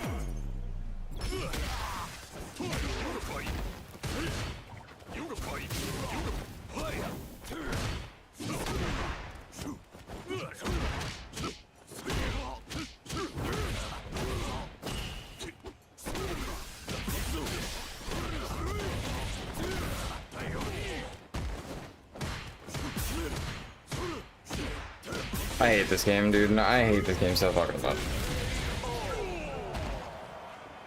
Sagat wins!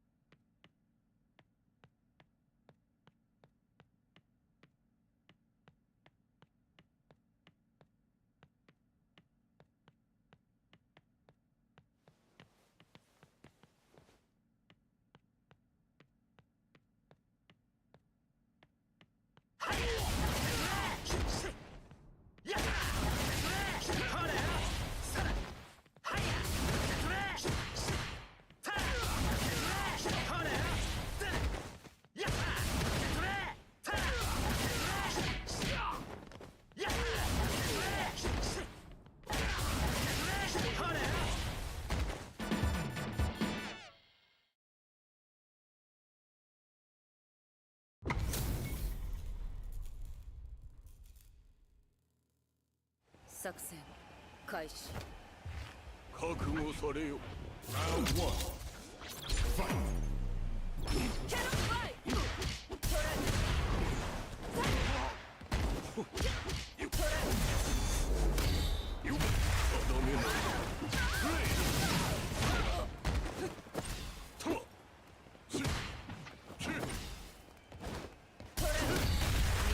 Bro. Why are you doing that to him?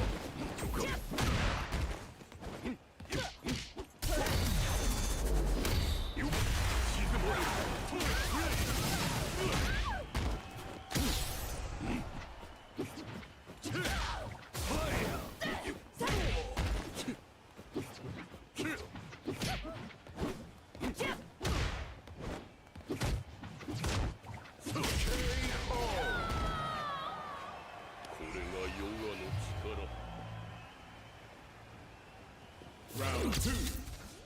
Fight.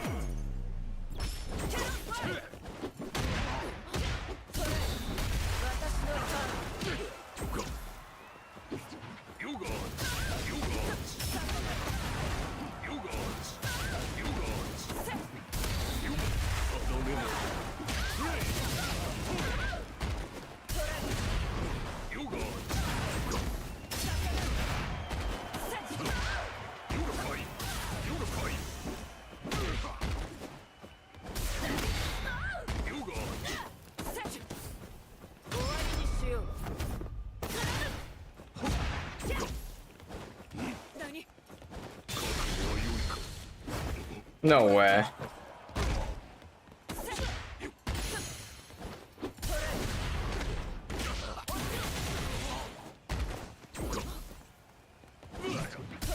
I can't believe I didn't know it.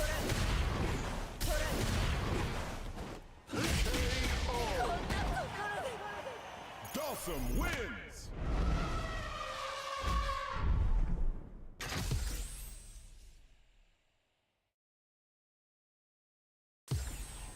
Round 1. Fight. You guys. Yoga come. Yoga fight.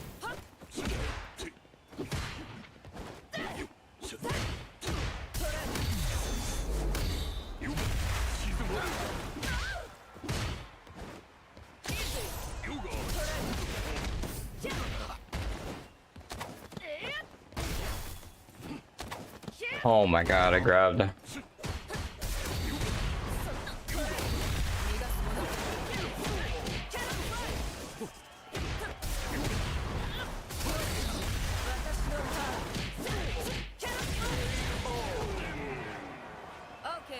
next. Round 2. Fight.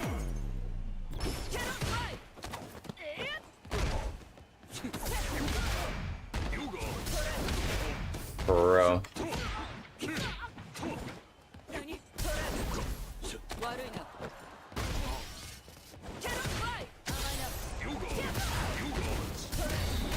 Oh my god.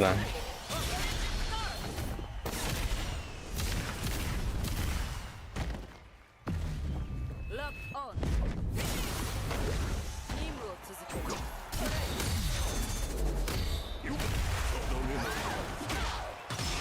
I didn't connect that. Kill me now. Cammy wins.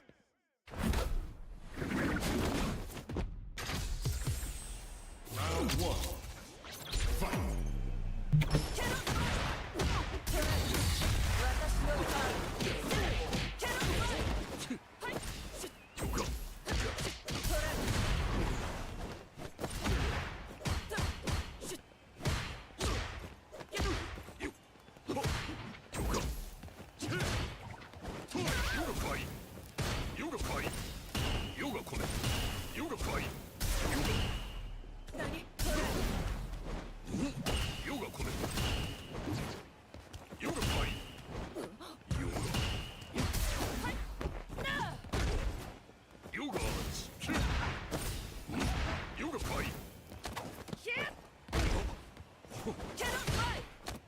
So tired of being grabbed now.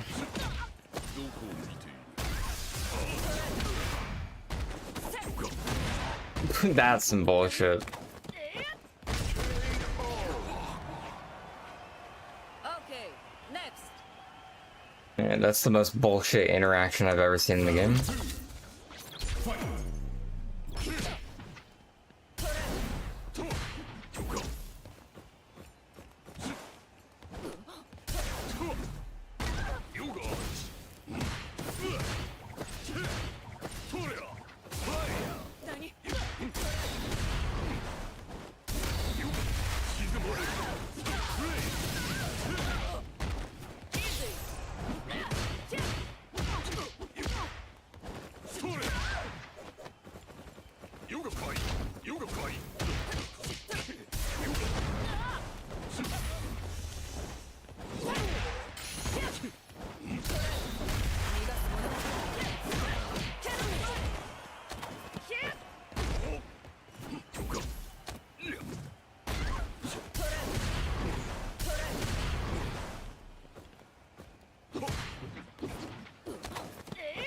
hate this game.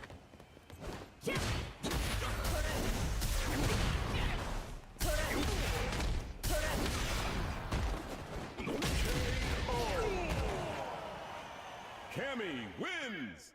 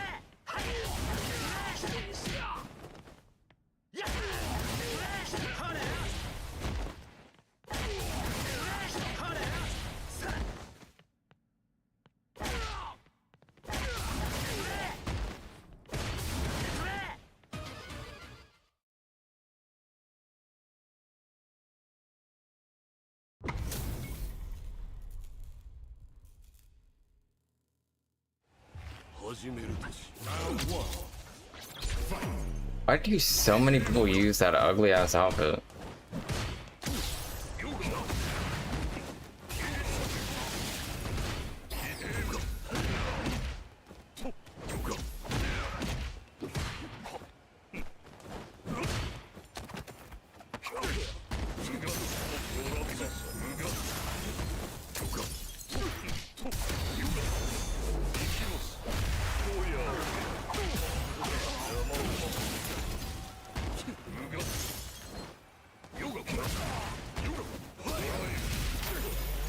Dude, I'm so surprised that doesn't break.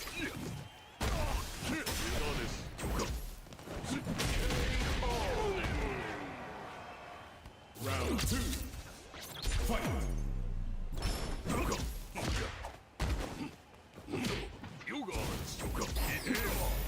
Hello? I tried to teleport behind him, too.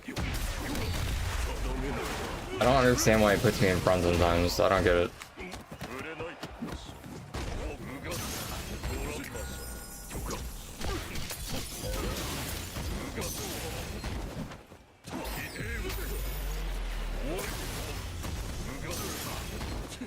Bro, I'm playing the wrong zoner.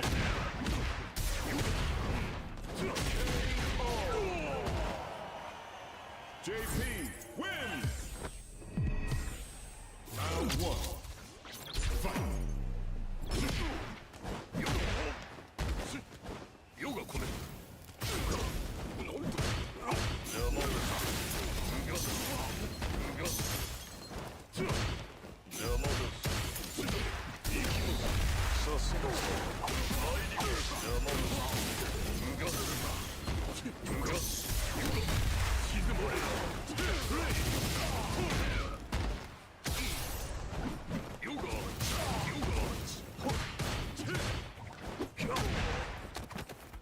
Bro.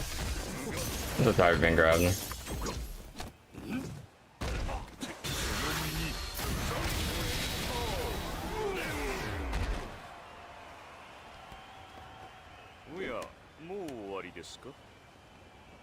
Round 2. Fight!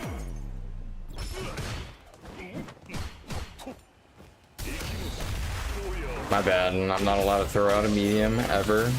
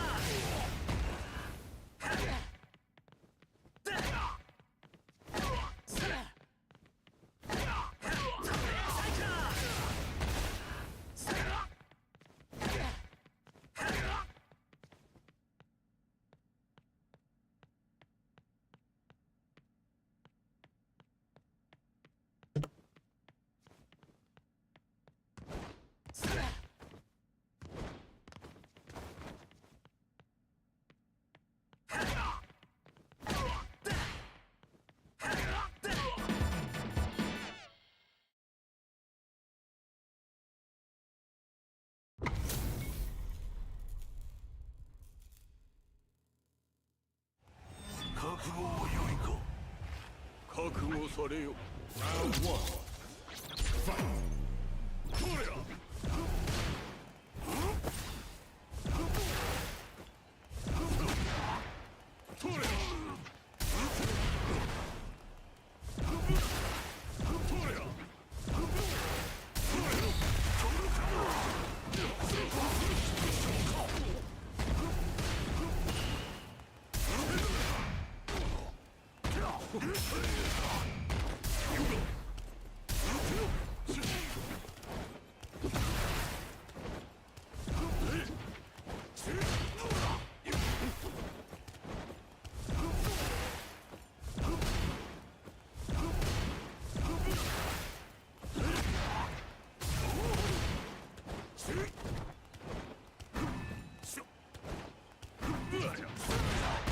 Bro.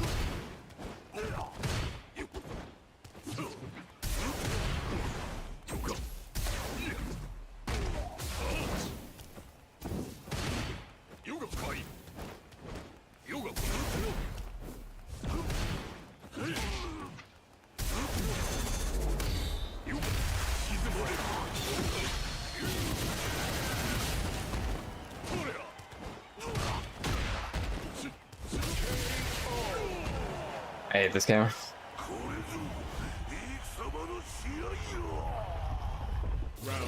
Chicken.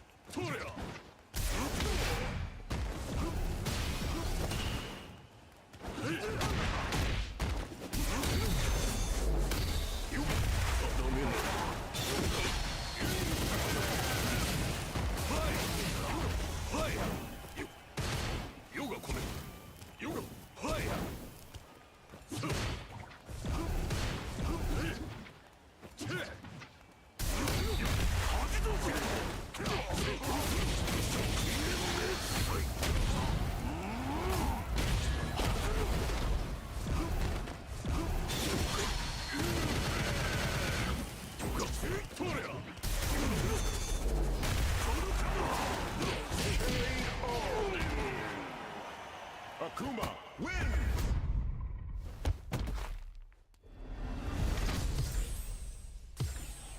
Round one. Fight!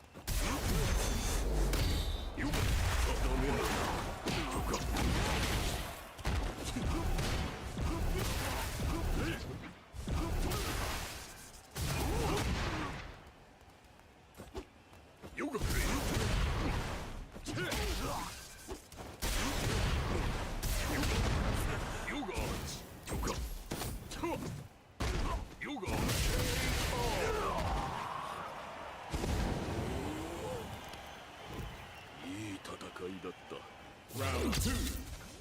Fight!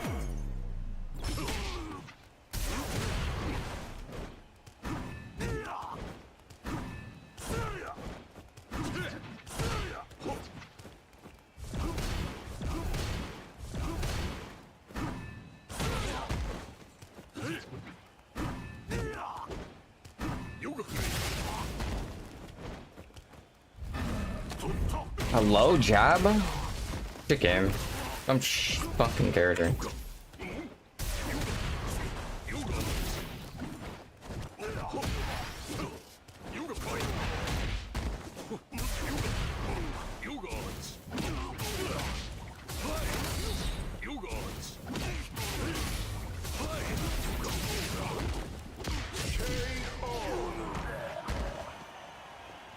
Dawson wins.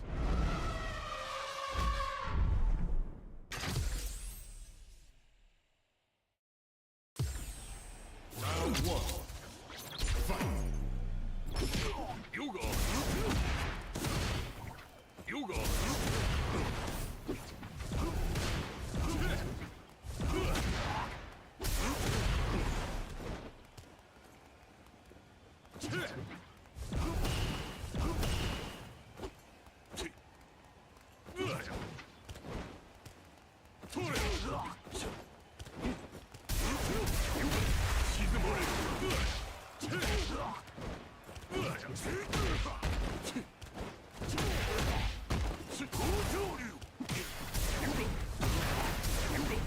Thanks.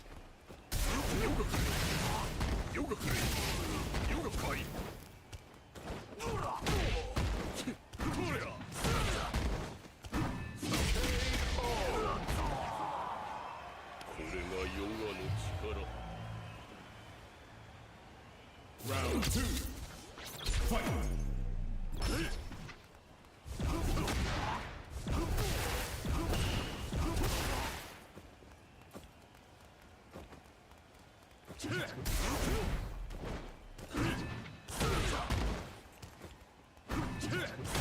Oh my god, my dumbass.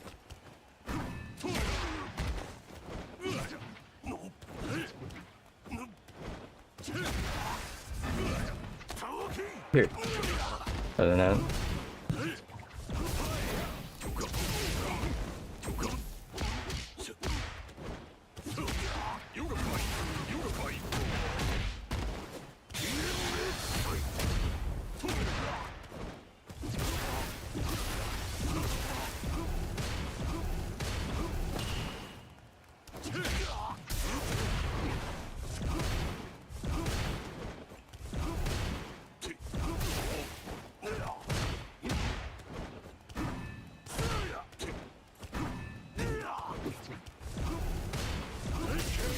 Oh my god, my EX Fireball, hello.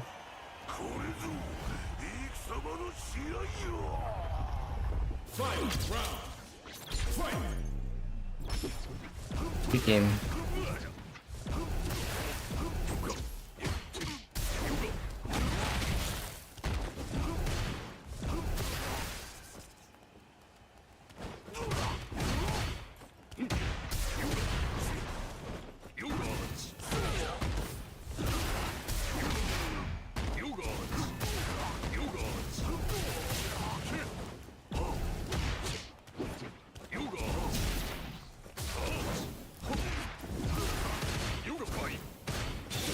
That's not what I want, hello?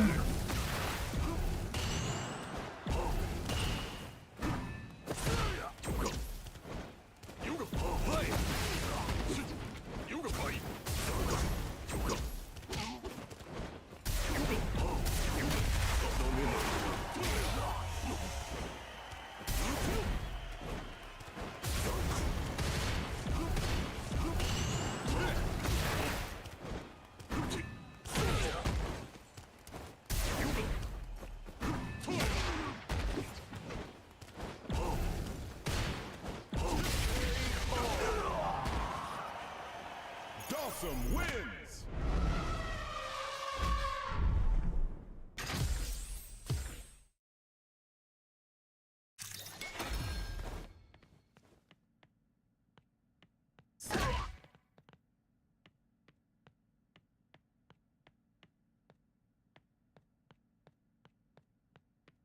I hate this game trap.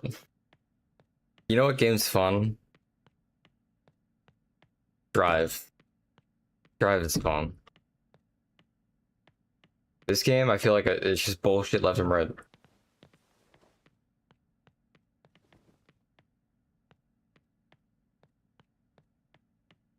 Even though Strive's actually the one with bullshit left and right.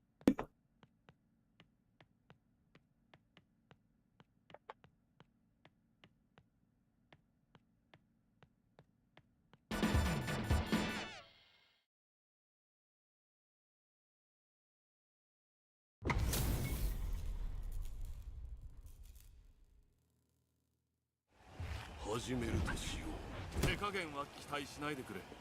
Round 1. Fight.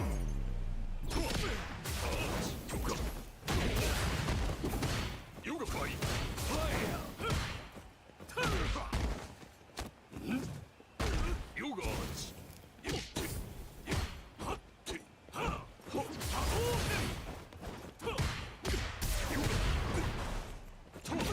Yoga.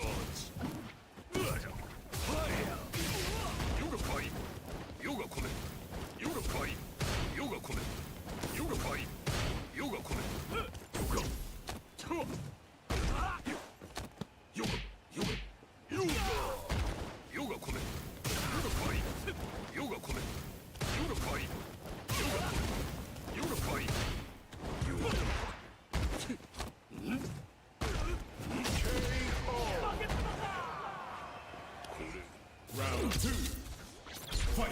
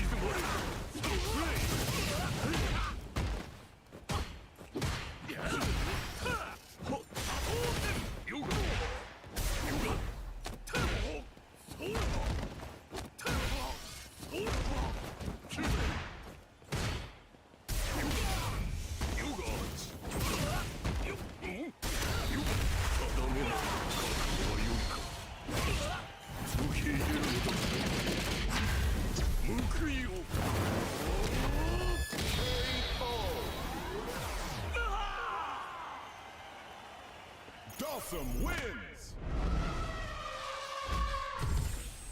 Round 1. Fight!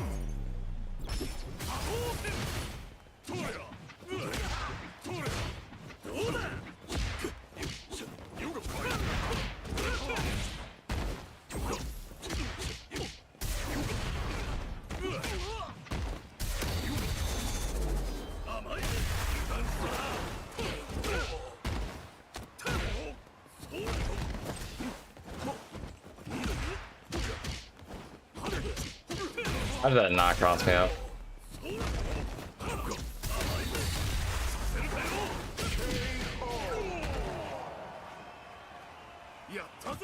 Round 2. Fight!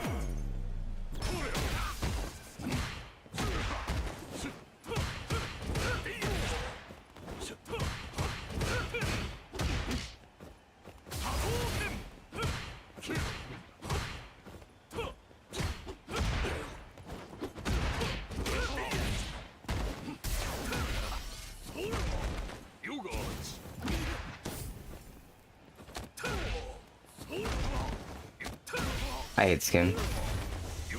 I hate this game. What a shitty game.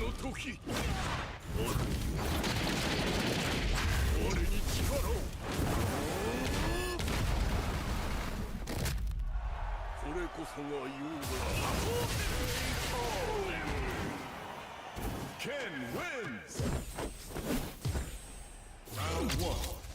Welcome, Isaiah.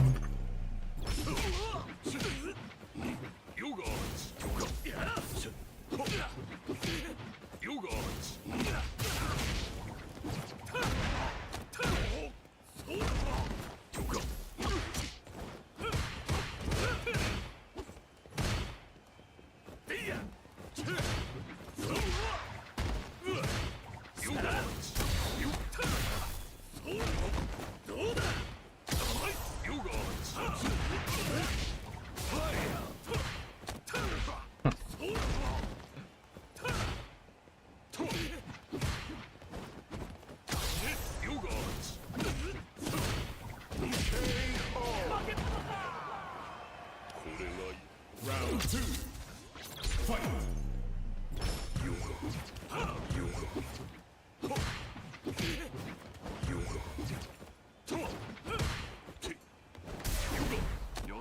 Are you?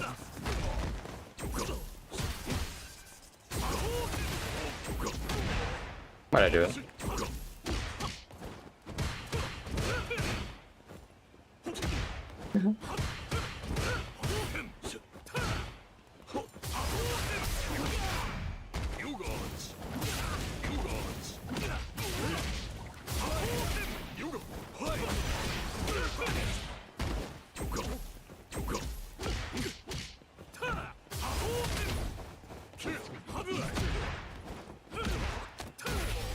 God, I hate this game.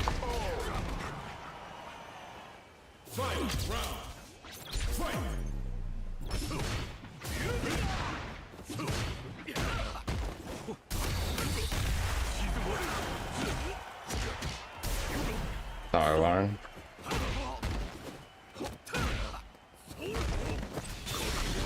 Oh my god, what am I doing here?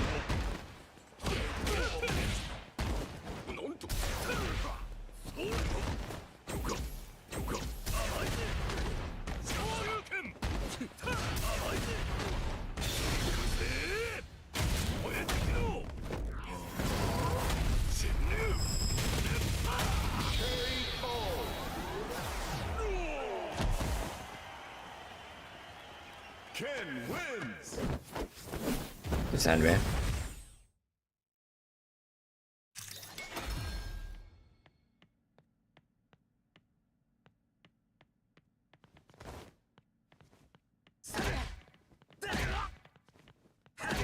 Here comes a new challenger.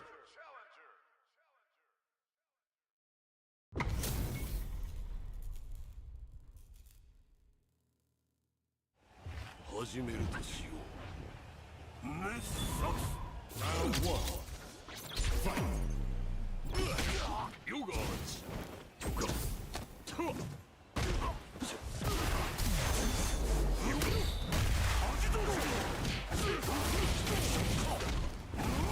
You guys.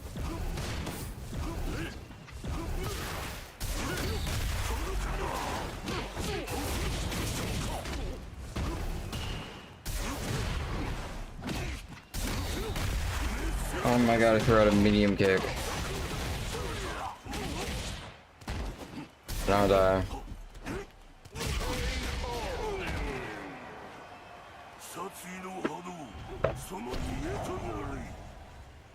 Round two. Fight.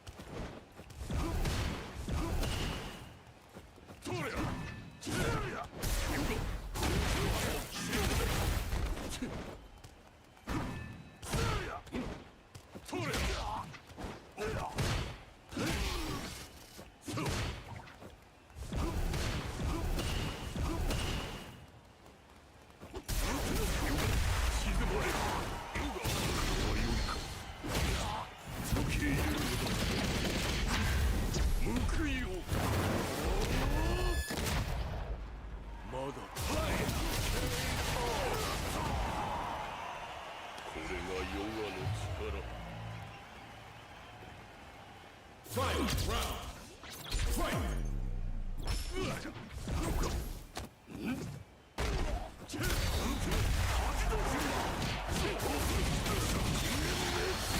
Ah, yes. Wake up, drive, and back.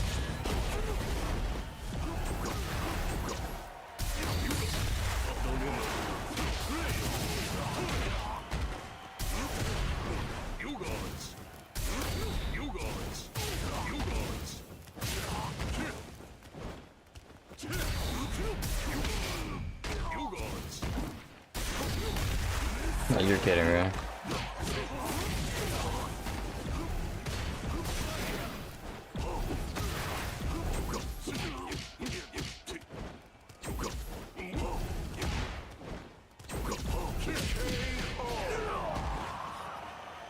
Dawson wins.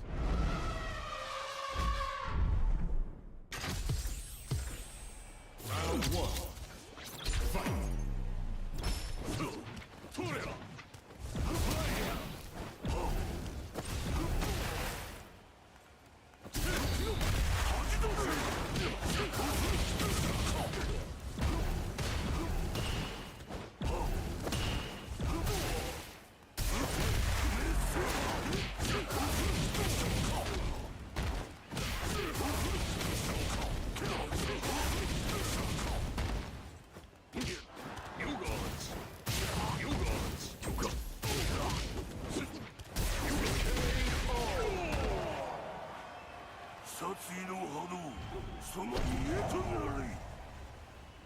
Round 2. Fight.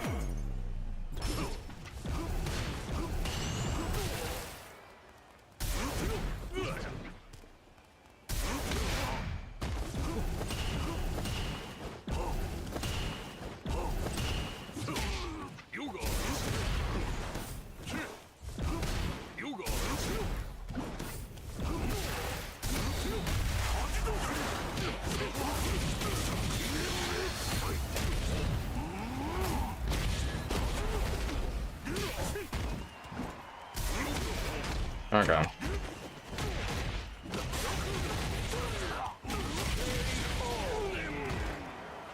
I hate this game. Why is this game so shit? Round 1. Fight.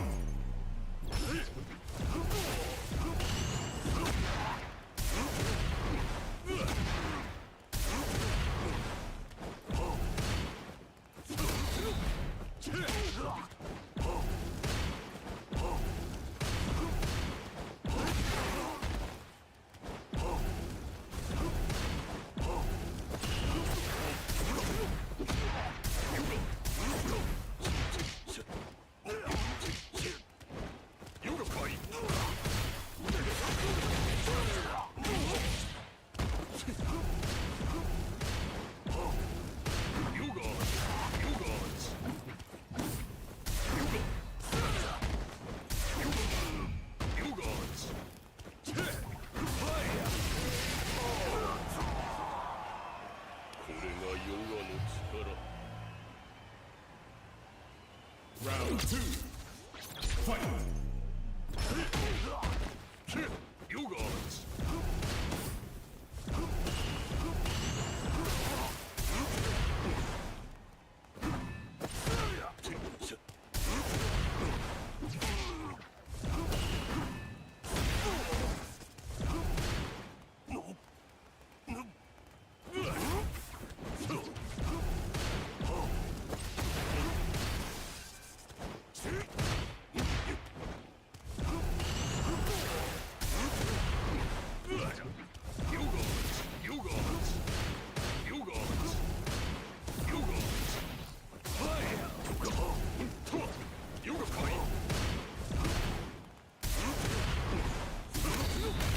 Bro.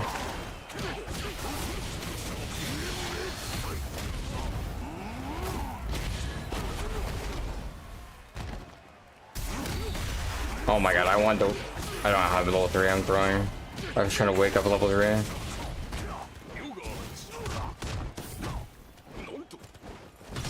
You're so fucking dumb, holy shit. No, I'm not. Oh my god.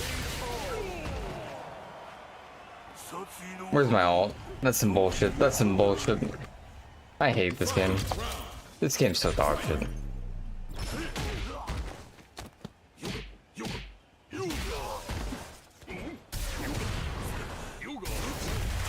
Oh god.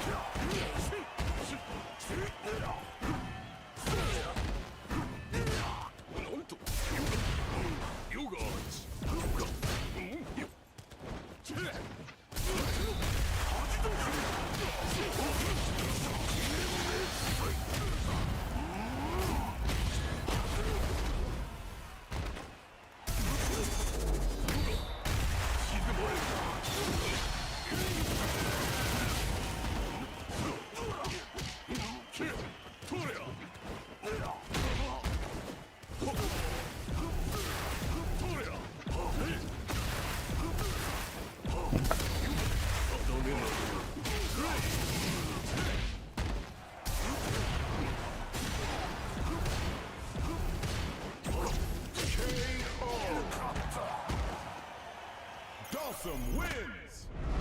Accessory?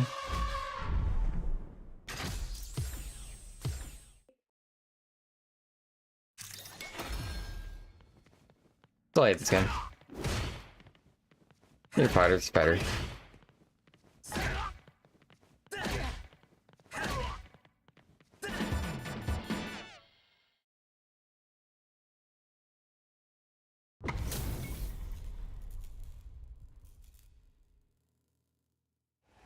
Round 1.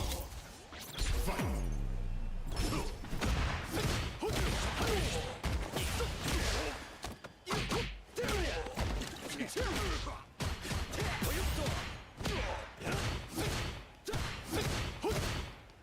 When is it my turn?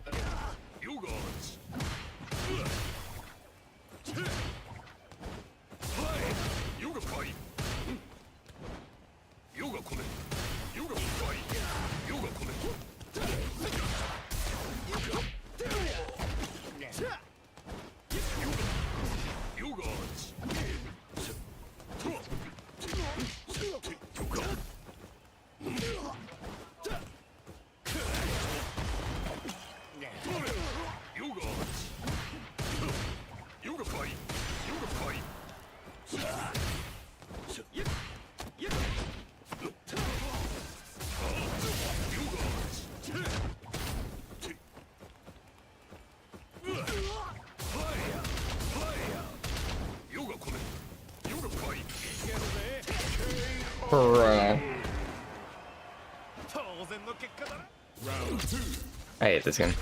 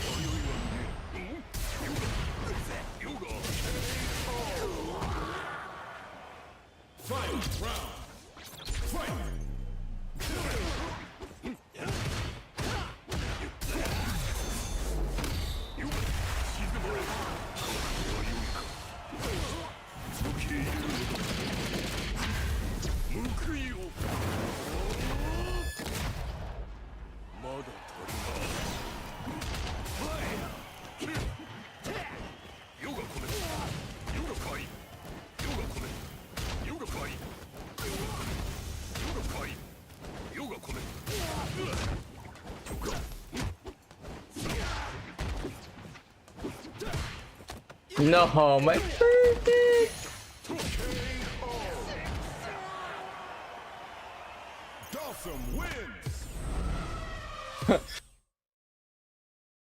He's gone.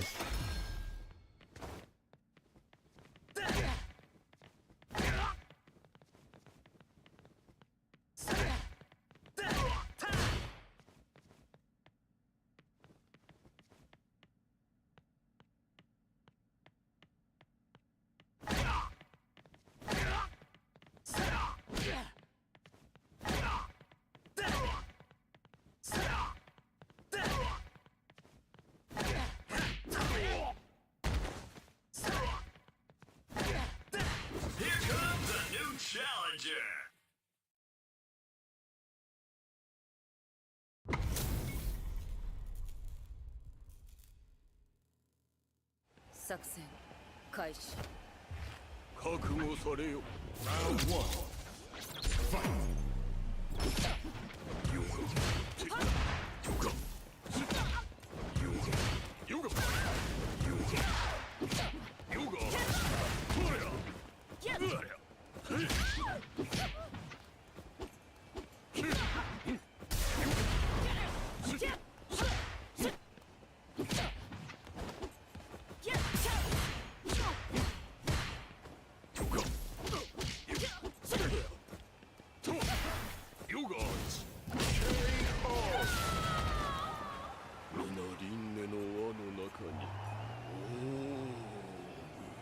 Round two.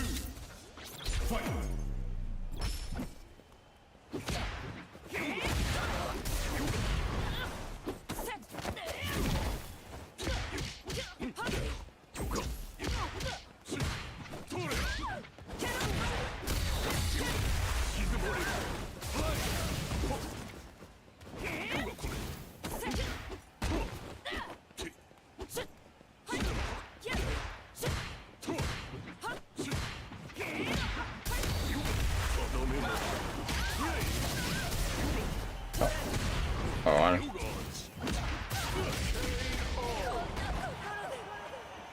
Dawson wins.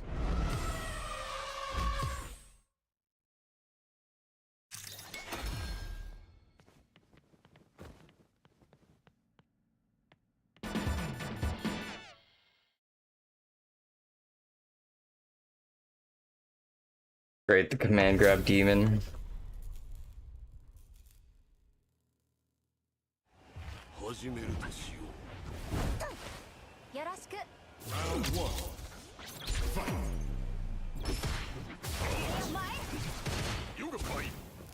ヨガコネ。ヨガファイ。ヨガコネ。ヨガファイ。ヨガコネ。ヨガファイ。ヨガ。ヨガ。キッ。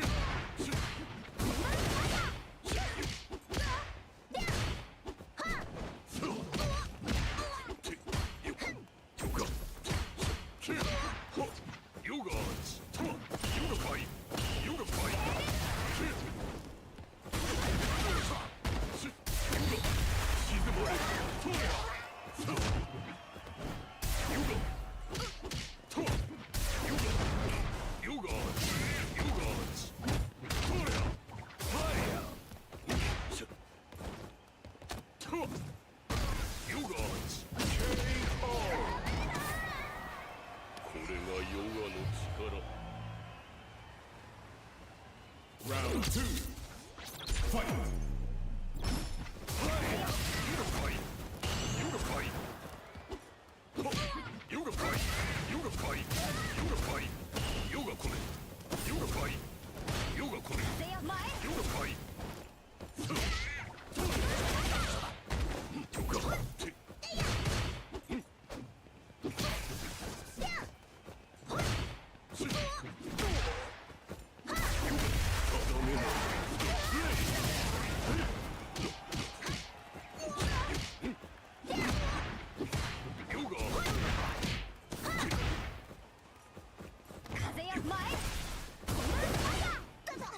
No.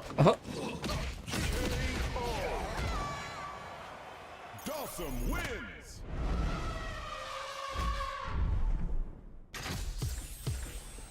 Round 1. Fight.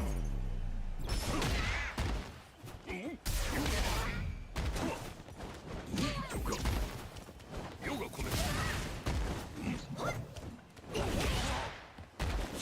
Doko o mite iru?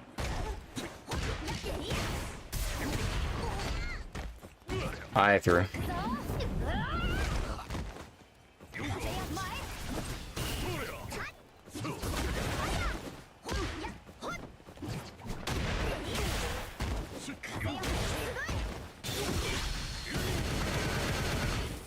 X.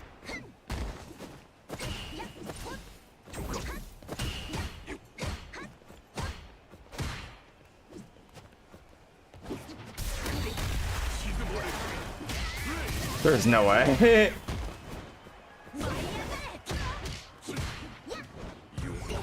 No. No. Round 2. Fight.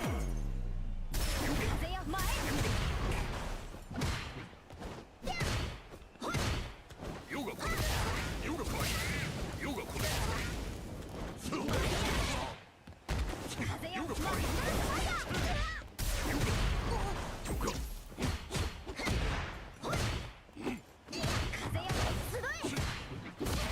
Yoga. X.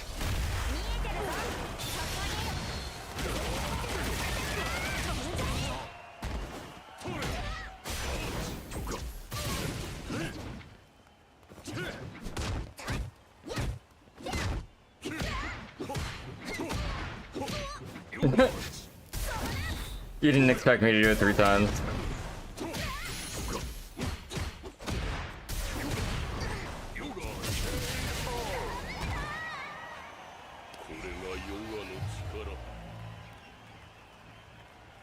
Fight round.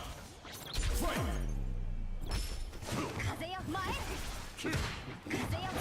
Yoga fight.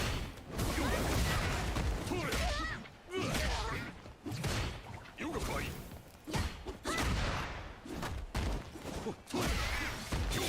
No, I didn't want that. No.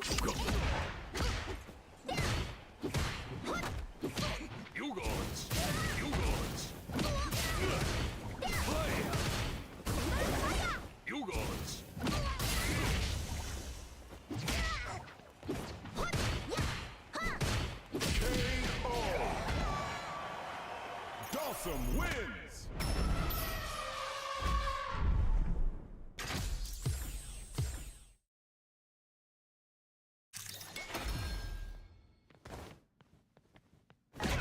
Here comes a new challenger.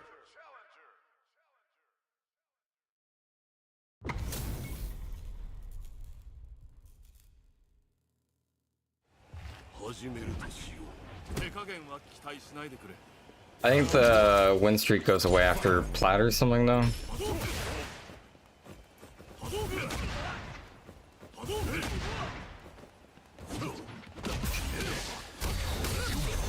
Oh. Oh.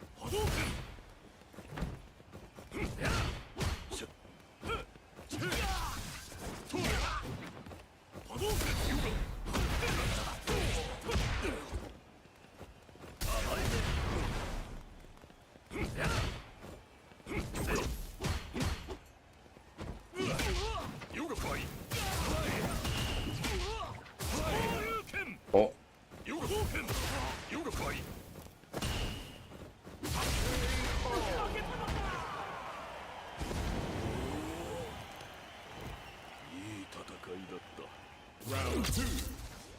Fight.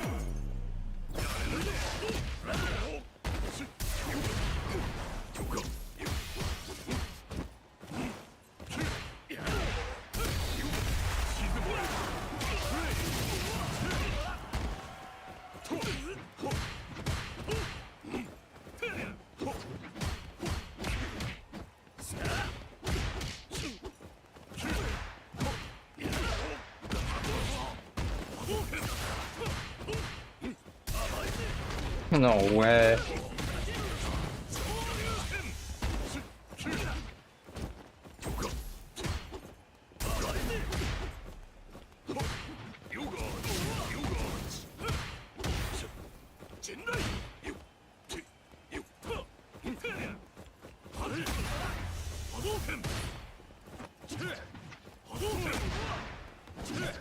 No way. No way. I got robbed.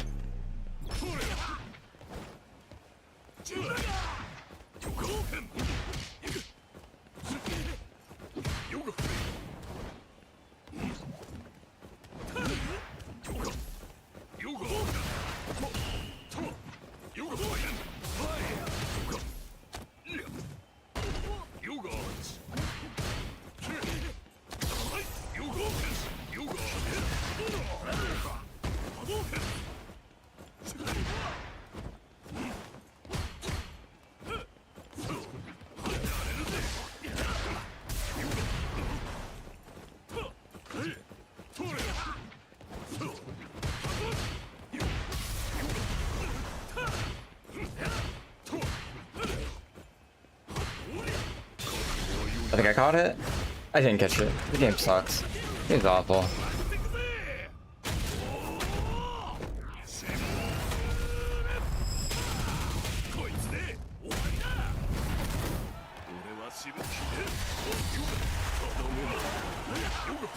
This game's so beautiful. It's so good.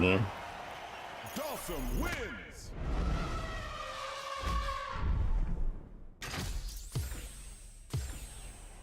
Round 1. Fight.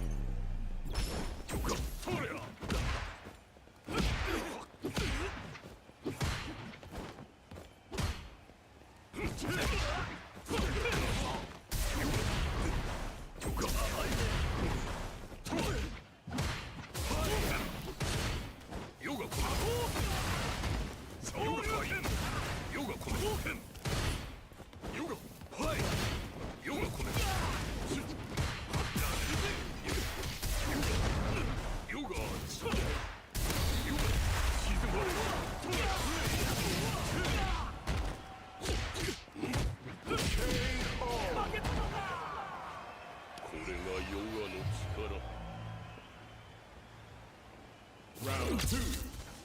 Fight.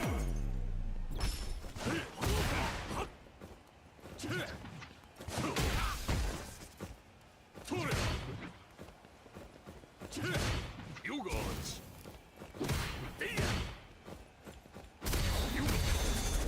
No.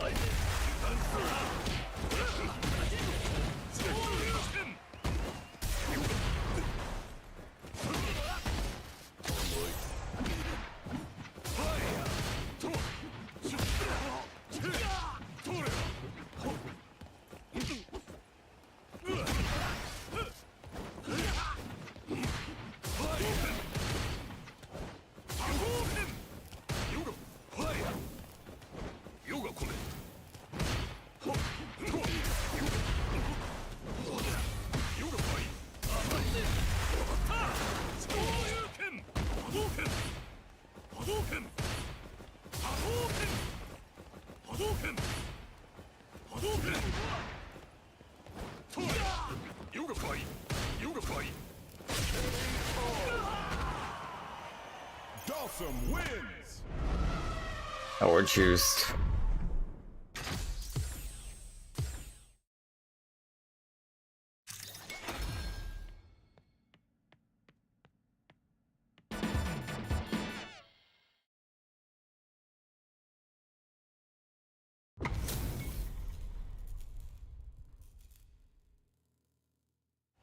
Round 1.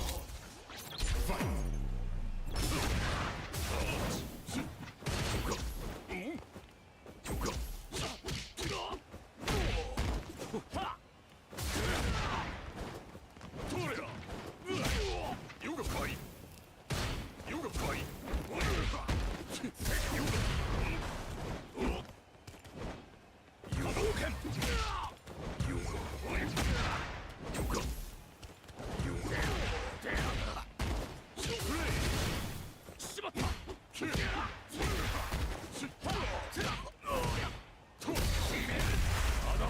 Why'd I throw a fucking medium?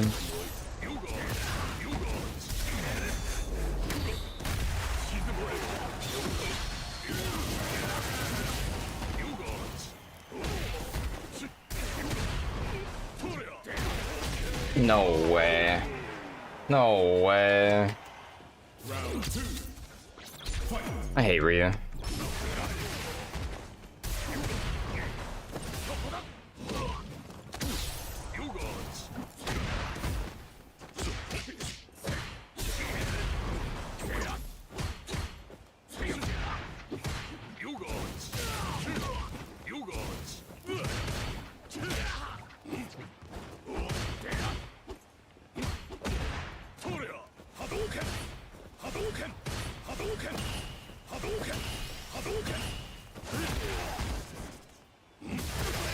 Okay.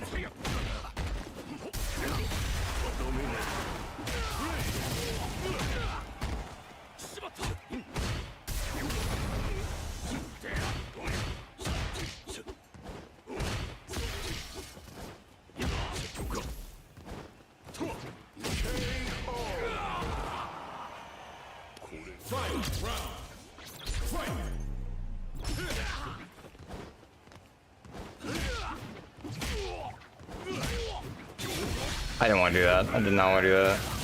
Okay, that guy just... That's crazy.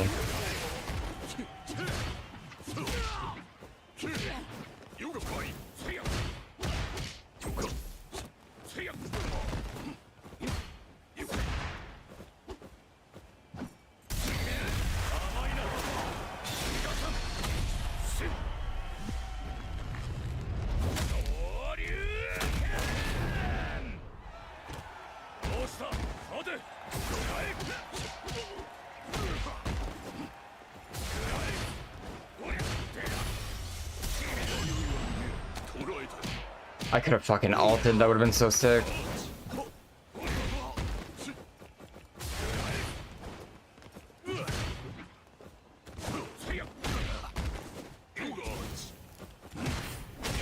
I'm throwing. I didn't know me parrying would have gave me ult charge. If I knew that, I would have gone for my ult And that would have been so fucking sick.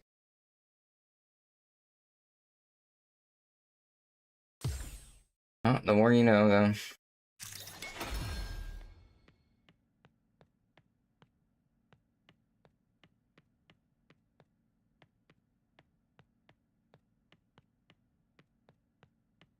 I would have done it in time, too, if it's a thing that's allowed.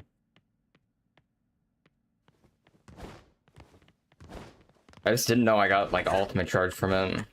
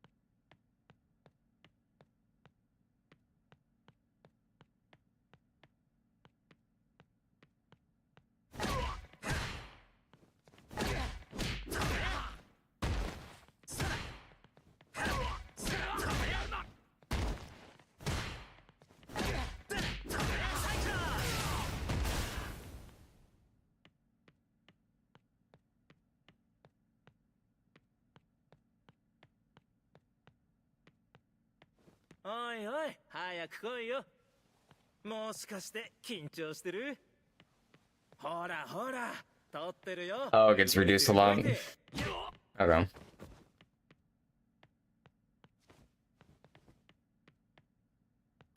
Here comes a new challenger.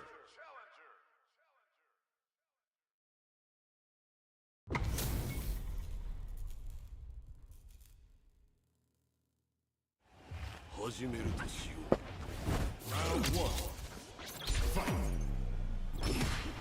Yoga fight. Yoga fight. Yoga fight. Yoga fight.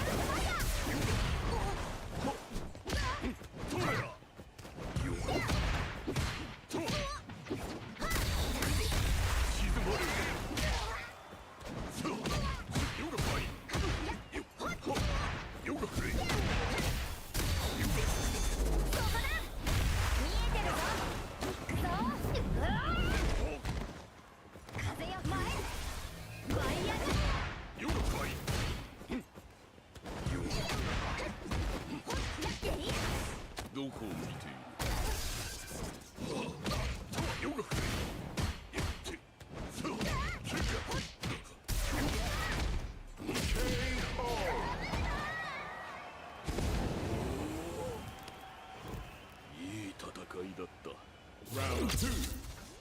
Fight.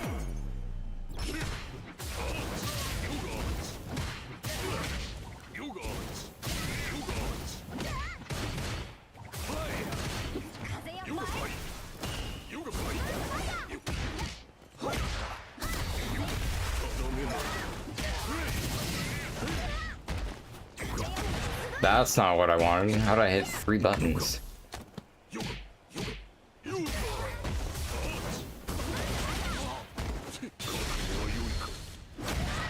Oh, you tried to grab me on Wake Up.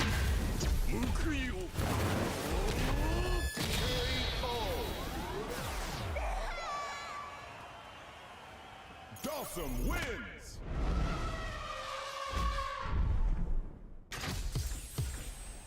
Round 1. Fight. Yoga fight. Yoga fight. Yoga fight. Yoga fight. Yoga fight. Yoga fight.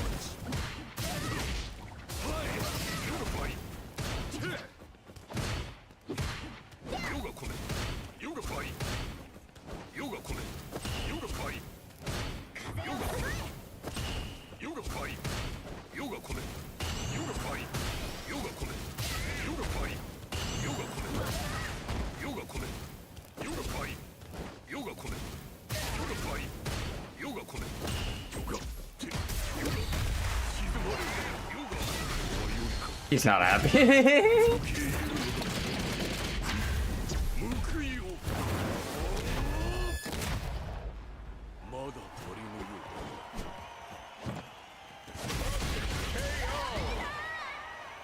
Dawson wins!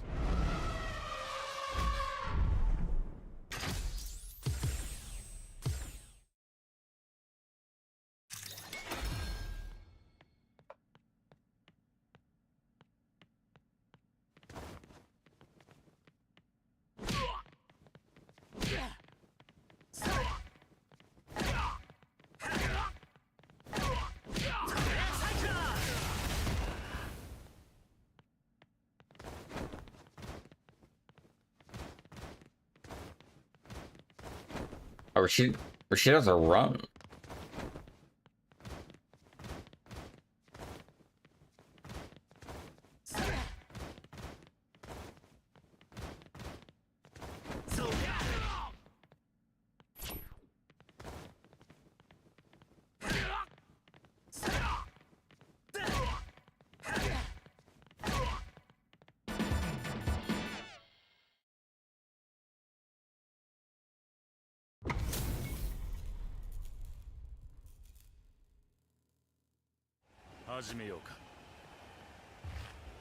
Round one.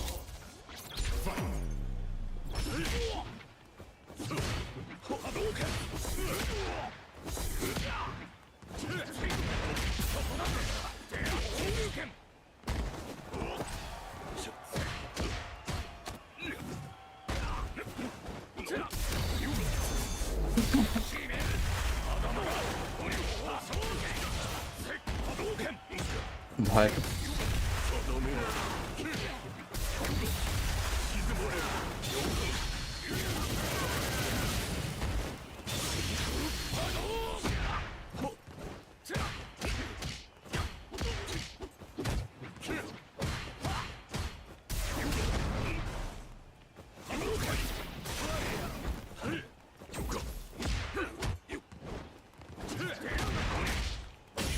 No way.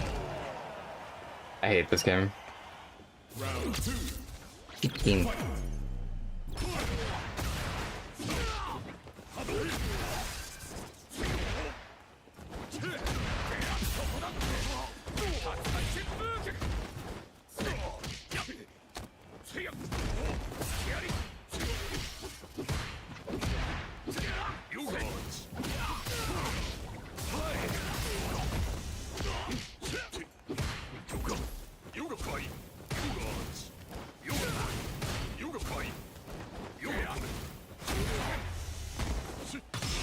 Fuck it.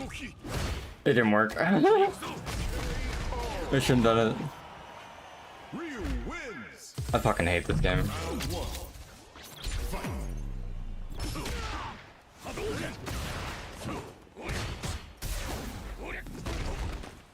I need to just react that. Like I was.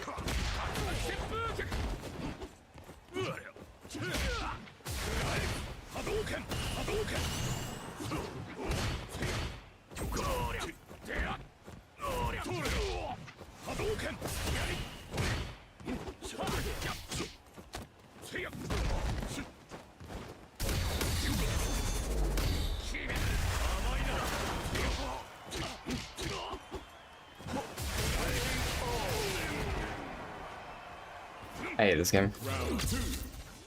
Fight.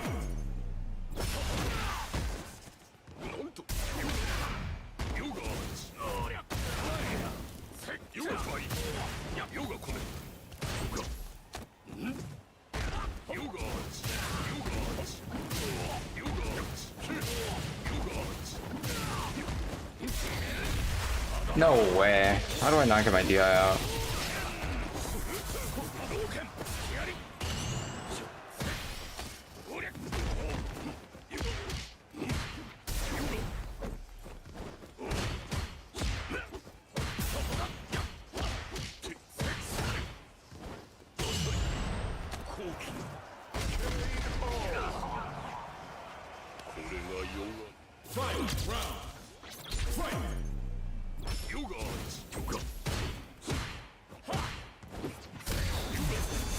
I hate this game.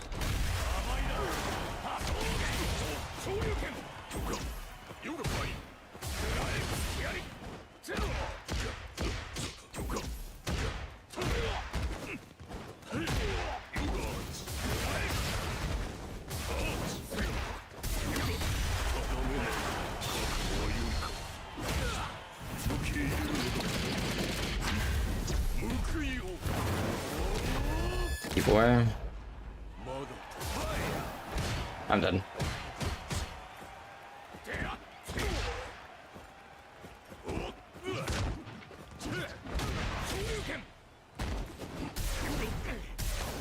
I hate this game. Game's AIDS.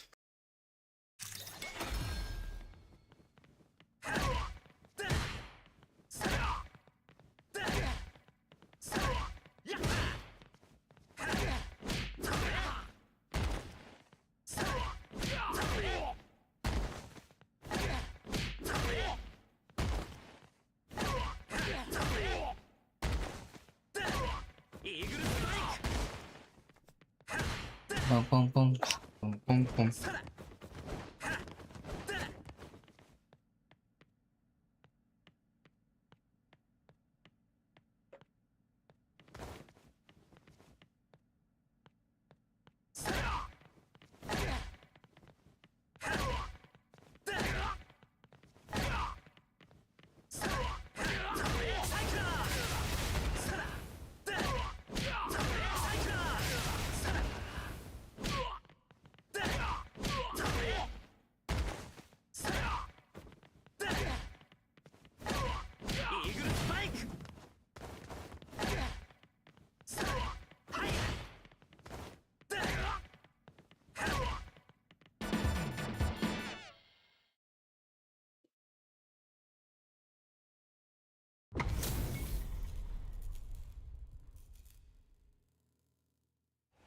Round one.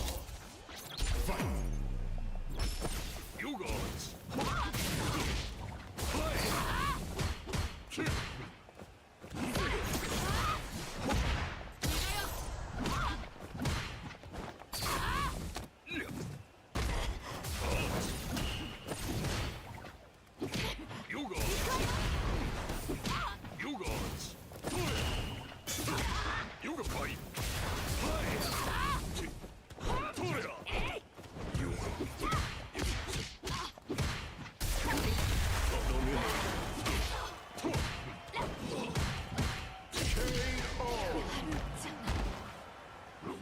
Round two. Fight.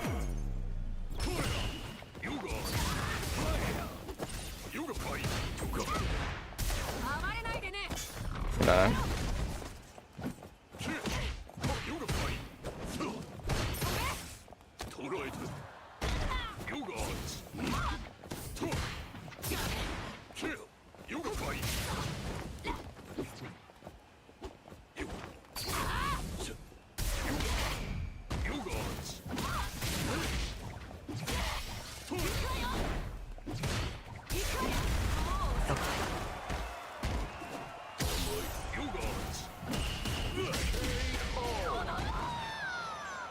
Dawson wins.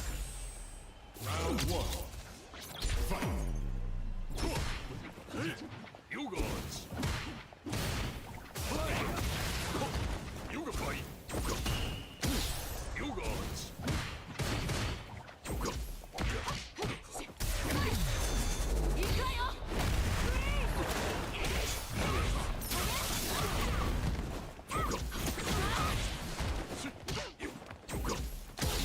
You guys.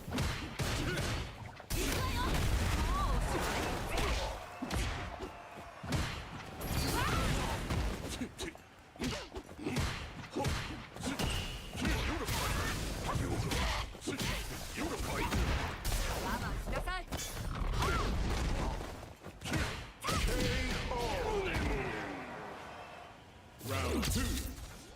Fight. さようなら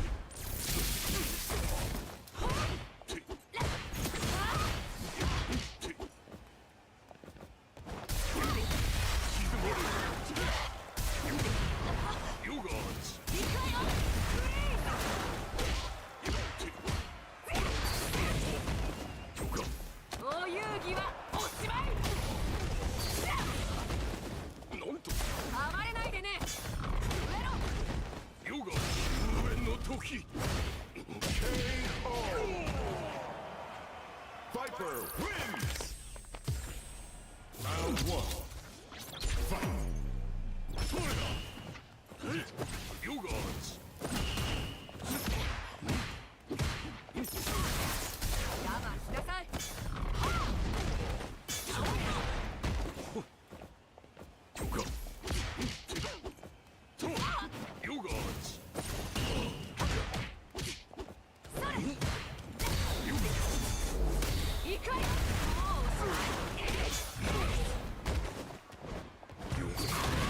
How does that not hit? Explain. Someone explain. How does that not hit? I don't get it.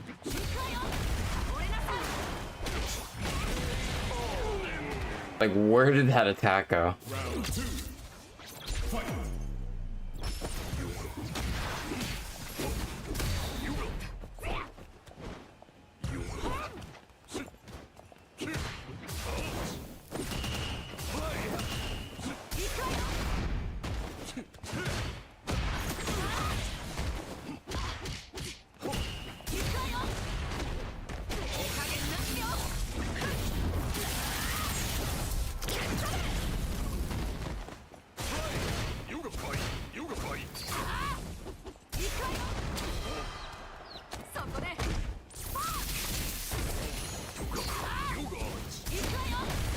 Dude.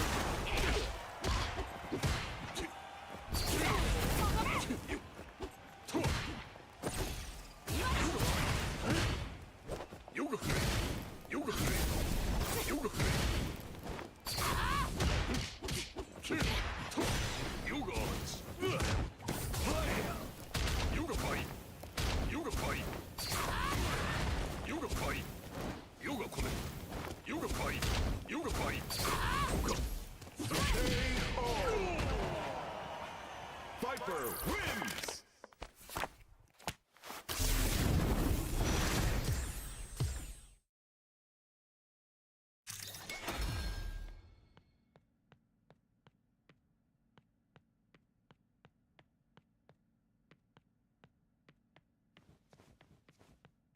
Here comes a new challenger!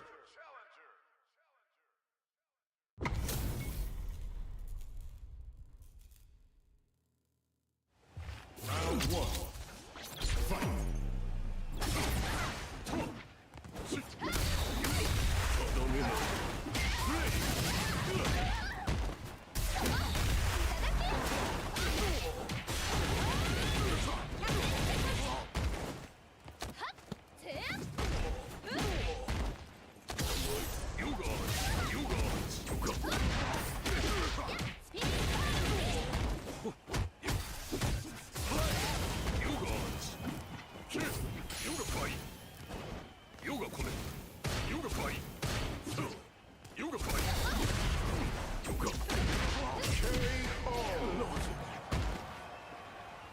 Round 2. Fight!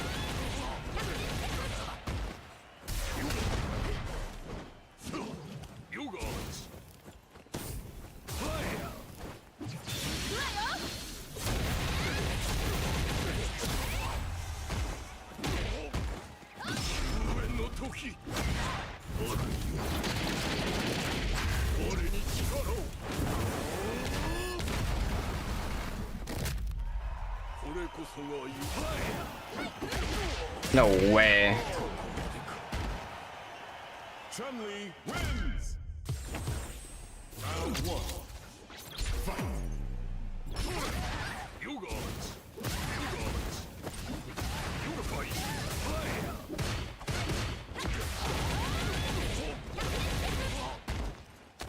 Yep.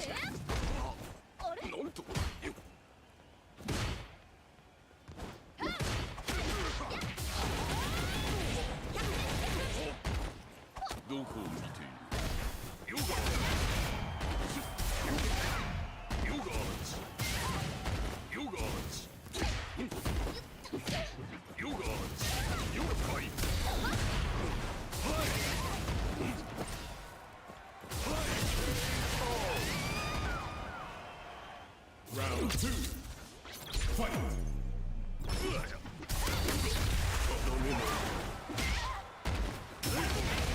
Okay.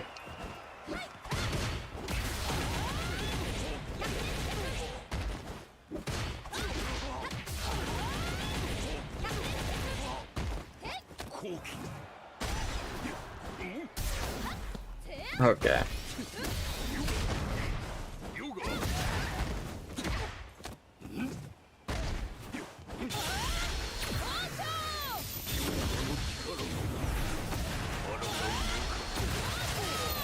Well, I was trying to do my level 3, but he was on the other side and I couldn't tell which side.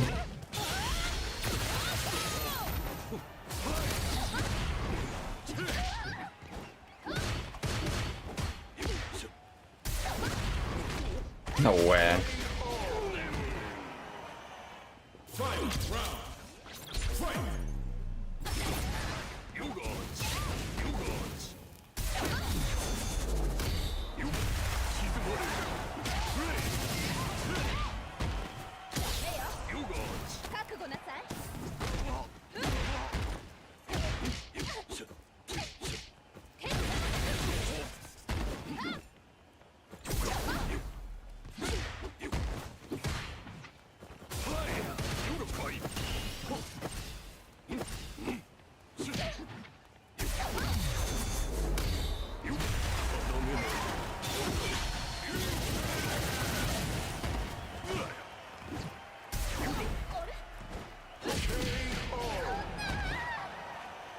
Dawson wins. Round 1. Fight. You guys.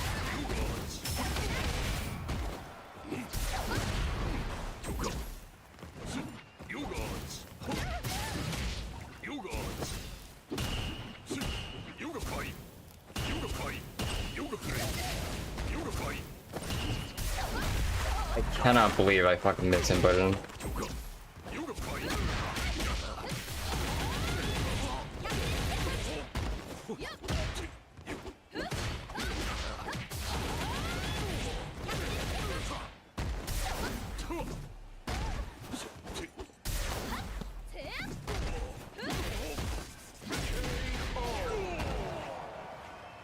Round 2. Fight.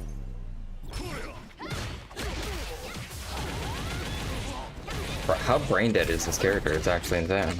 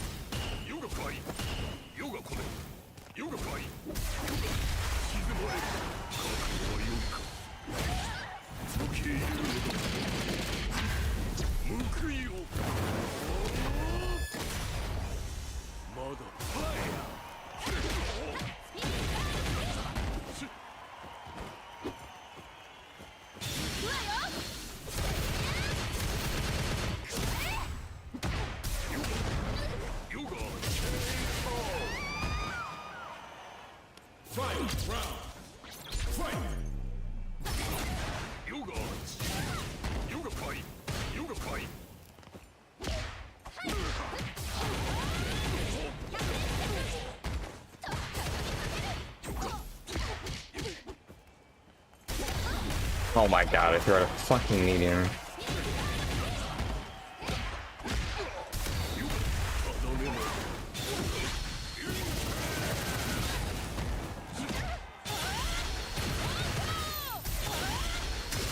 Shit.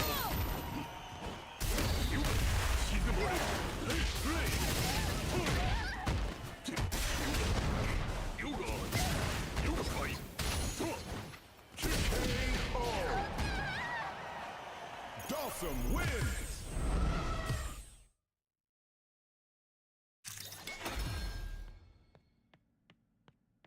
Almost lost to the most brain dead player I've ever seen in my life.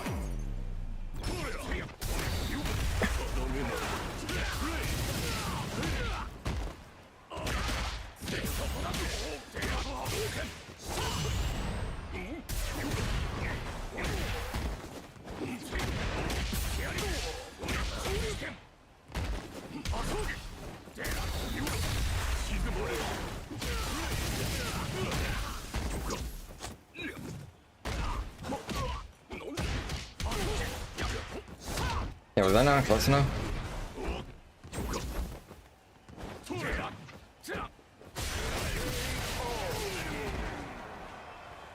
Round 2. Fight!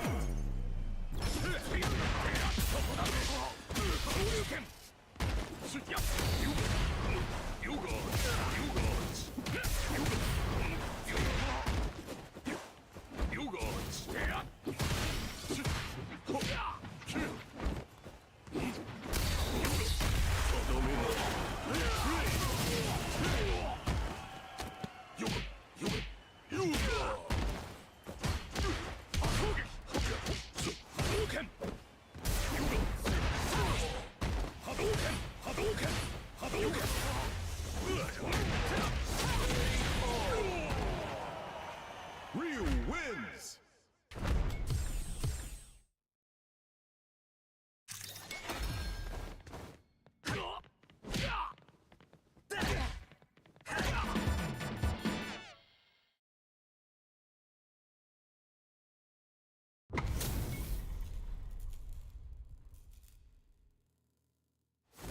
Round 1.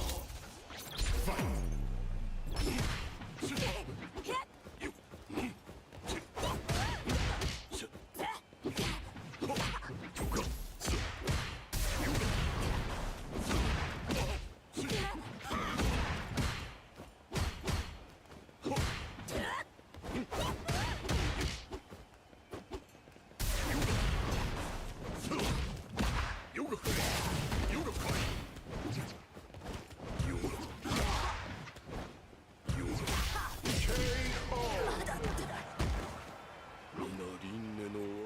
Round 2.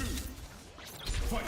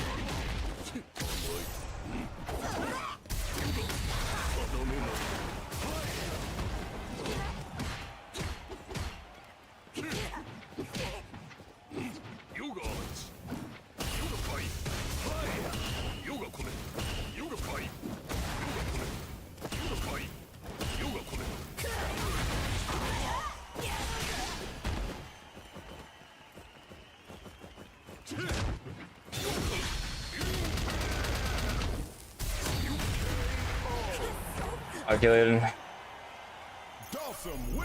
Legitimately.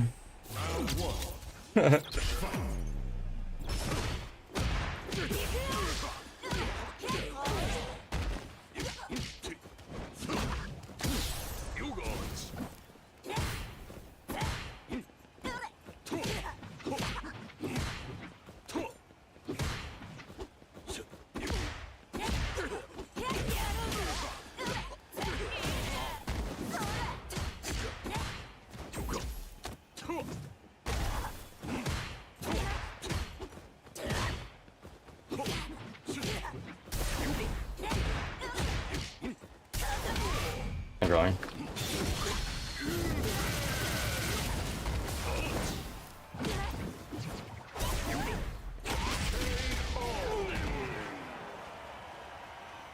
Round 2. Fight. You go.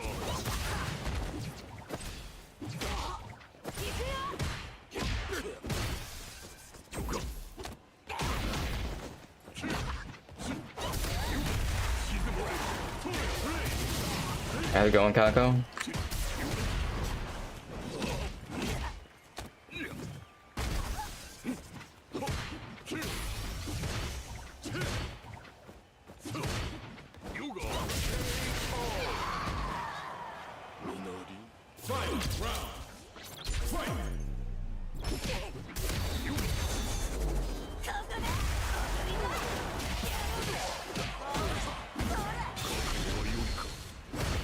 No. Sucks.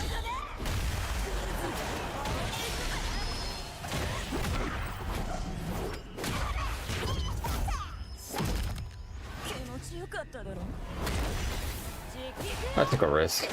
I lose now.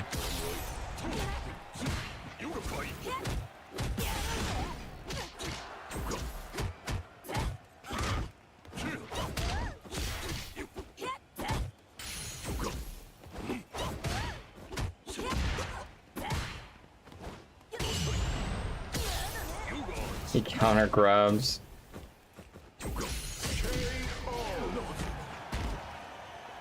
Judy. Round 1. Fight.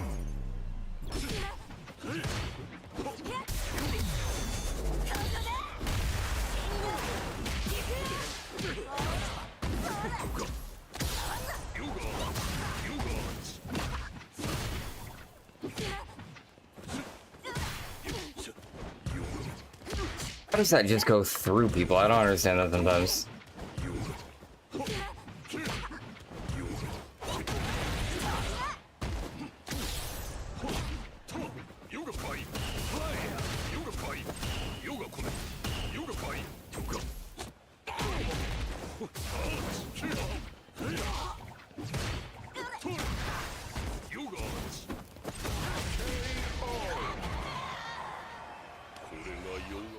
Round 2.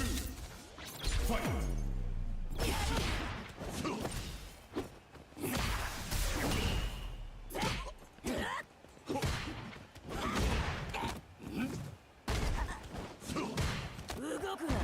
Oh my god.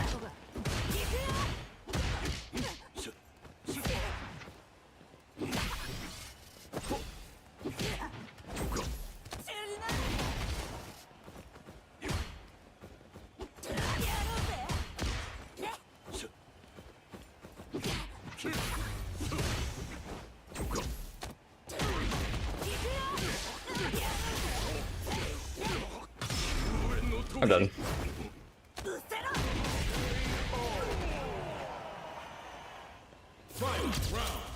I was trying to do it through a gap. Like, fuck it.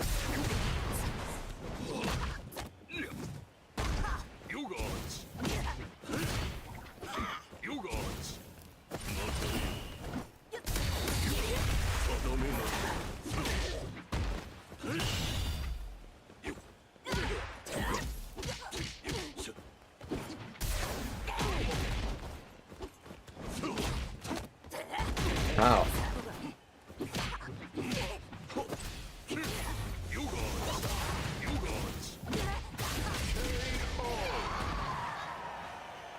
Awesome wins!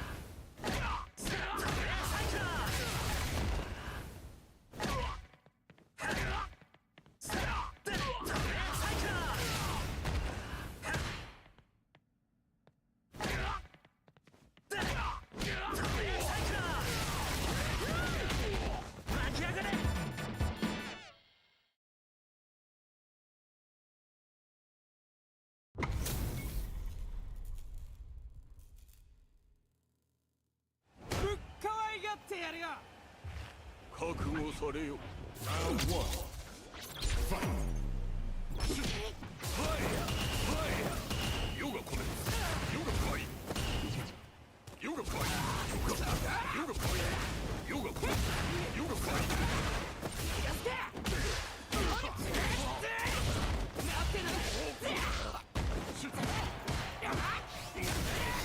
Dude, I can't grab from there.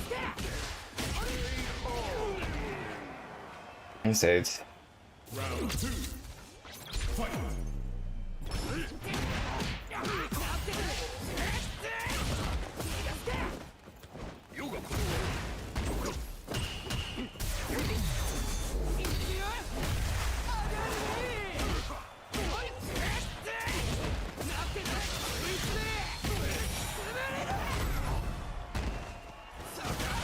Why'd it put me against the world's best plat one? Marisa wins.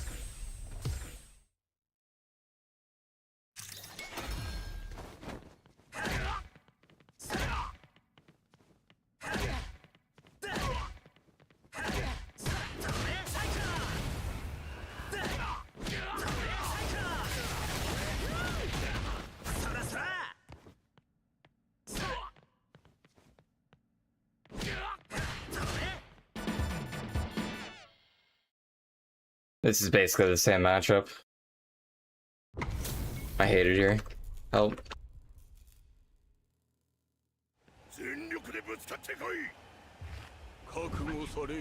Round one.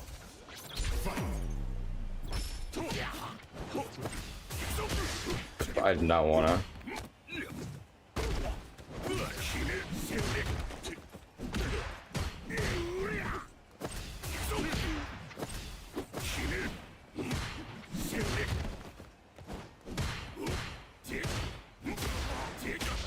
Yeah, other corner.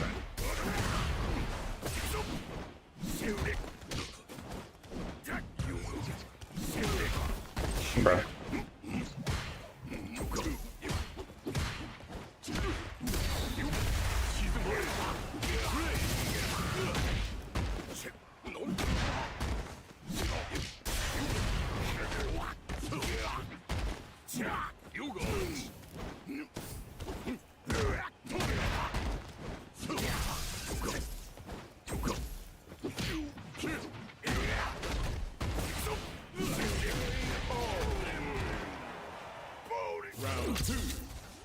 Okay.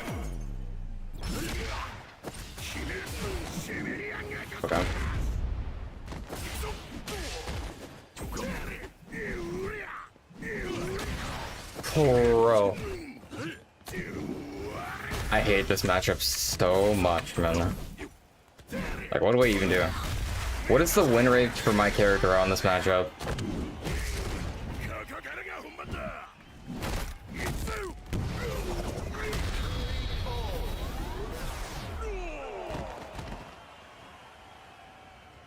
Zongia wins!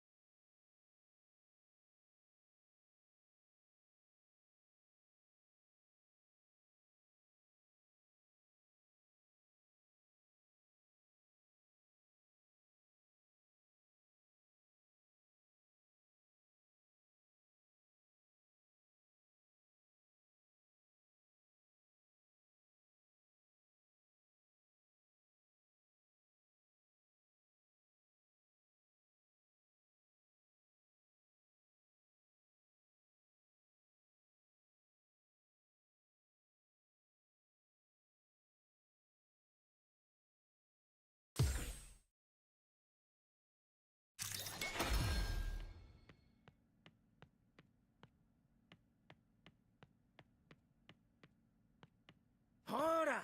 かかってきなよ。ラシード様は君を退屈させたりしないぜ。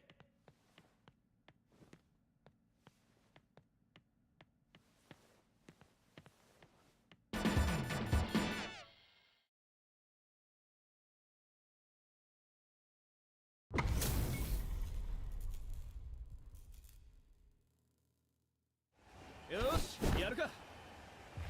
覚悟されよ。Round 1 Fight! Yoga fight! Yoga fight!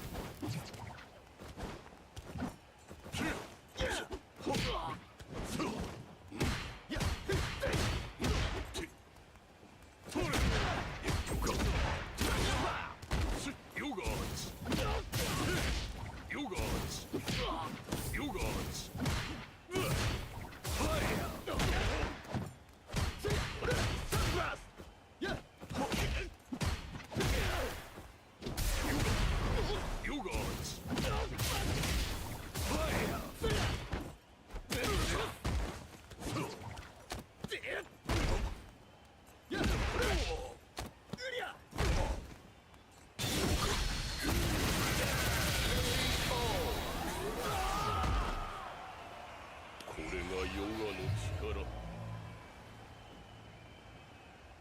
2. Fight.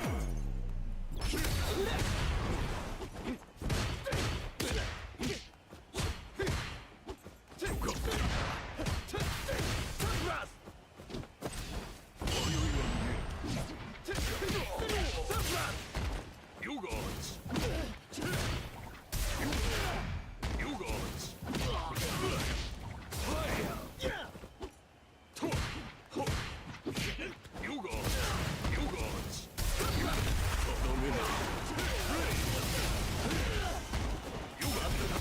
You to fight. KO. Dawson wins.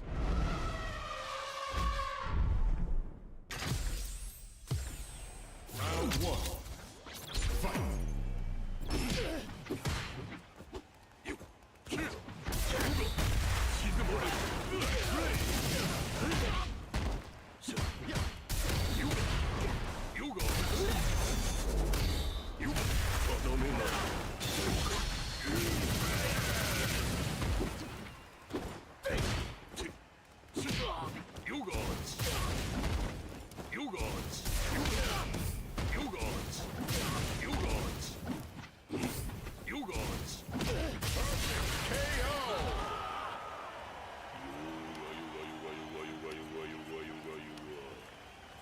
Round 2. Fight.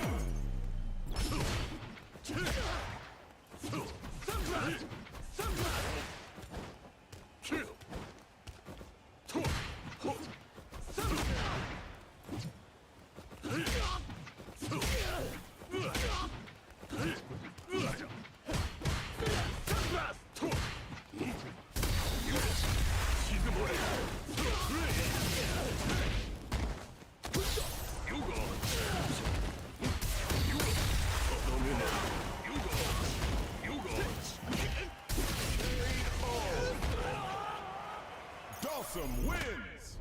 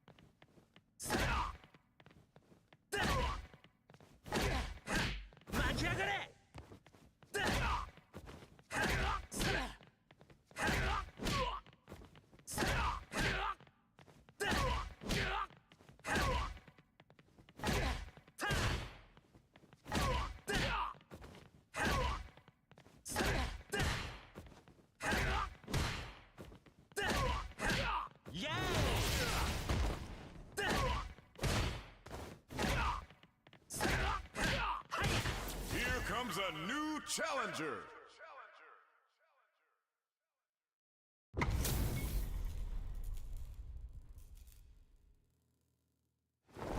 Round 1. Fight.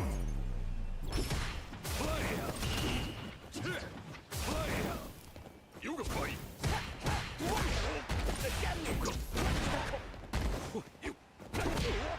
You guys.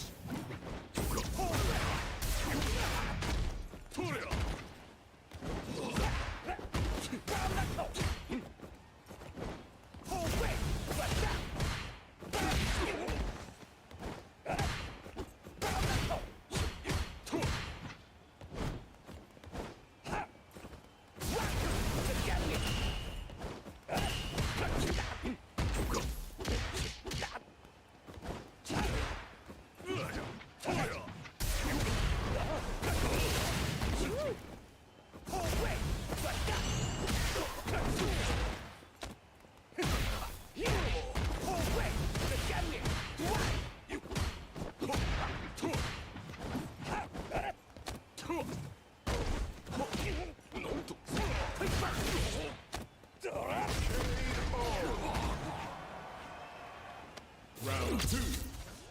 Fight.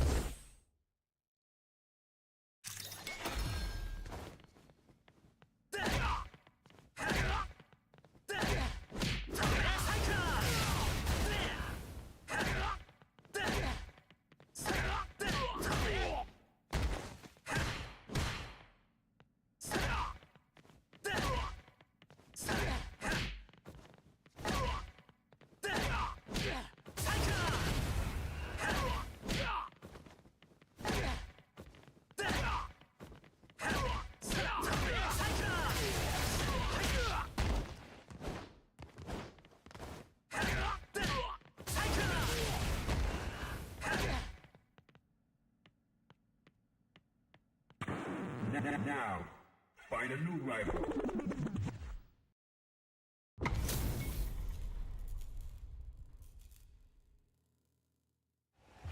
Round 1. Fight.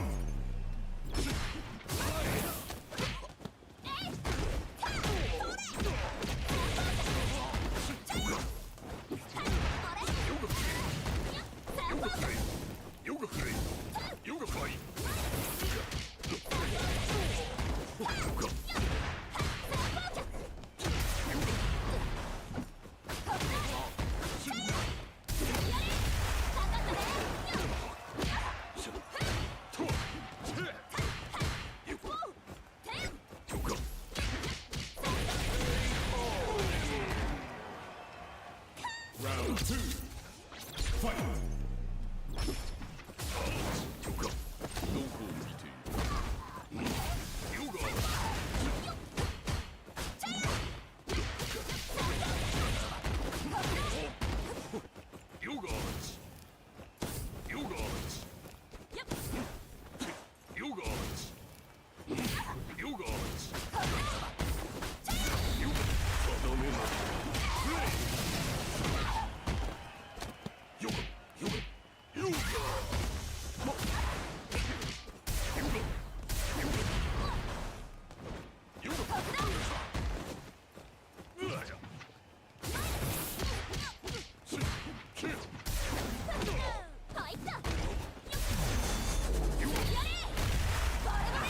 I'm done.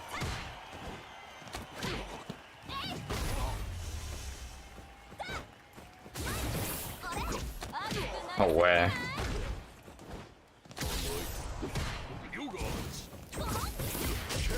What the? Kimberly wins. Round 1. Fight.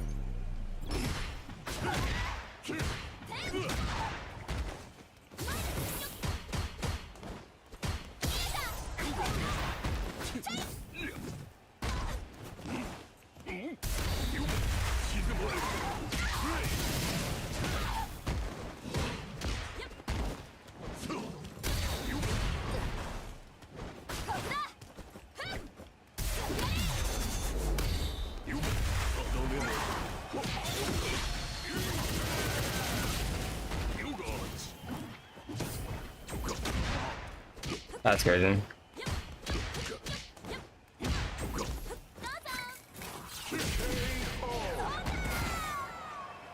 Round 2. Fight.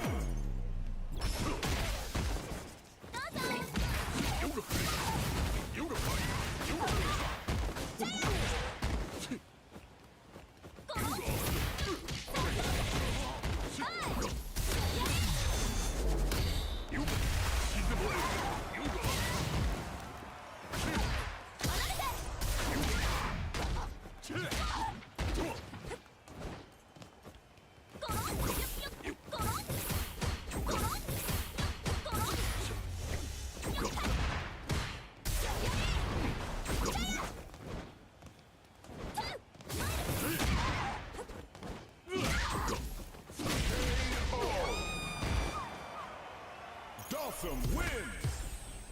Round 1. Fight.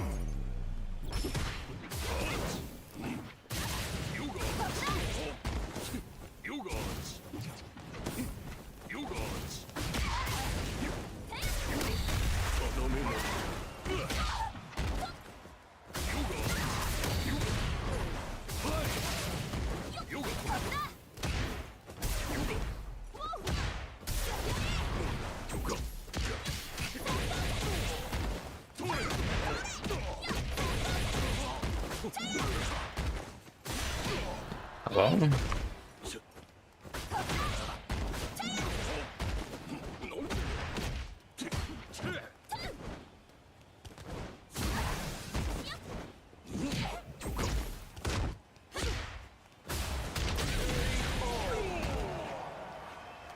Round 2.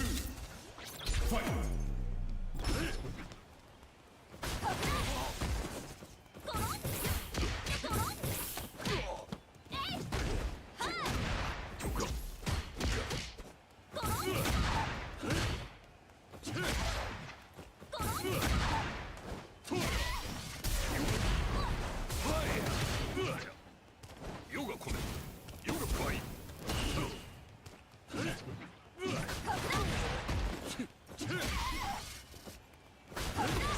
Bro, what is that range?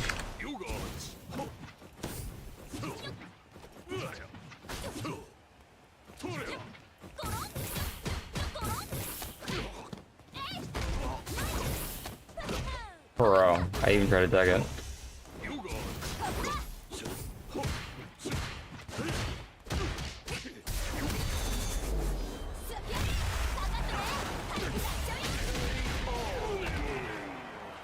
Kimberly wins. I hate this game.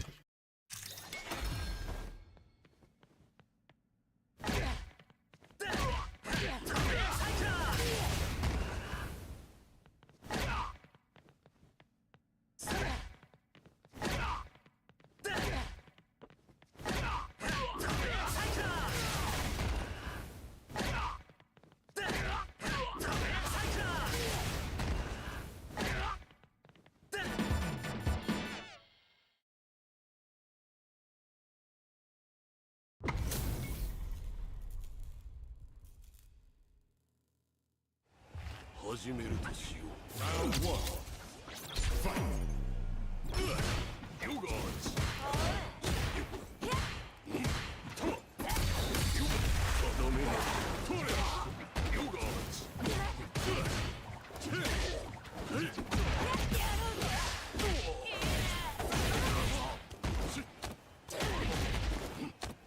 Not the fucking throw loops are so cancer.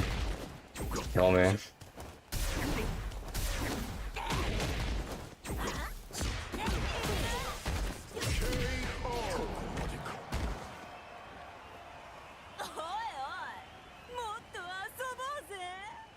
Round two.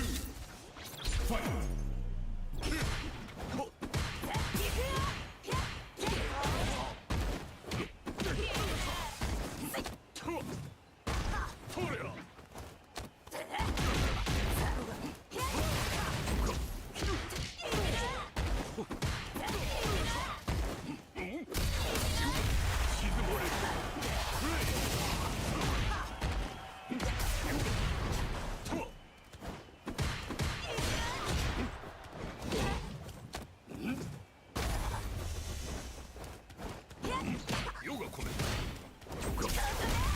No way.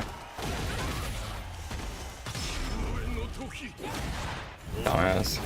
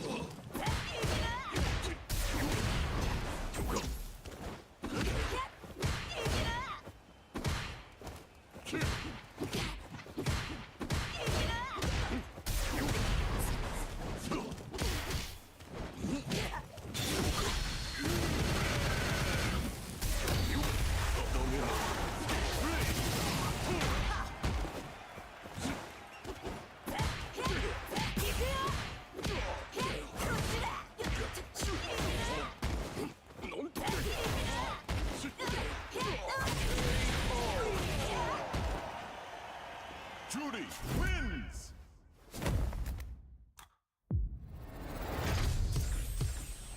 Round one. Fight. Getting so ass. You guys.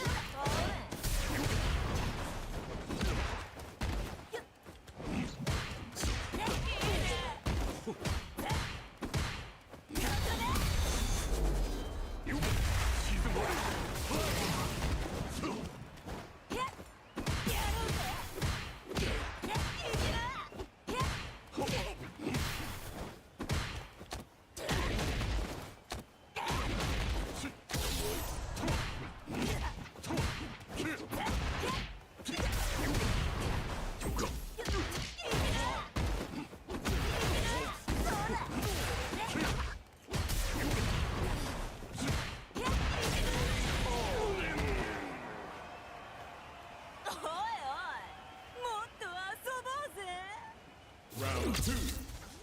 Fight.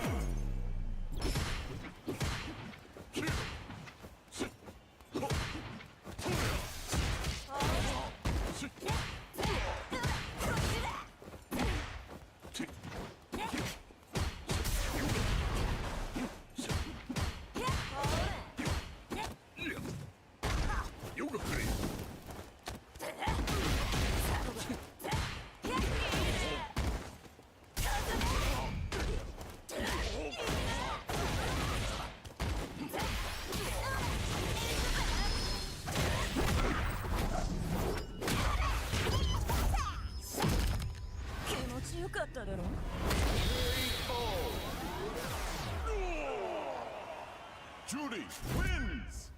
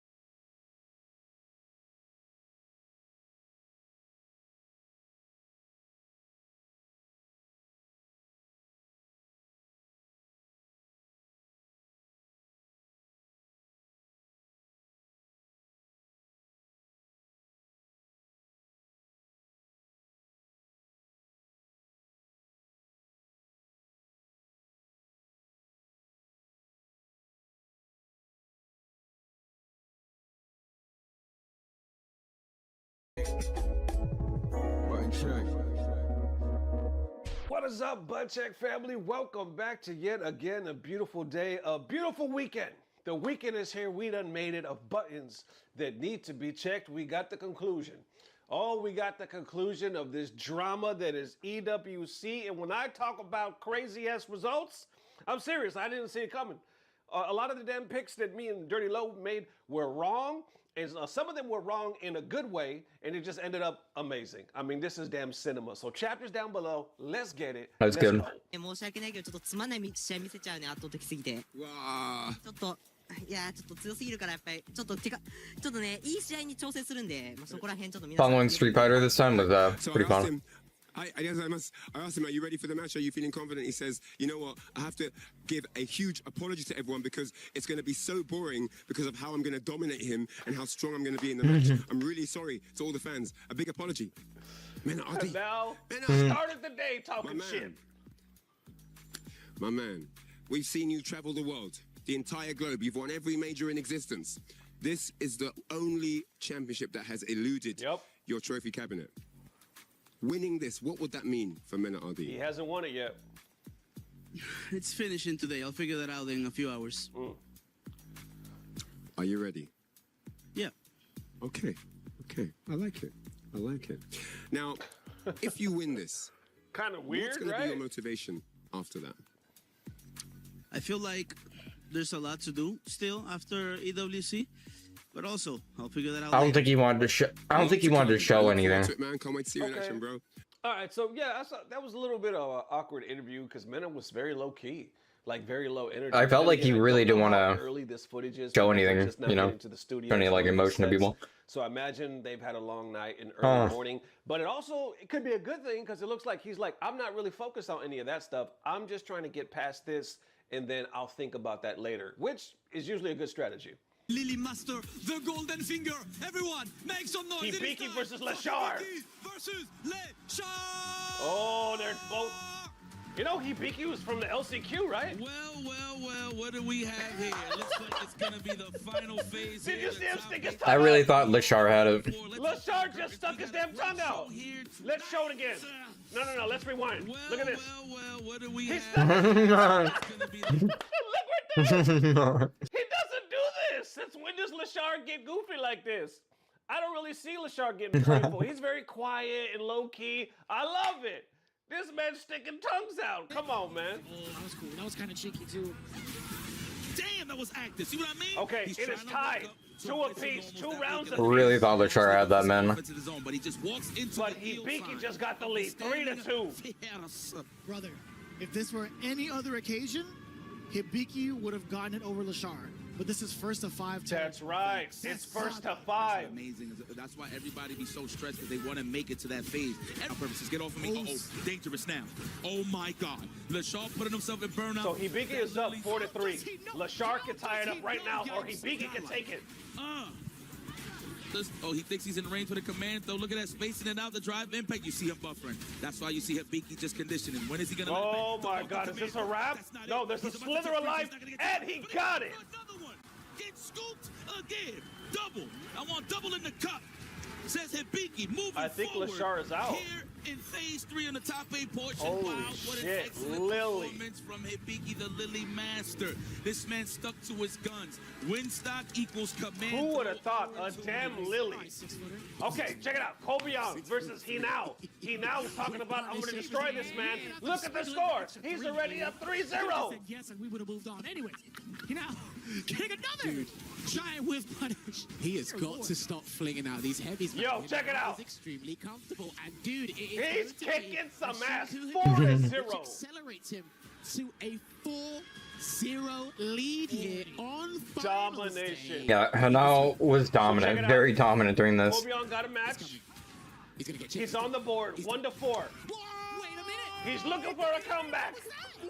I don't know what he tried, but the Stormbuster's coming through, and I think by the time we're done, the drive gate should be completely online. No, not quite yet, not quite yet. He's got to wait. He has to wait. Now he can. Oh, my word. This is match point for Hinao. Kobe Young looking for a comeback. No, he jumped back. He's going to chip him for the burnout. That's it. He's flinging out the donkey kick because he's got nothing else to do. And it's a wrap. He messed up with the drive ref there. And there you have it. So unfortunate. The kid is off his seat. He's punching the air. And you know 5-1 to him, a 5-1 domination. 15 years old, y'all. The campaign for today. 15 years old. Now we got Bruce Lee against Yamaguchi. The score right I always now believed in Yamaguchi on this one. This is match point for Yamaguchi. Bruce needs this to tie it up. And remember, Bruce Lee actually picked to face Yamaguchi. This was his choice. Dash on the throw attempted again, not biting, but he does challenge. Trying to come back with that cherry. Drive rush in. Oh, what a tech throw. Dude, the temerity to even tech that at that time. Yamaguchi, you god. Almost there. He's almost there. He's almost there. Oh shit, he got him with the overhead. Here comes Yamaguchi. He just closed it out. To close the door on Boost. Boost is out. That was a beautiful rally of adaptation, the back and forth. We thought He wasn't happy after that one. up the ladder until Boost was making that comeback, but Yamaguchi kicked it and down Bruce and Lee said, "Stay picked down that there," matchup. because this is a single inning, Yep. first to 5, and the Evo champion is getting closer to having another massive trophy in his cabinet. We're not gonna waste any more time. Crimey and Mena. Oh, this is the one. I wanted Mena RD to win. I really thought Mena RD was gonna win too. Here's what it's all about. Of course, we have a It was fucking crazy to see the outcome. Mena RD. In the end, there can only be one. Oh, Crimey looks nervous. Crimey looks nervous. Mena is in his shit. Can we see that again? We need to see that again. Soul of Crimey, and we saw a little bit of a look away. The young man maybe not used to this environment. Yeah. Mena didn't have to do all that. Ringe joined by Logan. No, he's playing with the big boys now. Son, it Yeah, I seems do. like incredible things always happen when I'm sitting next to Okay, I you want on to this see that desk. again. I want to see that again. Okay, now the players are forced to do a stare down, but they don't need to do all this. Mena took it a step further to do his legendary stare down, and Mena has never lost a stare down match. We were just talking about that. So he automatically did that. And look at Crimey, he looks nervous. He tries to be serious, and then he goes to a smile. He goes back to being nervous, like he's kind of off. But check it out, it's 2-2 now. Yeah, I feel like one of the flaws though was everyone knows, and he said himself that during a stare down, he uses it to get in their mind and to play, like start playing defensive. He said it himself, he'll play defensive afterward, after doing the stare down, and make it seem like he wants to play aggressive. But maybe that was like a 3D chess type shit, and he's actually accounting for what he said too at the same time. You know, so maybe there was some like 3D chess going on there, but he played really safe after the stare down, after he already said that, you know, live. You know, it seemed kind of predictable a little bit, but you know, whatever. Somebody's about to take the lead. Mena has full life, damn near 90%. Crimey is on most of this just to keep the pressure up. almost on a slither, and he's ashy. We'll do it. Mena looking to close it out and get the lead. Here comes Crimey. He's still got some big hill to climb though. Ooh, that's a lot of damage. And that made Mena shuffle around in his seat there. I'm looking at the camera in Oh. the top corner. Crimey's performance insane. Holy shit! Insane. From one corner to the next. Crimey with the comeback. Holy shit! On defense, it's not paying off for him here. That was Mena's round to win, y'all. That was Mena's round. Now Crimey is up 4-3. Mena could tie it up. Mena sadly dropped a combo and lost a round 2, which could have helped him win. Closed out the round. Now he's looking to take it. So that was really sad. This shit match point. Look at his face. Look at his face. The kid is focused. He's trying to break. And then there's the stare another down round where he curse. fucked up, and it was, yeah, He's trying to break the stare down curse. doing that. Mena could tie it, or Crimey can win. Crimey has hella momentum. Mena out the corner. Mena now, the lightning beast is still there a little bit, but he hasn't been able to make Mena anything needs this. happen off of Mena it. needs Yeah, this. that fireball's just come in and he's not ready Is for it. Crimey Walks gonna break behind the him, whips curse? that medium kick. He's in now. No, he's not. Mena's out. Takes the throw, and that's the end of the level 2. Both of them sitting on the level 1. Here comes Mena. Got some in the corner. Trying to put some work in. Crimey out the corner. Nice patience again there. He just presses the Mena blocking everything. side switch. Oh man, caught him flinching right there. Again, looking for that big meaty, keeping the plus frames on, shaving off that drive. It's anybody's match. 50 seconds left. It's anybody's match. Mena actually committed to the drive rush cancel right there. That puts They him are in trading burnout. like a He's son of a pixel away bitch, from blocking two like a balls, son of a bitch. 40 seconds left. Oh my god, he's gonna get the light. Huge round. Oh, he got him. Crimey just eliminated Mena RD. Son of a bitch. Crimey. 15 years old. 15 years old. He just broke the stare down curse. The first one to break the stare down curse was a 15-year-old. Menardi from the tournament and what? I don't even know what's happening in this game. What's happening? What was an unbelievable What is set. happening? You think this kid can't get any better every time you watch him? Bro. He finds a level to elevate each and every time. Oh. This is a stare down. I had to show it again. This has to count as a Mena stare down. At first I would say no. Look at the faces this kid makes in the stream. He's a monster. He's an animal. He was even throwing up one more round. This kid is animated. I love it. Come on, let's continue. He went for the heavy punch thinking he now was going to move forward, but it was airborne. You got Hibiki versus Hinao. I can't lie, I'm going for Hinao. It's all tied up. 2 rounds. 2 matches, 2 rounds. Okay, now 3-2 against Hibiki right now. And now just took the lead. He's totally air resilient, man. He just gets to cut through the wind as he now won my heart. Look up, stand my kick. He now and Karaime, these young damn bucks winning my heart. Oh, with the overhead. He now looking good. He was biting his Hibiki now got the lead though. It's 4-3. He now's trying to come back. Once again. Holy crap. It is all tied up now, but this is actually match point for Hibiki because he won the last round. They're tied in life, Steve. Hold on. He tried to go for the command grab. Okay, he got him. He got him. Is this gonna kill? No, not yet. No, it didn't kill. He goes for the overhead and fucking Hibiki wakes up and eliminates. Eliminates her now, stays alive, and the run is over. But you gotta show some love to her now. The young man, the young gun, playing out of his mind. Multiple characters going up against a player like Hibiki, even to the standpoint of a 5-4 game. What a set, bro. Back and forth all the way through, but I must say, ladies and gentlemen, Lily is in the grand finals. I repeat, the bird is in the building. Let me stop it right here. The reason why I'm kind of bummed out, I was going for Hinao. Hinao now, I believe he has to fight for 4th place, 3rd place, something like that. So I think he has one more match, but he can't win it. He's technically out. For one, I don't really care for Lily. Whatever, it's whatever. But what's his name? Hibiki? Hey, this guy's obviously talented, and I wish him the best. But he just got. I wanted him now to win. I wanted Karaime to win, Mena to win. There's a lot of people I wanted to win, you know. But Hibiki was not one of them. Props to him. I think he came from the LCQ. Props to him. But he just like every time you see him, he just like this. Like dead face, you know. Now, we can't really put that on people to be like, they should be all animated and talk that shit. Everybody's not like that. That's not everybody's personality. But I ain't gonna lie, those are the people I like. That's why I like Hinao. Because he's so small and he talks that shit. 15. Hibiki is like 30 years old, I think. 30. And all these young bucks, Karaime, freaking Hinao, 15. Talking that shit. That's what I love. That's what I love. Him talking that shit was funny. Blaz 15, but Blaz is kind of like Hibiki. Like he's he's not really emotional like that, just straight face. You don't really get too much animation from Blaz. Either way, shit. I really don't want this guy to win. That sounds bad. I sound like a hater.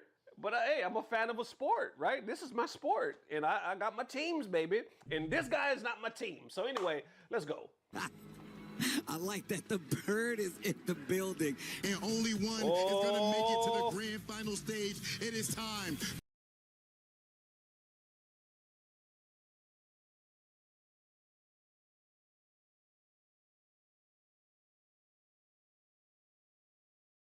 Yeah, it was pretty good though.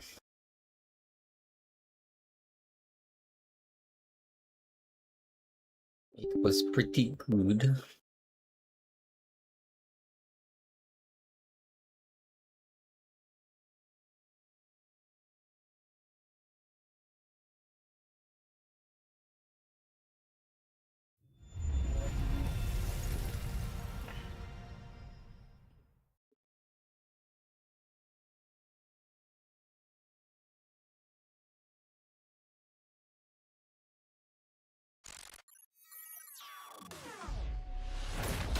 Fighter 6.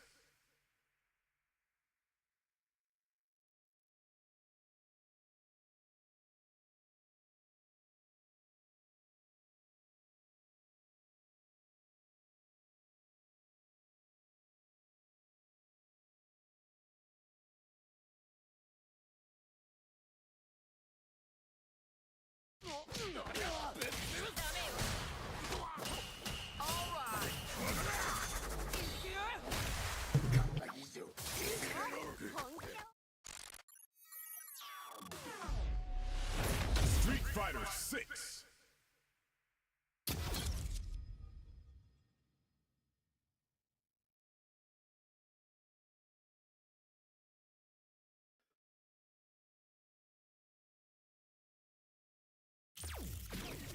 Dokkan soon.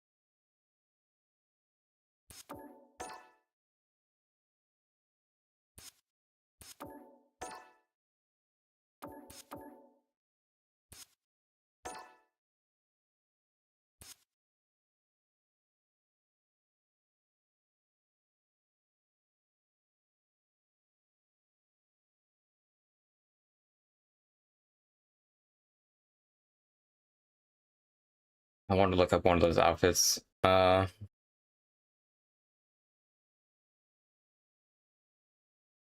who it was for. Oh yeah, Ed. Is this the outfit from Street Fighter 5?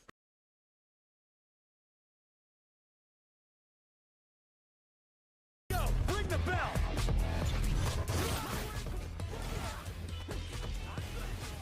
You ready yet?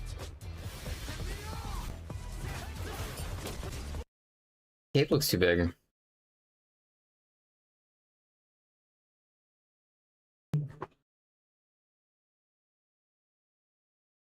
Her shoulders.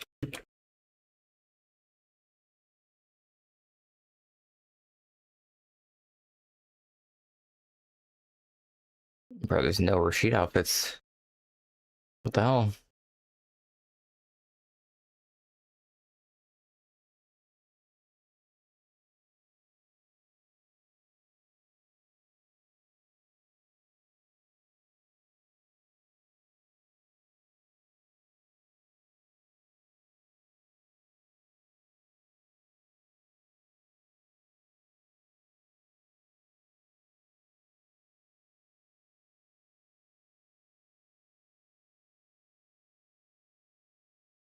Dang.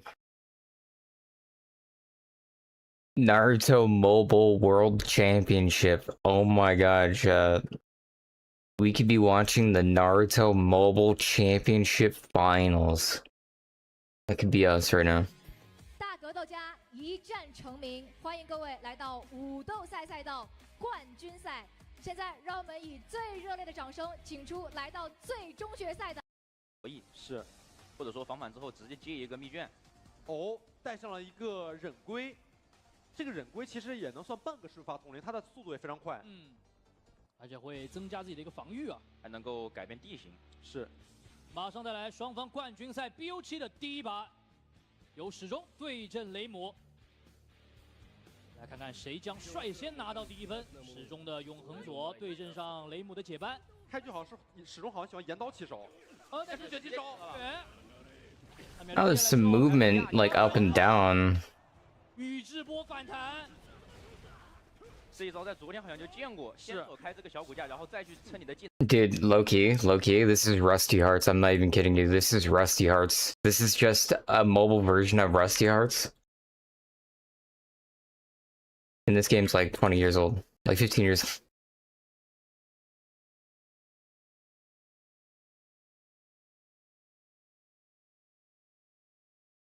Same thing. Abilities go sideways.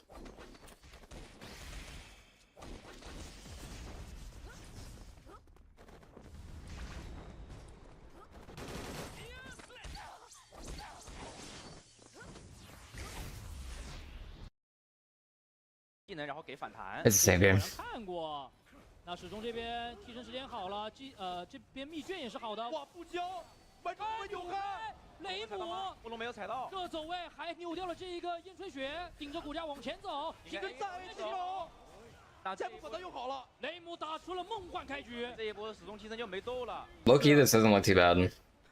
再扫起来，可惜2A 的距离不是很够，就是反弹2次成功，秒踢踢下来。 哦，这里非常很细节。 Especially if there's 0 pay to win and it's just characters. 往外带。这时候怎么说？直接慕容再次起手蹭到自己的第2个奥义点。这一波一口火往下面压住了下面的外走，再往上面一个慕容是无法走位躲掉的。是的，雷姆这边是没有用掉通灵，而且这里雷姆基本上属于是一个满状态。来看看始终的新春佑，开局一试探。 They have a heart rate monitor. 后面卷起手，完全反应不过来，难受啊！ 天照这边抓进去，之后骨架去蹭反弹，但是没有蹭到。硬金刚体时间长一点，要最强慕容，慕容下来还可以互换，我接起来了，从后面去接起来，这波非常赚，这就是半夜的力量吗Game actually doesn't look too bad.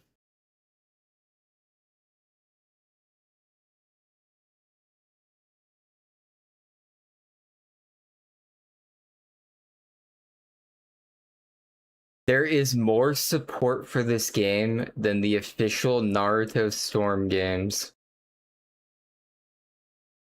He didn't have to remind me. He didn't have to say that.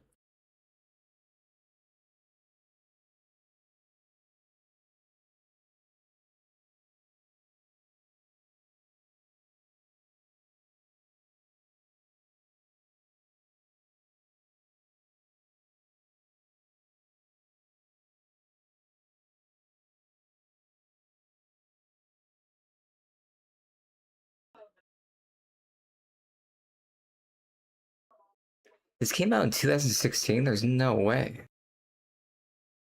This is a 2016 game? There's no way. I don't believe you.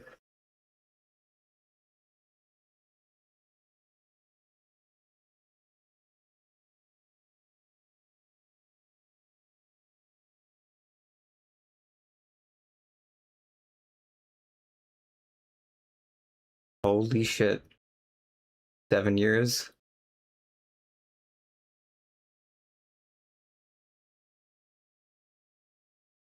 Okay, maybe it is.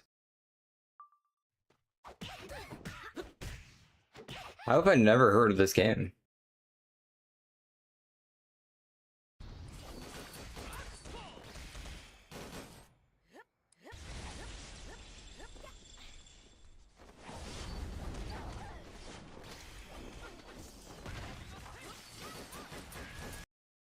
Man, I didn't know Nerd Slayer did a video on Rusty Hearts. I actually really liked Rusty Hearts. I never saw Nerd Slayer did a video on it though.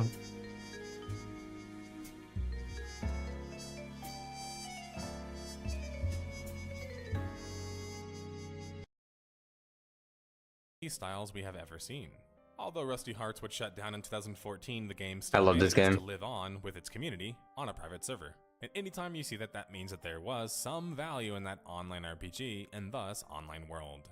My name is Nerdslayer, or you can call me NS. You know, my detective moniker. In this episode of Death of a Game, we diagnose the largest contributing factors to the death of Rusty Hearts through the traversal and usage of a timeline while searching for the clues and bits of evidence that pop up along the way.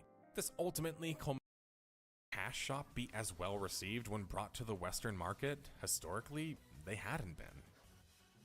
GameSpot in the West would get their hands on the upcoming Korean online RPG Rusty Hearts at E3 2011. Damn, 2011. Choosing a pre-made character that would often have mixed roles, say a healer and a tank, or a DPS and a healer. And while this might sound alarming to MMO or even ORPG purists, the game was reportedly taking inspiration from the game's anime art style, and wanted to feature more anime-esque main characters to choose from and highlight. The combat is also non-typical, utilizing the arrow keys for movement and the keyboard for abilities, sort of like an RTS or even a beat 'em up. You can also combo with a meter tracking how many consecutive hits you would make. Rusty Hearts also supports controllers and gamepads, which would work incredibly well and was probably the targeted audience, or probably should have been. The world is described as a literal ORPG, where a hub zone exists and allows you to see and communicate with other players. Meanwhile, you would team up with them to take on numerous enemy types and difficulty level dungeons. These dungeons would include various enemy threats, including a few rare bosses that you would have to work together to take down. This was very typical ORPG, or Phantasy Star-like in design, common in online RPGs or online JRPGs, or most famously in the West, Guild Wars. The problem was, very much, Guild Wars and PSO, they would still be stiff competition at the time and were still quite powerful, having sequels on the horizon. 2 sequels that made absolute waves for different reasons, but were unmistakably mega hits. Rusty Hearts would host a Western closed beta sometime in July of 2011, after the Korean launch, and then follow it up with another beta in August of 2011. Now, I've been saying the West an awful lot, and probably out of habit, but to be honest, Rusty Hearts never even launched entirely in the West. It never took off in the West. RH would launch September 20th, 2011, and shortly after launch on Steam as well. Unfortunately, it's been scrubbed from Steam, so I can't really see anything except the old updates, the community screenshots, and the videos. On aggregate review website Metacritic, though, Rusty Hearts would score a 79 out of 100, which was pretty impressive given its little notoriety and it not being based on an established IP. Mind you, that was only from 6 reviewers and some of the lesser known reviewers as well. Still, the parts that GameSpot had highlighted the most seemed to strike true still, and ended up being people's favorite features of the game. The action almost beat 'em up style combo combat, which was likened to another title that launched at the same time, Well, you could juggle monsters the main attraction of the game. too, yeah. While the visuals, which were always a favorite of many, Doing combos felt good. easily the most unique aspect of the game. The visuals I often compare to something like Persona, with a bit more of an anime look to it. Gothic anime was pretty untapped, though perhaps there was a reason for that. It's quite controversial, even at first glance, and the most popular MMOs and online RPGs historically have been rather broadly appealing, at least graphically. Even within more of the same genre as Rusty Hearts, titles like PSO and Guild Wars 1 exist, and are quite known for their graphical presentations even back in the day. The difference is they are far more appealing to a broader group of players, which is key when you're trying to attract a broader or bigger group of players. I think this is why sometimes players or people get confused. The graphics were still interesting though. Unique and lovable art style, and that fails to succeed with a broader populace, or in general. Because while there is people that clearly like that type of art style, there isn't enough in a general populace sense yet. And in order to establish that fact, or prove that that's the case, you would have to create a new style that was popular. And that's a lot harder to do than working in a pre-existing one. And beside that, the core of Rusty Hearts, which was, as described before, very much like an online RPG akin to PSO and Guild Wars 1, sadly just wasn't that impressive on its own right to save the rest of the game or the audience. Because even with the dungeon crawling aspects, which allow you to select, it just has some cool features, you know, for rare bosses some cool aspects, and give you more loot, they are fairly rudimentary and don't innovate or even reach the standard of the previous Pioneer titles. I found the game way too easy personally, which was not a problem I felt when playing PSO so much even in the very early levels. On top of that, had Rusty Hearts actually taken some notes from Guild Wars 1 or PSO properly, they could have fleshed out their hub zone and side content more, and they wouldn't have had to rely so much on their combat and dungeons. And in the parts that they could have been Combat's what carried it. they just weren't. And the whole anime storyline based on characters story's is boring. not an entirely bad idea, but my issue with it is that it basically removes the most important part of a virtual world, the player identity and customization. Now you're running around with very little no customization made it pretty ass. thus identity, which shrinks your desire to play long term because it disrupts your immersion and identity, which is your connection to the world. Had they been able to pull off the anime level storylines featuring these characters, perhaps things could have been entirely different. But then that would have had to mean they would have had a talented storytelling team akin to a literal anime, which just didn't seem to happen. So in the end, their shining design choice to feature a pre-selected anime hero style was just a resounding dud, because it failed to accomplish what they wanted to with it in the first place. And to make matters even worse, as I mentioned before, Guild Wars 2 and PSO 2 would launch sequels the same year, right after Rusty Hearts would launch, basically stealing any chance the game had at any mainstream popularity, as they offered much higher production values and more content while being in the same sort of genre. I've made some Persona comparisons along the way, and while some of you might feel that that's quite the reach, hear me out. Imagine if Rusty Hearts, like Persona, though, had an It had entire Persona portion of the game to vibes, complement for the sure. dungeon diving combat portion. In Persona, that's the going to school part, and the socialization part. These complement the dungeon diving portions of the game. None of that is present in Rusty Hearts, not even the collecting the Persona part, which leaves very little to do in the game besides just burn out on the combat. And many of the missions literally ask you to do the same missions over and over again to complete them to then progress to the next mission. Without more sums of parts, the majority of the weight just laid on the thing that was supposed to be good, but just wasn't good enough, both combat and dungeon diving wise. The questing was also rather standard fare, which didn't help matters either. The story quests were supposed to be the crowning part of the game, but were rather standard fare for titles that were much older in the space, feeling rather outdated and failing to impress. The normal quests are just NPC quests, which also tend to be more of the standard fare. And finally, the random quests are just repeatable wanted board quests. Without sounding too This rude, game much of what was good for the Rusty Hearts' PvP though. items Like, are I enjoyed the a bit odd PvP. and PvP is what made it fun to me, personally. characters, and it's massive in the game. The style was also, though, Obviously, neat. that doesn't really help Wait, on, matters. like, characters a little bit, but... Be moving on complete with completely redrawn character arts, Rusty Hearts would come out with more content and their new update dubbed the Swordswoman of Darkness, adding yet another avatar with it. While the US version wasn't far behind the Korean version in terms of updates, the Japanese version was behind the US version reportedly, which would make it also struggle to find popularity. Stairway Games really tried and wanted to make a push into Japan with Sega's help, but picked a time where Sega was publishing their competition, PSO2, and well, the rest is pretty much history. PSO2, like its predecessor, would become one of the most successful online RPGs in Japan. Meanwhile, Rusty Hearts would have quite the quiet drop in the bucket by comparison. Rusty Hearts would also launch in China nearly 2 years after the original launch, which was a little bit bizarre to say the least, but they were sort of pushing uncharted territory in a sense, and had recently had the relationship with Perfect World Entertainment, a Chinese company. I don't believe the Chinese version was as unique as the Japanese version, nor had any unique features though. The following year, and it would be announced after just 3 years of life, that Rusty Hearts would be shut down September 15th. Yeah, it did not last long. There was no announcement of what was next for Stairway Games in their post either, meaning that the death and shutdown of Rusty Hearts might have also been their end too. A number of years would pass, and the community would save the day yet again, resurrecting Rusty Hearts in the form of a Revolution private server, which is still currently playable. Join the Discord for more information on how to play, which you can do largely solo, just like PSO. Revolution means that you can still play a virtual world that might not have been as popular as other major ones we have covered on this series, but brought some new, unique wrinkles that weren't really seen before. Now, going forward a little bit, I tried to track down what happened to the Korean developer behind the project, Stairway Games, and found that it seems that they have been spending the majority of their time, at least the last time that they were doing it, building Unity assets that they would sell on the marketplace. And the assets would look a lot like Rusty Hearts' assets, or a similar style. So it's clear that Stairway Games was a big believer in that style, but other than that, it didn't seem like they were really continuing to make online RPGs, which was a bit sad. With that music playing, we have reached the end of this timeline. That means that we have gathered more than enough evidence to solve this case. So, why did Rusty Hearts die? Literally. Well, if you weren't paying attention to the clues along the way, lack of alternative content, pay-to-win, free-to-play design, lackluster compared to its competition. It had a flawed game design, Perfect World Entertainment's reputation and handling.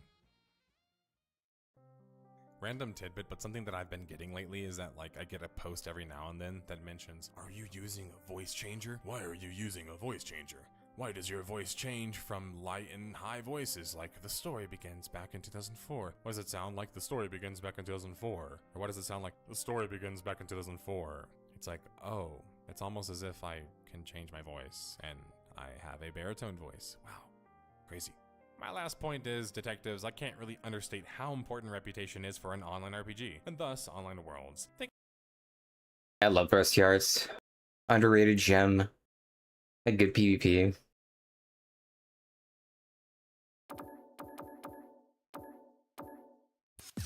Fighting ground. Arcade practice. Versus practice. Combo try.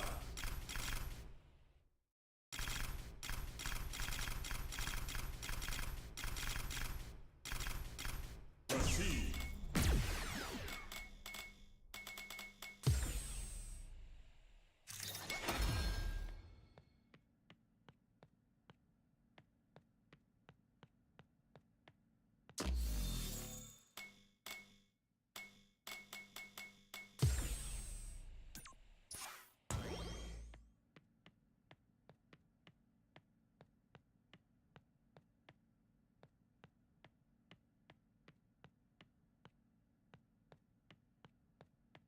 Here comes a new challenger.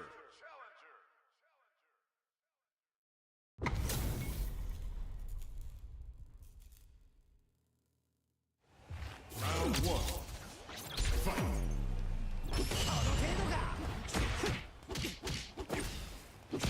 You guys.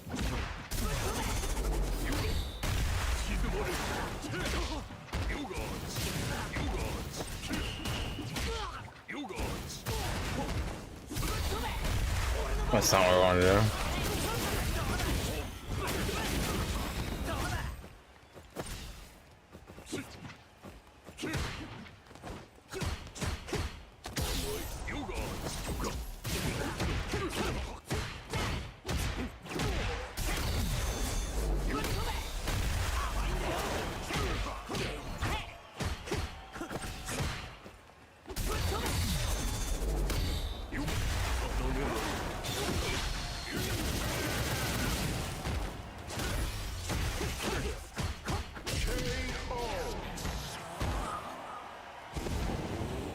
Round two. Fight. You guys. You guys.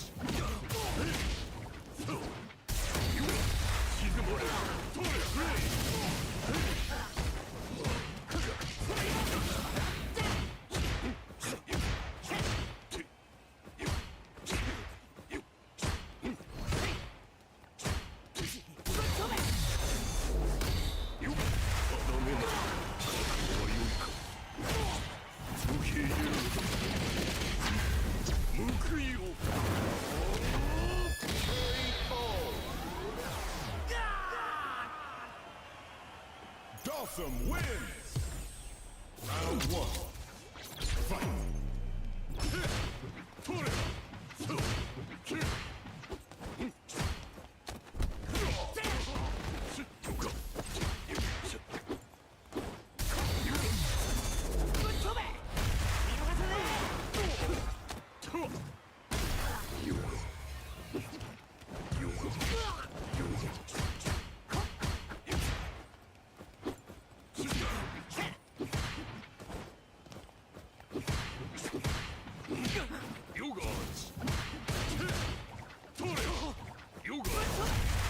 No way.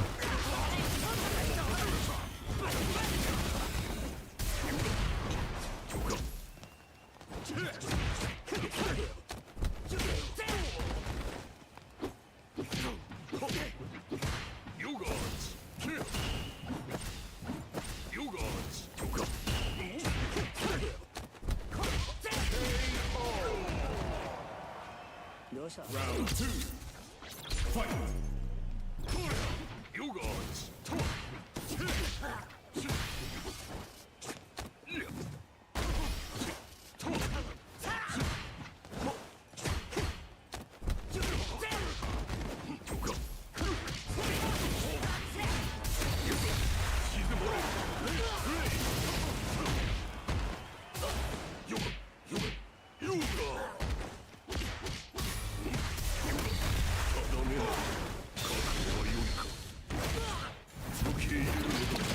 I thought it was the last round. I just wasted my full ult.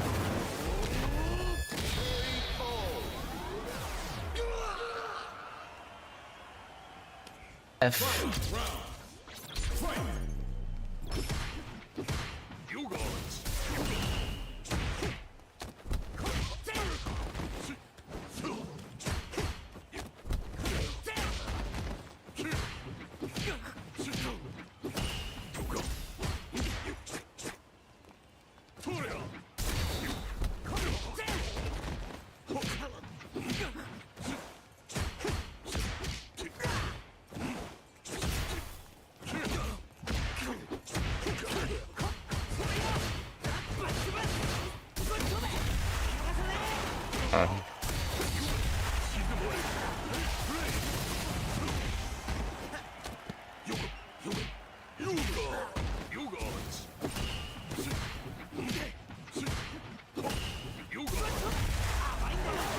I hated him.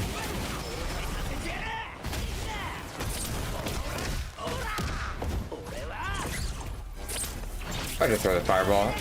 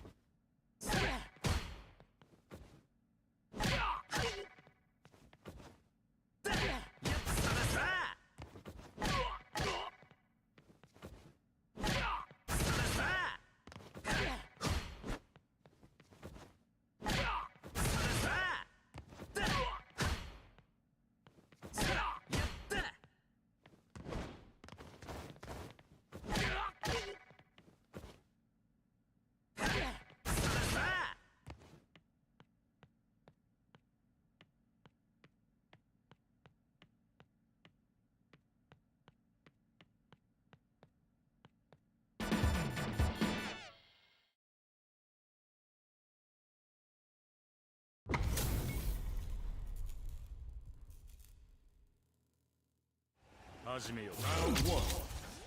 Fight.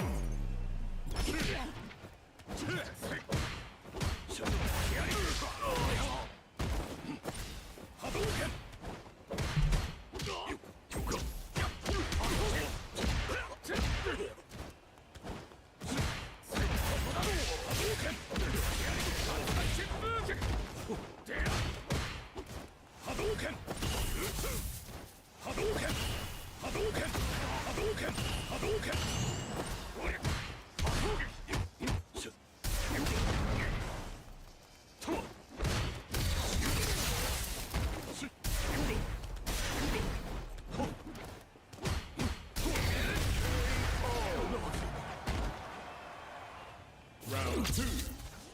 Fight.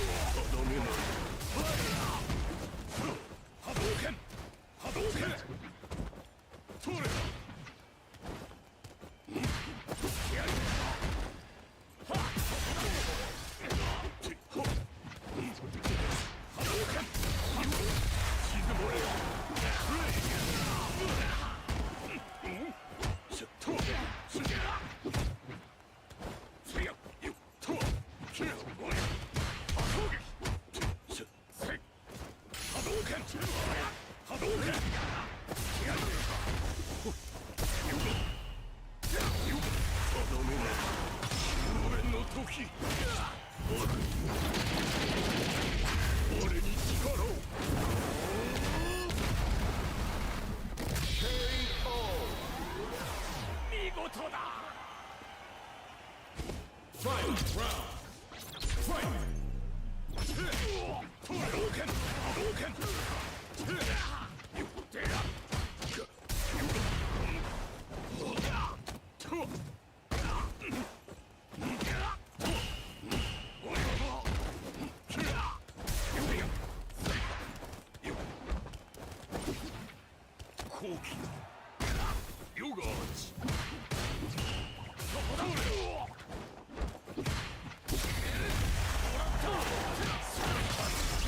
I hated him.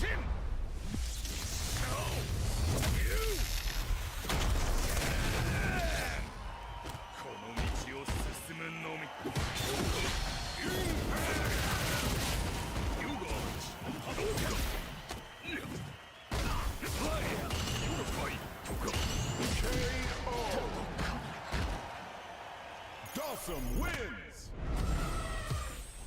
Round 1. Fight! You got